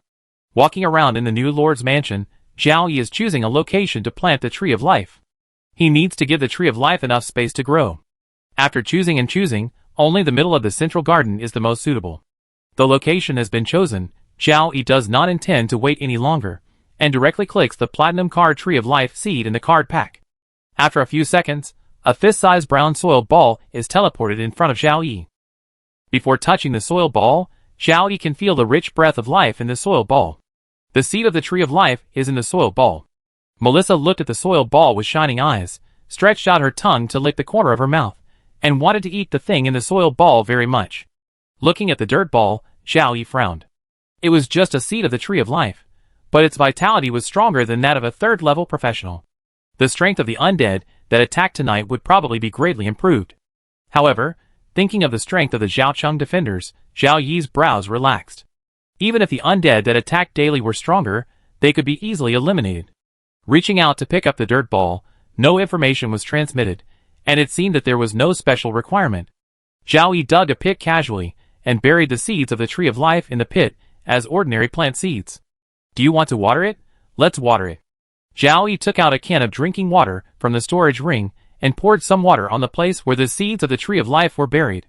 The seeds of the tree of life did not react at all. It would be strange if there was a reaction. The growth time of each stage of the tree of life is calculated in thousands of years. Even if it takes a few days, no changes can be seen in the seeds of the tree of life. Putting the water can back, Xiao Yi took out 10 level 1 advancement stones from the card pack. He had 10 level 1 advancement stones, but how to use them on the seeds of the tree of life? After studying for a few minutes, Xiao Yi found that if he placed the advancement stone near the seed would directly absorb the energy in the advancement stone. Xiao Yi placed the remaining level 1 advancement stones on top of the seed. As the energy in the level 1 advancement stone was absorbed by the tree of life seed, just 1 minute later, a small green seedling emerged from the soil. The small green seedling continued to grow, 1 centimeter, 10 centimeters, 20 centimeters, 50 centimeters, 70 centimeters. When the 10 level 1 advancement stones completely disappeared, all the energy was absorbed by the tree of life. The tree of life had grown from a seed to a 1-meter high tree, and its life breath increased more than 10 times that of the seed, equivalent to the life breath of more than 10 third-level professionals. The trunk and branches of the small tree are crystal clear, and the leaves are like jade, so delicate that they don't look like a plant. Xiao Yi gently touched the leaves with his fingertips, and felt the consciousness of the tree of life, which was very small, like a newborn baby. From a seed to a 1-meter high tree, the tree of life brought some changes to the surroundings. The most obvious change is that the concentration of magic elements around the tree of life has increased rapidly. The growth of the tree of life also needs to absorb magic elements and attract more magic elements. Xiao Yi had looked for some information and asked his magician, and learned that the tree of life, which had just entered the first level, could double the concentration of magic elements within a radius of 100 meters. Beyond this range, the concentration of magic elements dropped rapidly. If it was within 10 meters of the tree of life, the concentration of magic elements would be even higher. Although the closer the distance, the higher the concentration of magic elements, but the close distance is not suitable for professionals to practice, because professionals cannot compete with the tree of life. And within a radius of 100 meters, whether it is ordinary plants or magic plants, the growth rate can be increased by 10%. This effect is similar to the Monument of Plenty, but the Monument of Plenty has a wider range of effects. A level 1 Monument of Plenty alone can increase the growth rate of plants growing on land within a radius of 50 kilometers by 10%. Of course, the Tree of Life is only level 1, and the effect will double as the level continues to increase. Moreover, the effect of the Tree of Life is not only to increase the growth rate of plants and the concentration of magic elements, but also to condense the water of life. The branches and leaves of the Tree of Life are all top-level magic materials. Even if it was only a first-level Tree of Life, it was very attractive to mages above the 4th level. Soon, the changes brought by the Tree of Life had affected the entire new Lord's Mansion. The Earth mages who were decorating the new Lord's Mansion felt that there was a creature with a strong breath of life in the central garden area of the Lord's Mansion, and the magic elements were flowing there. The Earth mages all guessed that it might be the Lord who was doing something, suppressed their curiosity, and continued to work. Chapter 138. Currently, what Zhao Yi cares most about is the water of life condensed by the Tree of Life. The principle of most other life potions, and even the healing techniques of priests, is to promote the accelerated division of wound cells, to achieve the purpose of rapid wound healing, at the cost of reduced lifespan. Professionals have longer lifespans than non-professionals, and legendary strongmen can even have a lifespan of 1,000 years. For everyone, the more lifespan the better. If possible, professionals are unwilling to use expensive life potions or be treated by priests. While recovering from injuries, the price is the consumption of life. However, facing the undead that attack every night, injuries are inevitable, especially when seriously injured and dying. Between the two options of death and shortening lifespan, professionals have to choose the latter. In the Aboriginal city, there are many professionals who should have a lifespan of hundreds of years, and are still middle-aged, but have aged like an old man in his 50s or 60s, with only a few decades left in their real lifespan. There are also remedies, such as potions that can increase vitality, magic plants, etc., which can restore the consumed lifespan. However, anything that can increase vitality is not cheap, and ordinary low-level professionals cannot afford it. Therefore, the water of life that can increase vitality will not consume the life of the professional when restoring the professional's injuries, making the water of life a top-level life potion. The water of life is sold by drops. 1 drop of water of life can quickly restore the injuries of the third-level and lower-level professionals no matter how serious. Consuming 1 or 2 more drops of water of life can also regenerate the broken limbs of the third-level and lower-level professionals. For professionals above level 3, the consumption of water of life is definitely more. Water of life is in short supply in the market. 1 drop of water of life can easily be exchanged for a top-level gold equipment, or even for a lower-quality platinum equipment, which is worth about 100 medium-grade magic crystals. With the Tree of Life, there is a constant supply of water of life, which is simply the best way to make a fortune. However, the first-level Tree of Life in front of Zhao Yi can only condense 1 drop of water of life every day, and the second-level Tree of Life can only condense 3 to 4 drops of water of life every day. For the development speed of Zhao Yi's territory, 3 or 4 drops a day is very slow, and the water of life obtained can only be used by himself for the time being, and cannot be sold on the market. After all, the value of the Tree of Life is there, higher than the value of the Magic Tower and the Half-Plane. When Zhao Yi was thinking about the Tree of Life, Melissa stared at the Tree of Life with her dragon eyes without blinking, and licked the corners of her lips from time to time. From the seed to the small tree, Melissa wanted to eat it more. With a dragon's appetite, it can eat not only plants, but also minerals and soil. If the owner of this small tree was not her contractor, Melissa would not care so much and eat it in 1 bite. Now she could only stare at the small tree. When she saw Zhao Yi finish thinking, Melissa looked at Zhao Yi with a pitiful look. "I want to eat." The 2 words were almost written on Melissa's face.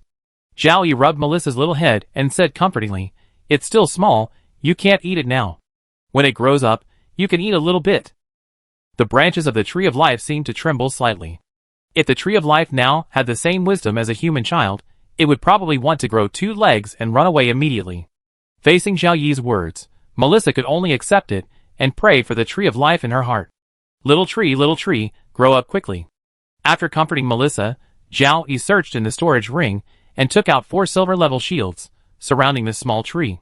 He also found a wooden board wrote, "Do not move," and stuck it into the ground to remind people who came over not to touch it. There are no outsiders in Zhaocheng, and not many people enter the Lord's mansion. Under the condition of high loyalty, this measure is enough to protect the weak Tree of Life. Now that the Tree of Life has reached the first level, Zhao Yi will have to save 10 level 2 advancement stones. If he gets more than 3 level 2 advancement stones a day, he can keep 1. Feeling the breath of life from the Tree of Life, Zhao Yi felt a little uneasy about the army of undead that would attack tonight. It's like some aborigines or players use the undead to kill someone with a borrowed knife, placing things with a strong breath of life near the enemy's home or even in the enemy's home to attract more undead to attack. The Tree of Life is the thing with a strong breath of life.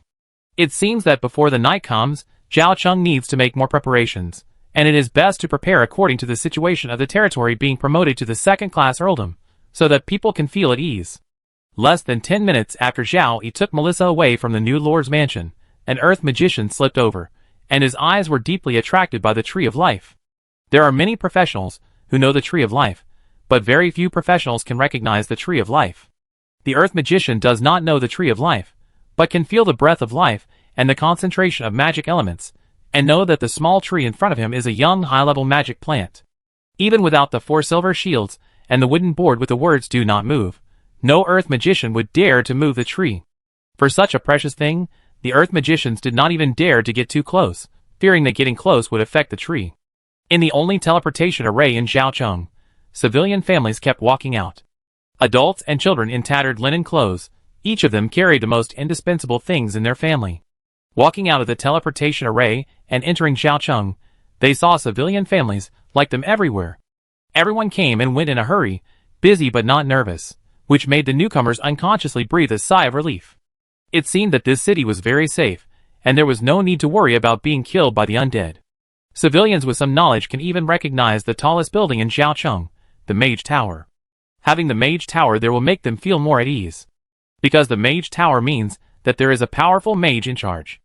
Unfortunately, the civilians who have just joined cannot know that Jiaocheng does not even have a 4th level professional, let alone a powerful mage. The highest level mage is only the 3rd level, and he has just been promoted to the 3rd level not long ago.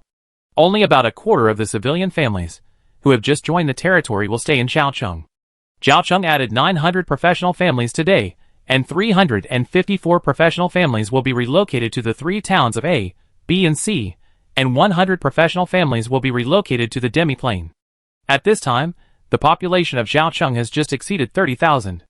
If the families of the dead professionals are relocated to the demi-plane, the population will drop below 30,000, so a small number of newly added civilian families need to stay in Jiaocheng. Most of the civilian families who have just arrived in Jiaocheng are waiting in the designated area near the teleportation array, waiting for the arrival of carriages. They will take the carriages into the demi-plane and go to their new homes in the future. Compared to the crowded Jiaocheng where the undead attack every night, these civilian families must prefer to live in a quiet and peaceful demi-plane. The carriages came, and civilian families got on the carriages with their packages, because these packages were so small that almost one carriage could only carry one family. Fortunately, there were enough carriages in the territory, and more than 10 silver treasure chests were opened every day, and many poor horses, medium horses, and good horses were opened, which could meet the current needs of Zhao Yi's territory. In the future, the agricultural development in the demi-plane will require horses to plow the land. There are also areas in the demi-plane that are suitable for building pastures, and there is no problem in raising ordinary horses. However, compared with the development of the territory, raising poultry and livestock is very slow, and it takes almost half a year to see results even if it is measured in months. There are many ways to increase the growth rate of crops in agricultural development. The carriage carried the civilian families, who had just joined Zhao Yi's territory, drove hundreds of meters in Jiaocheng, passed through a void space gate, and came to the demi-plane. When seeing the scene of the demi-plane for the first time, I don't know how many people would wipe their eyes hard, or hit themselves and the people around them hard, wanting to confirm whether the scene they saw was real or fake. When they confirmed that the scene was real, more than 90% of the older people shed tears of excitement. After so many years, they saw these familiar yet unfamiliar scenes again. At this moment, they seemed to have returned to the time before the undead disaster.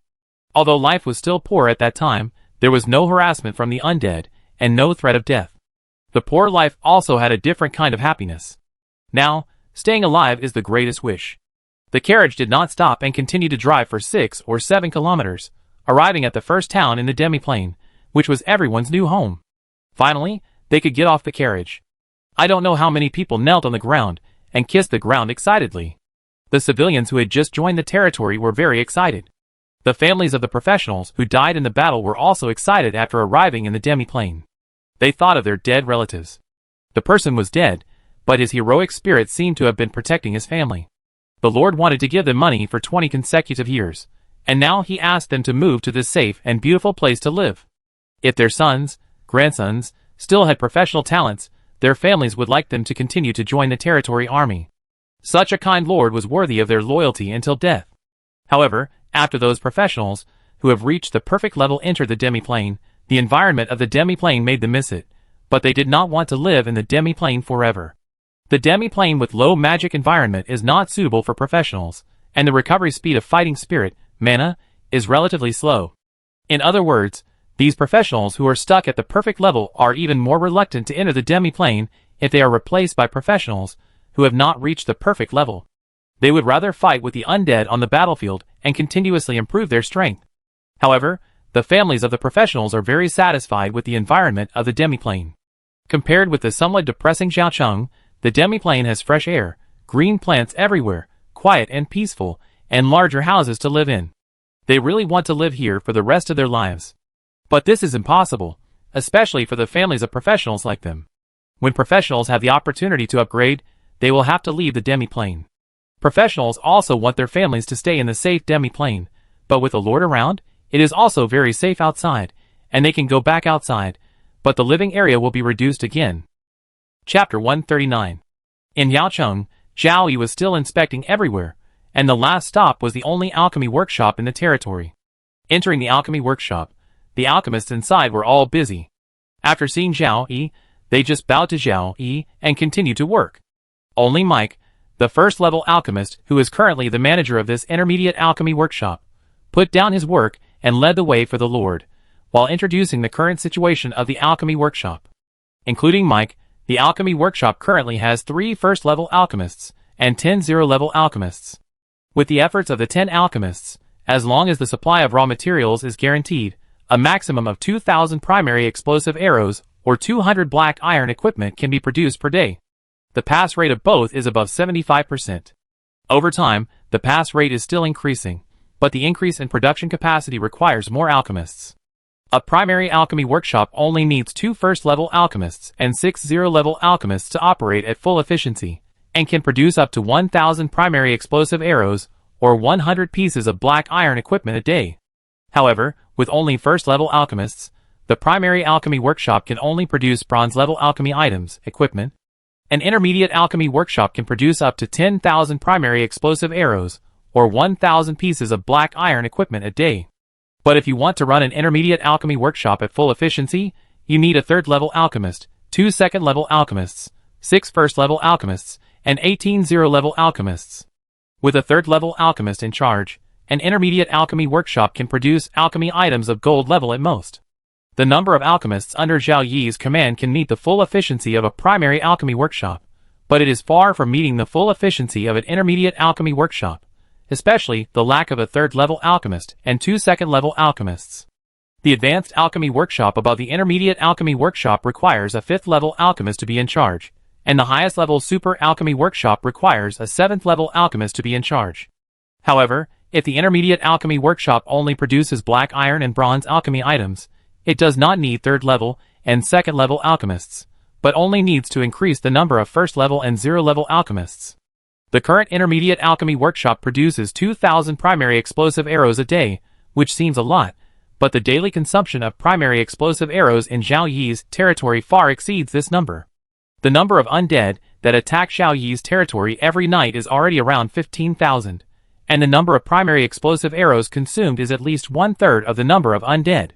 This is still due to the first-level archers and archers using Doqi to bless ordinary arrows to eliminate a large number of 0-level undead, and the warriors in the second half of the battle to eliminate the remaining 0-level undead.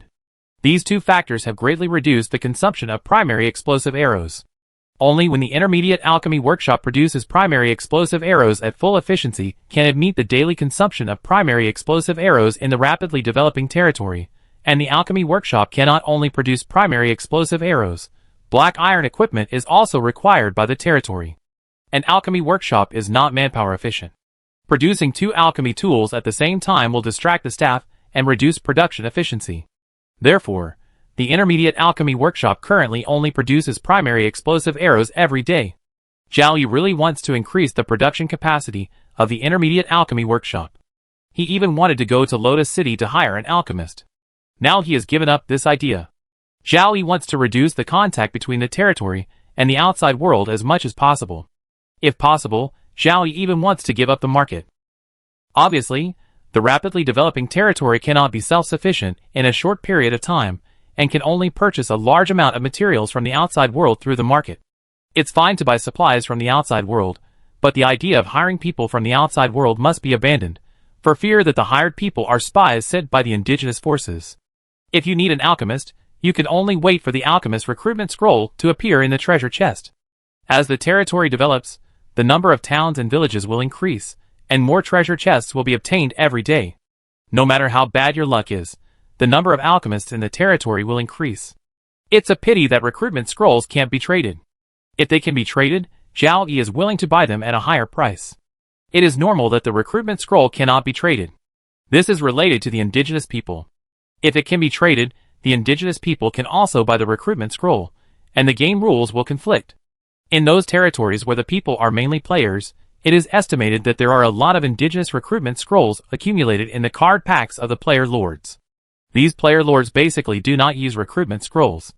Either the people in the territory are mainly players, or the indigenous people. If players and indigenous people are mixed together, it will be more difficult to manage such a territory, and it may even cause conflicts between players and indigenous people. It is difficult for such a player territory to survive until now. If the native recruitment scrolls can be traded, the player forces will concentrate the recruitment scrolls in one or several player territories, and there will be no possibility for Zhao Yi to become the first in the ranking.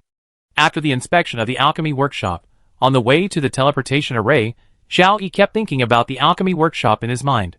Compared with professionals who eliminate undead to upgrade, there is no shortcut for alchemists to upgrade their ranks. They can only work hard on their own research, which is also a matter of talent. If you don't have alchemy talent, you will be stuck at level 0 or level 1 for your whole life. Talent stones can improve combat professional talents, but they cannot improve alchemy talents. It seems that we can only rely on treasure chests to obtain more alchemists and higher level alchemists. If the territory wants to be self-sufficient in alchemy items, it must have a sufficient number of alchemists, and there is a long way to go. The teleportation array lights up, and the next second, Zhao Yi and Melissa appear in the teleportation array of Town A. The naming of the affiliated towns is random, and not random. The first affiliated village of Town A is directly named Village A1, which is very convenient, and does not require dead brain cells to think. As for what names the residents will give their villages or towns in the future, that is their business. A village or town has only been established for a few days or more, and the residents are still familiar with everything around them. It is expected that it will take a long time to take the initiative to rename the village or town. Civilians feel inferior and basically will not get involved. It is mainly the professionals who decide the names of villages and towns. Once the professionals reach the current level of perfection, they will also be transferred back to Daocheng. It is impossible for them to stay here forever. Even if it is the second or third village in the front of the territory, the new village name is still a long way off. Besides, the village name is not important. Second, such a village name is very random. Whether it is Blue Star or the Origin Continent, there are more random village names. Zhao Yi held Melissa's hand and walked on the streets of Jia Town. There were not many people on the street.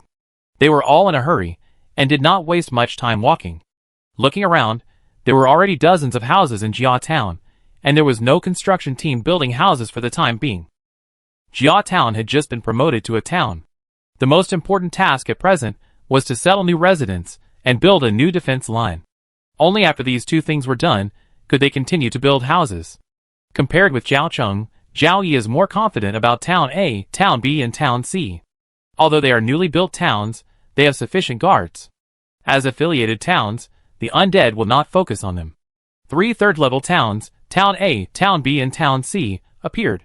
From the territory page, Zhao Yi saw that the territory had 9 more affiliated villages. There are certain restrictions on the number of 9 affiliated villages. The affiliated villages cannot be too far away from the town they belong to. A very normal rule. Chapter 140. Inspection, pre-war arrangements, training, dinner. As night fell, most of the professionals of the Daocheng defenders were on high alert behind the defense line, and a small number of warriors with perfect current levels stayed in the city to prevent accidents. Zhao Yi guessed that the undead attacking tonight would be stronger, but the pursuit of higher scores and better treasure chests, as well as the confidence in his own strength, Zhao Yi had no choice. Transfer part of the population of Daocheng to the demi-plane to reduce the number of undead attacking. There is still some time before the arrival of the undead army. Zhao Yi opened the forum and browsed it. Today, a first-class Viscount territory also announced that it would be promoted to a third-class Earl territory. However, because more than 20 first-class Viscount territories were destroyed yesterday, more than 30 territories that were successfully promoted were severely damaged, causing the number of player territories that were promoted to third-class Earl territories to drop sharply today to only 7. Players' discussions about third-class Earl territories also dropped sharply, and many players turned to discuss the hidden boss, who ranked first in the territory combat power list, and speculated when Cheng Jinling would be able to return to the first place. As for Zhao Yiling, it is generally speculated that he is the leader of the independent players of Chen country, and his people are mainly indigenous people. He is a lucky guy. Without the support of a big force behind him, no matter how lucky he is, he should not be the opponent of Cheng Jinling, who is the official focus of the strongest player force Chen country. Most players believe that no matter how early or late, Cheng Jinling will definitely surpass Zhao Yiling. But there are also some independent players who support Zhao Yiling and hope that Zhao Yiling can maintain his first position. Zhao Yiling is a role model for all independent player leaders. Browsing the forum, time passed quickly, and several air cavalrymen descended from the sky with information about the undead army. Lord, the undead army that attacked this time is elite, with more than 10,000 in number, at least 1,000 air cavalrymen and 1,000 land cavalrymen. The figure of the Lich was found, and it is most likely a 4th level Lich. The flying speed of the undead air cavalryman is slower than before, and each undead air cavalryman carries at least 1 zombie. Among the undead ground forces, the proportion of 1st level undead, 2nd level undead, and 3rd level undead is higher than before, and there are 2 golden skeletons beside the Lich. Golden skeleton, 4th order undead, can also be called skeleton general. When the undead reaches the 4th order, even if they are not liches, their intelligence is greatly improved compared to low order undead. They can command the undead army to wage war alone, and use some simple tactics. After hearing the report from their own air cavalry, Zhao Yi, Elliot, Lori, Joanna and others look serious. The fact that there are air cavalry in the attacking undead army shows that the undead army tonight is not a good intention, not to mention the 4th order Lich and 2 4th order skeletons, who are in charge of the undead army. Zhao Cheng had never encountered a 4th level undead before, but this time there were 3, and one of them was a 4th level Lich. Zhao Yi thought that the 4th level Lich would stay in the cemetery and not come out. His expression did not change much, but Zhao Yi felt a little bitter in his heart. The undead army that attacked tonight was so strong, it must be because of the large life breath of the 1st level life tree, which attracted a stronger undead army. Moreover, the undead represent death, and the life tree represents vitality. The two are naturally hostile. Unfortunately, the demiplane obtained is a low magic plane. The tree of life is not only difficult to grow there, but also likely to die. Planting it in Zhaocheng has caused such a big trouble. Although the attacking undead are strong, the Zhaocheng defenders are not incapable of dealing with them. In the afternoon, Zhao Yi had already asked his subordinates to prepare for tonight's battle as a territory promotion battle. The Mage Tower and the small magic crystal cannon are prepared with enough magic crystals for consumption, and there are also multiple 3rd and 4th level attack spell scrolls purchased with magic crystals or points in the previous disaster. Multiple super explosive arrows hitting the 4th level undead at the same time can also injure the 4th level undead. Sooner or later, we will have to face the 4th level undead. If we can eliminate all the attacking undead at a relatively low cost tonight, we can more or less determine how much strength the territory has accumulated before we can proceed to the next promotion. Zhao Yi was thinking quickly in his mind, but he was interrupted by Joanna's words in just a few seconds. Lord, the undead air cavalry is carrying zombies, and they may want to use corpse explosion. We must eliminate them all before the undead air cavalry arrives above us. If we cannot eliminate them all, we must prepare the magic tower and open the magic shield in advance. Corpse explosion? Zhao Yi seemed to have seen information about corpse explosion. It is a 4th level spell of the necromancer, and can also be used by liches. Corpse explosion can make the target corpse explode, causing range damage. The higher the level of the corpse, the greater the explosion damage, and the wider the range. Zombies themselves are corpses, which can be used as carriers of corpse explosion. Undead air cavalry plus zombies plus corpse explosion is equivalent to aerial bombing. Zhao Yi couldn't sit still when he thought of this. Elliot, you command the battle, and I will lead the air cavalry to attack. Yes, sir. Zhao Yi turned to Melissa and asked, Melissa, can Joanna come with me? Zhao Yi didn't finish his words, but Melissa understood what Zhao Yi meant. She tilted her head and looked at Zhao Yi for a few times, and then looked at Joanna for a few times. Her words, no problem. Zhao Yi breathed a sigh of relief. It was good that there was no problem. The Dragon Knight's dragon basically would not let other people ride it. At most, he would grab it with his dragon claws. Joanna was the best choice Zhao Yi could make. When the man and the dragon were communicating, Joanna had a lot of questions in her mind, not knowing what the Lord was going to do, but the next moment Zhao Yi answered Joanna's questions. Joanna, you and I will fight together. I will throw the alchemical bomb into the undead air cavalry team, and you will detonate it. Hearing the Lord's words, everyone present immediately understood the Lord's plan. The undead can come to bomb from the air, and we can also come to bomb from the air, but we will not bomb the undead on the ground, but the undead air cavalry in the sky.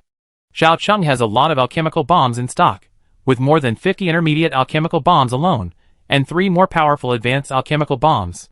The intermediate alchemical bomb has an explosion damage radius of only 9 meters, and the core area of the explosion can kill the 2nd level undead.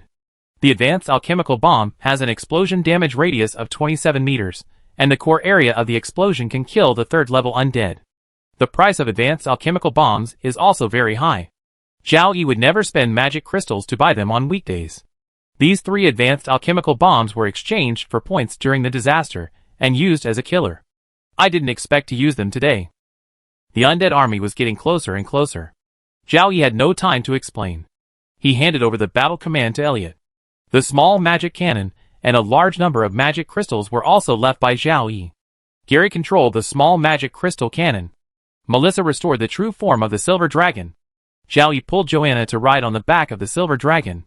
The silver dragon carried the 2 of them into the sky. Although Joanna's 3rd level skills included flying, she was still very nervous about riding a dragon for the first time. She unconsciously hugged Zhao Yi's waist tightly with both hands. Behind the silver dragon, the human air cavalry tried to fly. The air cavalry's mounts were only 2nd level Pegasus. There were 3rd level undead among the undead air cavalry. If the human air cavalry brought a mage with them, the possibility of danger would increase greatly. Every air cavalry was precious. Zhao Yi didn't want them to die so easily. Chapter 141. Because of the air bombing of the undead, Zhao Yi had to take the initiative to attack. Aocheng has a way to resist the air bombing of the undead. As long as the magic shield is turned on by the magic tower, it can resist all attacks. But turning on the magic shield consumes energy, and resisting attacks consumes more energy.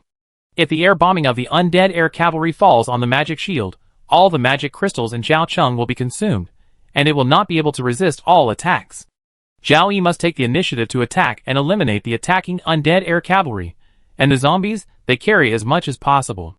Zhao Yi's tactics were simple, using air bombing to deal with the undead sky cavalry. The tactics were very effective, but not everyone could use this tactic. There were level 3 undead among the undead sky cavalry, and the people who were carrying out the mission had to have at least level 3 mounts. Dragons are one of the fastest flying monsters of the same level.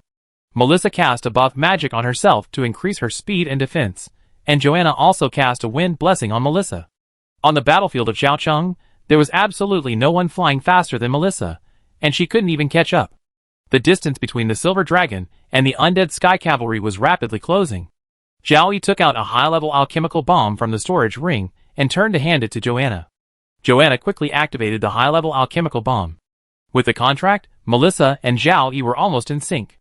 They understood Zhao Yi's plan and flew directly to a position more than 200 meters higher than the undead sky cavalry. When the silver dragon arrived, the archers in the undead sky cavalry picked up bone bows and shot arrows at the silver dragon, but most of the bone arrows could not reach a high enough height. The few bone arrows that could be shot over or even hit could not scratch Melissa's scales. There were also undead air cavalrymen rushing towards the silver dragon, but their flying speed was too slow. Dive, prepare to throw, pull up. The silver dragon flew high quickly, and the high-level alchemical bomb went straight to the most densely populated part of the undead air cavalry team. Joanna stared at the alchemical bomb with her eyes, and when the alchemical bomb flew to a more suitable position, Joanna directly detonated the alchemical bomb. Boom! The high-level alchemical bomb exploded with a loud bang, and the explosive damage space exceeded 80,000 cubic meters. More than 100 first-level and second-level undead air cavalrymen and 2 third-level undead air cavalrymen, including the zombies they carried, were directly blown to pieces. For a moment, the remains of the undead fell to the ground like rain. Seeing the scene, the 4th-level lich sitting on the ground in charge of the undead army was about to explode in anger. Just as he was about to order the remaining undead air cavalry in the sky to disperse, another high-level alchemical bomb followed. In another violent explosion, nearly 100 first-level and second-level undead air cavalry died, and only 1 third-level undead air cavalry was severely injured. The second high-level bomb did not cause as much damage to the undead air cavalry as the first high-level bomb, but Zhao Yi was already very satisfied. Under the command of the 4th-level lich, the remaining 800 undead air cavalry quickly dispersed, and a small number of undead air cavalry directly threw away the zombies they carried and chased the silver dragon. The number of undead air cavalry chasing was over 100, but Zhao Yi was not afraid at all. His mount was a 3rd-level silver dragon, and the undead air cavalry could not catch up, and could not beat it even if they caught up. Zhao Yi temporarily ignored these undead air cavalry chasing, commanded Melissa, and circled to rush towards the large group of undead air cavalry. He was reluctant to use the remaining high-level alchemical bomb, so he directly took out the intermediate alchemical bomb. In less than 20 seconds, 10 intermediate alchemical bombs caused more than 60 casualties to the undead sky cavalry. Feeling that the alchemical bombs could not cause much damage to the scattered undead sky cavalry, Zhao Yi took out the platinum bow from the storage ring, and used the bow and arrow to eliminate the undead sky cavalry that were still carrying zombies. With the strength of a third-level silver dragon, it is entirely possible to enter the undead sky cavalry team and kill them all, but Zhao Yi did not have this idea. If he attacked these undead sky cavalry carrying zombies, the zombies would be detonated by the Lich, which would hurt Melissa. The team of undead air cavalrymen chasing behind threw away all the zombies they carried. After destroying the third-level undead, Melissa could charge in and kill them. Not only Zhao Yi was using bows and arrows to shoot the undead air cavalrymen, but the human air cavalrymen following behind were also using bows and arrows to shoot the undead air cavalrymen. Zhao Yi equipped the 15-second level air cavalrymen with silver bows, and the arrows they carried also included extended-range explosive arrows. Some undead air cavalrymen rushed towards the human air cavalrymen. As their numbers were small, the human air cavalrymen did not run away at all, and shot the undead air cavalrymen one by one. They would retreat only when there were more undead air cavalrymen rushing over. While retreating, they would shoot arrows at the medium-level, high-speed undead air cavalrymen chasing them. Even the third-level undead air cavalrymen would be destroyed by the super-explosive arrows. A full 1,000 undead air cavalrymen were actually held back by Zhao Yi and a dozen air cavalrymen. The fourth-level Lich on the ground was furious and wanted to rush up to the sky to kill the Dragon Knight. The battle on the ground had not yet begun, and only more than 600 undead air cavalrymen were left out of the 1,000. If this continued, this undead air cavalry would be useless. The Lich made up his mind and commanded the undead air cavalry, no longer caring about the Dragon Knights and the dozen or so human air cavalry, and rushed directly to the human city. The undead army on the ground also accelerated and rushed to the human city. Seeing the changes in the undead air cavalry, Zhao Yi was helpless. The undead air cavalry was too scattered, and even using alchemical bombs could not eliminate a few of them. He could only continuously shoot explosive arrows to reduce the number of undead air cavalry as much as possible. After just a dozen seconds, the undead air cavalry at the front had arrived above the first line of defense of Zhaocheng city wall. The undead sky cavalry did not immediately launch an aerial bombardment on Zhaocheng. They were waiting for the ground undead troops to attack Zhaocheng. But after waiting for just 10 seconds, nearly 100 undead sky cavalry were either eliminated or severely damaged by Zhao Yi and the human sky cavalry. When the ground undead troops launched an attack on Zhaocheng, the number of undead sky cavalry in the sky would probably not exceed 200. The Lich could only command the undead sky cavalry to attack Zhaocheng first. The first wave of over 100 undead sky cavalry threw the zombies they carried below. The position of the undead sky cavalry in the sky is too high, basically above 600 meters. Most of the archers and archers in the Zhaocheng defenders cannot attack the undead sky cavalry even if they use extended-range explosive arrows. Facing the zombies falling from the sky, you can only use the magic tower, and a magic shield will cover all areas of Zhaocheng within the first line of defense. Archers and archers cannot be allowed to shoot arrows at zombies. The corpses of zombies carry a lot of germs, and the limbs that have been blown up are everywhere in the city, which will pollute the entire Zhaocheng. Professionals can still bear it, but non-professionals in the city can't bear it. In less than 3 seconds, hundreds of zombies hit the magic shield. At the moment when the zombies hit the magic shield, the Lich directly activated the corpse explosion, which caused ripples on the magic shield. The energy of the magic tower was consumed violently, and the mages who stayed in the magic tower quickly used magic crystals to replenish the energy of the magic tower. Zhao Yi was still leading the human air cavalry to frantically shoot arrows at the undead air cavalry, who didn't throw away the zombies, and directly urged the Lich to let the remaining undead air cavalry throw away the zombies they carried in 2 waves. 2 consecutive waves of hundreds of corpse explosion zombies bombarded, making the magic shield extremely dim, but the magic shield was still strong, and the scattered bombardment of corpse explosion zombies was not enough to blow up the magic shield. If these attacks were concentrated at one point, even if there were only a quarter of them, the magic shield could be blown up. Chapter 142. As the last corpse explosion zombie exploded on the magic shield, there were less than 400 undead air cavalry in the sky. Zhao Yi and the human air cavalry had already turned their attack targets to the archers among the undead air cavalry. The undead air cavalry was still decreasing. The Lich on the ground had made a decision. He was worried that the human air cavalry would throw alchemical bombs at the undead army on the ground, so he commanded the remaining undead air cavalry to chase the human air cavalry. He did not expect to eliminate all the dozen or so human air cavalry, but only hoped to delay them and not affect the undead army's attack on Xiaocheng. Seeing the changes of the undead air cavalry, Xiao Yi was overjoyed. He would rather be chased by the undead air cavalry than let them continue to attack Xiaocheng. The mage tower had consumed a lot of magic crystals, and the magic shield could not last long. When the undead air cavalry chased the human air cavalry away from Xiaocheng, the magic shield dissipated directly. The professionals, who were protected by the magic shield, just now held their weapons tightly and looked forward. The archers put arrows on the bows and prepared to shoot. The ground troops of the undead army came up, and there were still 7,000 of them. There are only 1,000 undead air cavalry, but the mounts and the zombies they carry make up more than 3,000 in total. 1,000 undead air cavalry is the first killer of the Lich, but they were destroyed because of the appearance of the human dragon knight. One killer is gone, but the Lich still has a killer, and it will destroy this human city tonight. Shoot! At Elliot's order, all the archers on the front line, in companies, shot arrows at the target area. The main attack targets are level 3 undead, level 2 undead, and skeleton archers. The secondary attack targets are level 1 undead. The Xiaocheng defenders have 4,200 professionals, and archers account for 1/3 of the total. 3/4 of the archers are on the front line, with a total number of more than 1,000. In an instant, 1,000 explosive arrows were shot out from the human defense line, flying towards the undead army, and an energy beam came straight towards the Lich. The Lich moved, casting 2 spells in a row, a protective spell, and a group strengthening spell. The energy beam was in front of him. A 4th level skeleton with a protective spell blocked the Lich. The energy beam was blocked by the magic shield. As the energy gathered rapidly, the violent explosion shattered the magic shield on the 4th level skeleton and injured the 4th level skeleton, but the injury was not serious. The 4th level Lich protected by the 4th level skeleton did not have its magic shield broken, but more than a dozen 3rd level and 2nd level undead were killed.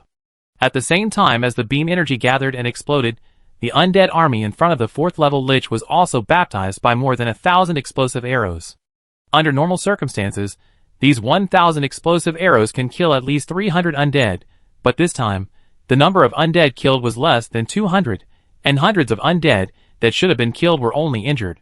It's the Lich's strengthening spell, which temporarily strengthened some undead. Ignaz, Patrick, and other mages quickly found the reason. The reason was found, but there was no solution. Fortunately, the effect of this strengthening spell was not invincible, and it could still injure and maim the undead. If these undead spirits were hit by another explosive arrow, they would be completely destroyed. It would only consume a few more explosive arrows. Xiaocheng had a lot of explosive arrows in reserve, and they could not use them up even if they fought 2 consecutive territory promotion battles. Moreover, Elliot, Ignaz, and others knew that the strengthening spell could not strengthen too many undead spirits at one time, and it could not be used frequently. They thought so in their minds, and the next moment, they were stunned by the operation of the Lich. After the 4th level Lich added a spell shield to the 4th level skeleton in front of him, he actually started to cast the group strengthening spell again. The Lich casts group reinforcement spells one after another, covering a large area of undead. This group reinforcement spell is the Lich's 2nd killer, not counting the 2 undead cavalry and the zombies used as materials for corpse explosion spells. The undead ground force only has 5,000. But with the reinforcement spell of the 4th level Lich, the strength is almost doubled. There are limitations to the use of reinforcement spells, and there are ways to solve these limitations. The cost must be high, but the Lich is willing to spend a lot of money to continuously cast reinforcement spells. It would be great if the 4th level Lich could be killed in advance. This thought occurred to more than one person. As long as the Mage Tower and the small magic cannon attack the 4th level Lich together, the 4th level Lich will not be able to resist even if it makes all preparations. Unfortunately, the Mage Tower used up all its energy and a large number of magic crystals to defend against the air bombing of the undead air cavalry. The remaining magic crystals may not be able to support the Mage Tower to cast a long-range 4th level single attack spell. The 4th level Lich must be killed as soon as possible. Gary, who controls the small magic cannon, still has a large number of magic crystals in his hands.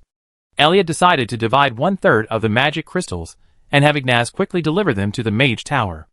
The battle between the human air cavalry and the undead air cavalry in the sky continued. There were no 3rd level undead among the undead air cavalry. Melissa rushed over and fought with 300 undead air cavalry. Without the 3rd level undead, the remaining second-level undead, were no match for Melissa.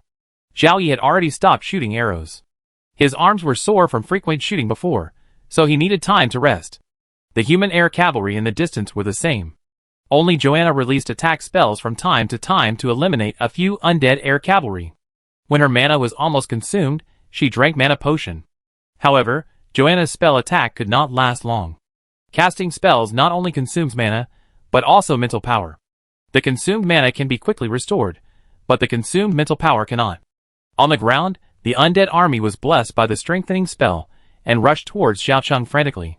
The undead army blessed by the strengthening spell was very strong, but the Xiaocheng defenders could still deal with it. Under the attack of more than 1,000 archers and archers on the front, a large number of undead were eliminated. At a closer distance, nearly 2/3 of the archers can use the multi-arrow volley skill to give the undead army a hard blow. The battle on the ground lasted only half a minute. Seeing that too many casualties were suffered by his side, the Lich finally used the third killer, the elite undead land cavalry, and the undead land cavalry strengthened by the strengthening spell. The undead land cavalry left the team and prepared to find an opportunity to charge from a certain direction of Xiaocheng. The Lich looked at the human dragon knights, who were killing people in the sky, and his anger was full of anger, and he regretted not applying the strengthening spell to the undead air cavalry in advance. The effect of the strengthening spell has a time limit. If it is applied in advance, the effect of the strengthening spell may disappear soon after the battle. The Lich planned to apply the strengthening spell after entering the battlefield, but he didn't expect the change to come so quickly. Before entering the battlefield, he was entangled by the human air cavalry, and had no chance to apply the strengthening spell. If the Lich was still a living being, he might be angry to death, because of what happened in this territory these days. Chapter 143. Elliot was not too worried when the undead land cavalry was dispatched. Although there were only more than 100 archers and cavalrymen on the other 3 lines of defense, they were well prepared. Some archers carried super explosive arrows that could kill third-level undead, and some mages carried intermediate and primary alchemical bombs. Under the attack of explosive arrows and alchemical bombs, they were not afraid of the charge of 1,000 undead land cavalry. Elliot focused more on the Lich and the 2 4th-level skeletons beside it, which were the biggest threat to Xiaocheng. Soon, Ignaz came back. The Mage Tower is ready, and can release the 4th-level spell Thunderbolt at any time. The small magic cannon in front of Gary also consumed a lot of magic crystals, making the next attack reach the maximum power of the small magic cannon. The small magic cannon is said to be able to destroy 4th-level human professionals or undead, but there are many conditions and restrictions. The target has high-level defensive equipment or is subjected to a certain level of defensive spells, which can resist the attack damage of the magic cannon. The current attack target is the 4th-level Lich, mainly the 4th-level defensive spells, and the 4th-level skeleton shield with defensive spells. Elliot felt that the full-strength attack of the Mage Tower and the small magic cannon was not enough, so he asked 2 3rd-level archers and 3 2nd-level archers to prepare super explosive arrows. It is necessary to take away the 4th-level Lich directly in one round of attack. Gary, target the Lich, attack. At Elliot's command, Gary controlled the small magic cannon and launched an attack on the Lich, and Elliot stared at the Lich. Just when Elliot thought the Lich would continue to hold out, a sudden change occurred. A 4th-level skeleton actually ran to the side with the Lich in his arms. Under normal circumstances, when a Lich commanded the army of undead on the battlefield, he would react slowly to attacks and would usually hold out on the spot.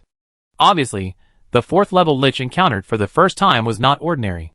The energy beam fired by the small magic cannon was very fast, but it did not hit any of the 4th-level undead in time. The violent explosion caused by the energy gathering covered the 3 4th-level undead, but the spell shields on their bodies effectively resisted the explosion damage.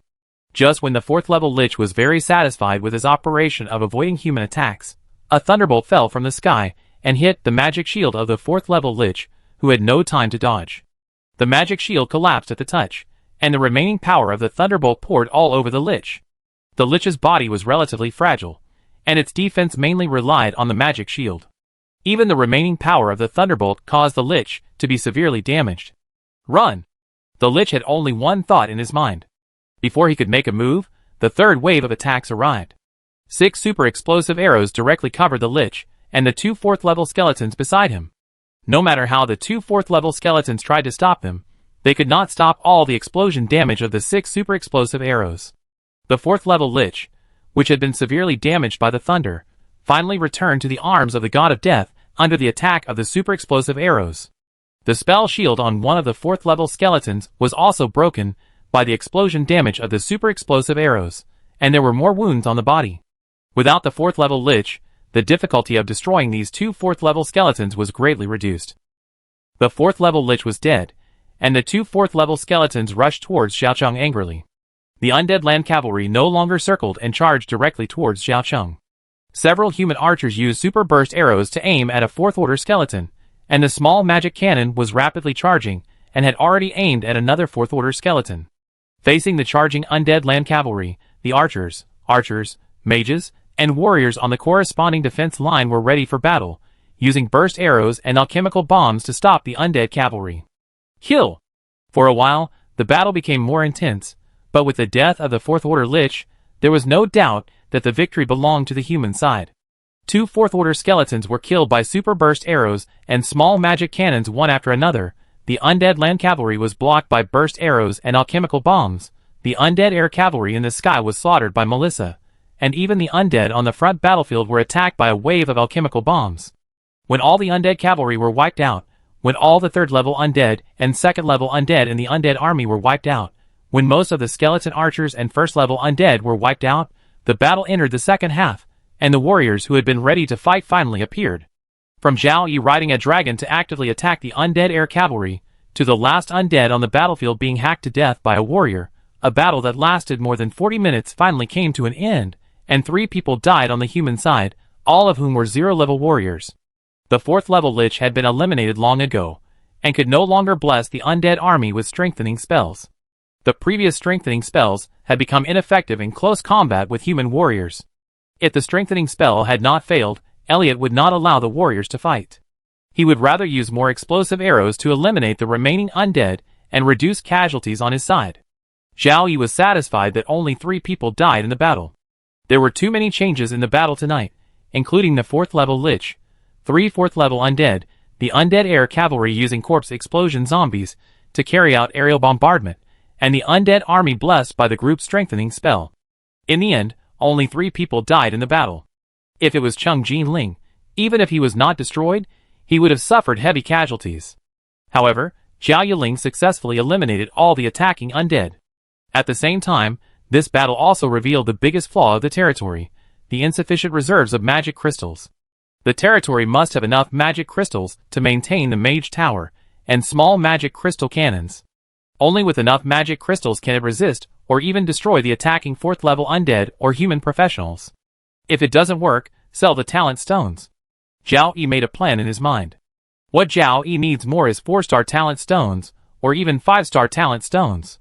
1-star talent stones and 2-star talent stones are almost unnecessary for the professionals under his command, but they can be optioned at high prices in the market. After a great battle, Zhao Yi was very tired. Even during the 2-day disaster, Zhao Yi had never been so tired. It was the first time that he had been shooting arrows so frequently. He stopped shooting arrows when his arms were sore, and he could no longer shoot arrows. Melissa could only rely on herself to eliminate the remaining undead sky cavalry. Fortunately, Melissa was a 3rd level silver dragon, and her strength was strong enough. She felt like she was bullying the undead sky cavalry, who were no longer 3rd level. She killed them one by one with one claw. Melissa also had a lot of fun bullying the weak. She landed on the ground and returned to the form of a human girl. Her little face was also full of excitement. As expected of a dragon, Zhao Yi was so tired, but Melissa was still able to continue to fight. The dragon race is really blessed by nature. However, while the dragon race gained excellent talents, it also lost some things, such as the difficulty in expanding the scale of the dragon race. If there were enough real dragons, the dragon race could really become the ruler of the origin continent. Although there were not many real dragons, there were many sub-dragons and dragon beasts, but most dragons did not like sub-dragons, let alone dragon beasts that did not have much wisdom. Zhao Yi was tired and had no mood to read the forum. He wanted to sleep as soon as he walked into the tent. The excitement on Melissa's face gradually faded, and she lay quietly beside Zhao Yi. Chapter 144 You won 13 battles. You killed 16,713 undeads. You lost 4 soldiers.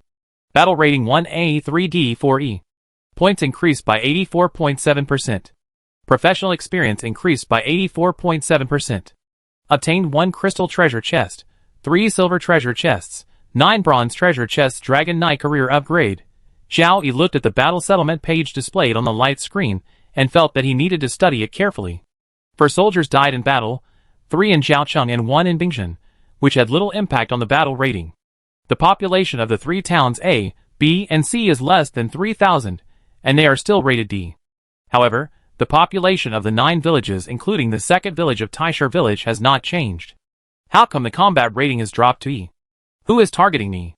Zhao Yi carefully recalled the battle settlement page of the past few days.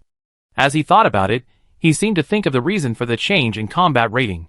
After the territory was promoted to the 3rd-class earldom, the points and professional experience bonus given by a subordinate village dropped from the original 4% to 0.4%. This seemed to be a precursor. It should be that the 3 villages A, B, and C are upgraded to towns, and the other 9 affiliated villages are further changed. The combat rating was originally reduced by 1 level, and now it is reduced by another level. Then, when the territory is promoted to a Marquisate, the village will continue to be reduced by 3 levels, and the town that was originally reduced by 1 level will also be reduced by 2 levels. Zhao Yi thought about it, and felt that it was likely to happen, but there was a lack of verification. Is this the case for other players' territories? As long as it is not aimed at himself, it will be fine.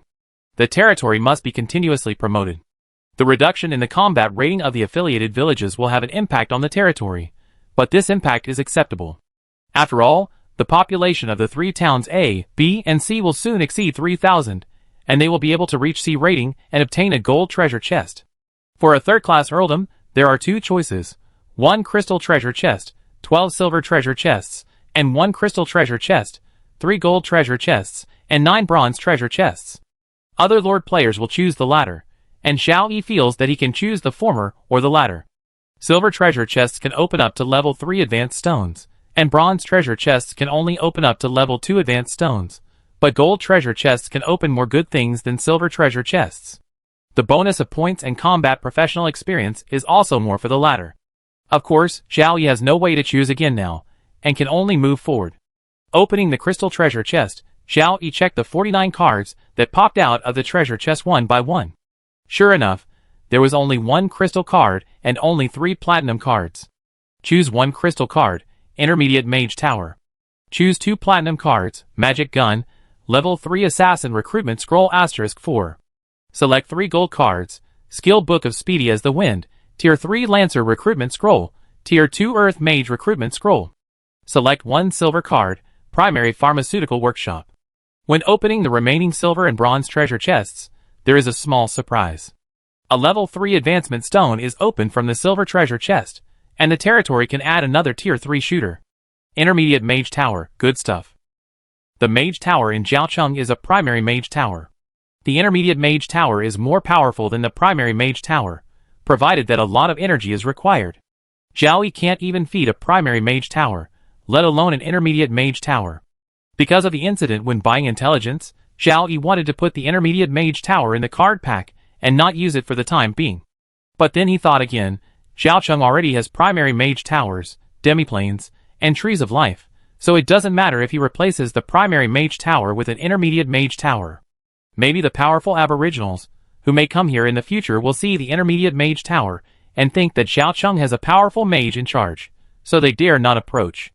The energy stored in the primary Mage Tower has reached the bottom, so the Intermediate Mage Tower replaces the primary Mage Tower and temporarily puts it in a town. The Intermediate Mage Tower is also called the Floating Mage Tower. It can make the Mage Tower float and move slowly while consuming a lot of energy. It can barely be regarded as a powerful war weapon. The Advanced Mage Tower above the Intermediate Mage Tower is more preferred by the native professionals on the Origin continent as a floating fortress, a real war weapon. The most powerful Super Wizard Tower is a floating city, a city floating in the air. A Super Wizard Tower can only resist the siege of 10 9th level legendary masters. Zhao Yi fantasized about the more powerful floating fortress and floating city in his mind, hoping that he would have a chance to open them from the treasure chest in the future, but he didn't know what level of treasure chest would have a chance to open them. It should be a treasure chest higher than the diamond level treasure chest. His Speedy as the Wind skill book, Zhao Yi took it out without hesitation and used it, and then failed. Why can't I use it? Zhao Yi was a little dazed looking at the skill book. Could it be that he couldn't learn more Legion skills? Opening personal and finding the Legion skills, Zhao Yi found a problem. It seemed that the rules of the game had changed again. The current rule for Legion skills is that a professional can only learn one Legion skill per level. Zhao Yi is a level 3 professional.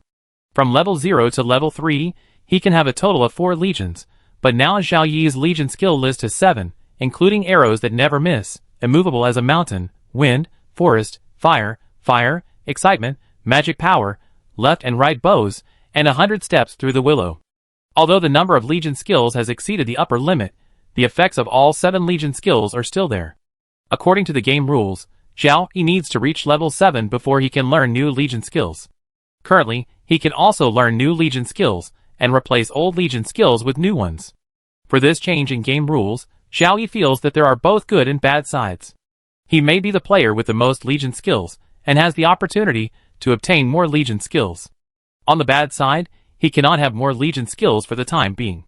If he gets a good Legion skill from the treasure chest, he can only replace the old Legion skills that are a little worse. On the positive side, if you exceed the upper limit of the number of Legion skills, you can be ahead of other players at least before the 6th level. And you can't increase the number of Legion skills, but you can give Legion skills to your generals and officers. The total number of troops in the territory has exceeded 6,000. One day, the generals and officers will have to lead the troops alone, and Zhao Yi's Legion skills can't be used. Using Legion skills to strengthen generals and officers is a very good choice. In addition, in the Battle of Zhaocheng battlefield, Zhao Yi's Legion skills will add bonuses to all soldiers, and the Legion skills of the generals and officers below will continue to add bonuses to their own soldiers, and the two can be superimposed. In this case, Zhao Yi will not learn its speed is like the wind, as this Legion skill is more suitable for cavalry commanders to learn. Primary pharmaceutical workshop, mass production of potions. In the disaster, a large number of energy potions and physical potions exchanged from the points mall effectively reduce the casualties in the territory. With the emergence of the pharmaceutical workshop, the territory can produce various potions, but the various raw materials for producing potions still need to be purchased from the outside, and the pharmaceutical workshop lacks pharmacists. In fact, pharmacists originally belonged to alchemists, and were separated later. Pharmacists also need mages to work.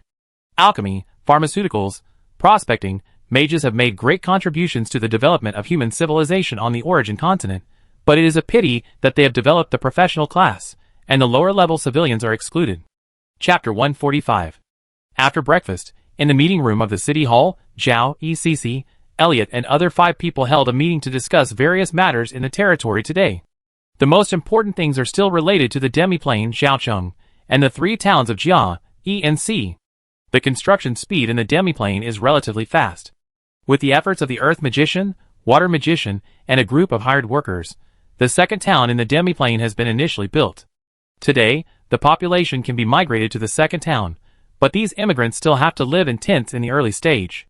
The development of the territory on the Origin continent is more important than the development of the demiplane. It is necessary to meet the housing construction of Zhaocheng and the 3 towns of A, B, and C first, and then meet the construction of the demiplane. Although there is no earth mage to help build houses, the mud, stone and wood in the demiplane can be used, and civilians can be mobilized to build their own houses. The population of Zhaocheng has exceeded 30,000. With the increase in the population of the 3 towns of A, B and C today, the population of the territory on the Origin continent will exceed 50,000, and it is necessary to prepare for the promotion to the second-class earldom. Next, the population development of Zhaocheng needs to change from quantity to quality. With the demiplane, Zhao Yi quickly thought of a plan, and said it at the meeting, and discussed it with CC Elliot and the other 5. Zhao Yi's plan is very simple, which is to use the demiplane to temporarily move the population of Zhaocheng with more than 30,000 people to the demiplane on the day of the territory promotion, and then move them out after the territory promotion is completed. The migrated population are all non-professionals, and the number and quality of professionals in Zhaocheng are increased as much as possible. Yesterday, we started to migrate the current perfect professionals to the demiplane. Next, we will migrate more professionals to the demiplane to make room for the newly recruited professionals. On the day of promotion, all the professionals in the demiplane will come out to participate in the battle. In this case, the strength of the Zhaocheng defenders will be effectively improved, and they will have a greater chance of destroying all the attacking undead with less losses. CC Elliot and others all thought that the Lord's plan was feasible, and they supplemented the plan. Soon, A relatively complete plan was produced, and it would be implemented today. The three towns of A, B, and C have three main tasks today. One is to increase the population so that the population of each town exceeds 3,000, so that Zhao Yi can get the gold treasure chest tomorrow morning. While increasing the population, the three towns also need to build the towns and prepare to build affiliated villages in the surrounding areas. Town construction does not mean building houses in the city, but continuing to upgrade the town. Now it is only a third-level town, and there are also second-level towns. First-level towns can be upgraded. When the town is upgraded by one level, 3 affiliated villages can be added. Continuously building subsidiary villages also increased the number of treasure chests Zhao Yi obtained. Even if a village of 1,200 people could only give Zhao Yi one bronze treasure chest, it was still indispensable. Zhao Yi needed the level 1 and level 2 advancement stones in the bronze treasure chest the most. There were a large number of level 0 perfect professionals and level 1 perfect professionals waiting for promotion in the territory. If professionals were to be promoted on their own, they might not be promoted for decades or even their entire lives. The promotion of professionals under his command meant that the strength of the territory increased. The advancement stones were in short supply in the market, so Zhao Yi was willing to give them to his professionals. The last thing in every meeting is to discuss the calculation of the number of recruits. Zhao Yi transferred the task that should have been a headache to CC Elliott and others. In fact, calculating the number of recruits every day has become easier and easier. Recruiting civilians can be more casual. Recruiting professionals is the most important. Now we recruit according to the proportion of professionals in the standard company, and in the future we will even recruit one company at a time. Elliott has already planned that in the future, the new recruits will no longer be mixed with the old ones, but the old ones will need to be transferred to serve as squad leaders, platoon leaders, company commanders, and other positions. The 3 towns of A, B, and C need about 1,200 people each, and the garrison needs to add a platoon of first-level professionals. In the demiplane, the newly established town needs at least 3,600 people, including 100 professionals to maintain town security. In Zhaocheng, only professional families are added, and the quality of professionals is the main focus. The undead eliminated last night became a huge number of 1.88 million, with the bonus of the points settled in the battle this morning. Especially the 3 4th-level undead, each of which has a basic score of 100,000. If there were no 4th-level undead, the added points today would not be much higher than yesterday. Adding the remaining 1.46 million points from yesterday, Zhao Yi still has 3.34 million points available. In the past 3 days, recruiting every day costs more than 4 million points. Because of the more than 10 million points accumulated from the disaster, they were all consumed in just 3 days. The remaining points were newly earned in the past few days.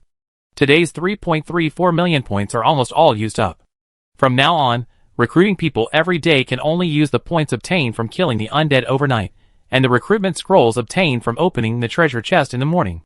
After careful calculation, it was finally decided to recruit 2 companies of first-level professionals, half a company of second-level professionals, 5 third-level professionals, and nearly 100 first-level professionals, making a total of 400 people. Professional families plus officials, merchants, teachers, craftsmen, farmers, etc., a total of 1,500 households. After the recruitment, the remaining points in hand should be less than 50,000. After the meeting, Zhao Yi took Melissa to the teleportation array to prepare for recruitment. Before that, Zhao Yi took out 2 talent stones and sent someone to the market for auction. He also told Benson and Gino, who were in charge of the market, to auction the 1-star talent stone first to test the waters. If the price was relatively high, the 2-star talent stone should not be auctioned first. Talent stones are not important or not. The effects of 1-star and 2-star talent stones are just SOSO. Intermediate and high-level professionals will not pay too much attention to them. Talent stones above 3 stars are different. 1-star and 2-star talent stones are basically only purchased by combat professionals with poor talent, but a lot of wealth, or by high-level professionals who like their children with poor talent. There are many such people in the entire Origin continent, but there are fewer in Loda province. Although the auction is only conducted in Loda province using the primary market, there is no need to worry about the difference in money compared to the auction in the entire Origin continent. Even if there are few people in Loda province who need talent stones, and the financial resources are not enough, there are definitely many people in Loda province who can recognize the value of talent stones. After the auction, whether it is auctioned in a larger area using the market in Loda province or given as a gift, it is a better choice. Zhao Yi only hopes to obtain enough magic crystals for the territory through the auction of talent stones. A small part will be used as funds for territory development, and more will be used as energy for the magic tower and magic crystal cannon, especially for the intermediate magic tower that will soon stand in Zhaocheng. With Zhao Yi's current situation, no matter how many magic crystals he has, it will not be enough for the intermediate magic tower to consume. It is really too difficult. Chapter 146. Zhao Yi started recruiting people next to the teleportation array. On the other side, Jinhua and Benson were preparing to auction the one-star talent stone in the market. As the managers of the only market in the entire territory, Jinhua and Benson had an easy job every day. Their main tasks were only purchasing and auctioning. But Jinhua and Benson were not idle in the remaining time. Instead, they browsed the information of various commodities in the market network to understand the selling price, so that they could bargain with merchants when purchasing materials. It was the first time for the two to see the talent stone. They had never seen the same item for sale or auction in the market network. In fact, after Zhao Yi opened the talent stone from the treasure chest, there were also lord players who were lucky enough to open the talent stone and auction it in the market. However, the player territories are basically primary markets. The primary market in Zhaocheng is only traded in the province of Loda in the Violet Kingdom, and other lord players trade in provinces in other countries. Kino and Benson were unable to collect information about the talent stone in the market. However, similar potions and rare items with the same effects as talent stones have appeared several times in the market trading network of Lothal province, and the prices are high and low. The more talents are improved, the greater the success rate, and the more expensive the price is. On the contrary, the smaller the talent is improved, the lower the success rate is, and the cheaper the price is. No matter how cheap it is not affordable for low-priced professionals. A one-star talent stone can only improve people with sporadic talents to 1 star, which does not improve talents much, but the success rate is 100%. If you meet someone who needs it, it is no problem to bid for the price of a platinum equipment. So after discussing with Benson, Kino and Benson decided to put the item up for auction at the price of 100 medium-grade magic crystals, using the account of Benson Chamber of Commerce. Benson Chamber of Commerce is just one of the 4 chambers of commerce run by Kino and Benson, along with Zhao Chamber of Commerce, Taisher Chamber of Commerce, and Kino Chamber of Commerce. Zhao Chamber of Commerce, as you can see from the name of the Chamber of Commerce, is the most important chamber of commerce, and usually uses the name of this Chamber of Commerce to purchase supplies from Hill Chamber of Commerce. The other 3 chambers of commerce are all aliases, mainly auctioning various things, and also using these 3 aliases to purchase supplies from other chambers of commerce. A territory operates 4 chambers of commerce to conduct external transactions. The purpose is naturally to hide the real transaction information. It is useful for most indigenous forces, but it is not useful for the forces behind the market. Many players have discovered this problem like Zhao Yi. In the forum, some players suggested establishing a trading system for Blue Star players. The current market can be used as a medium. The market open from the treasure chest must first be connected to the indigenous market network before transactions can be carried out. It can also disconnect from the indigenous market network and set up an internal network by itself. The problem is that this kind of internal network can only be established in one territory or one player force. If the scope is expanded, it will inevitably be known by the indigenous forces operating the market. The two cannot coexist, and the player's market network will be hit by the indigenous forces. At this stage, Blue Star players are far from being able to resist the top indigenous forces, so the matter is left unresolved. In the market, the 1-star talent stone is officially put on the auction, with a starting price of 100 medium-grade magic crystals. Each bid is at least 1 medium-grade magic crystal, and the auction lasts for 4 hours. The Benson Chamber of Commerce has only been in the market trading network of Lothal province for a short time, but it has auctioned a lot of gold equipment and 2 platinum equipment. It is well known in the market trading network of Lothal province, and has attracted a lot of attention. Less than 10 minutes after the 1-star talent stone was put on the shelf, someone bid for it. It was just a tentative edition of a medium-grade magic crystal. For Benson and Jinhua, it was a good start. The two were most worried that Lothal province had no demand for talent stones. It was too rare to be able to improve talent with a 100% chance. In the past, it was priced but not sold. Such things were almost invisible in the market. Anything that has a higher success rate to improve human talent rarely appears in the market, and is controlled by large and small indigenous forces. With the arrival of Blue Star players in the game world, especially recently, only sporadic talent stones and Warcraft bloodlines two things that can 100% improve talent have appeared in the market. The Shadow Leopard bloodline obtained by Zhao Yi has a potential of up to level 5, which is considered a good bloodline. It can be auctioned at a price far higher than a 2-star talent stone in the market. Other players open lower-level Warcraft bloodlines in the treasure chest, such as the Earthwool Rabbit bloodline, with a potential of only level 1. Low potential, poor strength, but it is also a magical beast bloodline. People with sporadic talents usually cannot afford it, and those who can afford it disdain to buy it. In the end, this Earth Velvet Rabbit bloodline was bought by an aboriginal noble for 113 low-grade magic crystals, and it is said that it was used for his beloved maid. The effect of a 1-star talent stone is not much higher than that of the Earth Velvet Rabbit bloodline, but because of the purity of the talent stone, it attracted many aboriginals in the Lota province to bid. For some aboriginal forces that are not short of cultivation resources, a person's talent is also very important. The difference lies in how much resources are consumed to help this person improve his rank, especially after the appearance of the advancement stone. The highest level of advancement stones that flowed from the players to the natives has reached level 4. Collecting a set of advancement stones from level 1 to level 4 can advance a person with sporadic talents from an ordinary person to a level 4 professional. In the middle, a lot of training resources and time are consumed.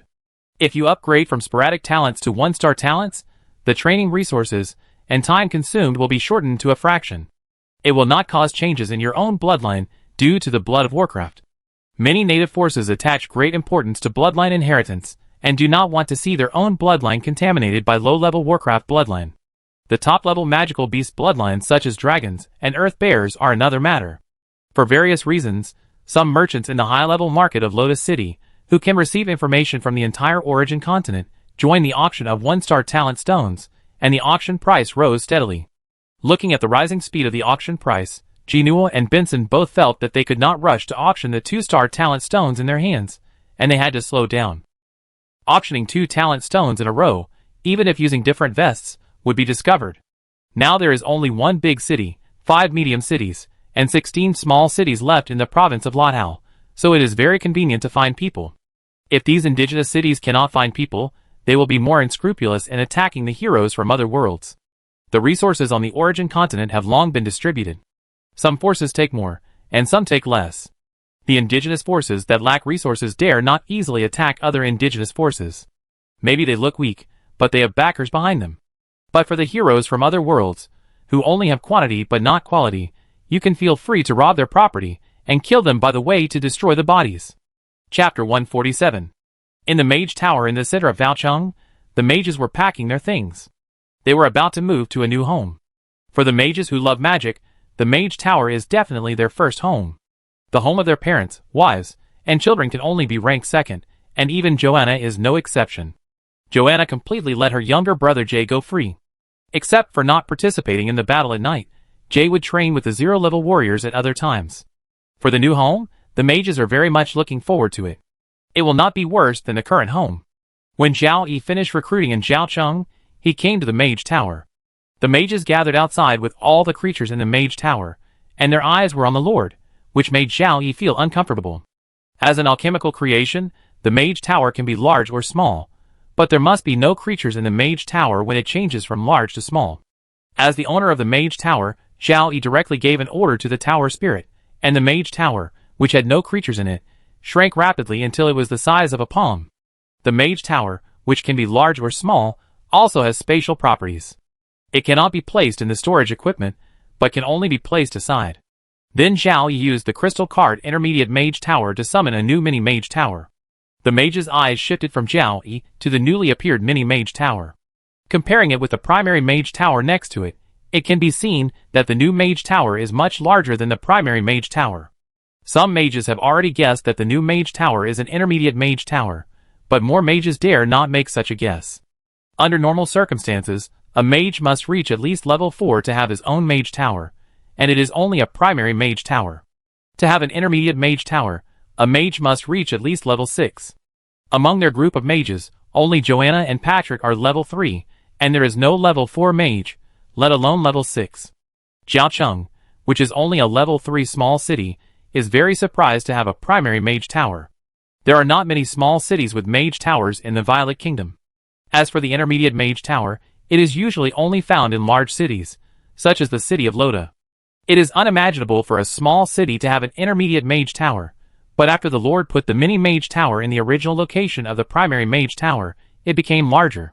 Feeling the new mage tower, the mages can already make a judgment that this is an intermediate mage tower. Most of the mages around were amazed at the new mage tower, and they couldn't wait to have a close contact with their new home. The new mage tower is different from the old one in appearance.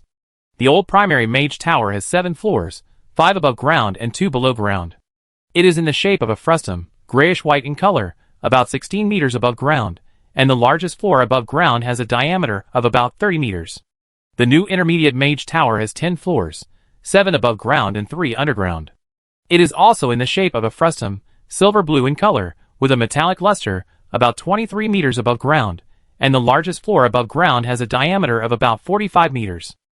The taller intermediate mage tower attracted many eyes, as soon as it appeared in Xiaocheng.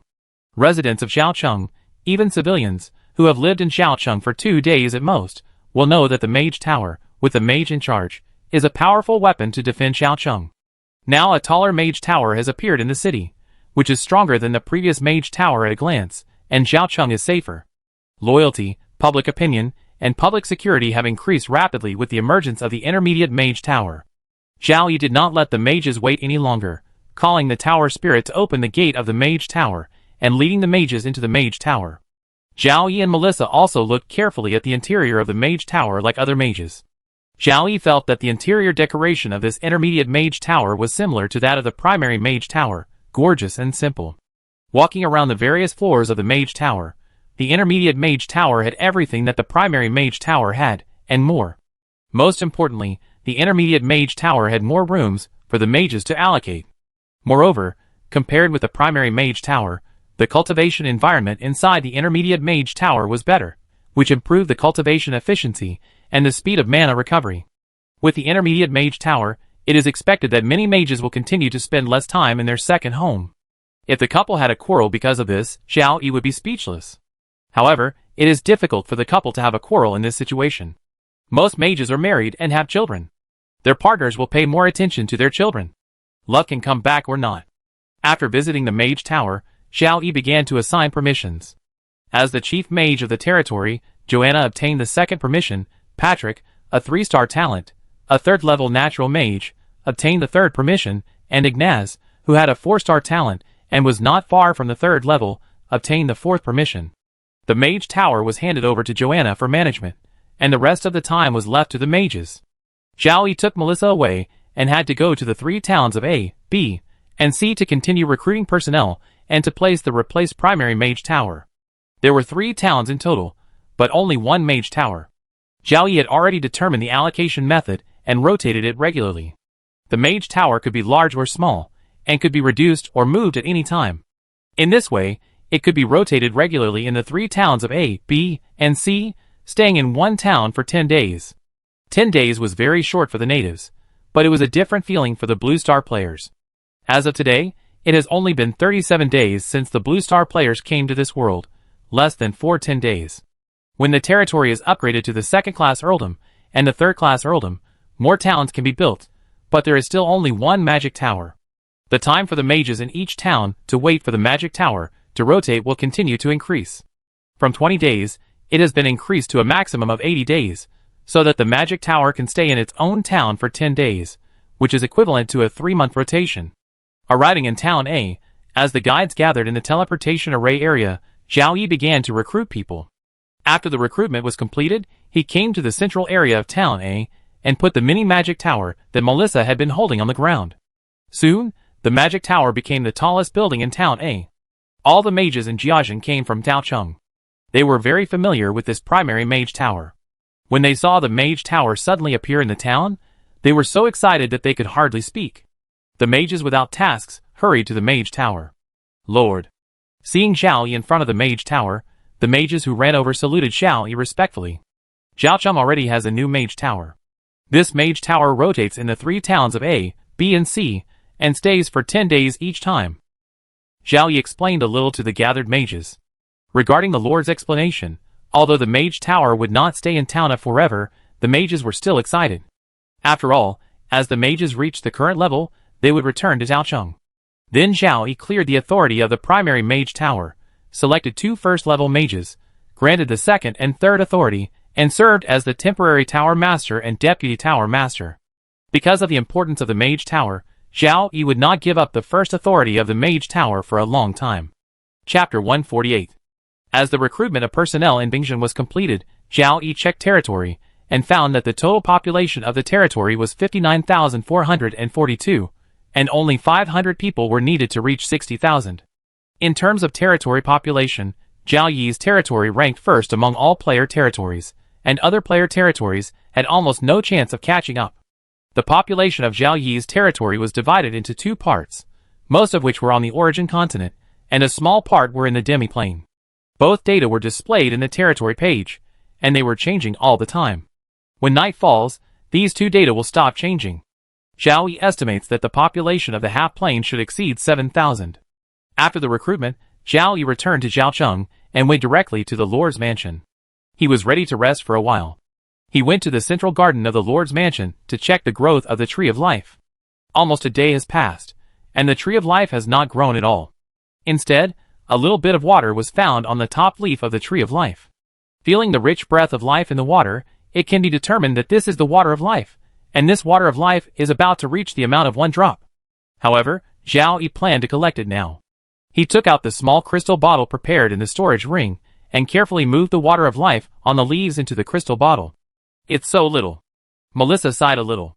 She also wanted to drink the water of life, but it was too little. She didn't have the heart to ask Zhao Yi for it. She would wait until there was more water of life in the future. Zhao Yi had 2 plans for the use of the water of life. The first was to prepare a drop for each of the important personnel under his command and order.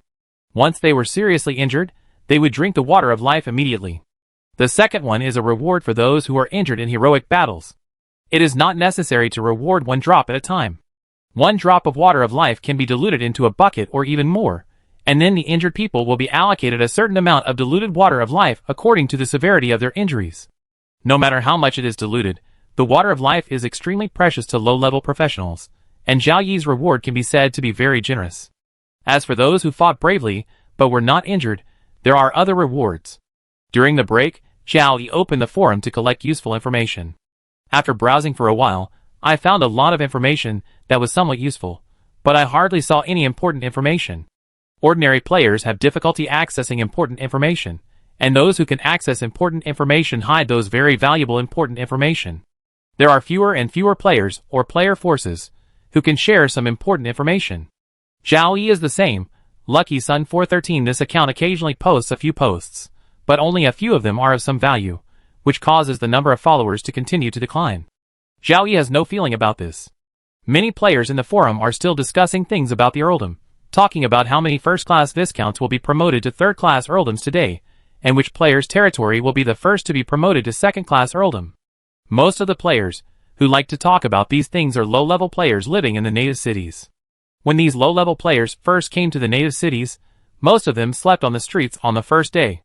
Fortunately, everyone had a little initial points, and they used the points to buy food, so they didn't starve to death or die of thirst, and the environment here was not cold. Soon, these low-level players found that there were not many opportunities for them to perform in the indigenous city. Among the combat players, only the archer and priest professions were better. Archers relied on luck to kill low-level undead attacking the indigenous city, while priests treated injured indigenous people.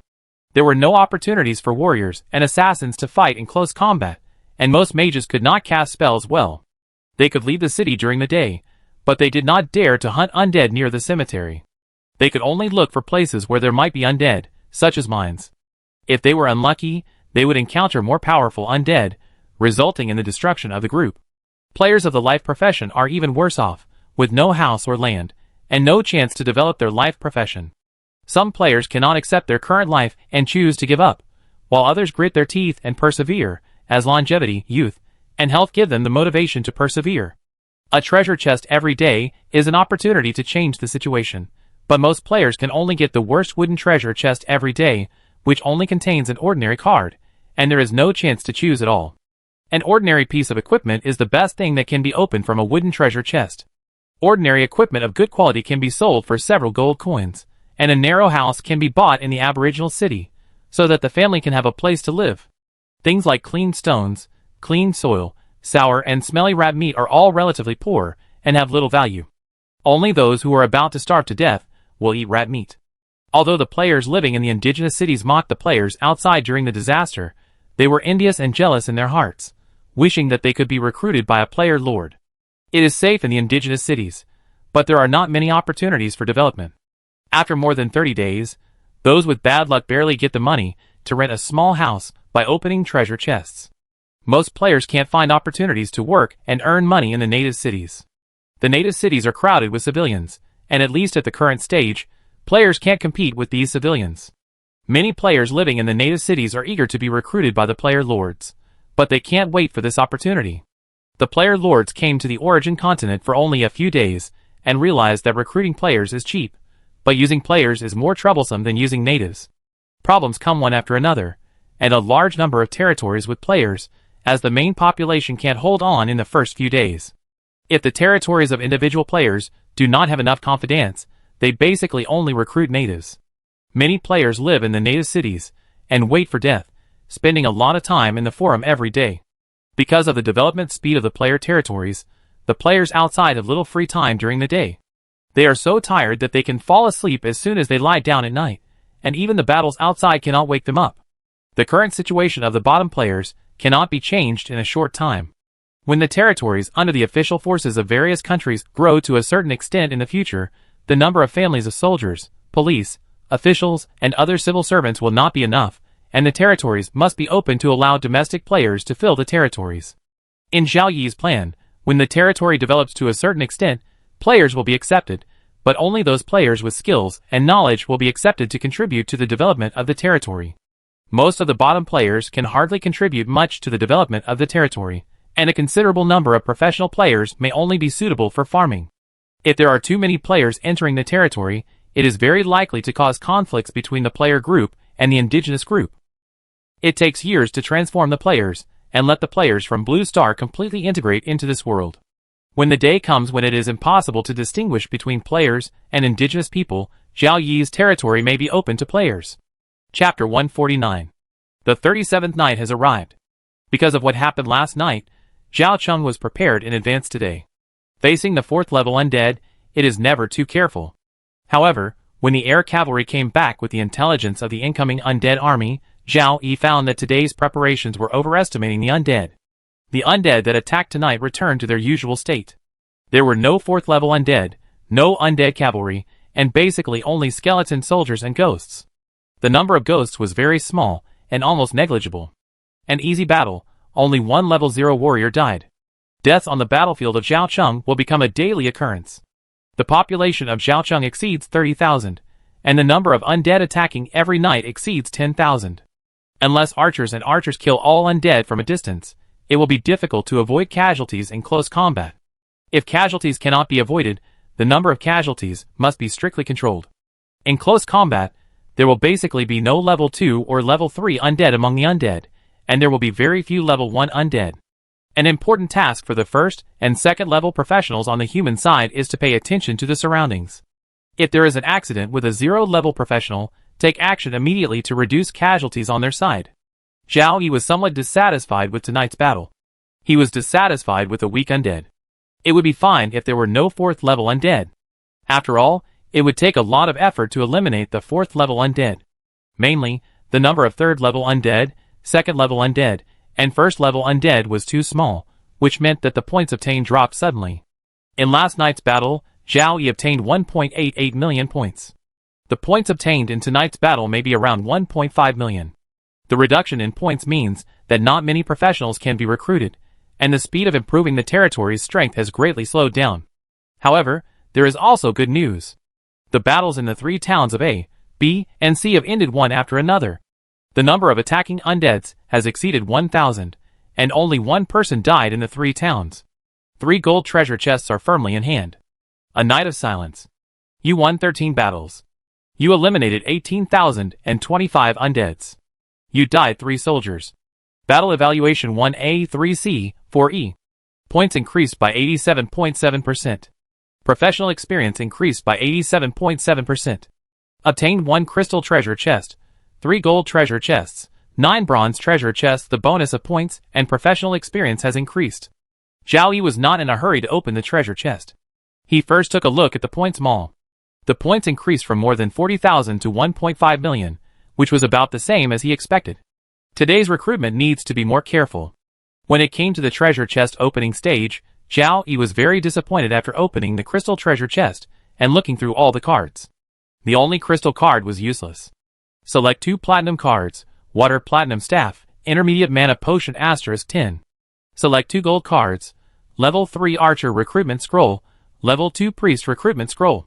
Select 3 silver cards, first level shield warrior recruitment scroll *4, first level water mage recruitment scroll, micro teleportation array. Open 3 more gold treasure chests.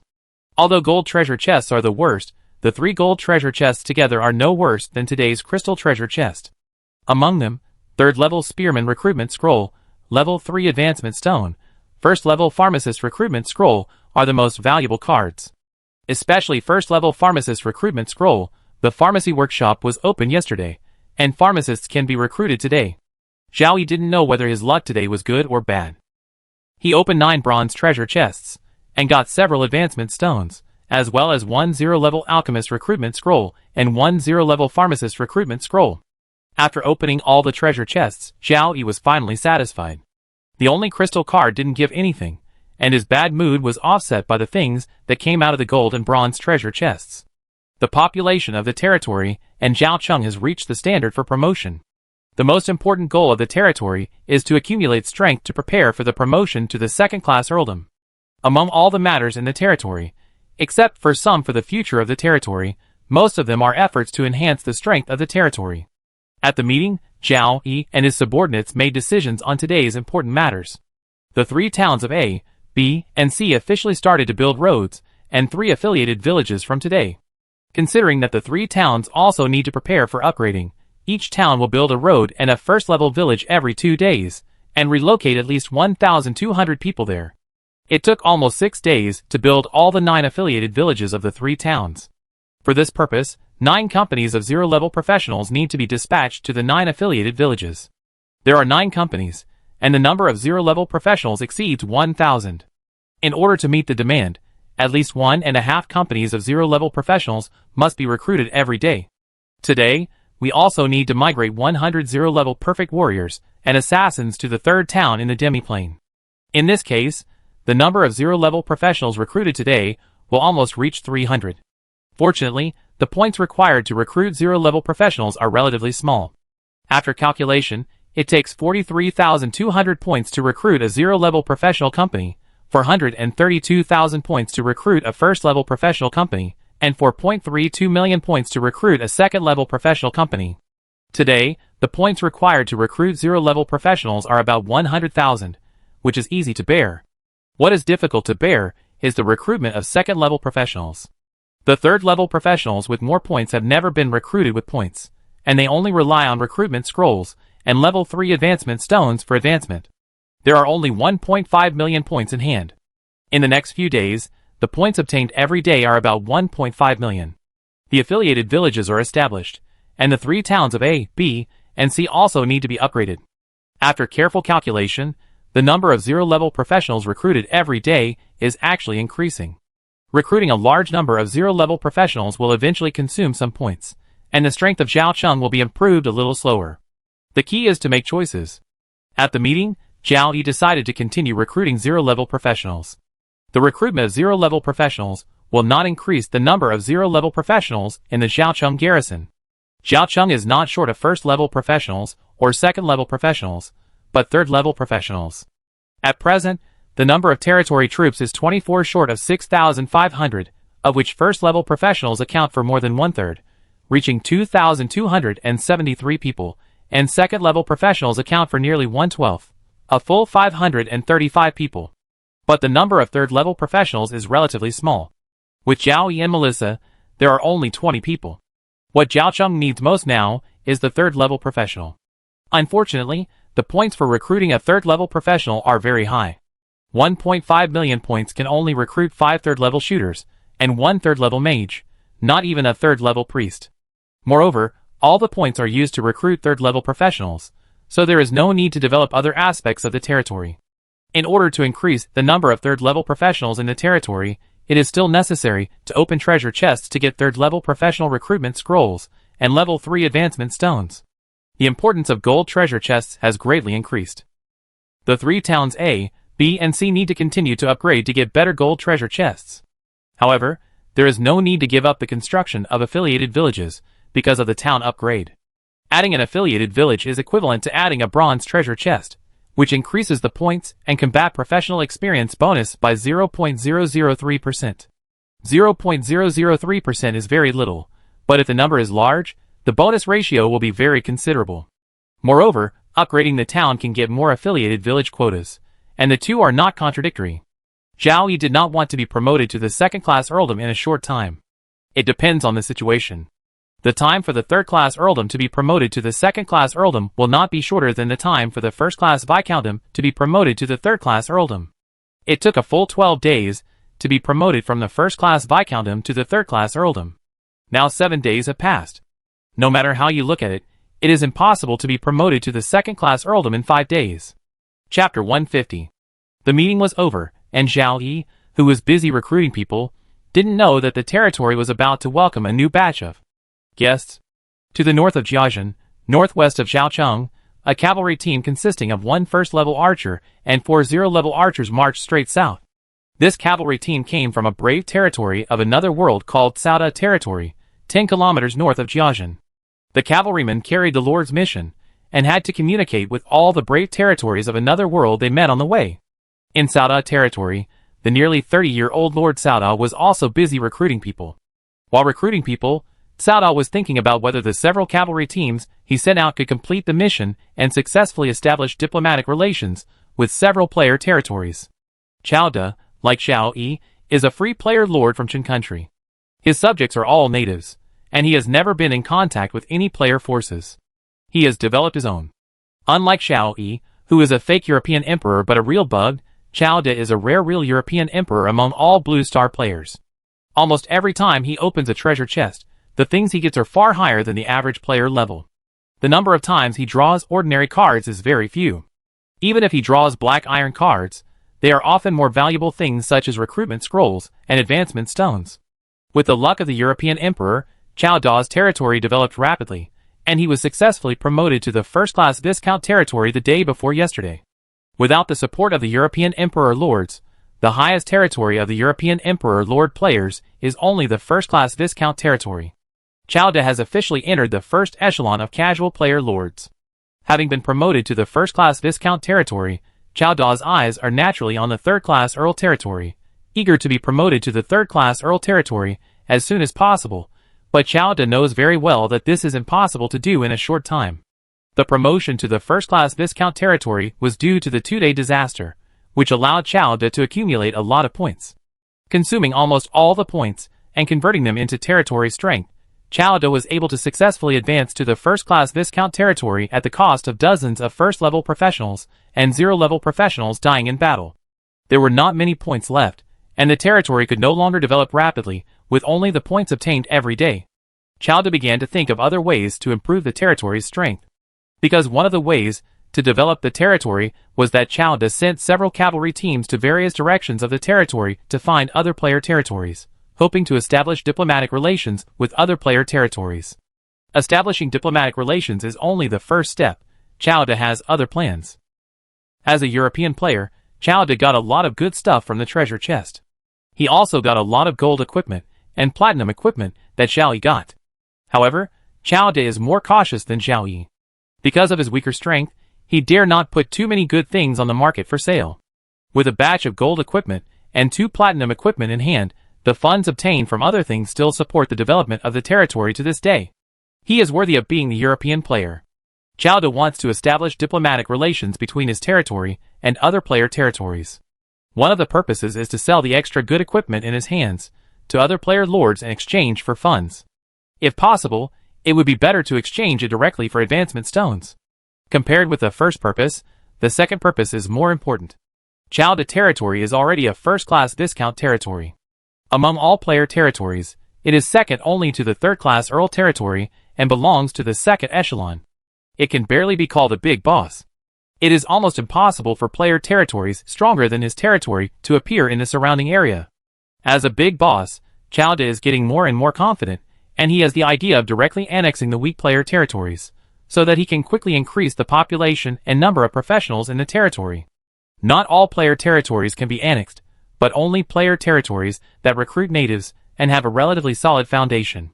In the past, not many professionals died in the development of the territory, or the families of the professionals who died in the battle were driven out of the territory.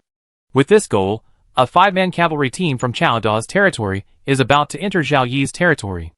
Just as the 5 riders were about to enter Zhao Yiling, a cavalry patrol of more than 30 people from Zhao Yiling appeared.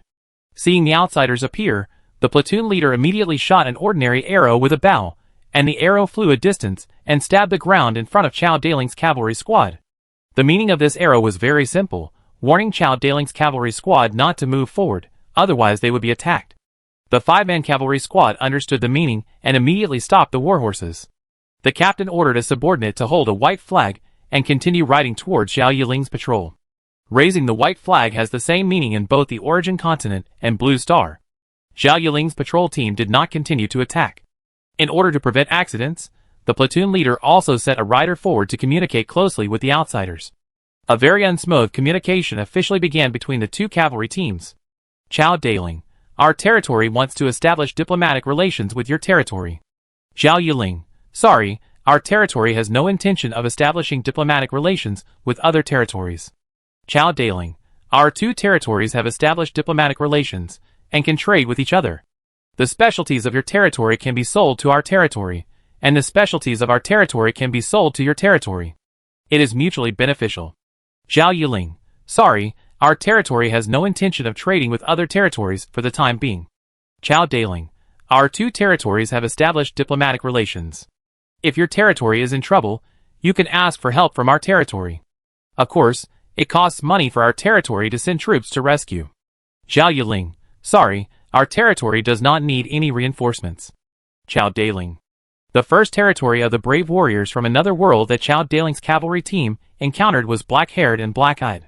Logically, they should be closer, but they did not expect the other party to directly refuse the contact between the 2 territories. This seems to be a very closed territory.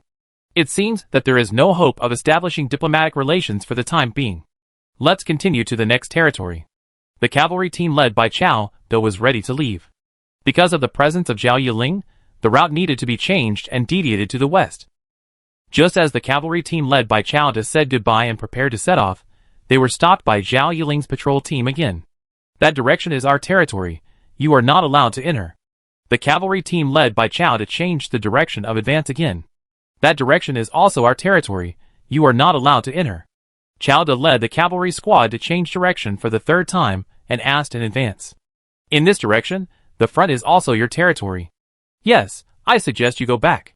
How big is your territory? Zhao Yi led the cavalry responsible for communication and smiled without saying anything.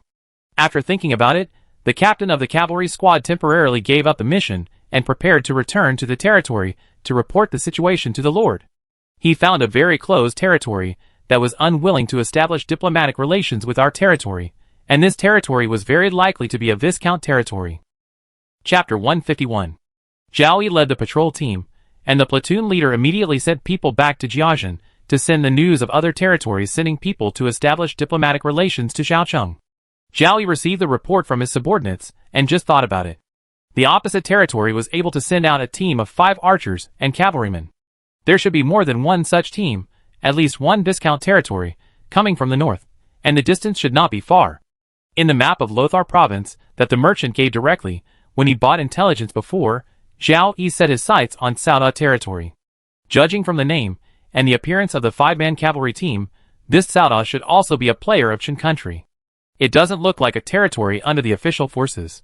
It should be a territory of individual players, or other small forces of Qin country.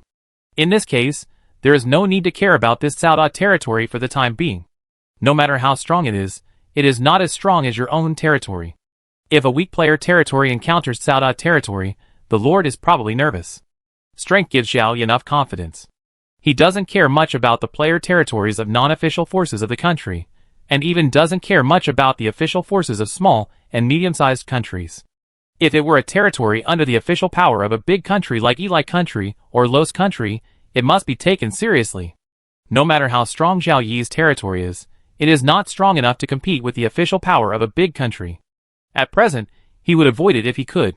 If he can't avoid it, he will directly take action. Anyway, the player forces are scattered throughout the origin continent. If you want to gather enough power, you need to spend a huge amount of money, which will make you lose the upper hand in the competition with other player forces. The answer to the territory patrol team was also the decision Zhao Yi made earlier. I am a single player, but I have the strongest player territory. Other players cannot give me any help, and I don't want to be known by the outside world. I don't even want to have much contact with the natives, and the same is true for the Blue Star players. I want to develop myself. Zhao Yi territory doesn't need diplomacy, trade, alliances, or anything else. Zhao Yi territory lacks advancement stones, and other player lords also lack them. This trade is meaningless. The captain of the Chao Daling cavalry team said that Zhao Yiling is very closed, which is a very correct view. Although Zhao Yi didn't take it seriously, he was worried that more incidents might happen, so he sent more patrols to the north of Jiaxing, including 2 groups of 4 empty cavalrymen. In contrast to Zhao Yi's indifference to Chao De immediately took Zhao Yi seriously after receiving the report from his subordinates, because Zhao Yi was a viscount, and it was not yet clear what rank he was. With a cavalry patrol of more than 30 people, Zhao Yi didn't seem to be a third-class viscount, but a second-class viscount or even a first-class viscount. His territory had just been promoted to the first-class viscount territory not long ago, and there was actually a player territory with comparable strength around him. Based on the information brought back by the cavalry team, Chao De could only make some guesses, guessing that Zhao Yi might also be a player from Qin country, and guessing that the residents of Zhao Yi's territory might also be mainly indigenous people, etc. A strong neighbor, even if he is also a player from Qin country, Chao De is very worried. Nowadays, in the forum, a large number of individual player lords are no longer limited by nationality on Blue Star. For the sake of the interests in the game world, they have no psychological burden to attack their own people. For longevity, youth, health, and not being shabby. As time goes by, more and more players will throw away the constraints in their hearts, and do whatever they want in the game world. So Chao De is very worried about this powerful neighbor, and some plans gradually come into his mind. The most important point is to first find out the strength of the other party's territory. If the strength is strong, you can choose to cling to the thigh, or you can choose to stay away from the land. If the strength is weak, you can choose to annex. If the strength is about the same, you can establish diplomatic relations for trade, or you can play your own game. After making the decision, Chao De immediately took action and prepared to send a second-level assassin team to Zhao Yi's territory to investigate. In order to prevent the assassins sent out by Zhao Yi's territory from being discovered, the assassins must bring invisibility scrolls. Once the assassins sent out by him are discovered, the 2 territories will have conflicts and even wars may break out. If a war breaks out, people will die. If the number of casualties is small, it's okay. If the number of casualties is large, it will be impossible to resist the army of undead that attacks every night. The territory is still developing, and Chao De is still thinking about upgrading the territory to the 3rd level earldom as soon as possible, but he doesn't want to go to war with other players' territories and damage his own strength. The assassin team cannot be sent out now. They have to wait until the afternoon to go out, and use the cover of night to investigate this neighbor. At night, this neighbor will not send out patrols to patrol everywhere in the territory. At night, Chao De's assassin team sneaked into the Jiaxing area of Zhao Yi's territory, bypassed several first-level assassins and zero-level assassins of the Jiaxing garrison, and successfully arrived outside Jiaxing. After observing the battle between Jiaxing and the invading undead, the assassin team quietly left. The back and forth did not alarm anyone. In the late night, the assassin team finally returned to Lord Sauda's city and reported to the Lord the intelligence of the town they had explored. The target town is only a 3rd-level town in terms of scale. There are few houses in the territory, mostly tents, with a population of more than 3,000 and more than 300 professionals. No heroes from another world were found. There were roads being built, and it was suspected that an affiliated village was to be established. 3rd-level town? 3rd-class Viscount territory? Chao De muttered a few words. It was just a 3rd-class Viscount territory, and it didn't look like it would be promoted to a 2nd-class Viscount territory in the short term.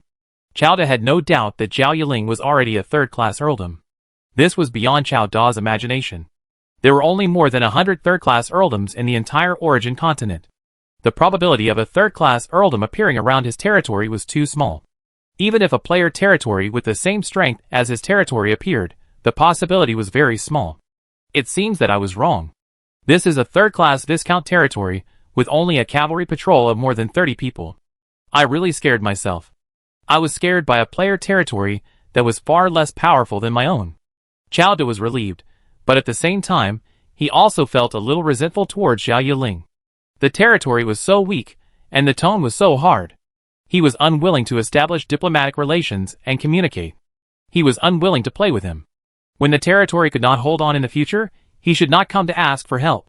Since Zhao Yiling's strength had been explored, Chao Da would not send anyone to Zhao Yiling, who was weak and closed, for the time being, but he would not reduce his attention to Zhao Yiling. Zhao Yiling obviously met Chao Da's requirements, and was the kind that could be annexed. Zhao Yi, who was already asleep, didn't know that his territory was being targeted by a weak lord player. Chao Da should be thankful that he sent assassins to investigate Jiazhen. If he sent a second-level assassin to investigate Zhao Cheng, with the number of second-level assassins in Zhao Cheng and more than 20 third-level professionals, he would be discovered before he even got close to Zhao Cheng, and he couldn't even run away. Now Zhao Yi's territory and Chao Da's territory only have a little contact. When Zhao Yi's territory is promoted in the future, the two territories will inevitably border each other. I don't know what choice Chao Da will make at that time. Chapter 152. A small contact with Chao Daling has no impact on Zhao Yi territory. Now Zhao Yi territory is focused on upgrading to the second-class earldom. On the 39th day after the Blue Star players landed on the Origin continent, Village A1, Village B1, and Village C1 of Zhao Yi territory were built, bringing the number of villages in the territory to 12. On this day, the demiplane was also building the 5th town, which was almost built close to the space gate. You will enter this town after exiting the space gate. The 5th town will not have many people living in it on weekdays. The construction of the 5th town is to prepare for the next promotion to the second-class earldom.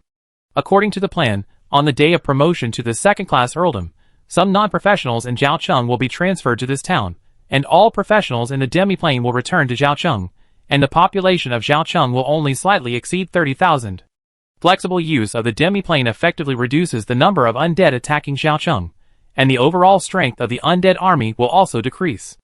On the 40th day, Town A, Town B, and Town C were all promoted to second-class towns, and new villages were also under construction. If Chao Da sent people to investigate the situation in Town A again, he would be shocked by the situation in Town A. There are so many tents in Town A, but only a few houses. It is obvious that it has just been promoted to the third-class Viscount territory not long ago, and the foundation has not been consolidated. It is so fast to be promoted to the second-class Viscount territory. Maybe Chao Da will guess that this player territory has joined a certain force, received strong support, and developed rapidly. Chao Da will be very wary of such a neighbor. The half-plane, 3 towns, and newly established villages all need population, so the total population of Zhao Yi's territory has been increasing rapidly. For this reason, a large number of zero-level professionals are recruited every day. The addition of a large number of zero-level professionals did not lead to a decline in Jiaoqing's strength. On the contrary, the proportion of zero-level professionals in Jiaoqing's garrison was constantly decreasing, while the proportion of first-level, second-level, and third-level professionals was constantly increasing. On the morning of the 41st day, Zhao Yi's luck came. A 2-star talent second-level spearman recruitment scroll was opened in the crystal treasure chest. After recruiting, I felt that the temperament of this second-level spearman was somewhat different. Zhao Yi checked the attributes of the second-level spearman Braden and almost exclaimed. Name, Braden. Gender, male.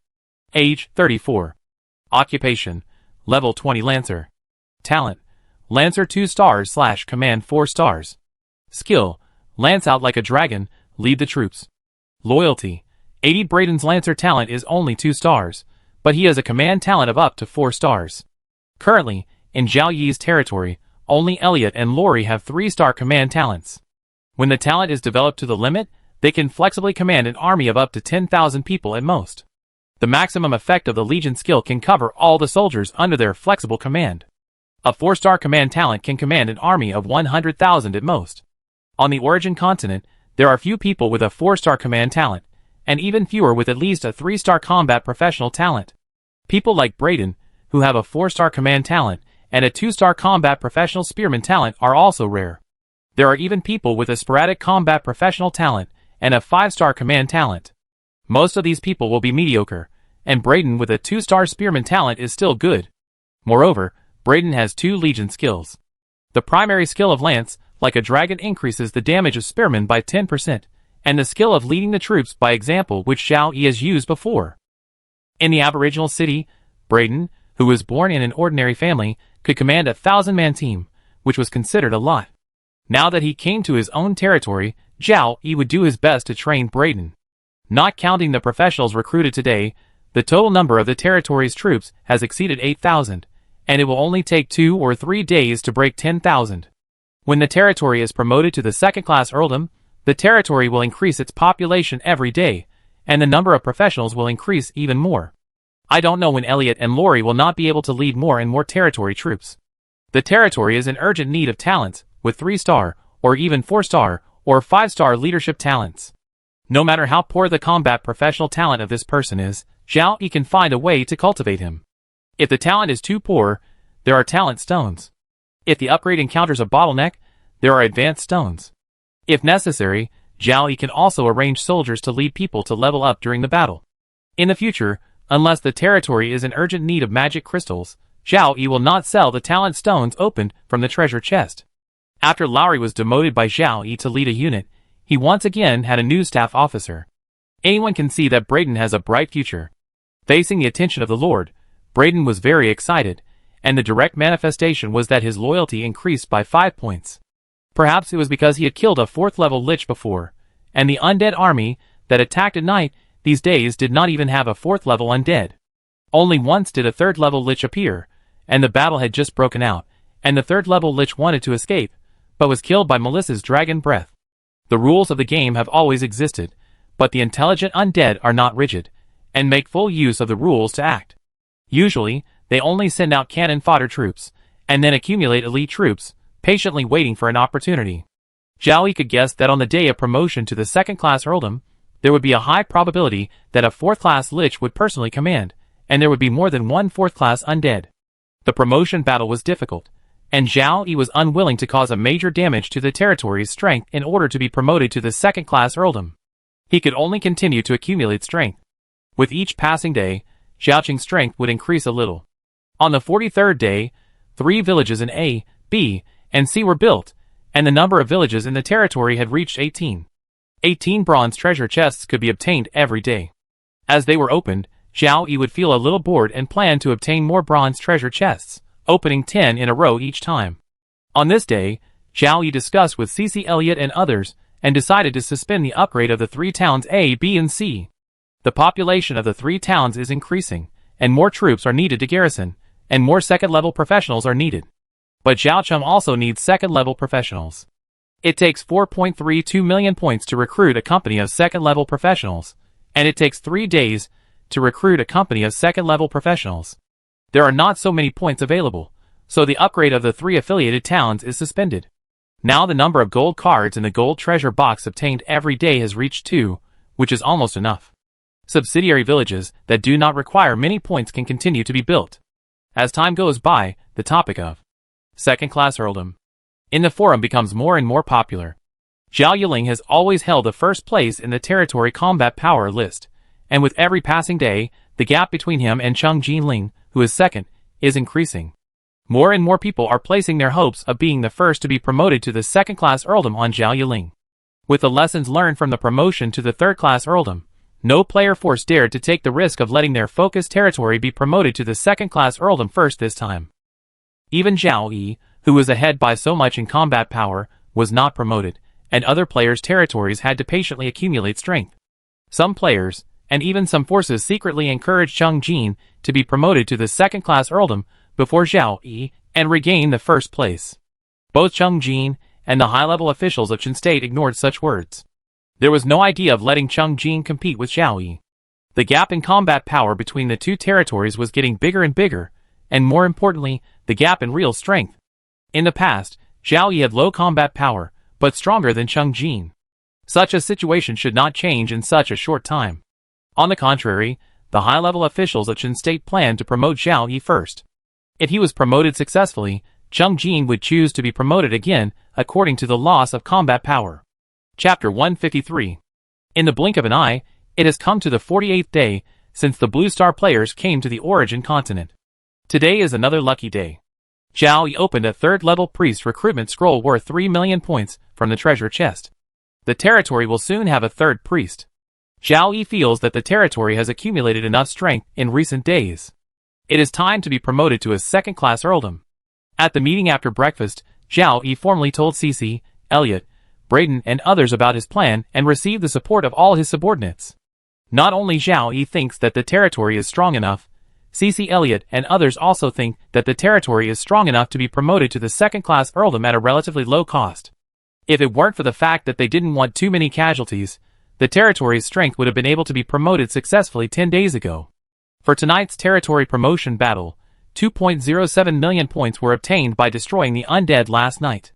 200,000 points were deducted for promotion to the second-class earldom, and the remaining points were used to recruit third-level shooters. 6 third-level shooters can be recruited, effectively improving the Xiaocheng defenders' high-end fighting power. For the promotion of the territory, all ongoing development plans of the territory will be temporarily stopped today, and all efforts will be made to prepare for the battle tonight. When Zhao Yi finished recruiting today's personnel, the total population of the territory has reached 103,810 people, and the minimum population requirement for promotion to the second-class earldom is only 50,000. The total population of Zhao Yi's territory has greatly exceeded this number. However, these 100,000 people are divided into two parts. Nearly 80,000 people are on the Origin continent, and 25,000 people are in the demiplane. The population of the demiplane is not counted in the population required for the territory to be promoted. The population of the territory is already so large, and what is more important is the strength of the territory army.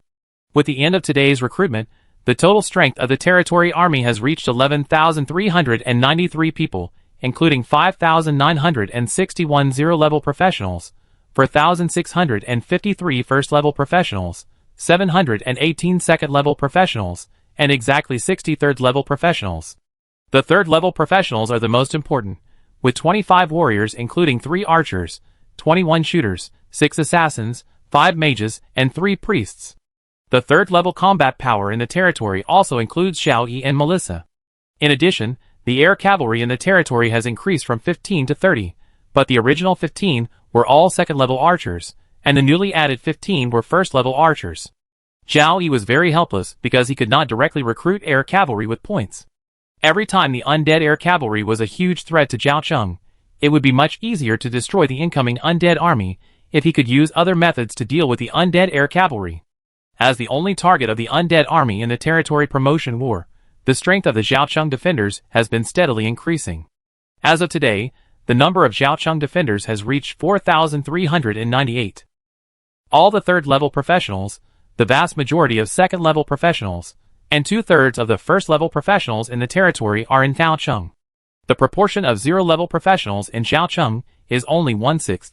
After inspecting Xiaocheng and confirming the preparations for tonight's promotion battle, Zhao Yi did not hesitate to consume 200,000 points to upgrade his title to the second-class earl, and then chose to promote the territory on the territory page. Everything depends on tonight's battle. For tonight's battle, Zhao Yi is very confident that even if there is a 4th-level lich sitting in, the strength of the Xiaocheng defenders can completely destroy the attacking undead. What Zhao Yi cares about is how many professionals will die when the incoming undead are completely wiped out. Zhao Yi hopes that the number of professionals who die is in the single digit. The number of professionals participating in the battle in Xiaocheng tonight is more than the 4,398 people who are currently guarding Xiaocheng. There are 2,118 zero-level perfect professionals in the demiplane. At most, 100 people will stay in each town. At least 1,600 people will enter the Xiaocheng defense line to participate in the battle.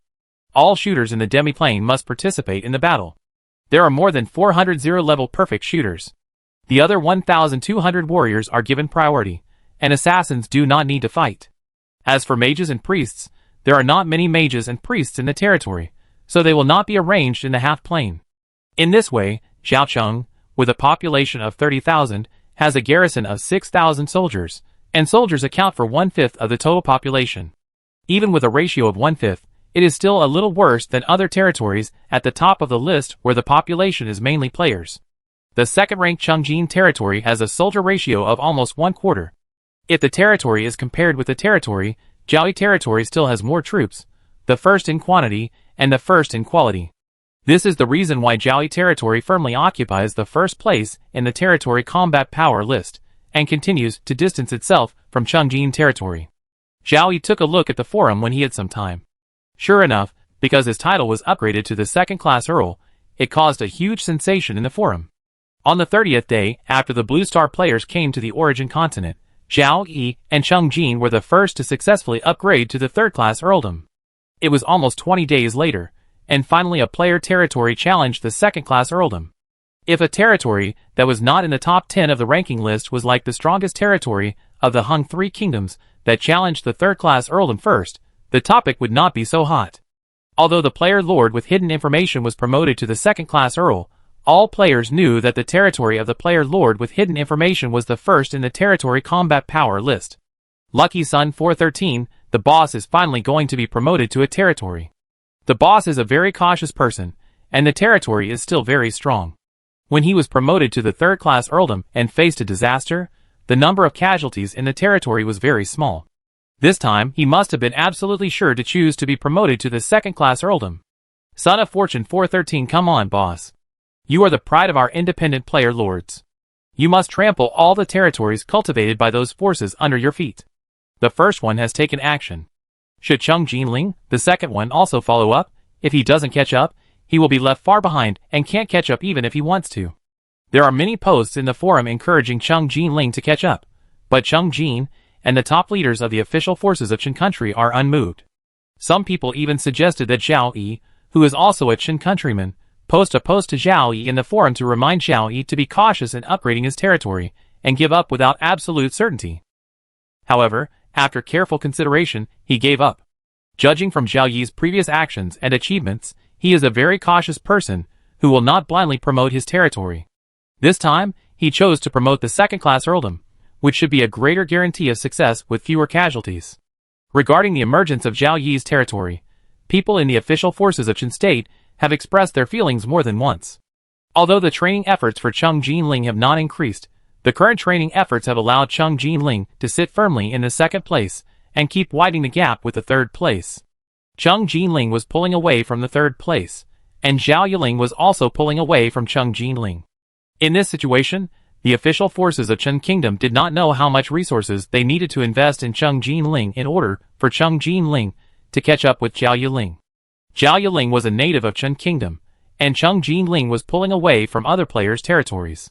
In addition to internal competition, the training of Chongjin Ling remained the same. Chapter 154. At nightfall, countless players set their sights on the first line of information on the territory combat power list, closely watching the changes in combat power. Until the second hour after nightfall, the combat power finally changed, only decreasing by 10 points, which meant that a zero-level professional was killed in battle. It's moving! It's moving! The boss's territory has already engaged in battle with the army of the undead. However, several minutes later, the combat power changed for the second time, decreasing by another 10 points. Something is wrong. Could it be that a battle is taking place in the subordinate village of the boss's territory? Many people made similar guesses. It was true that only one level 0 professional died in each battle, and new casualties appeared after several minutes. It didn't seem like a war broke out in the main city. All the players who followed Zhao Yiling's promotion battle didn't know that in fact, before the first reduction of 10 points of combat power, the Zhaocheng defenders eliminated the first wave of incoming undead and waited for the second wave of undead to arrive. The first wave of incoming undead was very weak, with more than 10,000 in number, but they were all skeleton soldiers, no cavalry, no 4th level undead, about 1/10 of the 1st level undead, 1/100th of the 2nd level undead, and 2/1000ths of the 3rd level undead, which was the normal level. The Zhaocheng defenders wiped out the first wave of undead without losing a single person in the battle. The casualties were in the affiliated towns and villages. The more ordinary the level, the more Zhao Yi understood how difficult the third wave of undead was. The front was all cannon fodder, and the elite were concentrated in the third wave. Many Lord players had encountered this situation. Soon, the second wave of undead arrived, still all skeleton soldiers, but the proportion of first level, second level, and third level undead increased slightly. Zhao Yi ignored the second wave of undead and handed over the battle command to Elliot. He did not participate in the battle to eliminate the second wave of undead. Even without his own Legion skill bonus, it was easy for the Xiaocheng defenders to deal with the second wave of undead. Melissa restored her true form as a silver dragon and set off with Zhao Yi and Joanna. Behind them, there were 25 air cavalrymen who had been staying in Xiaocheng, and the other 5 air cavalrymen were outside to investigate the movements of the undead. Facing the third wave of undead army that might be unprecedentedly powerful, Zhao Yi made a decision in the pre-war meeting to take the initiative to attack and eliminate the undead air cavalrymen as much as possible. The undead air cavalrymen posed the greatest threat to Xiaocheng. Eliminating more undead air cavalrymen could effectively reduce the pressure on the Xiaocheng defenders and reduce the energy consumption of the mage tower. Since it was an active attack, the third wave of undead was at least 30 minutes away from Xiaocheng by land, so Zhao Yi brought the only small magic cannon in the territory and charged it to its maximum power in advance. In addition to the small magic crystal cannon, Zhao Yi's weapons also include magic guns, platinum bows, crystal swords, gold spears, as well as advanced alchemical bombs, 4th level spell scrolls, and other props. There was only one crystal card in the crystal treasure box, and the crystal sword was one of the best things open these days. The price of crystal-grade equipment is generally thousands of medium-grade magic crystals. The crystal sword in Zhao Yi's hand, which was mass-produced by the gods, has average properties, but it can also be sold for at least 3,000 medium-grade magic crystals, equivalent to 300,000 low-grade magic crystals. Once the crystal sword is sold, Zhao Yi doesn't have to worry about magic crystals for a short period of time. But the crystal sword cannot be sold, so it's okay to sell platinum equipment. After all, other European players also sell platinum equipment, and the natives are already used to it. This may be the first time that crystal equipment has appeared. With the value of crystal equipment, it will inevitably attract the attention of some native forces, and the market cannot be completely kept secret. The crystal sword cannot be sold, so Zhao Yi can only use it himself. Zhao Yi led the air cavalry to fly along the route of the undead army. On the way, air cavalry who were performing reconnaissance missions joined the team. Just 5 minutes later, the undead air cavalry appeared in Zhao Yi's vision from afar. According to the scale of the undead air cavalry, the number was estimated to be at least 1,000. As the distance got closer, Zhao Yi collected more information about this undead air cavalry. The number of undead air cavalry was about 1,000, of which about 400 were undead air cavalry with larger mounts, and each one carried at least 2 zombies. Undead air cavalry plus zombies, this is obviously going to be an aerial bombing again, and the number of zombies with corpse explosion is estimated to be around 1,000.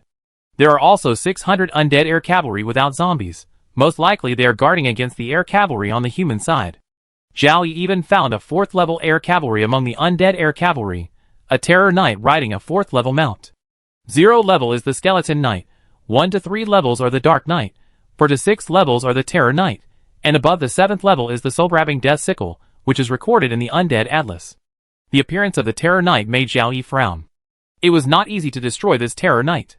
Zhao Yi discovered the undead air cavalry and the undead army on the ground. Zhao Yi and his party were also discovered by the undead. Under the command of the Lich, the terror knight led 300 undead air cavalry to rush towards Zhao Yi and his party. After I fire a shot, you will quickly retreat to both sides. Facing the undead air cavalry rushing over, Zhao Yi quickly instructed the human air cavalry behind him. Seeing that the distance between the terror knight and Zhao Yi was less than 600 meters, Zhao Yi picked up the small magic cannon that had been fully charged and fired directly at the terror knight. An energy beam shot straight at the terror knight, but was dodged by the terror knight the next moment.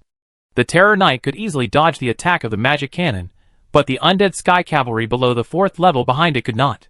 The energy beam penetrated 1 3rd level and 2 2nd level undead sky cavalry in succession, and the explosion caused by the energy gathering killed 8 or 9 undead sky cavalry around, and more than a dozen undead sky cavalry suffered more or less injuries. The terror knight paid no attention to the situation behind him, and rushed straight towards the 2 men and the dragon. Zhao Yi had no intention of engaging in close combat with the terror knight. He and Melissa were in sync, and immediately fled far away. Zhao Yi charged the magic cannon, while asking Joanna to prepare the 4th level spell scroll, Magic Vine Strangling. Magic Vine Strangling is an attack spell, but its lethality is not great. More importantly, The binding effect of magic vine strangling is that as long as the Terror Knight can be bound for a few seconds, Zhao Yi can shoot the Terror Knight to death with a magic cannon. Apparently thinking that a Terror Knight alone could not kill a human Dragon Knight, the 4th level Lich on the ground commanded a team of undead Sky Cavalry to fly down, intending to ride on the undead Sky Cavalry's mounts, and personally participate in the battle in the sky to hunt down Zhao Yi. The small magic energy cannon was still charging, and Zhao Yi took out the platinum bow, and used super explosive arrows to attack the Terror Knight, but the Terror Knight easily dodged them every time. Chapter 155. The distance between the two sides was getting closer and closer. On the one hand, Zhao Yi wanted the Terror Knight to catch up, and on the other hand, the flying speed of the 3rd level Silver Dragon was not as fast as the 4th level mount of the Terror Knight. After all, there was a gap in rank, and it was a huge gap between the 3rd and 4th levels. After the small magic cannon was charged, Zhao Yi just picked it up, and the Terror Knight kept dodging up and down, left and right, and could not find a chance to attack. Even though the Terror Knight kept dodging, the distance between the two sides was getting closer and closer. Closer. Closer. The Terror Knight rushed towards the Silver Dragon, wielding a huge war sickle. Seeing the opportunity, Joanna opened the magic vine strangling scroll and used all her strength to accurately hit the Terror Knight. The black magic vine with a metallic luster instantly wrapped up the Terror Knight, the knight and the mount. Almost at the moment when the magic vine strangled the Terror Knight, Zhao Yi picked up a small magic cannon and fired at the Terror Knight. At such a close distance, the energy beam hit the Terror Knight accurately in the blink of an eye. The violent explosion tore the Terror Knight and the magic vines on his body to pieces, and the 4th level mount was severely damaged. After Zhao Yi added a super explosive arrow, it was completely dead. If the Terror Knight was closer, both of them and the dragon would be affected by the explosion. After destroying the Terror Knight, Zhao Yi turned his attention to the 4th level Lich that had just taken off from the ground. The 4th level Lich was stunned when he saw the Terror Knight being destroyed by Zhao Yi, and returned to the ground without hesitation the next second. Zhao Yi missed an opportunity to destroy the Lich. The Lich is not a knight, and is not as flexible as the Terror Knight in the sky. He looked at the human air cavalry around him. Under the blessing of the wind, all the human air cavalry retreated while fighting, letting go of the 1st level undead air cavalry first, and only fighting the 3rd level and 2nd level ones. Only the 1st level ones were left, and they could not catch up with the human air cavalry. There were also archers among the pursuing undead air cavalry, but Zhao Yi equipped all the air cavalry with silver bows and extended range explosive arrows. In terms of bow and arrow range, all the undead archers could not beat a 1st level human air cavalry. This is the power of Krypton Gold. Zhao Yi ignored the undead air cavalry chasing him, and the Silver Dragon circled and rushed towards the undead air cavalry carrying zombies. The Lich understood the purpose of the human dragon riders, and immediately ordered the undead air cavalry carrying zombies to descend and join the undead army on the ground. Previously, the undead air cavalry carrying zombies had already pulled away from the horror knights, and the flying altitude of the undead air cavalry carrying zombies was low, less than 1,000 meters. When the Silver Dragon circled around, the 400 undead air cavalry were less than 100 meters from the ground, and they were scattered at a distance, fearing that they would be caught in one fell swoop. The Lich even gave the undead air cavalry and some skeleton archers reinforcement spells in advance. There was no reason to give up. Under Zhao Yi's command, Melissa dived to the ground. Zhao Yi took out 3 intermediate alchemical bombs and asked Joanna to start them. She planned to test them first. When they dived to only 200 meters from the ground, Zhao Yi threw all 3 intermediate alchemical bombs. Melissa's dragon body immediately pulled up and flew back to the sky. The alchemical bombs flew to the ground at a high speed under Zhao Yi's full-strength throwing. The undead did not just watch the alchemical bombs fall. Under the command of the Lich, many skeleton archers actually shot arrows at the alchemical bombs. Only 3 alchemical bombs were hit by thousands of arrows. Anti-missile, all 3 alchemical bombs were hit by bone arrows, completely damaged, did not explode, and could not be detonated. If the alchemical bombs were detonated by being touched, it would be too dangerous. The 3 intermediate alchemical bombs could not even get close to the undead. Zhao Yi gave up using the advanced alchemical bombs from the crystal treasure chest and continued to use the small magic cannon, consuming the least magic crystals and firing at the ground with the lowest power. He did not attack the Lich, but only attacked the places where the undead were densely packed, and there were many 2nd and 3rd level undead. While the magic cannon was charging, he continued to use the platinum bow to shoot arrows and attack the scattered undead air cavalry carrying zombies. Seeing Zhao Yi's tactics, the Lich on the ground was so angry that he jumped up and down, but he had no way to destroy or drive Zhao Yi away. Such a powerful army of undead was actually held back by a human third-level dragon knight. What a shame! The Lich summoned all the undead air cavalry in the sky to come back and besiege Zhao Yi, but there was no fourth-level undead air cavalry, and the flying speed could not catch up with Zhao Yi. Without the undead air cavalry chasing, other human air cavalry also came to attack the undead air cavalry carrying zombies on the ground. Under the attack of magic cannons and explosive arrows, undeads continued to die. Before the third wave of undead army entered the battlefield of Xiaocheng, nearly 1,000 undeads, including a terror knight, had been lost. After hesitating for a long time, the Lich made a decision to retreat and not fight anymore. Under the command of the Lich, the undead army retreated in the direction they came from at a sprint speed. Even the undead air cavalry that entangled Zhao Yi followed and retreated to the cemetery in the southwest, no longer caring about Zhao Yi's attack on the undead on the ground. Whether it was the undead air cavalry or the land cavalry, they were all elite. They would rather let the ground cannon fodder troops die than to keep the undead air cavalry as much as possible. I failed this time, but I will have another chance. Don't let me find a chance, damn human dragon knight.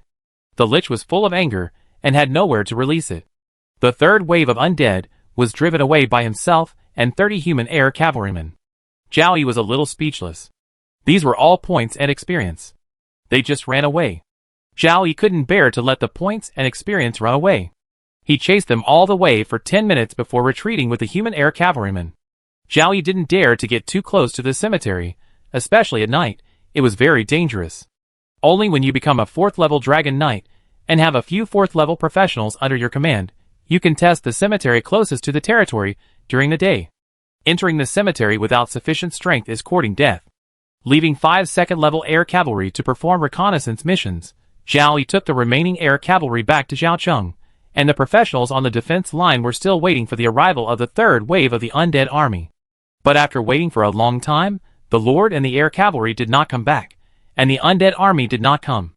Elliot, Braden and others became worried about the Lord and sent a 3rd-level assassin to find the Lord.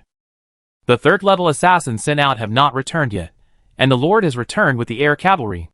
There is no third wave of undead, we have one. Zhao Yi shouted loudly while riding a dragon in the low sky. Hearing the Lord shout, although he didn't know what was going on, he cheered. Victory! Victory! The Lord is invincible. Melissa fell back to the ground, and Elliot, Braden, Lowry and others hurried over, with question marks on their faces, wanting to know why the third wave of undead disappeared. The third wave of undead retreated on their own. I was worried that they might come out again, so I left a few air cavalry to monitor the direction of the cemetery. Everyone still had question marks on their faces. How could the undead retreat on their own? Seeing everyone's desire to know, Zhao Yi had to tell the details of this trip in exchange for everyone's respect. Chapter 156. Victory is victory. Only 2 level 0 warriors died in the Xiaocheng battlefield, but the third wave of undead ran away with points and experience. According to the proportion of each level of undead in the third wave of undead army, it is worth more than 1 million points. Zhao Yi did not expect that he attacked in advance just to reduce the number of incoming undead air cavalry, but eventually forced the third wave of undead army to retreat. Even if he did not attack in advance, with the intermediate wizard tower and a large number of magic crystals prepared in advance, it is not impossible to stop the air bombing of the undead air cavalry. Although the retreats of the third wave of the undead army reduced the possibility of accidents, the number of casualties, and the consumption of military supplies and magic crystals, the loss of points and experience, as well as the loss of a crystal card in the crystal treasure chest, made Zhao Yi very unhappy. It was a pity. If it could be neutralized, it would be better to eliminate some of the undead air cavalry and retreat directly. The undead army will continue to attack Xiaocheng. However, the plan did not change quickly, and the undead side was also constantly changing. Last time, all the undead air cavalry carried zombies, but this time only a part of them, and there was also a terror knight, which was obviously prepared in advance to deal with the human air cavalry. No matter what, the war was won by the human side, and the human side did not have many casualties. Since the third wave of the undead army retreated voluntarily, the loss was less than 2,000, and they might look for an opportunity to attack again. Zhao Yi planned to hold the position for a few hours, and Elliot went to rest first, and wait for the shift change in the second half of the night. Joanna was already practicing on the spot, and Melissa sat beside Zhao Yi obediently. Zhao Yi also wanted to practice, so he opened the forum before practicing and took a look. It's been so long, and the boss's territory's combat power value fluctuated too little. Could it be that he just upgraded his title, and didn't want to upgrade his territory today? Is it that only the villages affiliated to the boss's territory are fighting, and the main city has not yet fought? Could it be that the boss's territory is too strong, and the territory promotion battle is the same as usual? For the slight fluctuation in Zhao Yi's territory's combat power, players made various speculations, and many players were waiting for Zhao Yi to appear. After thinking about it, Zhao Yi edited a paragraph and sent it out as Lucky Sun 413. Sorry, a small accident happened. The territory promotion battle has just ended. The first two waves were very weak and few soldiers were sacrificed. The third wave of undead was very strong, but I beat them away before they entered the battlefield. I lost a lot of points and experience. I feel bad. A second later, a message appeared in the post's comment area. I feel sorry for the boss. The boss is invincible. The boss should rush forward and not let those player lords surpass him. Hello, I am a diplomat from the Eli Kingdom. Can we have a private chat? We are willing to pay for the detailed information of the second-class earldom promotion battle. This Chen Kingdom player lord is too strong. The gap between him and Cheng Jinling is still widening. I suspect that he has been recruited by the Chen Kingdom officials and obtained Chen Kingdom's official resources. The number 1 in the battle power list won the territory promotion battle with almost no losses. Does it mean that the top 10 territories in the list can all be promoted to second-class earldoms? When Zhao Yi saw this message from the diplomats of the Eli country, an idea came to his mind. There are national boundaries in the game, and there are also national boundaries for players. The interest disputes on Blue Star are reenacted in the game world. The strongest official forces of Chen country are competing with the alliance led by Eli country. It should be because they saw that the official forces of Chen country were too strong. More foreign player forces joined the anti-Chen camp, and besieged all Chen player forces, including the official forces of Chen country. Chen has some allies, but most of them are relatively weak. Currently, the main focus is on territory development, and they have to fight against the undead every night. Especially after the 2-day disaster, the number of player lords has decreased significantly, and the competition between player forces is not fierce. Chen player forces can temporarily withstand it. As a Chen citizen, Zhao Yi wants to see all foreign player forces in the game world eliminated, leaving only Chen player forces to compete with each other, so that the meat is rotten in the pot. So Zhao Yi planned to help the official forces of Chen State. I give you some information. There will be multiple level 4 undead, including level 4 Lich, in the promotion battle. Lich can use group strengthening continuously, but the most threatening is the undead air cavalry, which will carry a large number of zombies as corpse explosion carriers for aerial bombing. It is recommended to prepare means to deal with level 4 undead and aerial bombing before choosing promotion. Zhao Yi sent this information directly to Cheng Jin through private chat. Originally, Zhao Yi planned to sell the information to Cheng Jin for 10 level 2 advancement stones to upgrade the Tree of Life. The value of this information is even higher than 10 level 3 advancement stones, but how to collect money? It's a problem. The official forces of Chen Kingdom can use the advanced market in the native city, and Zhao Yi does not intend to use the advanced market in his own territory, which will inevitably expose his territory in the Violet Kingdom's Loda province. So it's better to send the information for free. About an hour later, Cheng Jin replied to Zhao Yi's message. They are all big players, and they receive countless private messages every day. Cheng Jin doesn't have much time to read private messages every day. However, Cheng Jin pays attention to Lucky Sun 413, and Zhao Yi's private message is ranked first, so Cheng Jin noticed it. Cheng Jin believed that the intelligence Zhao Yi provided was more than 90% true, so he immediately sent a message back to Zhao Yi, thanking Zhao Yi for the intelligence and hoping that the two sides would communicate more in the future, such as exchanging important intelligence. Cheng Jin waited and waited, but Zhao Yi did not reply for 2 hours, and he was not angry, thinking that Zhao Yi was resting, or that Zhao Yi gave people this kind of personality. While waiting for Zhao Yi's reply, Cheng Jin summoned several officers under his command to discuss the intelligence sent by Zhao Yi about the territory promotion war. Cheng Jinling had already guessed and prepared for the appearance of the 4th level undead and even the 4th level Lich in the promotion battle, but the 4th level Lich would continuously release group strengthening spells, which was quite unexpected. The most unexpected thing was the aerial bombardment of the undead air cavalry. Air supremacy is very important. Chung Jinling has a way to resist the aerial bombardment of the undead air cavalry, the magic shield released by the Mage Tower. There is also a primary Mage Tower in the city of Chung Jinling. This primary Mage Tower was strengthened for Chung Jinling from above, and other compensation was given to the Lord who drew the Mage Tower. The magic shield released by the Mage Tower can resist aerial bombardment, but there are too many restrictions. If the undead come to coordinate air and ground, it will be troublesome. Other methods must be found to deal with the aerial bombardment of the undead. Chung Jin will focus on the air cavalry.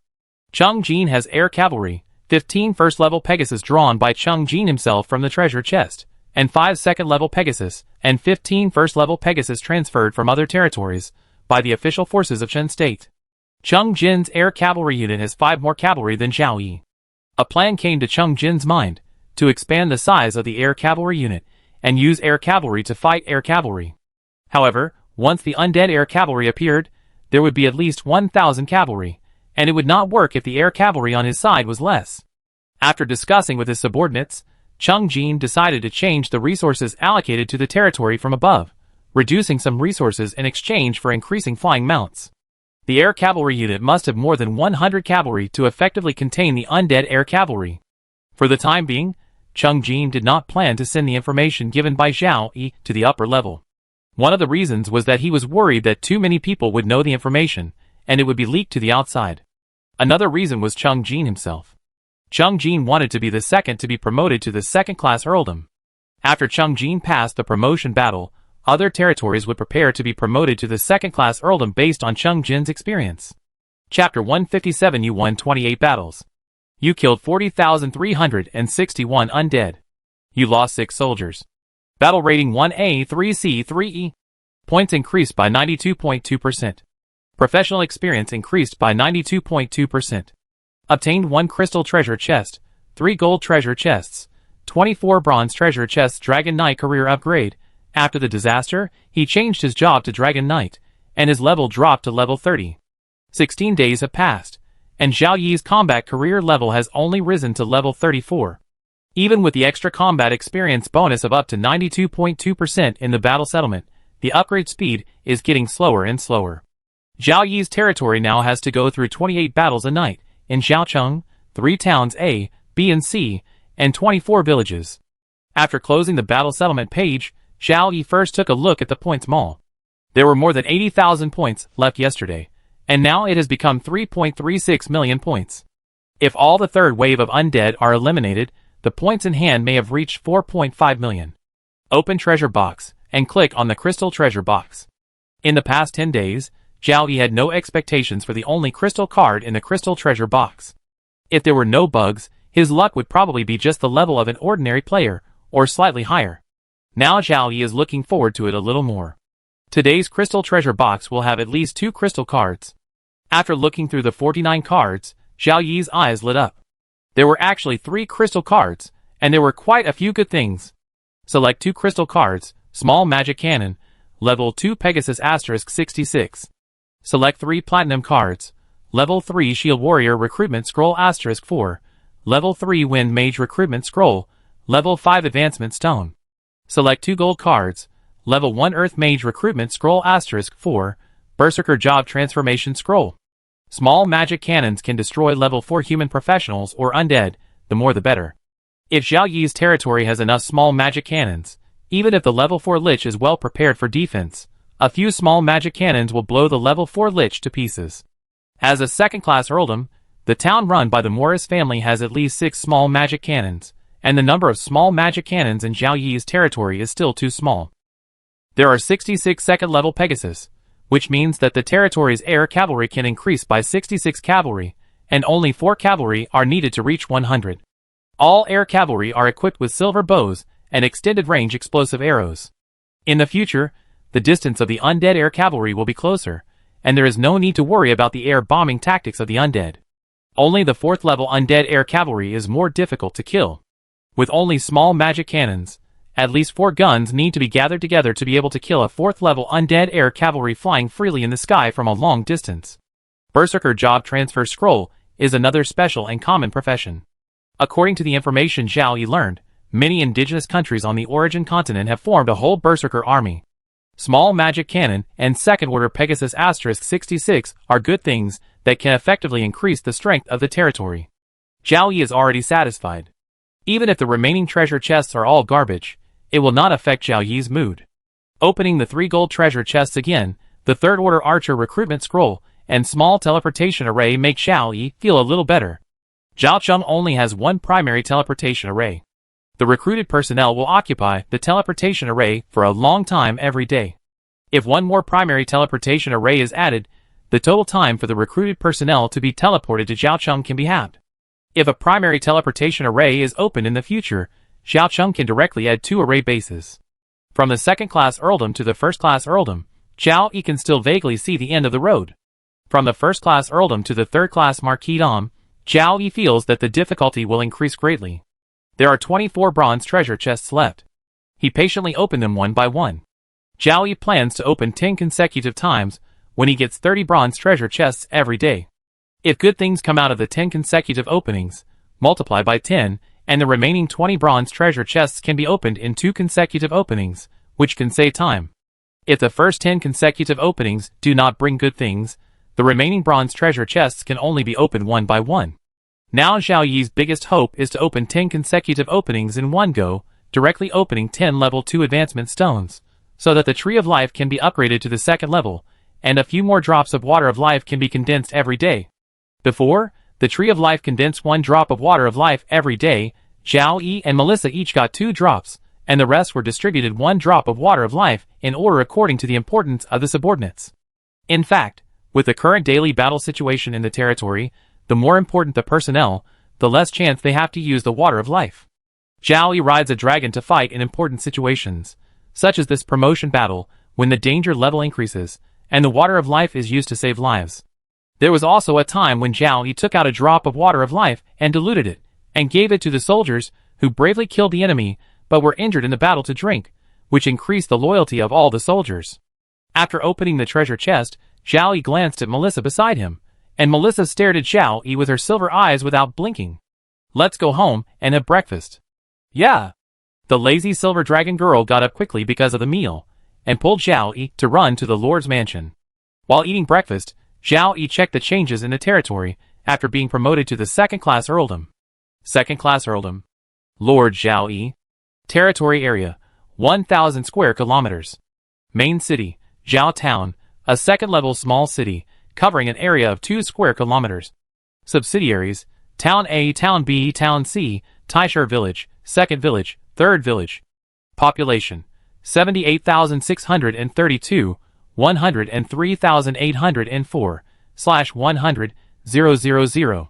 Military, 10,889, 11,389. Public opinion, 79. Public security, 78. Buildings. The territory area has doubled, and the nearest cemetery about 15 kilometers southwest of the main city has become part of the territory. I hope not. The area of Zhaocheng, which was upgraded to a second-level town, doubled. The population standard for territory upgrade has risen to 100,000, and Zhaocheng must have 60,000 people. There are also 3 new quotas for affiliated towns. After a little thought, Zhao Yi determined the most important development plan for the territory. The 3 new affiliated towns must be established as soon as possible, and have a population of more than 3,000, which means that 3 more gold treasure chests can be obtained every day. As for the promotion of the 3 towns A, B, and C to first-level towns, the establishment of more affiliated villages, and even the increase of the population of Zhaocheng, these can be done slowly. It took 19 days to be promoted from a third-class earldom to a second-class earldom, and this was because a disaster accelerated this process. It took Zhao Yi more than a month to be promoted from a second-class earldom to a first-class earldom. Compared with upgrading the 3 towns of A, B, and C to increase the population, and building more affiliated villages, increasing the population of Zhaocheng is the least urgent item.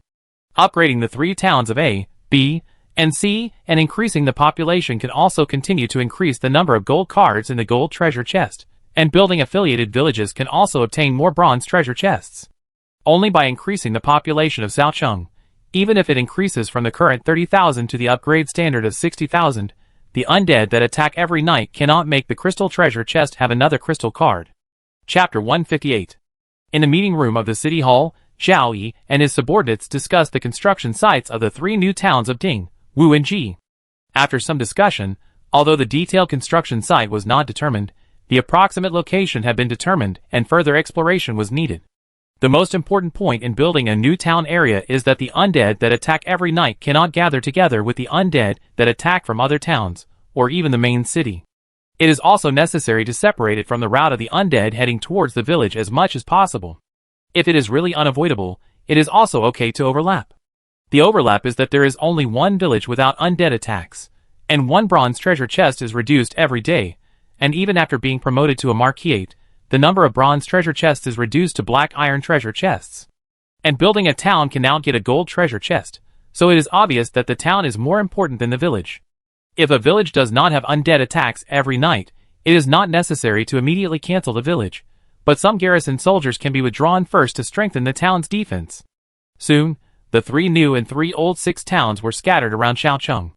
Unless outsiders can fly, they will normally only find one of the 6 towns first, which is easy to misjudge the strength of Zhao Yi's territory.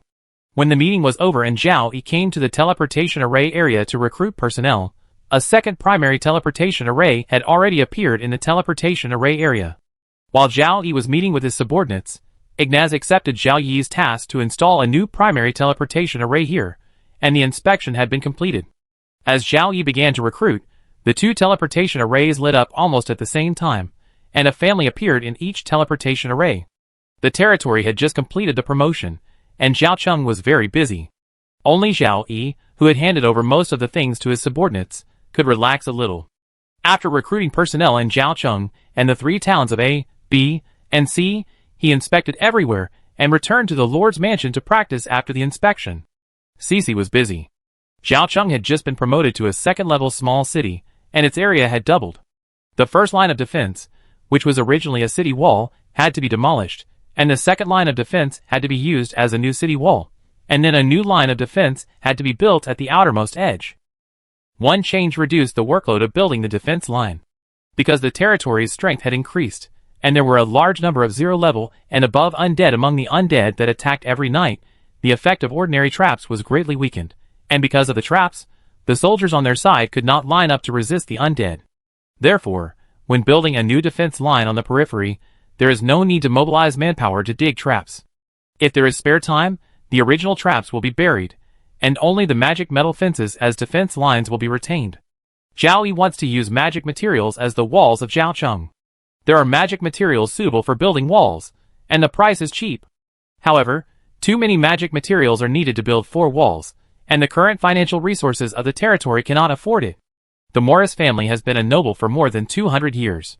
The wealth accumulated in these 200 years cannot replace the 4 walls of Morris City with magic materials. Eventually, Morris City was downgraded from a second-level town to a third-level town. On the other hand, the time it took for the main city of Zhao Yi territory to upgrade from a third-level village to a second-level town was too short, less than 50 days. Even if no magic materials were used and only mud was used to build the city wall, it would be necessary to frequently demolish the old city wall and build a new one, wasting human resources. Keeping the old city wall was very inappropriate for Xiaocheng. If there were only 1 or 2 city walls, it would be fine. The Imperial City, the Inner City, and the Outer City, that's 3 city walls. If the city wall was built from a third-level town, Xiaocheng should have 4 city walls by now, and the 5th one is being built. There is really no need for this. If possible, Zhao Yi also wants Xiaocheng to use magic materials to build the city wall. With the city wall, it will be easier to resist the undead that attack every night. The magic materials used to build the city wall cannot be bought, so it depends on whether magic mineral materials can be found from somewhere in the territory. The territory area is constantly increasing, and there are also earth magicians who are part-time prospectors under his command. Many ordinary mineral veins have been found, but magic mineral materials have not been found. I hope that the newly added 500 square kilometers of land can yield some gains. Elliot and Lori are also busy. One is responsible for arranging new recruits for the territory army, and because the population of the 3 towns of A, B, and C has increased, it is necessary to increase the garrison personnel and transfer them from Xiaocheng. The other is responsible for the expansion of the air cavalry. The air cavalry currently has only 30 cavalry, 15 second-level air cavalry, and 15 first-level air cavalry. The second-level air cavalry is a second-level archer and a second-level Pegasus. The first-level air cavalry is a first-level archer and a first-level Pegasus. Now there are 66 more second-level Pegasus, but there are not so many second-level archers in the territory. Archer cavalry has mounts, so there is no problem in replacing them with Pegasus. However, it takes some time to train from running on land to flying in the air. That is why air cavalry is trained while performing patrol and surveying tasks. Since there are not enough second-level archer cavalry, we can only arrange second-level Pegasus for first-level archer cavalry, and Pegasus must not be left idle. Facing the huge threat of undead air cavalry, the larger the size of the territory air cavalry force, the better. Using air cavalry to fight air cavalry is the right way. The combination of first-level archer cavalry and second-level Pegasus is still just first-level air cavalry. After all, the combat power of air cavalry is related to the knight itself. The mount is just a mount, especially the archer's mount, whose main task is to fly. The heavy cavalry's mount also has to charge and collide with the enemy together with the knight. Air cavalry is also cavalry. Ordinary cavalry can barely be regarded as ordinary troops. Air cavalry is definitely an elite troop, both in the undead camp and the human camp. The most important reason is that flying mounts are relatively rare. Faced with a massive army besieging the city, each indigenous city is reducing the number of zero-level war horses on a large scale. In the past, a cavalryman had at least 2 war horses, but now there is only 1, or even none.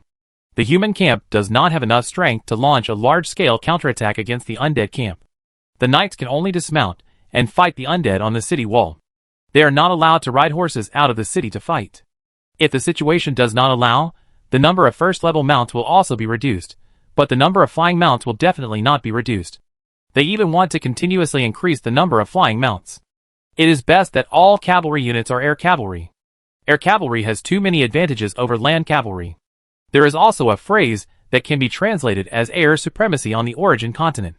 As long as the air cavalry flies high enough, the archers, mages, and magic cannons on the ground cannot attack the air cavalry. Instead, the air cavalry can shoot arrows and throw alchemical bombs at the ground from the sky, and they are all effective attacks. When Zhao Yi's territory lacked air cavalry, facing the undead air cavalry, Zhao Yi, as the lord, needed to personally fight against hundreds or thousands of undead air cavalry. The danger Zhao Yi faced was not small, but he had to do this. If he didn't do this, the territory would consume a lot of magic crystals because of the undead air cavalry, resulting in the mage tower having no magic crystals to replenish energy, and it could not be used as a killer to eliminate the 4th level undead. If the undead come up with air-ground coordination, and the undead ground forces rush up with the help of the air cavalry, even if the Xiaocheng defenders consume all the alchemical bombs and spell scrolls, their own casualties will be much greater than the actual casualties last night. Zhao Yi also wants to form a larger air cavalry unit, but he can't get flying mounts from it like Cheng Jinling. You can buy it in the native city, and the price is very high. Luck came again, allowing Zhao Yi's territory's air cavalry unit to expand to a scale where the second-level Bao cavalry is not enough. However, compared with the total number of territory troops, the proportion of air cavalry after the expansion is less than 1%. Chapter 159. The air cavalry was dispatched, and the locations of the 3 towns of Ding, Wu and Ji were quickly determined, and the construction plan officially began. The first step of the construction plan lasted only 1 day, building roads and building a village. When building the 3 towns of Jia, Yi and Bing, a first-level village was directly built, but when building the 3 towns of Ding, Wu and Ji, only a 3rd-level village was built first. And it was a very, very simple 3rd-level village. With no metal fences, traps, or houses needed, it looked like a temporary camp. If it weren't for the game rules, Zhao Yi didn't want to confirm the establishment of the village on the territory page, and only arranged for people to build a temporary camp. Only villages and cities confirmed by the system will have a single wave of undead attacking the village or city from the cemetery. Villages and cities not confirmed by the system are just temporary camps, and only the latest wave of undead will come. From a 1st-level village to a 3rd-level village, it is mainly about the problem of undead attacking every night. When a 1st-level village is established, the village can have a population of 1,200 on the same day, and a garrison of 118 people. On the first day of building a new village, a reinforcement will be added, but it is not safe, especially when there are more and more villages and towns in the territory. It is easy for 2 groups of undead to merge. The location of the new town will never cause the undead from the 2 target towns to merge. If only the undead from a certain target village merge, the location of the new town will not be changed. After all, the quota for the subsidiary town has been used up. However, if the number of undead attacking the new town is more than planned, it is necessary to change the strength of the town garrison, which must be prepared in advance. It involves the transfer of professional families, as well as the ratio of civilian families to professional families in towns. The ratio of civilian families to professional families in each city is very important. Don't expect the families of professionals to do hard work. Some professional families will even hire civilians as servants. In the future, there will even be military towns in Zhao Yi's territory, where a large number of professionals will be stationed. If the families of professionals live in military towns, there will not be much room for civilian families to live. Zhao Yi had thought about this matter, and had prepared a plan with C.C. Elliott and others. The focus of the plan is on the demi-plane. Professionals are members of the garrison of a town or village in the territory. They can choose to let their families live in a demi-plane with a safer and more comfortable environment, effectively reducing the pressure on the territory. Zhao Yi has been prepared for the problems caused by the merging of the undead. Before that, it is necessary to determine whether 2 or more undead groups have merged, so as to arrange the number of village or town garrisons more accurately. First, build a third-level village. After the village is built, it will not be filled with people immediately. Originally, Zhao Yi planned to arrange a cavalry or assassin team with 20 to 30 people. There is no need to fight when the undead attack at night. The main thing is to see whether there are 2 or more undead groups joining together. After confirming the situation, the professionals stationed in the village can retreat to the nearest city. Cavalry has horses that run fast, and assassins can hide their own breath. With the expansion of the air cavalry unit, Zhao Yi turned his attention to the air cavalry unit that can fight and run. After determining the location of the town, you can start upgrading the third-level village to a first-level village, increase the population, and install a teleportation array to prepare for the upgrade to a town. Compared with the 3 towns of A, B, and C, the 3 new towns of D, E, and F are farther away from Jiaocheng in a straight line, but the construction progress has not slowed down at all. The total population of the territory has increased, the number of territory troops has increased, and the number of earth magicians has also increased in proportion.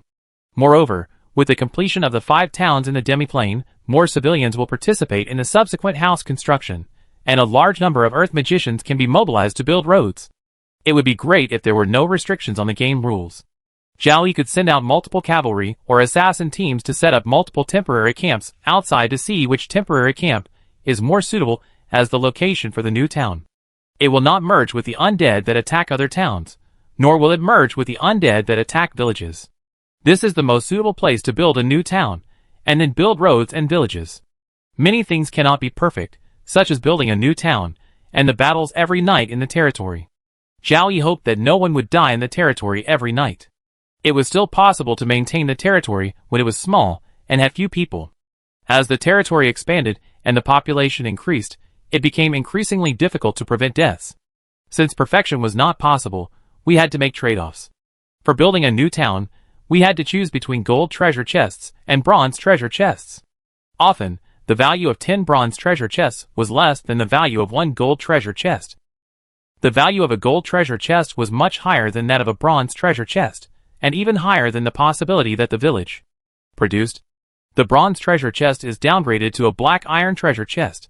Should we stop building villages and focus on building and upgrading towns? For this question, Zhao Yi only thought about it and made a choice. Towns should be built and villages should also be built. Only when the treasure chest obtained in the village is downgraded to the lowest ordinary treasure chest, Zhao Yi will give up building more villages for the treasure chest. Even if a village can only produce 1 black iron treasure chest, Zhao Yi will continue to build villages for the level 1 evolution stone in the black iron treasure chest. The army composed of 0-level professionals is just cannon fodder, and only the army composed of first-level professionals is the main combat force of each indigenous country. Many people with 1-star combat talent are stuck at 0-level perfection for their entire lives, and more 0-level professionals are used as cannon fodder. As a player lord who only recruits indigenous people, Zhao Yi still feels that the points are not enough, from a few hundred points a day at the beginning to millions of points a day now. It only takes 100 points to recruit a 0-level swordsman, 1,000 points for a first-level swordsman, 10,000 points for a second-level swordsman, 100,000 points for a third-level swordsman, and the 4th-level swordsman, who has not yet appeared must be 1 million points each. Let's not talk about the 4th level professionals for now. The 3rd level wizard alone needs at least 1 million points, and the 3rd level priest needs as much as 3 million points. A normal day of points is not enough to recruit a 3rd level priest. If the points are not enough, you can't go to the native city to recruit. The best way is to train yourself. With the same points, you can recruit a 1st level professional or 10-0 level professionals. 10-0 level professionals can quickly upgrade by destroying the undead. Only advancement is a huge hurdle. People with 1-star talent can easily get stuck here. Xiao Yi needs advancement stones. The lower the advancement stone, the greater the demand. Before this territory promotion war, there were more than 2,000 0-level perfect professionals in the demiplane, including more than 400 archers. They are all 1-star talents, waiting for advancement stones to become 1st level professionals. It is impossible to advance to the 1st level by yourself in a short period of time. The territory expands, more subsidiary towns are built, and more subsidiary villages can be built to obtain more treasure chests and more advancement stones. Chapter 160. At night. Behind the first line of defense of Zhao Cheng, Zhao Yi, Melissa, and Joanna sat in an area. In 2 attacks, the combination of 2 people and 1 dragon effectively hit the undead air cavalry, and the second time it even forced back the 3rd wave of the strongest undead army in the territory promotion war. Perhaps tonight the 4th level Lich will regroup and lead a larger and more powerful undead army than the 3rd wave last night. Not only did Joanna sit aside and prepare to ride a dragon to fight with Zhao Yi, the newly expanded air cavalry unit did not split its troops and only sent 10 riders out for reconnaissance. Zhao Yi sent 30 assassins to each of the 3 newly built 3rd level villages Ding, Wu and Ji, and each assassin carried an invisibility scroll. The 90 assassins sent out were all 1st level. Only when 3rd level undead or 2nd level ghouls appeared among the attacking undead, it would be possible to discover the 1st level assassins using invisibility. There were few ghouls in the undead camp, and the probability of encountering 2nd level ghouls in the 3 3rd level villages was less than 1%. Joanna practiced, Melissa played with the gems, and Zhao Yi opened the forum to take a look. Tonight's forum is quite interesting. Many highly commented posts are related to Cheng Jinling. Some are mocking, some are questioning, and some are feeling ashamed, just because Cheng Jinling did not choose to be promoted to the 2nd-class earldom today. During the day, the forum is full of posts encouraging Cheng Jinling to be promoted to the 2nd-class earldom. The first boss was promoted to the 2nd-class earldom with almost no losses. Cheng Jinling is a little weaker than the first in combat power, but as the 2nd in combat power list, it is impossible to be too far behind. If he loses dozens of people, no more than 100 people, he will definitely be promoted successfully. Chongjin and Chenghua officials, what are you waiting for? Chongjin Chong, you are the face of our Chen country. With the strength of your territory, you will definitely be promoted successfully. Cheng Jinling, please get promoted quickly. If you don't get promoted, the territories of the players behind will catch up. If you can't catch up with the 1st place, you must keep the 2nd place. Faced with various posts encouraging Cheng Jinling to get promoted, Cheng Jin and the official high-level officials of Chen country simply ignored them. It can be seen at a glance that the Anti-Chen Alliance wants to use public opinion to force Cheng Jinling to get promoted. Looking at the territory combat power list, the gap between the 1st and 2nd place is only slightly larger than the gap between the 2nd and 3rd place. However, with the experience of being promoted to the 3rd-class earldom and resisting disasters, everyone knows that combat power is not the same as actual strength. Zhao Yiling was able to be promoted to the 2nd-class earldom with slight losses, and Cheng Jinling should be able to be promoted now. But facing the intelligence provided by Zhao Yi, Cheng Jinling is likely to suffer heavy losses against the same enemy. Today during the day, the Chen state officials spent a lot of money to transfer 1st and 2nd-class flying mounts from other subordinate territories to Cheng Jinling. For this reason, in the next 10 days, Cheng Jinling will reduce the resources he obtains from above by 1/3. After a few days of training, Cheng Jin prepared the air cavalry to reach the standard and then be promoted to the 2nd-class earldom. In the end, only the official staff of Chen State posted a post saying that Cheng Jin was actively preparing for the war and would be promoted to the 2nd-class earldom after the preparations were completed. The Anti-Chen Alliance was naturally dissatisfied with this post. They hoped that Cheng Jin would be promoted immediately today. Even if the promotion was successful, Cheng Jin would suffer heavy losses, which would greatly weaken the morale of the players in Chen State. Zhao Yi, who ranked 1st, was directly ignored by the Anti-Chen Alliance. Anyway, no information was exposed. Everyone guessed that it was a player from Chen State, or maybe a player from another country, who had been misleading others. Many players from Gaussian State thought that the first place was a player from their country. During the day, a large number of Chen players posted in the forum to support Cheng Jinling, but there were too many players encouraging Cheng Jinling to be promoted, so the posts of Chen players were swallowed up. There are even a very small number of Chen players who are also posting to encourage Cheng Jinling to be promoted. They are not bribed by foreign players, but simply see that other players are developing so well, and they are jealous and hate that they wish that all the Lord players' territories will be destroyed. The population of Chen ranks first among the countries on Blue Star, but it only accounts for 1/5 of the total population. Chen State has few and weak allies, and many players among them have also participated in encouraging Cheng Jinling to be promoted. The situation during the day has not changed. Just as night fell, Cheng Jinling had lost his last chance.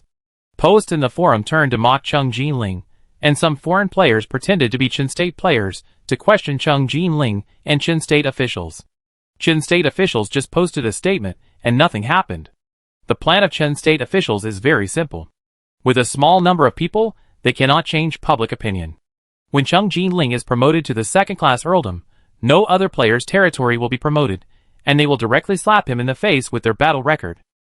Seeing the situation in the forum, Zhao Yi was deeply moved. The humans on Blue Star moved the battlefield of the public opinion war from Blue Star to the game world. It was really not quiet for a moment. Brush forum time passed quickly. When an air cavalry returned, Zhao Yi immediately prepared for battle. According to the intelligence brought back by the air cavalry, the undead army that attacked tonight returned to its usual level. There were no liches, no 4th level undead, no cavalry, all of them were skeleton soldiers, about 1/10 of which were beast-shaped skeletons, and they were all small beast-shaped skeletons. It will be another easy battle. Zhao Yi rides the silver dragon to fight, and Joanna returns to her post. As Zhao Yi rides the dragon into the battlefield, the morale of the human side is greatly boosted. Shooting arrows non-stop, the experience required for upgrading is increasing. Zhao Yi is working hard to upgrade. At least in the first half of the battle, Zhao Yi will keep shooting arrows. Melissa in dragon form also needs to find a place where the undead are densely populated to spit a few breaths of dragon breath, or release attack spells. The body of a dragon is much larger than that of a human. In the same level, the mana of a dragon is several times, or even more than 10 times, that of a human mage. A single attack spell is almost used by Melissa as a group attack spell. Melissa is a magician and a warrior, and can cast spells, but when fighting the undead air cavalry, Zhao Yi still needs Joanna's assistance. In the fierce battle, Melissa didn't even have the chance to cast spells, and was more suitable for a claw attack or a tail swing. Now, when dealing with the miscellaneous soldiers on the ground, the battle is not fierce, so Melissa has the opportunity to cast spells. After more than 40 minutes, the battle ended, and 3 Zhaocheng defenders died in the battle, all of whom were 0-level warriors. 2 of them were new recruits recruited today, both of whom were very young, and did not seem to have much combat experience before.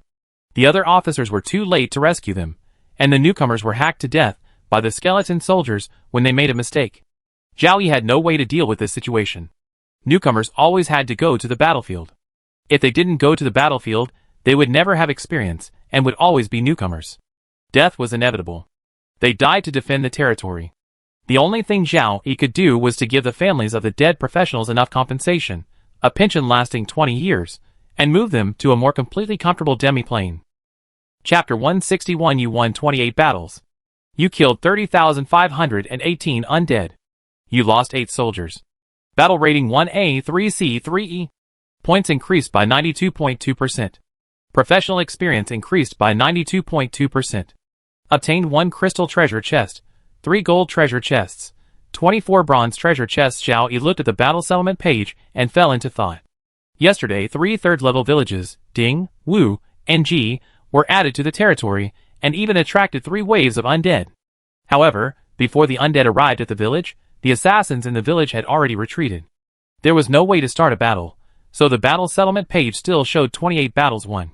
Of the 3 new town construction sites, only, later, Ding town construction site had a problem, and merged with the undead that attacked a village.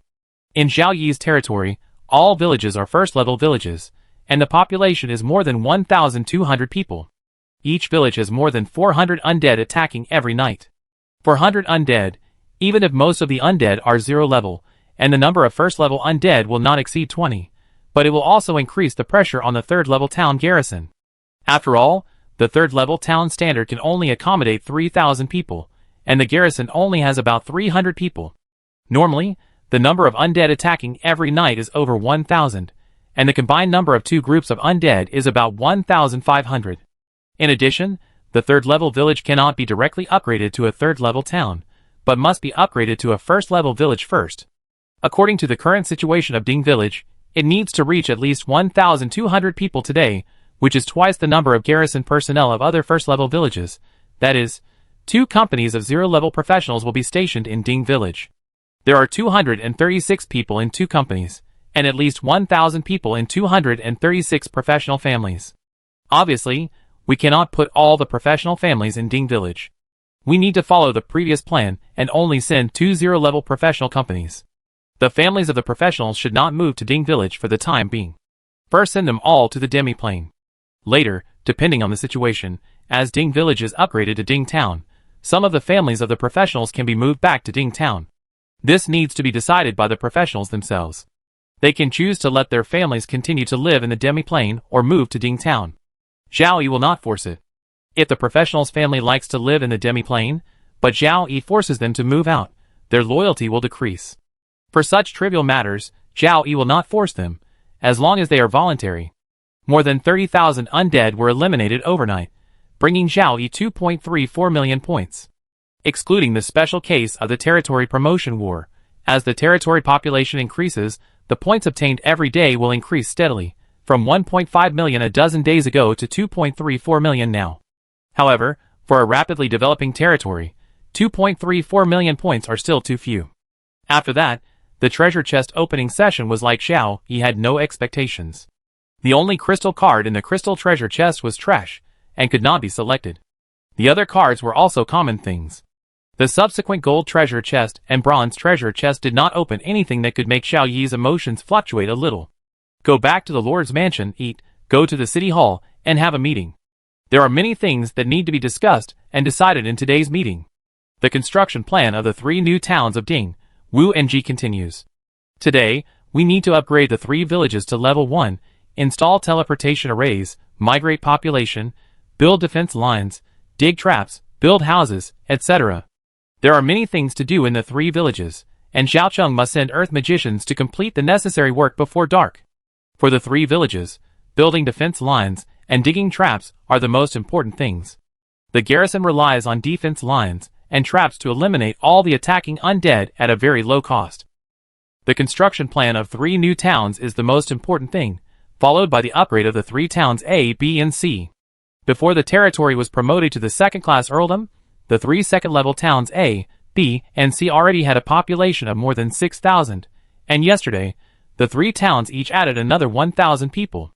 Today, we will upgrade the towns A, B, and C to level 1, relocate more people and garrison personnel, and each town will send at least 1 platoon of second-level professionals.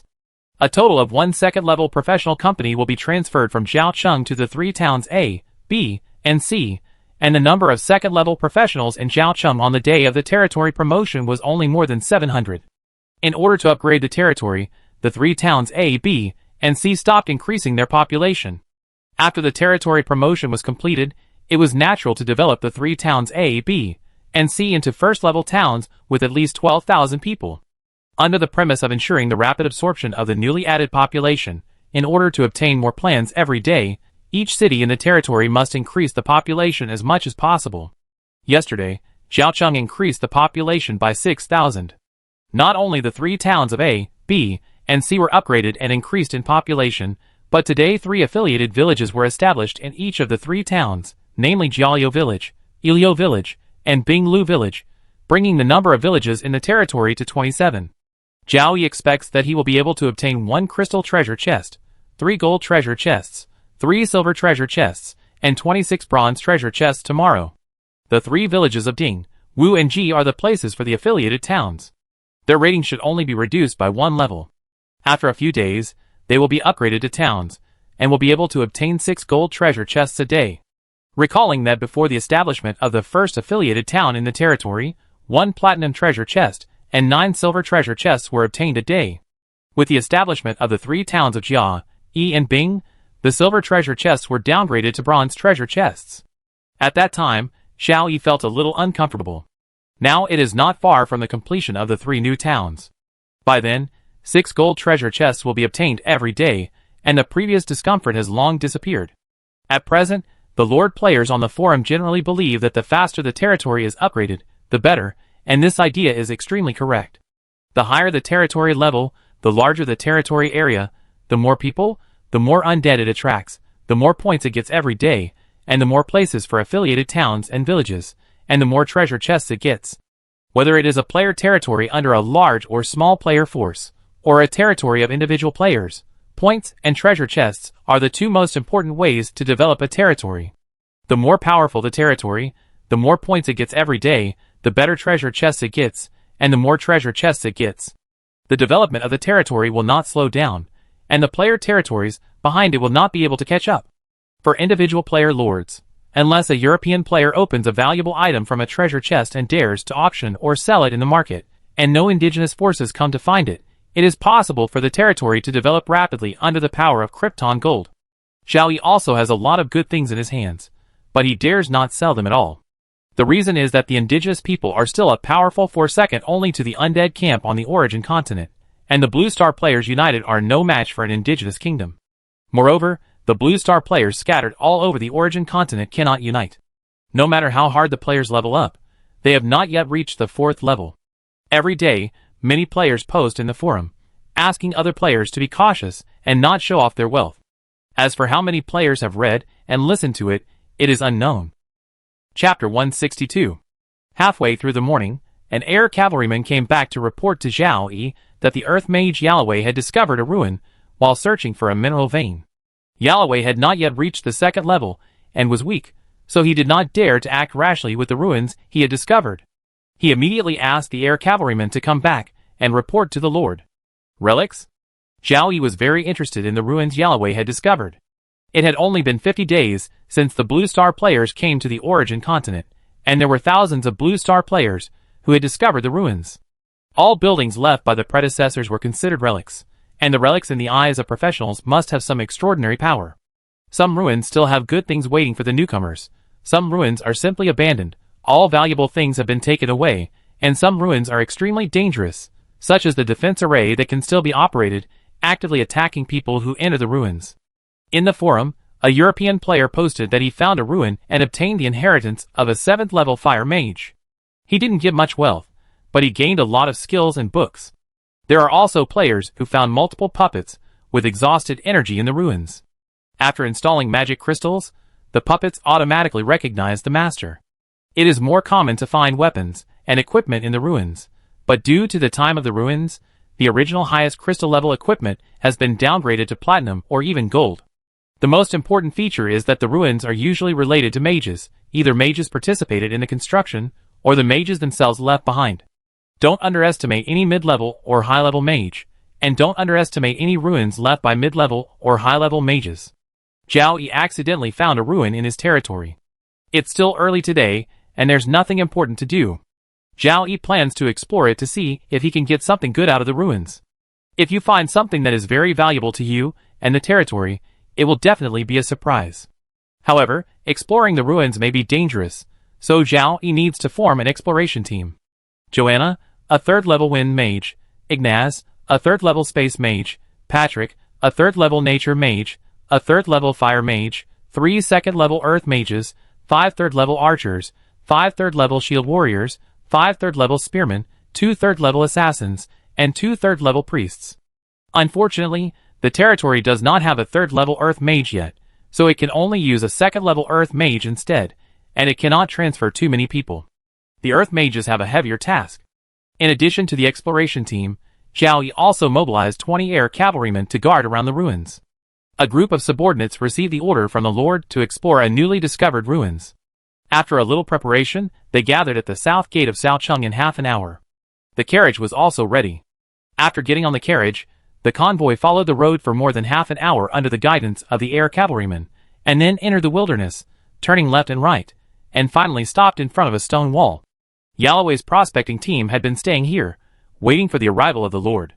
My lord, the ruins I found are behind this stone wall. There should be an entrance and exit here, but it has been sealed. Zhao Yi looked at the stone wall, and could not see where the original entrance and exit were. You guys come and study it. If you can't figure it out, give up on this ruins for now, and explore again when you are stronger. Zhao Yi instructed the mages of the exploration team. Based on the principle of safety first, Zhao Yi did not want to explore a very dangerous ruins and cause his men to die. Every third-level professional is an important fighting force in the territory. Yes. A group of mages came forward and studied the stone wall. The main researchers were Ignaz and the earth mages. As a space mage, Ignaz could sense the situation of the ruins behind the stone wall. If necessary, Ignaz could use space spells to enter the ruins directly without destroying anything. For things related to soil and stone, the earth mages could also conduct preliminary exploration. This ruin was originally discovered by the first-level earth mage Yulidi. Joanna did not go forward to study. She was a combat force, not a ruins researcher. Ignaz's research was completed in just over 10 minutes. After discussing with other earth mages, he calmly walked up to Zhao Yi and reported, "Lord, this ruin has been built for no more than 300 years. It should be a mage's laboratory, conducting experiments related to Warcraft. I think the mage's rank is no higher than level 4. As time goes by, the defense mechanism of the ruins has become very fragile. Even a level 2 professional can open the ruins and complete the exploration." Zhao Yi was a little disappointed after hearing Ignaz's report. He finally found a relic, but it didn't seem to be of high value. No matter what, he should open the relic and take a look. The door was broken violently. The entrance and exit of the relic on the stone wall was smashed by the third-level professionals, and the stone steps inside could be seen. A total of 6 people, including shield warriors, spearmen, earth mages, and fire mages, walked in first. There was another big door inside. Only by opening this door could they enter the real relic. This door was made of a cheap magic material, which showed that the former owner of this relic was not rich, and his level would not be very high. Mages who reach the 4th level can join a certain faction by building a mage tower. Mages usually have their own laboratories in their own mage towers. Mages who build laboratories in the wild are usually hated by everyone, or mages who have not joined a faction and do not have much wealth. The third-level professionals easily dismantled the gate of the ruins and entered the real ruins. The area of this ruins is not large, only more than 300 square meters, and is simply divided into functional areas such as bedrooms, study rooms, and laboratories, of which the laboratory occupies about half of the total area of the ruins. In the laboratory, there are a lot of monster bones left. If the hidden magic array of the ruins is not still running, these bones will be formed into new skeletons by the Lich. The original hidden magic array of the ruins was at least level 3. As time passed, the magic array lacked maintenance. Although it was still running, the concealment effect continued to decline. Finally, it was discovered by Yalloway, who was carefully prospecting. Under normal circumstances, even if a level 3 wizard passed by, it would be difficult to notice a ruin hidden in the stone wall. After confirming that there was no danger in the ruins, Zhao Yi also walked in, looking at the interior of the ruins, and looking for valuable things. After searching for a long time, only some books and experimental records in the study room of the ruins were of some value. Ignaz flipped through the books and confirmed that the owner of the ruins was a third-level water mage named Onedo. Onedo's water mage talent was only 2 stars. After finally becoming a third-level professional, his talent could no longer support him. Finally, Onedo set his sights on the bloodline of Warcraft and wanted to become a warlock. However, the success rate of those methods of becoming a warlock in the outside world was too low. Onedo studied it himself, but he did not find a better method after decades of research. When his life was about to come to an end, Onedo planned to return to his hometown to spend his old age in peace, and by the way, see if there are any of his descendants with magical talent, and plan to train them. Onedo left these books and experimental records, and also wanted to help the later generations. Not surprisingly, Onedo died 200 years ago. Well, this relic should be of no value to Zhao Yi, and he was happy for nothing. Chapter 163. Exploring a worthless relic. Zhao Yi wasted almost 2 hours of his time. Just after lunch, something new happened. It was not that there was any problem in Zhao Yi's territory, but that there was a request for help from other territories outside. The territory that requested help was Chowda territory, which had contact with Zhao Yi's territory once. Chowda sent a cavalry team to deliver a letter. Zhao Yi opened the letter and found that it was a letter for help. "My name is Chowda, and I am the lord of the north of your territory. I am being besieged by foreign player lords. If you are a player from Qin country, please send troops to help us resist foreign players together. The content of the letter for help was very small, but just a few words made Zhao Yi feel that Chao Daling was in a very bad situation. He had asked for help from himself, who he had only met once, and could not confirm whether he was also a player of Qin country.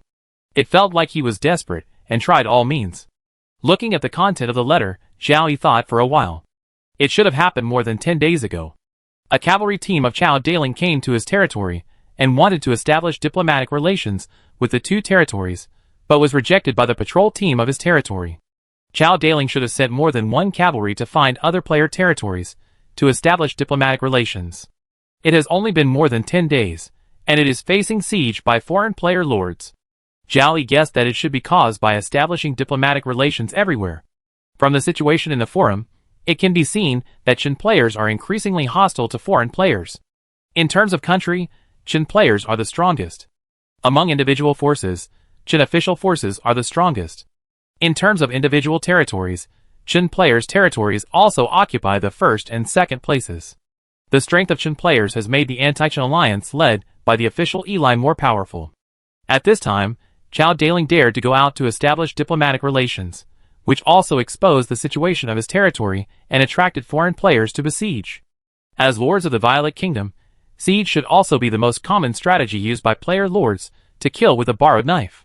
From the we in the letter, Zhao Yi felt that Chao Da should have established diplomatic relations with other Qin players, and even further formed an alliance.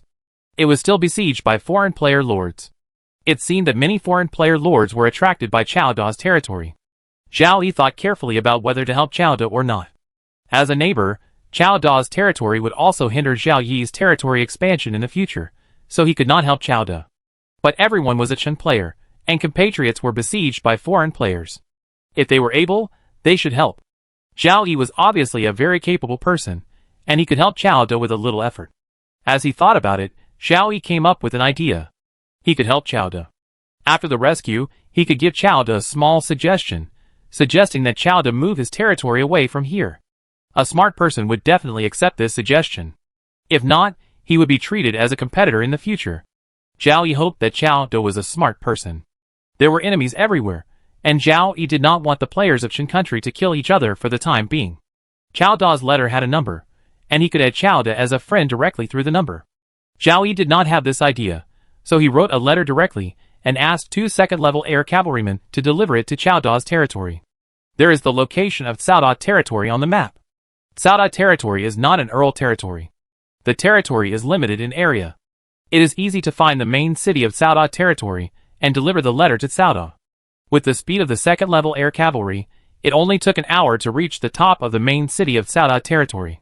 Cao Da, who has been troubled by the black hands of foreign players in the past few days, was shocked when he learned that the air cavalry of an unknown force appeared in the sky. Whose air cavalry? It must not be the air cavalry of foreign players. Zhao Yi's airborne cavalry tied the letter to an ordinary arrow and shot it into the city. Soon the letter was delivered to Chao Da. After opening the letter, Chao Da realized that the airborne cavalry in the sky was actually the one he had asked for help, the player lord whose nationality he could not confirm 100%. Now it can be basically confirmed that the player territory lord in the south is also a player from Qin. However, the content of Zhao Yi's letter made Chao Da a little confused. In the letter, Zhao Yi did not directly send reinforcements to his main city, but asked him for the location of all foreign player territories, preferably the main city location. Besiege way to save Zhao? Chao Da thought he understood what Zhao Yi meant, and didn't care why Zhao Yi didn't just add him as a friend. He wrote another letter, plus a simple map with foreign player territories and main cities, and ordered his soldiers to deliver the letter outside the city. After receiving Chao Da's letter, the 2 air cavalrymen left directly. Chao Da looked at the air cavalryman going away, and his heart was full of envy. That was the air cavalryman. Among the millions of player lords now, there may be no more than 10,000 player lords who have air cavalrymen. Of course, having air cavalry does not mean that the territory is strong. There are also relatively weak player territories, whose lords open treasure chests to get flying mounts. It all depends on luck. In Chao Da's heart, even if there are air cavalry in Zhao Yi's territory is still the same as it was a dozen days ago. It was just promoted to the 3rd-class Viscount territory not long ago. The main city is full of tents, and only a few houses. No matter how weak Xiao Yi's territory is, as long as this compatriot is willing to send troops to help, it can reduce the pressure on himself and his allies, which is a good thing. To this day, Xiao De regrets his actions after being promoted to the first-class Viscount. It is a correct idea to want to establish diplomatic relations with other player territories, but he forgets the increasingly fierce competition between Qin players and foreign players.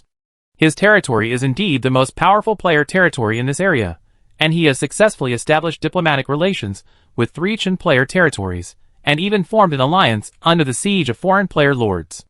However, the number of foreign player lords in this area is several times that of Qin player lords. I don't know which foreign player lord is in collusion. At least 2/3 of the foreign player lords have united to attack Qin player territories. In the dark night, assassins from foreign player territories gather together and lurk near the main city of Qin player territories to attract more undead to attack. A Qin player territory that was only a first-class baron was destroyed. Fortunately, the lord successfully escaped to the native city through the teleportation array. Qiao Da's own territory's main city was also attacked by foreign player lords many times, causing heavy casualties to the territory's army. If this continues, the territory will be destroyed. It is very difficult to stop the enemy from attacking. As long as you know the direction of the undead attacking the main city, the assassin can hide far away on the other side of the main city. It takes time to find the assassin, and a large number of people need to be dispatched to expel or kill the assassin, which is too easy to cause accidents. The situation is getting more and more critical. At this time, Qiao De remembered the very close territory suspected to be the player territory of Qin State, and tried to ask for help. As long as the other party is willing to take action, whether it is to send reinforcements directly or to besiege Wei to save Zhao, it can reduce the pressure on the side and allow a few more breaths. Maybe if a few more treasure chests are opened, a way to completely solve the crisis can be found. Chapter 164. The air cavalry went fast, and came back even faster. Zhao Yi took a quick look at Qiao Da's reply, and then focused all his attention on the simple map. There were more than 20 territories on the map, ranging from Zhao Yi's territory to the north, which could also be said to be a distribution map of player territories on all 4 sides of Qiao Da's territory. Zhao Yi's territory was narrow and long on this map, blocking the road to Qiao Da's territory to the south. Qiao Da's territory and 3 other player territories were all covered in red, indicating that they were all Qinghua player territories, but one of the Qinghua player territories had been destroyed. After that, there are 11 foreign player territories marked in blue. The strongest are 2 second-class Viscount territories, the rest are 3 third-class Viscount territories, 5 first-class Baron territories, and 1 second-class Baron territories. The locations of the main cities of all foreign player territories are marked, and there are also undead attack routes. It seems that Qiao De is not completely on the defensive these days, and is also thinking about turning defense into offense. However, Qiao De has only 4 player territories, while the other side has 11 player territories, which is almost 3 times the difference. Cao Da territory is a first-class Viscount territory, the most powerful, but the strength of the 3 allies is not good, and one has been destroyed. The situation is getting more difficult, and they have to try to ask Xiao Yi, who is suspected to be a player from Qin country, for help. Xiao Yi has made the decision to help these Qin country players, and immediately took action to summon Elliot, Lowry, and Braden to discuss the matter of sending troops from the territory. The strategy of killing with a borrowed knife is only suitable for sending assassins. In Xiaocheng and the half-plane, more than 300 assassins, including 6 third-level assassins, can be sent out. The proportion of assassins in the army of Zhao Yi territory has not changed much, and each company is equipped with 6 assassins. The main task of the assassins is to detect military intelligence, especially the movements of the undead army that attacks every night.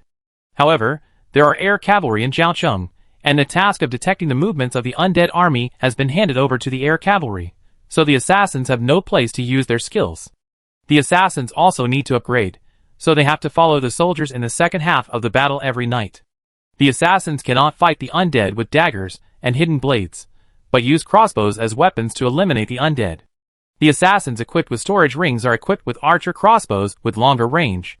After discussion, Zhao Yi decided to send 300 assassins at a time, all 3rd level, 2nd level, and 1st level assassins, and chose Madra territory, the closest to the territory among the 2 2nd level Viscount territories, as the target. 300 assassins are a bit small, and will only add 100 undead to the enemy's main city. Although the number of undead added is small, the strength of the undead added is not weak. There are 6 third-level assassins among them, so the undead will increase by 3 or 4 third-level undead. Killing third-level undead in Zhao Yi's territory, which is already a second-class Earl territory, is as easy as eating and drinking. The enemy is only a second-class Viscount territory. Every additional third-level undead in the attacking undead army will increase the pressure on the enemy. 3 or 4 third-level undeads are added at once, more than 10 second-level undeads, and dozens of first-level undeads. Not to mention destroying the enemy's main city, it can also severely damage the enemy's main city defenders.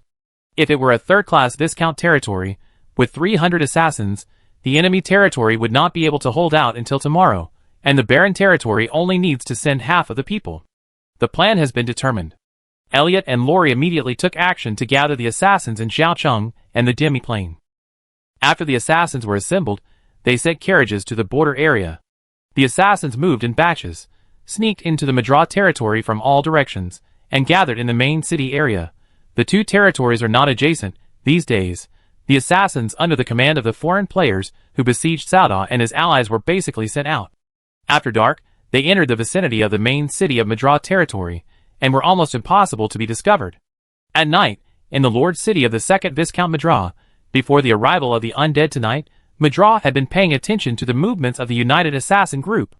The United Assassin Group is composed of assassins from 11 player territories, 2/3 of whom are players, and 1/3 are natives, with a total of more than 260 people. The number of people in the United Assassin Group is not small, but the quality is not good.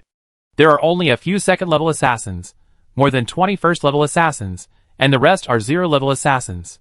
The United Assassin Group has attacked the main city of Cao Da territory many times, but the undead army still has not broken through the city. I hope the undead army can break through the main city of the Chen player today. The main city of Madra's territory was attacked by the undead army earlier than the main city of Cao Da's territory. When the few assassins returned with information about the undead army, Madra was completely dumbfounded. How is it possible? Why has the strength of the undead army increased so much? What did that Chen player do to me? Madra couldn't believe it. The Chen player's own territory was about to be lost. How could he have the opportunity to take the initiative to attack? Could it be that a new Chen player entered the game? Madra stopped thinking about this problem. The undead army was about to enter the battlefield. The most important thing at the moment was to destroy this undead army. All means were used together. As soon as the points were obtained, props were purchased from the points mall. Even so, the Lich who commanded the undead army still escaped.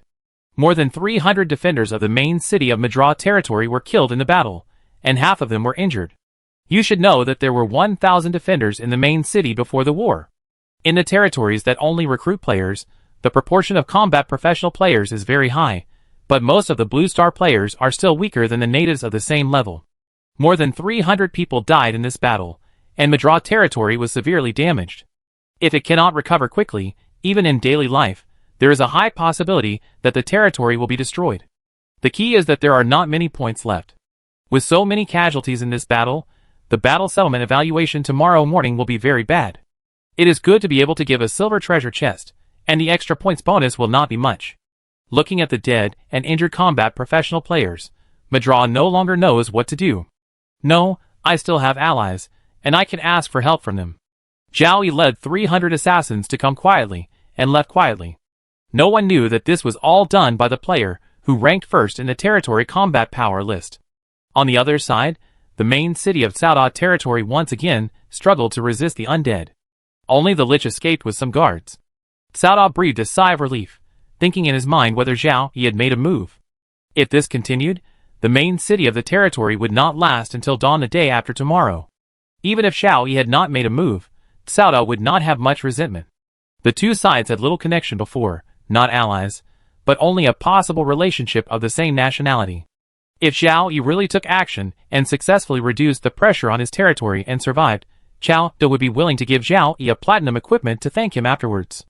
However, Cao Da no longer had any platinum equipment. He had sold everything he could, and was fully committed to increasing the strength of his territory, just to survive the siege of foreign player lords. Chapter 165. You won 33 battles. You killed 35,962 undeads. You killed 9 soldiers. Battle rating 1A, 3C, 3D, 3E. Points increased by 104.8%. Professional experience increased by 104.8%. Obtained 1 crystal treasure chest, 3 gold treasure chests, 3 silver treasure chests, 26 bronze treasure chests. Zhao Yi looked at the battle settlement page. It was the same as yesterday's analysis. The points and combat profession bonuses were over 100.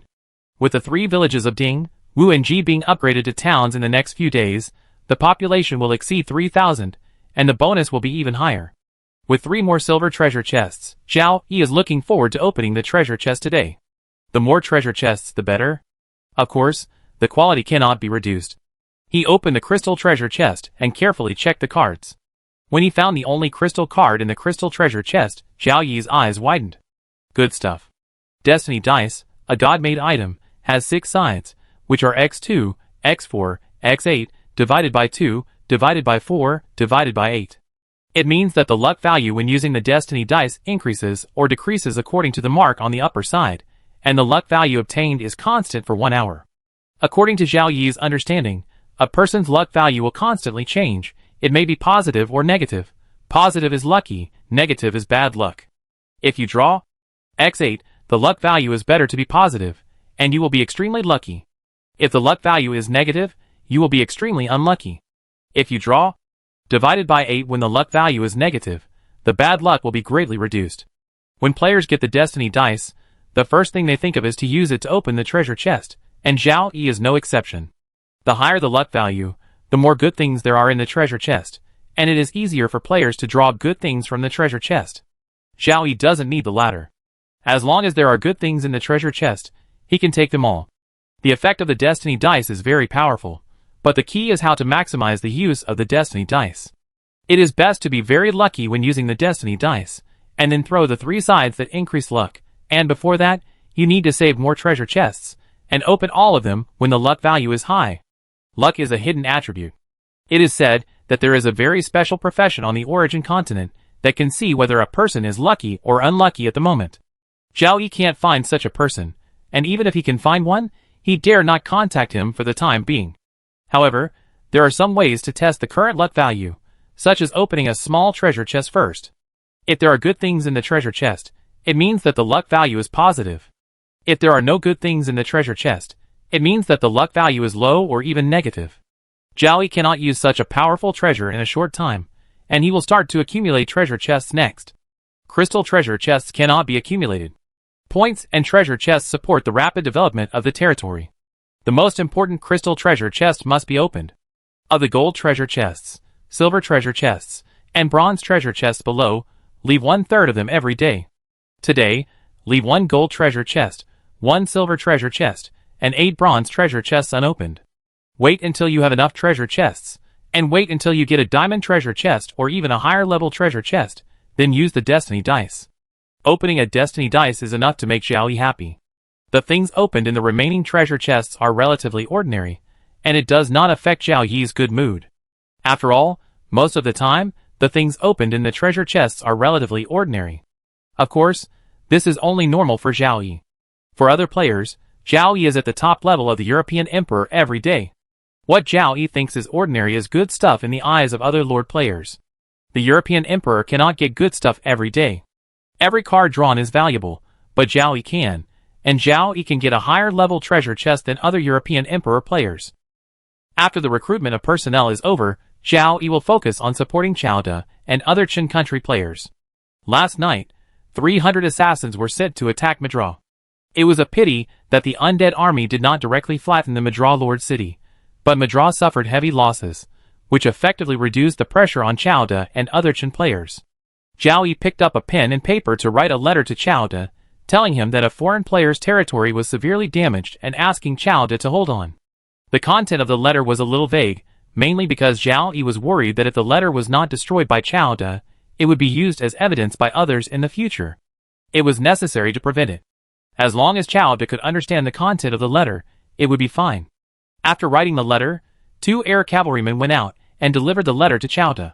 Chowda was so busy at this time that his territory suffered heavy losses.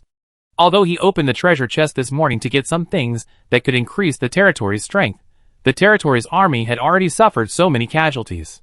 If the enemy attacked again, the territory would probably be destroyed tonight. Chowda had long wanted to move, but the territory page showed that it could not be moved. This was restricted by the rules of the game world. For example, if the territory was attacked by the undead army, the territory could not stop the undead. If the territory could be moved, it would not be destroyed by the undead. Therefore, there are rules to restrict the territory. It is not possible to relocate at any time. At least the current situation of Cao Da's territory does not allow relocation. Cao Da, who was busy, learned that the air cavalry was coming again, and hurried out of the house. Another soldier strode over, and handed Zhao Yi's letter to him. Cao Da opened the letter and looked at it, and he couldn't help but feel that the pressure on him was a little less. The compatriots have already taken action, and the first move was the only second-class Viscount territory among the many foreign players' territories, Madras territory, and severely damaged Madras territory. Cao Da didn't quite believe that a third-class Viscount could severely injure a second-class Viscount, but it was written in the letter, so he wouldn't lie to himself at this time. Maybe there was some exaggeration, but as long as Zhao Yi took action and caused Mudila to lose some people, it would be able to relieve Cao Da's pressure and give him some confidence that the territory could hold on until tomorrow. On the other hand, the Lord of Mudila, who was severely injured by Zhao Yi, was constantly contacting his allies just to ask for help. However, in the face of Madras' request for help, all the allies were unwilling to rescue. According to Madras, the powerful Madras territory was severely damaged. If the other party attacked again, another second-class Viscount territory, Ingsa territory, would also be severely damaged, and the third-class Viscount territory and Baron territory below it would even be directly destroyed. Thinking about it this way, which territory would still want to support Madras territory? The first thing they did was to protect their own territory. Everyone only united to deal with the player lords of Chen country together. The alliance relationship was very fragile. It was impossible for them to ignore their own home in order to rescue their allies. Faced with the rejection of the allies, Madras was almost crazy. If his territory was destroyed, their territory would not be able to escape. They didn't understand this principle. Chapter 166. Madras is barely a casual player lord. On Blue Star, he and a few friends run a company together. He became a lord in the Blue Star origin continent and pulled his friends and employees over. With only one territory, he cannot be considered a player force, so he can only be a casual player lord. As a casual player lord, it is not easy to develop a territory into a second-class Viscount territory. Many player forces want to recruit Madras, but Madras is unwilling to do so. He does not want someone to give him blind orders, and wants to make a name for himself in the origin continent. Wishes are beautiful, but reality is very cruel. Everything was going well, and they could even besiege the player lord of Chen country together with other foreign player lords, but they were hit hard overnight. In order to keep the territory going, Madras tried every possible way. Faced with the rejection of his allies, Madras had to find those player forces that had contacted him before. Seeing Madras coming, these small and medium player forces were very happy. Accepting a second-class Viscount territory would greatly improve their strength. However, when Madras said he needed help, these small and medium-sized player forces changed their faces. They also understood why Madras, who had rejected them so straightforwardly before, was willing to join them now. It turned out that he had encountered trouble. Most player forces simply gave up Madras, and only a few small player forces replied that they would contact Madras again after Madras' territory could survive this crisis. Faced with all the rejections, Madras was furious and wanted to kill people. Now there was no outsider to rely on, and he could only rely on himself. He hoped that the undead that attacked tonight would return to normal, so that the territory could persist. Don't come to my territory, go finding Saw quickly. Madras prayed secretly. In the Zhaocheng Lord's mansion, Zhao Yi was also hesitating about this matter. He could still send out 300 assassins today, but it was a problem where to send these 300 assassins. If they were sent to Madras' territory, Madras, which had been severely damaged, would definitely be destroyed tonight. Zhao Yi thought of Cao Da territory again. Once the remaining foreign player lords continued to attack Cao Da territory might not last for 2 days. If the assassins were sent to Ingsa territory, these foreign players might still attack Cao Da territory tonight, but they would definitely not do so tomorrow night. The two strongest second-class Viscount lords were both severely damaged. Without a leader, it would be difficult for other foreign player lords to continue to attack Cao Da territory. After thinking about it, Zhao Yi decided to help Cao Da. It all depends on Cao Da's luck and strength. As long as he can hold on tonight, the crisis in Cao Da's territory can be temporarily resolved. Today, Zhao Yi's territory is still very busy. Although no new villages have been built or upgraded to towns, there are few idle earth magicians in the territory. They are either working or recovering their mana. More than 1,200 people directly poured into the 3 first-level villages of Ding, Wu and Ji yesterday. With so many people, the 3 villages need a certain amount of time to consume and maintain stability. Officials hired civilians in the village to work outside the village, and worked with earth mages to build defense lines and dig traps to prepare for the village to be upgraded to a 3rd-level town. Compared with defense lines and traps, the construction speed of houses in the village can be slower. There are no professional families in the village, and the professionals live in the barracks, but the barracks are currently composed of a large number of tents. The professionals have no dissatisfaction with living in tents. Even when they are in Daocheng, they have to take turns to go into the tents to rest every night. They care more about their families' homes. The population of the 3 first-level towns A, B, and C continues to increase today, but the increase is not much, only more than 1,500 people each, and by tomorrow it will directly increase by 2,500 people, so that the 3 first-level towns can accommodate 12,000 people. Even if the population of the first-level town increases to 12,000 people, the number of gold cards in the gold treasure chest given every day is still 2. The number of gold cards does not increase. As long as the number of incoming undead increases, it is enough. The treasure chest, points, and soldier level upgrades are all what Zhao needs. As the number of affiliated villages increases, the undead attacking the affiliated villages merge with other undead and are finally blocked by a town. No battles can take place on the village battlefield, and no treasure chests can be obtained. The affiliated villages still need to be built. After all, the town area is limited, and the population of the town cannot be increased indefinitely. The families of professionals can move to the demi-plane, and there is no problem in continuing to increase the number of professionals in the town. In the demi-plane, agriculture, animal husbandry, and fishery have not officially started. Although there is a lack of earth magicians, the civilians in the 5 towns are fully committed to the construction of their new homes. The development of agriculture, animal husbandry, and fishery does not lack this time. Even though the total population of the territory has reached nearly 140,000, the territory still reserves enough food for everyone to eat for half a year. In the indigenous cities, the money earned by the civilians as slaves can barely exchange for the food of the family. For the indigenous forces such as the Hill Chamber of Commerce, there is no shortage of food. If there is no shortage of food, the indigenous forces will not give food to the civilians. The professional class has never stopped exploiting the civilian class. On the contrary, Hill Chamber of Commerce was very generous in its transactions with Zhao territory. Every time Zhao territory purchased a large amount of military supplies, Hill Chamber of Commerce would give away a large amount of food or other daily necessities. Anyway, the value of these daily necessities is less than 1% of the military supplies. As long as Zhao, a big customer, can be retained, it is no problem to give more. Half a year of food reserves is relatively large for Zhao territory. With the presence of natural mages, the growth time of the crops planted is greatly shortened. Only when the food reserves drop below 3 months, and it is no longer possible to obtain food from the outside world, will Zhao pay attention to it. The territory will fully develop agriculture in the demi-plane. In 1.5 to 2 months, the territory will be self-sufficient in terms of food needs. The current situation of the territory does not require the demi-plane to hastily develop agriculture. The development of agriculture, animal husbandry and fishery, town construction, and village construction are all part of the development of the demi-plane. It doesn't matter who comes first or later. These things must be done. However, as the families of professionals continue to move into the demi-plane, the ratio of professional families to civilian families needs to be paid attention to. At the worst, it should reach a level of 1-to-1, and it is best that the number of civilian families exceeds that of professional families. The education of minors in the territory is developing normally.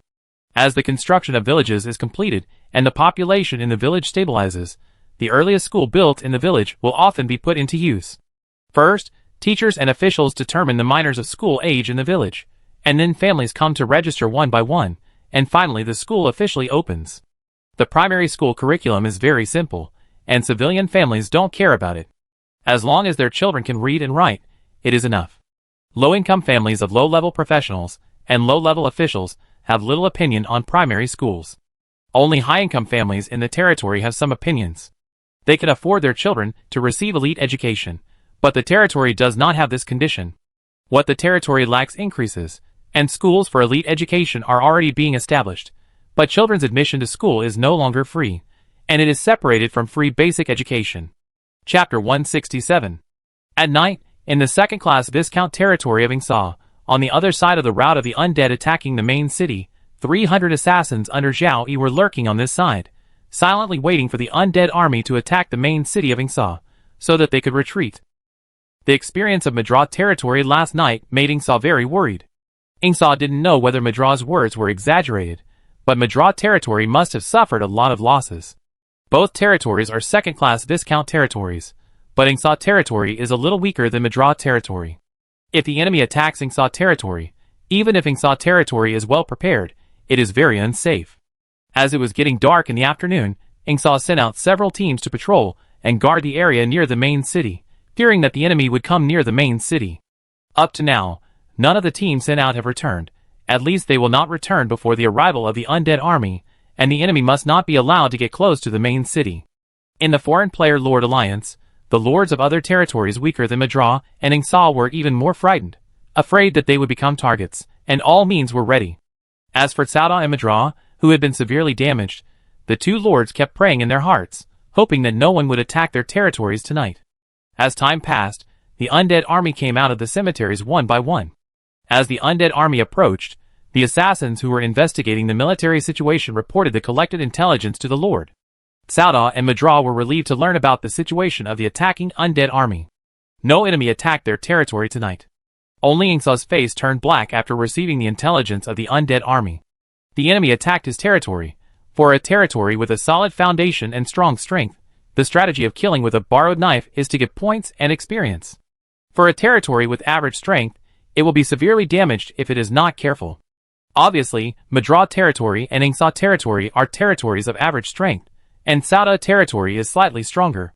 Under the command of the Lich, more than 2,200 undeads charged towards Ingsa territory city, with several third-level undeads and dozens of second-level undeads leading the charge. Ingsa hurriedly commanded the territory army to attack the third-level undead and second-level undead rushing in front. As the battle broke out in Ingsa territory city, Zhao Yi territory's assassins retreated quietly. The battle lasted for nearly an hour before the human side won. However, Ingsa territory did not eliminate all the undead, and the Lich successfully escaped with his guards. There are not many player territories that can kill the Lich. The most common situation is that the Lich comes and goes. Moreover, under the command of the Lich, the undead army can better exert its own strength. Ingsa territory won, but also suffered heavy losses. Ingsa territory is a little weaker than Madra territory. Ingsa was well prepared, but the territory army still lost nearly 300 people in the battle, and nearly half of the survivors were injured. Looking at the dead and wounded on the ground, Ingsa was both heartbroken and fortunate. It was heartbreaking that so many soldiers were killed and wounded. The territory was severely damaged. Even if the enemy stopped attacking, I didn't know if it could hold out until the day after tomorrow. Fortunately, no reinforcements were sent to support Madra. If reinforcements were sent, maybe his territory would really be destroyed by the army of the undead this time. Ingsa sent a message to Madra, telling him what happened to Ingsa tonight, hoping that everyone would unite again to deal with the enemy who did it. Madra, who ended the battle earlier, saw Ingsa's message and smiled helplessly. Tonight, his territory defeated the undead, but nearly 100 people died in battle, and the strength of the territory was declining. If the territory can be relocated, Madra will make the choice immediately. Now Madra only hopes to get good things from the treasure chest, restore the territory's strength as soon as possible, and pray that the enemy will not attack his territory again. Madra has planned to send the families of the dead combat professional players to the affiliated villages during the day tomorrow, and transfer the combat professional players in the affiliated villages back to the main city. This is Madra's last effort. If it doesn't work, he will try to gain as many points as possible in the next night, and then flee to the aboriginal city with all the wealth. It is impossible to unite. The enemy is stronger than expected. They have only gathered more than 260 assassins in their 11 territories. If the enemy who attacked their territory only sent assassins, there would probably be more than 300 assassins, and there might even be several third-level assassins among them. Such an assassin force is not something that ordinary player territories can have. Madra suspected that it was an Earl territory of the official forces of Qin State that took action. Madra did not doubt that the enemy used other means to attract more undead. The simplest way was to send assassins. For example, if you buy props that can release a lot of life energy, The price of such things in the market or the points mall is very high. You won't buy them even if you can afford them. Money or points must be used to develop the territory. Facing this unknown and powerful enemy, giving up the territory is the best choice. Madra regretted that he shouldn't have attacked the players of Shin country before. If he developed his territory well, he would be promoted to the earldom one day and get more benefits from this game world. If he gave up the territory, he would no longer be able to quickly gain benefits. If he could choose, Madra really didn't want to give up the territory. Madra did not tell Ingsa about his choice, and even hoped that the enemy would continue to attack Ingsa. In the main city of Sauda territory, another difficult battle passed. Sauda was full of emotion. He finally persevered. Fortunately, he did not encounter more undead tonight. If the treasure chest continues to open good things to increase the strength of the territory tomorrow, and if no enemy attacks his territory tomorrow night, he can still see the sun rise the day after tomorrow in the territory. The enemy did not attack tonight. Sauda felt that it was because of the compatriot whose name he still did not know. He did not know whether he attacked tonight. It would be best to take action, and also take action against Ingsa territory, so that Ingsa territory and Madra territory would not dare to act rashly, and buy time for his territory to recover its strength. Now Chowda is full of thoughts of revenge, but without sufficient strength, he must develop calmly. Tonight, in order to resist the undead, the territory still suffered many casualties. Chowda was very helpless. After these days of fighting, more and more professionals died in battle, and the families of the remaining dead professionals have become a huge burden on the main city. This is the result of Chowda sending some people to the affiliated villages, and one of the affiliated villages was destroyed. Because of these things, the loyalty and public sentiment of the people in the territory dropped sharply. A new plan gradually emerged in Chowda's mind. If the territory can be relocated, he will not hesitate to give up this territory, take the points and other valuable things, and build a new territory in another place. Everything in the new territory has to start all over again, but it is better than the current territory. Maybe he will use a shorter time to make the new territory have the peak strength of the previous territory. In the second half of the night, the 300 assassins returned to Taochung. Zhao Yi rested after listening to the assassin report. Before resting, Zhao Yi thought about destroying Ingsa territory and Madra territory as soon as possible. Chapter 168. You won 33 battles. You killed 39,547 undead. You lost 9 soldiers. Battle rating 1A, 3C, 3D, 3E. Points increased by 104.8%. Professional experience increased by 104.8%.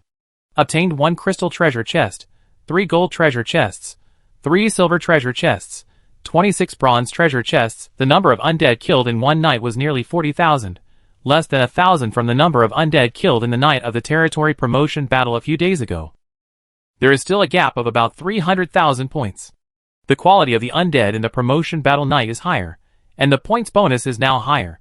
According to yesterday's plan, leave 1 gold treasure chest, 1 silver treasure chest, and 8 bronze treasure chests, and open the other treasure chests. They are all things you often see, and Zhao Yi's emotions did not fluctuate much. In the past few days, Zhao Yi's main task is still the development of the territory, but he also pays some attention to Sauda territory, and the foreign player lords, who besieged Sauda territory. Ingsa territory and Madra territory have been severely damaged. Judging from the situation, Ingsa territory did not send out assassins yesterday, and Madra territory will not send out assassins.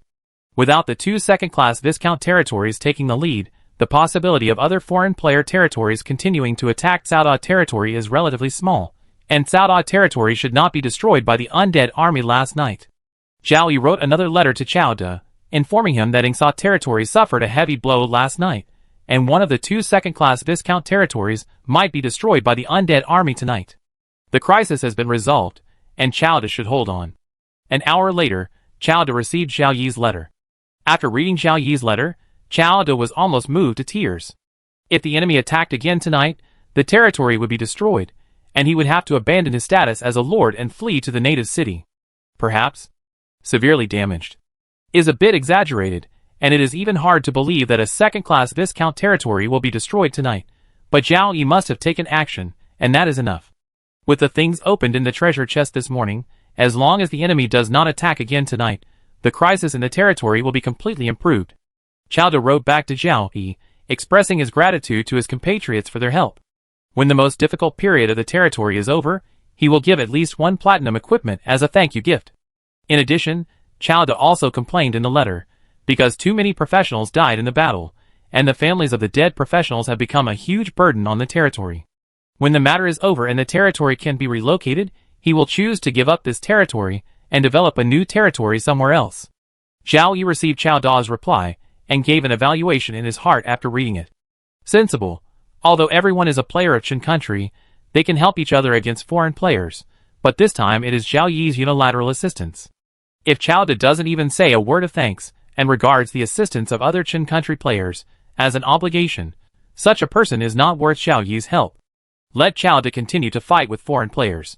When Chao Da's territory is destroyed, Zhao Yi will harvest the territories of foreign players. Now Chao Da not only thanks Zhao Yi for his assistance from the bottom of his heart, but also takes out at least 1 platinum equipment to give to Zhao Yi. The value of a piece of platinum equipment is not low. The worst platinum equipment is worth more than 10,000 low-grade magic crystals. Zhao Yi was very satisfied with Chao Da's idea of moving the territory. He knew why Chao Da made this decision. Since the development of his territory, more than 400 professionals have died in battle, and the total number of family members of the dead professionals has exceeded 1,500. The professionals recruited by Zhao Yi are mainly men. Men are the backbone of the family. If a professional dies in battle, the contribution of this family to the territory is not as good as that of a civilian family, unless the family originally has 2 professionals, and the other professional also wants to join the territory army.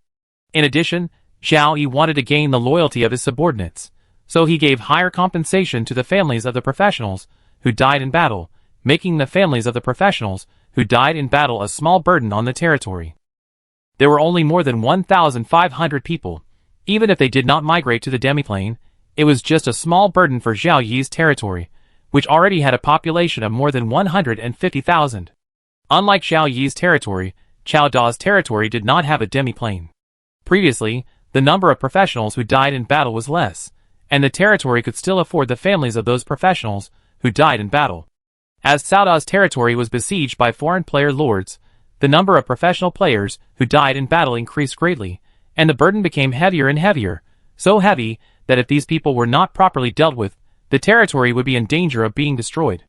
Cao Da had no choice but to move the families of the dead professionals to the affiliated villages, which eventually led to the destruction of a village by the undead army, causing most of Cao Da's professionals to feel very conflicted. They supported the Lord's move. If these people were not moved out of the main city would most likely not last until the next dawn. They were also very dissatisfied with the Lord's actions. If they died in battle, would their families be treated the same way and thrown into the villages outside the city to fend for themselves? Thinking of this, the loyalty of Chao Da's professionals dropped significantly, but it would not drop to the point of betrayal. It was just that in the battle with the undead, they would no longer fight to the death, but try to survive as much as possible. As long as they survived, their families would be safe. Facing his subordinates, with greatly reduced loyalty, and the ruined territory, Chao Da chose to start over somewhere else. Zhao Yi could understand it very well. There were many lord players who made the same choice as Chao Da. Whether the territory was mainly composed of indigenous people or players, the families of the professionals who died in battle were a burden to the territory. Driving the families of the dead professionals out of the main city will inevitably lead to a decline in loyalty and public sentiment. In serious cases, it will lead to rebellion by the professionals under your command. This kind of rebellion is more likely to occur in territories where the people are mainly players. So when the burden of the territory becomes heavier and heavier, many lords give up the territories they have managed for a long time and start over in another place. These lord players are better than the lord players who fled the territory. At least they still have the lord status and can establish a new territory, while the latter's lord status is cancelled. Zhao Yi had seen posts in the forum, and there were already many non-lord players who were canonized by the indigenous national forces and became a noble of the lowest level. The price paid was very high, and generally, they could only be canonized by offering treasures of sufficient value to the king or emperor. Ordinary players did not even have the opportunity to meet the indigenous nobles, and weak player forces could not offer treasures of sufficient value. In addition to this path, you could also join the indigenous army and be canonized after continuous meritorious service. This path is also difficult to take. After all, most combat professional players are still level 0, and level 1 players are generally in the player territory. The experiences of other Blue Star players always made Zhao Yi gain a lot. Even if he had half a plane in his hand, he had to minimize the loss of professionals as much as possible. Zhao Yi's character is a little adventurous, but more cautious. If he takes more risks, he will inevitably suffer from the bug of those who are good at water will drown in water. Chapter 169. Both Yingsa territory and Madra territory were severely damaged. Zhao Yi thought about it for a while, and decided to set Madra territory as his target tonight. He was mainly worried that if he didn't cause trouble to Madra territory for 2 consecutive days, Madra territory would recover some of its strength and last longer. If he went to Madra territory tonight, it would be more likely to destroy Madra territory. After destroying Madra territory and Yingsa territory, Zhao Yi would send assassins to attack the remaining 9 foreign player territories. Under normal circumstances, I would not attack others if they did not offend me. The foreign player territories far away did not hinder the expansion of Zhao Yi's territory for the time being, and Zhao Yi would not have the leisure to attack them. But they attacked the territories of the same Chen players. In turn, Zhao Yi had no psychological burden to attack these foreign players' territories. Anyway, they would be cleaned up sooner or later. Before the Anti-Chen alliance appeared, not many Chen players' territories on the entire Origin continent took the initiative to attack the surrounding foreign players' territories, and they focused on development. With the emergence of the Anti-Chen alliance and its continuous expansion, a large number of Chen players' lords took the initiative to attack in order to maintain their own safety. Attack is the best defense. The number of Chen players' lords is not as large as that of the Anti-Chen alliance. It is better to strike first, and weaken the enemy's strength. For Chowda, if he is directly dragged into a defensive position, the strength of his territory will only continue to be damaged, and finally his territory will be destroyed. The confrontation between the player lord of Chen country and the foreign player lord in the north of Zhao Yi's territory is just a very small part of the dispute in the entire Origin continent, and there is no noise on the forum.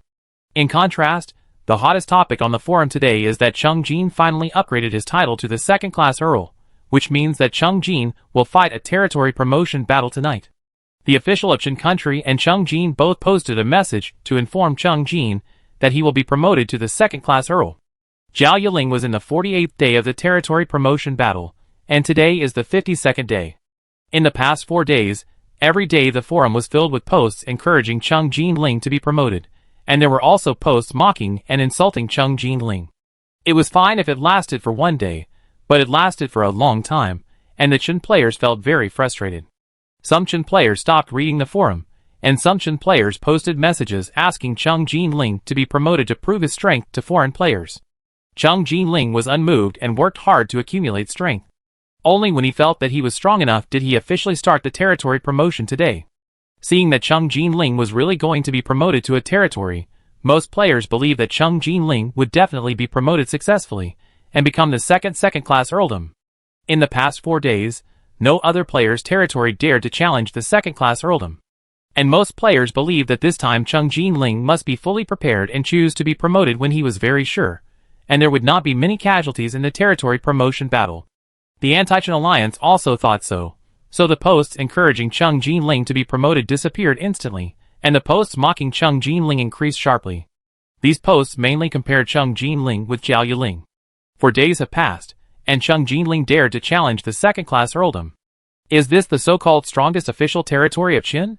How come the gap is getting bigger and bigger compared to the first-player territory? It is recommended that Cheng Jinling change his camp. Whether it is Los or Eli, they can provide Cheng Jinling with more resources, and return to the first place in the territory combat power list. The Qin state officials are too embarrassing this time. Even if there will be more casualties, when the territory is promoted, they can't wait for 4 days. If they are promoted at this time, even if there are fewer casualties, they will be ridiculed. The Qin state players, who returned to the forum also started to fight back, because Cheng Jinling was finally promoted, but the disadvantage in numbers made Zhao Yi unwilling to look at the situation in the forum. It would be great if only the Qin state players were left. Zhao Yi sighed, but after sighing, he felt that even if only the Qin state players were left, the subsequent competition between the Qin state players would make the forum messy. Cheng Jin's territory. Cheng Jin has no time to pay attention to the situation in the forum. As a lord, he is confirming the preparations of the territory for the last time. The challenge at night is very critical to the territory. In order to reduce casualties, Cheng Jin has been preparing for 4 days. The initial training of the expanded air cavalry unit has been completed, but the number of air cavalry is still a bit small. Chung Jin has prepared several plans to deal with the undead air cavalry, including using the wizard tower. The undead air cavalry is the biggest threat, followed by many 4th level undead, including the 4th level lich. There is no 4th level professional in Chung Jin's territory, and means to eliminate the 4th level undead must be prepared. Especially for the 4th level lich that can use group strengthening, Chung Jinling has prepared a plan to eliminate the 4th level lich in advance, but the success rate is not high. Even with Zhao Yi's information, Chung Jinling cannot analyze the specific strength of the 4th level lich. Everything is just waiting for the battle at night. A large number of Chen players are also waiting. As long as Chung Jinling is successfully promoted to the 2nd level earldom, and the number of casualties is very small, the situation will be reversed instantly. Although it was promoted 4 days later than Zhao Yi's territory, the Lord of Zhao Yi's territory is also a Chen player. They are all our own people. What is there to mock foreign players? None of you players' territories dare to challenge the 2nd level earldom. If you think about it carefully, the existence of forum seems to effectively reduce the quitting of players from Blue Star. The living environment of most players from Blue Star is similar to that of civilian families in the aboriginal cities. The whole family is crowded in a small house, eating, drinking, defecating, urinating and sleeping in this small house. The players are very resentful. Some players, who cannot stand the bad living environment, choose to quit. This quit means giving up completely, and never returning to the game world. Forum can let players vent as much as they want. As long as they don't reveal their real information on Blue Star, they can say whatever they want. The resentment in their hearts is released, and they can persist longer in this dirty and messy living environment. However, this kind of forum also disgusts a large number of players, including Zhao Yi. When on Blue Star, Zhao Yi could not stand all kinds of low-intelligence remarks on the internet. Anyway, there was less and less information in the forum, and Zhao Yi was too lazy to read the forum. Perhaps in the future, he could build a network like a market, covering all areas of the territory, a network of only his own people, and the rules were also set by Zhao Yi to create a network that he was satisfied with. It was not for entertainment, but to facilitate the rapid exchange of internal information. There was no network available in the player territories where all the people were natives, but in those territories with many players, information was quickly transmitted through the address book. Mudra was in the main city of the territory, and could also learn about the movements of the assassin group in front in a timely manner. Chapter 170. Chung Jinling is about to be promoted to a 2nd-class earldom, and Zhao Yiling is also continuing to develop. Yesterday, the population of the territory was close to 140,000. After the recruitment today, the total population has reached 156,000. In just one day, the population increased by more than 16,000.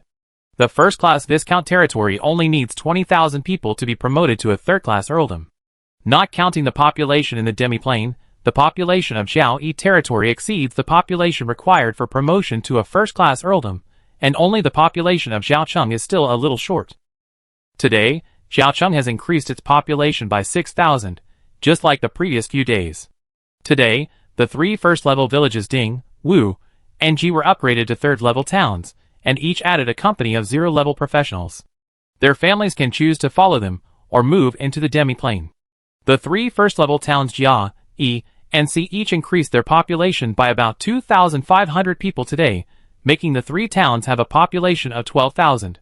The population of the 3 towns will not continue to increase in the future. The garrison troops may be increased in the 3 towns, and some people will be relocated at the same time. The population must not exceed 12,000. And today, each of the 3 towns A, B, and C will have an affiliated village built, which will have another 3,600 people. However, according to calculations, the newly built affiliated village of Town B may have the undead attacking at night merge with the undead attacking Town B. There is no need to increase the number of troops in Town B for the time being. The population of Town B has reached 12,000, and the number of undead attacking at night exceeds 4,000. If another 400 are added, and most of these 400 undead are level 0, only a few are level 1, it will not add much pressure to Town B. For all player lords, the more people in the territory, the better, attracting more undead to attack, gaining more points, experience and better treasure chests, provided that the strength of the territory army also improves. But for Zhao Yi, this is just one reason. Zhao Yi has another thought in his mind. For the players of Blue Star, this is just a game, but it is also a very real world under the restrictions of the game rules. The most important point is that the indigenous people on the origin continent are limited, and there are millions of player lords. More than half of the player territories only recruit indigenous people, and there are also a large number of lords who relocate their territories and only recruit indigenous people in the new territories. The number of natives is limited. Now we can still recruit player lords, but in the future, there may be no natives to recruit. From the observation of players in the native cities, those professionals who are loyal to the native nobles or other native forces will not accept player recruitment. The native professionals recruited by players are all free. There are many free native professionals. They have also participated in the defense of the native cities before. They are considered as the external troops of the native cities. Do your own things during the day, and fight the undead on the city wall with your comrades at night. In order to fight better, you have also undergone some military training, no worse than soldiers of the same profession and level. Whether they are free or loyal to a certain person or a certain force, these low-level professionals account for the majority. The higher the level, the fewer people there are, lacking money and cultivation resources. Even if a free professional is loyal to a certain person or force, because of his own talent, he will not be valued and will only be a cannon fodder that can be discarded at will. Accept the recruitment of heroes from another world. When the rank is about to be reset to 0, you can quickly improve your strength by destroying the undead, and you may even be given an advancement stone. The number of freelancers in the indigenous city is decreasing rapidly. Fortunately, these freelancers are not the main force in defending the city, and the city will not be breached by the undead army due to the decrease in the number of freelancers. When all the freelancers among the indigenous people are recruited, the player lords will have nothing to recruit. If you can recruit those indigenous professionals who have loyal objects, the threat of the indigenous forces to the Blue Star players will become smaller and smaller, and in the end the top leaders of the indigenous forces will become isolated, which is obviously impossible. There are some Blue Star players who have similar ideas as Xiao Yi, but it is useless to have this idea. The territory cannot accommodate so many people. If you want to accumulate more people, you have to rely on territory promotion. Building more subsidiary towns or villages can also increase the population, but the main city's strength will increase slowly, which will delay the time for territory promotion. Only a very few European players can be like Xiao Yi, while quickly improving the territory's strength, while building more subsidiary towns and villages to increase the population. Building more towns and villages is to get more points and more treasure chests. The importance of treasure chests is even greater. Xiao Yi and European players can get good things from treasure chests to increase the strength of the territory. There is also the recruitment of indigenous civilians. The indigenous forces will not tolerate the situation of only having professionals, but no civilians. Xiao Yi can't guess what changes will happen in the end of the development of recruitment. All he can do is to continue to develop the territory, increase the population as much as possible, improve strength, and prepare for future changes. At night, Xiao Yi led 300 assassins to hide on the other side of the route of the undead army attacking Madra Lord's city. The assassins led by Xiao Yi were a little confused. Madra did not send out patrols to look for outsiders like them. There were no patrols around the main city. They only sent assassins to investigate the situation of the undead army, and the rest of the people stayed in the main city. Because Madra knew that these things were useless. A big boss whose strength might be far greater than his territory took action, and there was too little he could do. If the boss strikes again, the main city of the territory will surely fall tonight, and I can only prepare to run away in advance. When the assassin conveyed the information about the undead army to Madra through the address book, Madra was full of disappointment, but his expression did not change. Madra immediately replied to all the assassins who were investigating the undead army, ordering them to keep the information confidential, not to talk nonsense, and return to the main city as soon as possible. The assassins were stunned when they received the Lord's message. Some of them reacted quickly, and guessed that the Lord might give up the territory. If they returned to the territory as soon as possible, the Lord should take them away with him. Most assassins kept the information secret, and did not tell other comrades, fearing that everyone would know that the Lord wanted to abandon the territory. There was only one primary teleportation array in the territory, which could not teleport everyone away. If everyone crowded around the teleportation array waiting to be teleported, no one would stop the undead army, and the undead army would break through the city faster, and fewer people would escape through the teleportation array. However, there were still assassins who leaked the information and told their friends in the territory that the Lord wanted to abandon the territory. The undead army had not yet arrived at the battlefield, and most people in the territory knew that the Lord wanted to escape. Some people did not believe it, and went to Madra to ask. Madra's argument was useless. Regardless of whether they had magic crystals to pay for the teleportation fee, a large number of players rushed to the teleportation array with their families, and the area around the teleportation array was tightly blocked. Even Madra could not find an opportunity to use the teleportation array, so he could only leave the main city with his confidant and his family, and flee to the nearest player territory.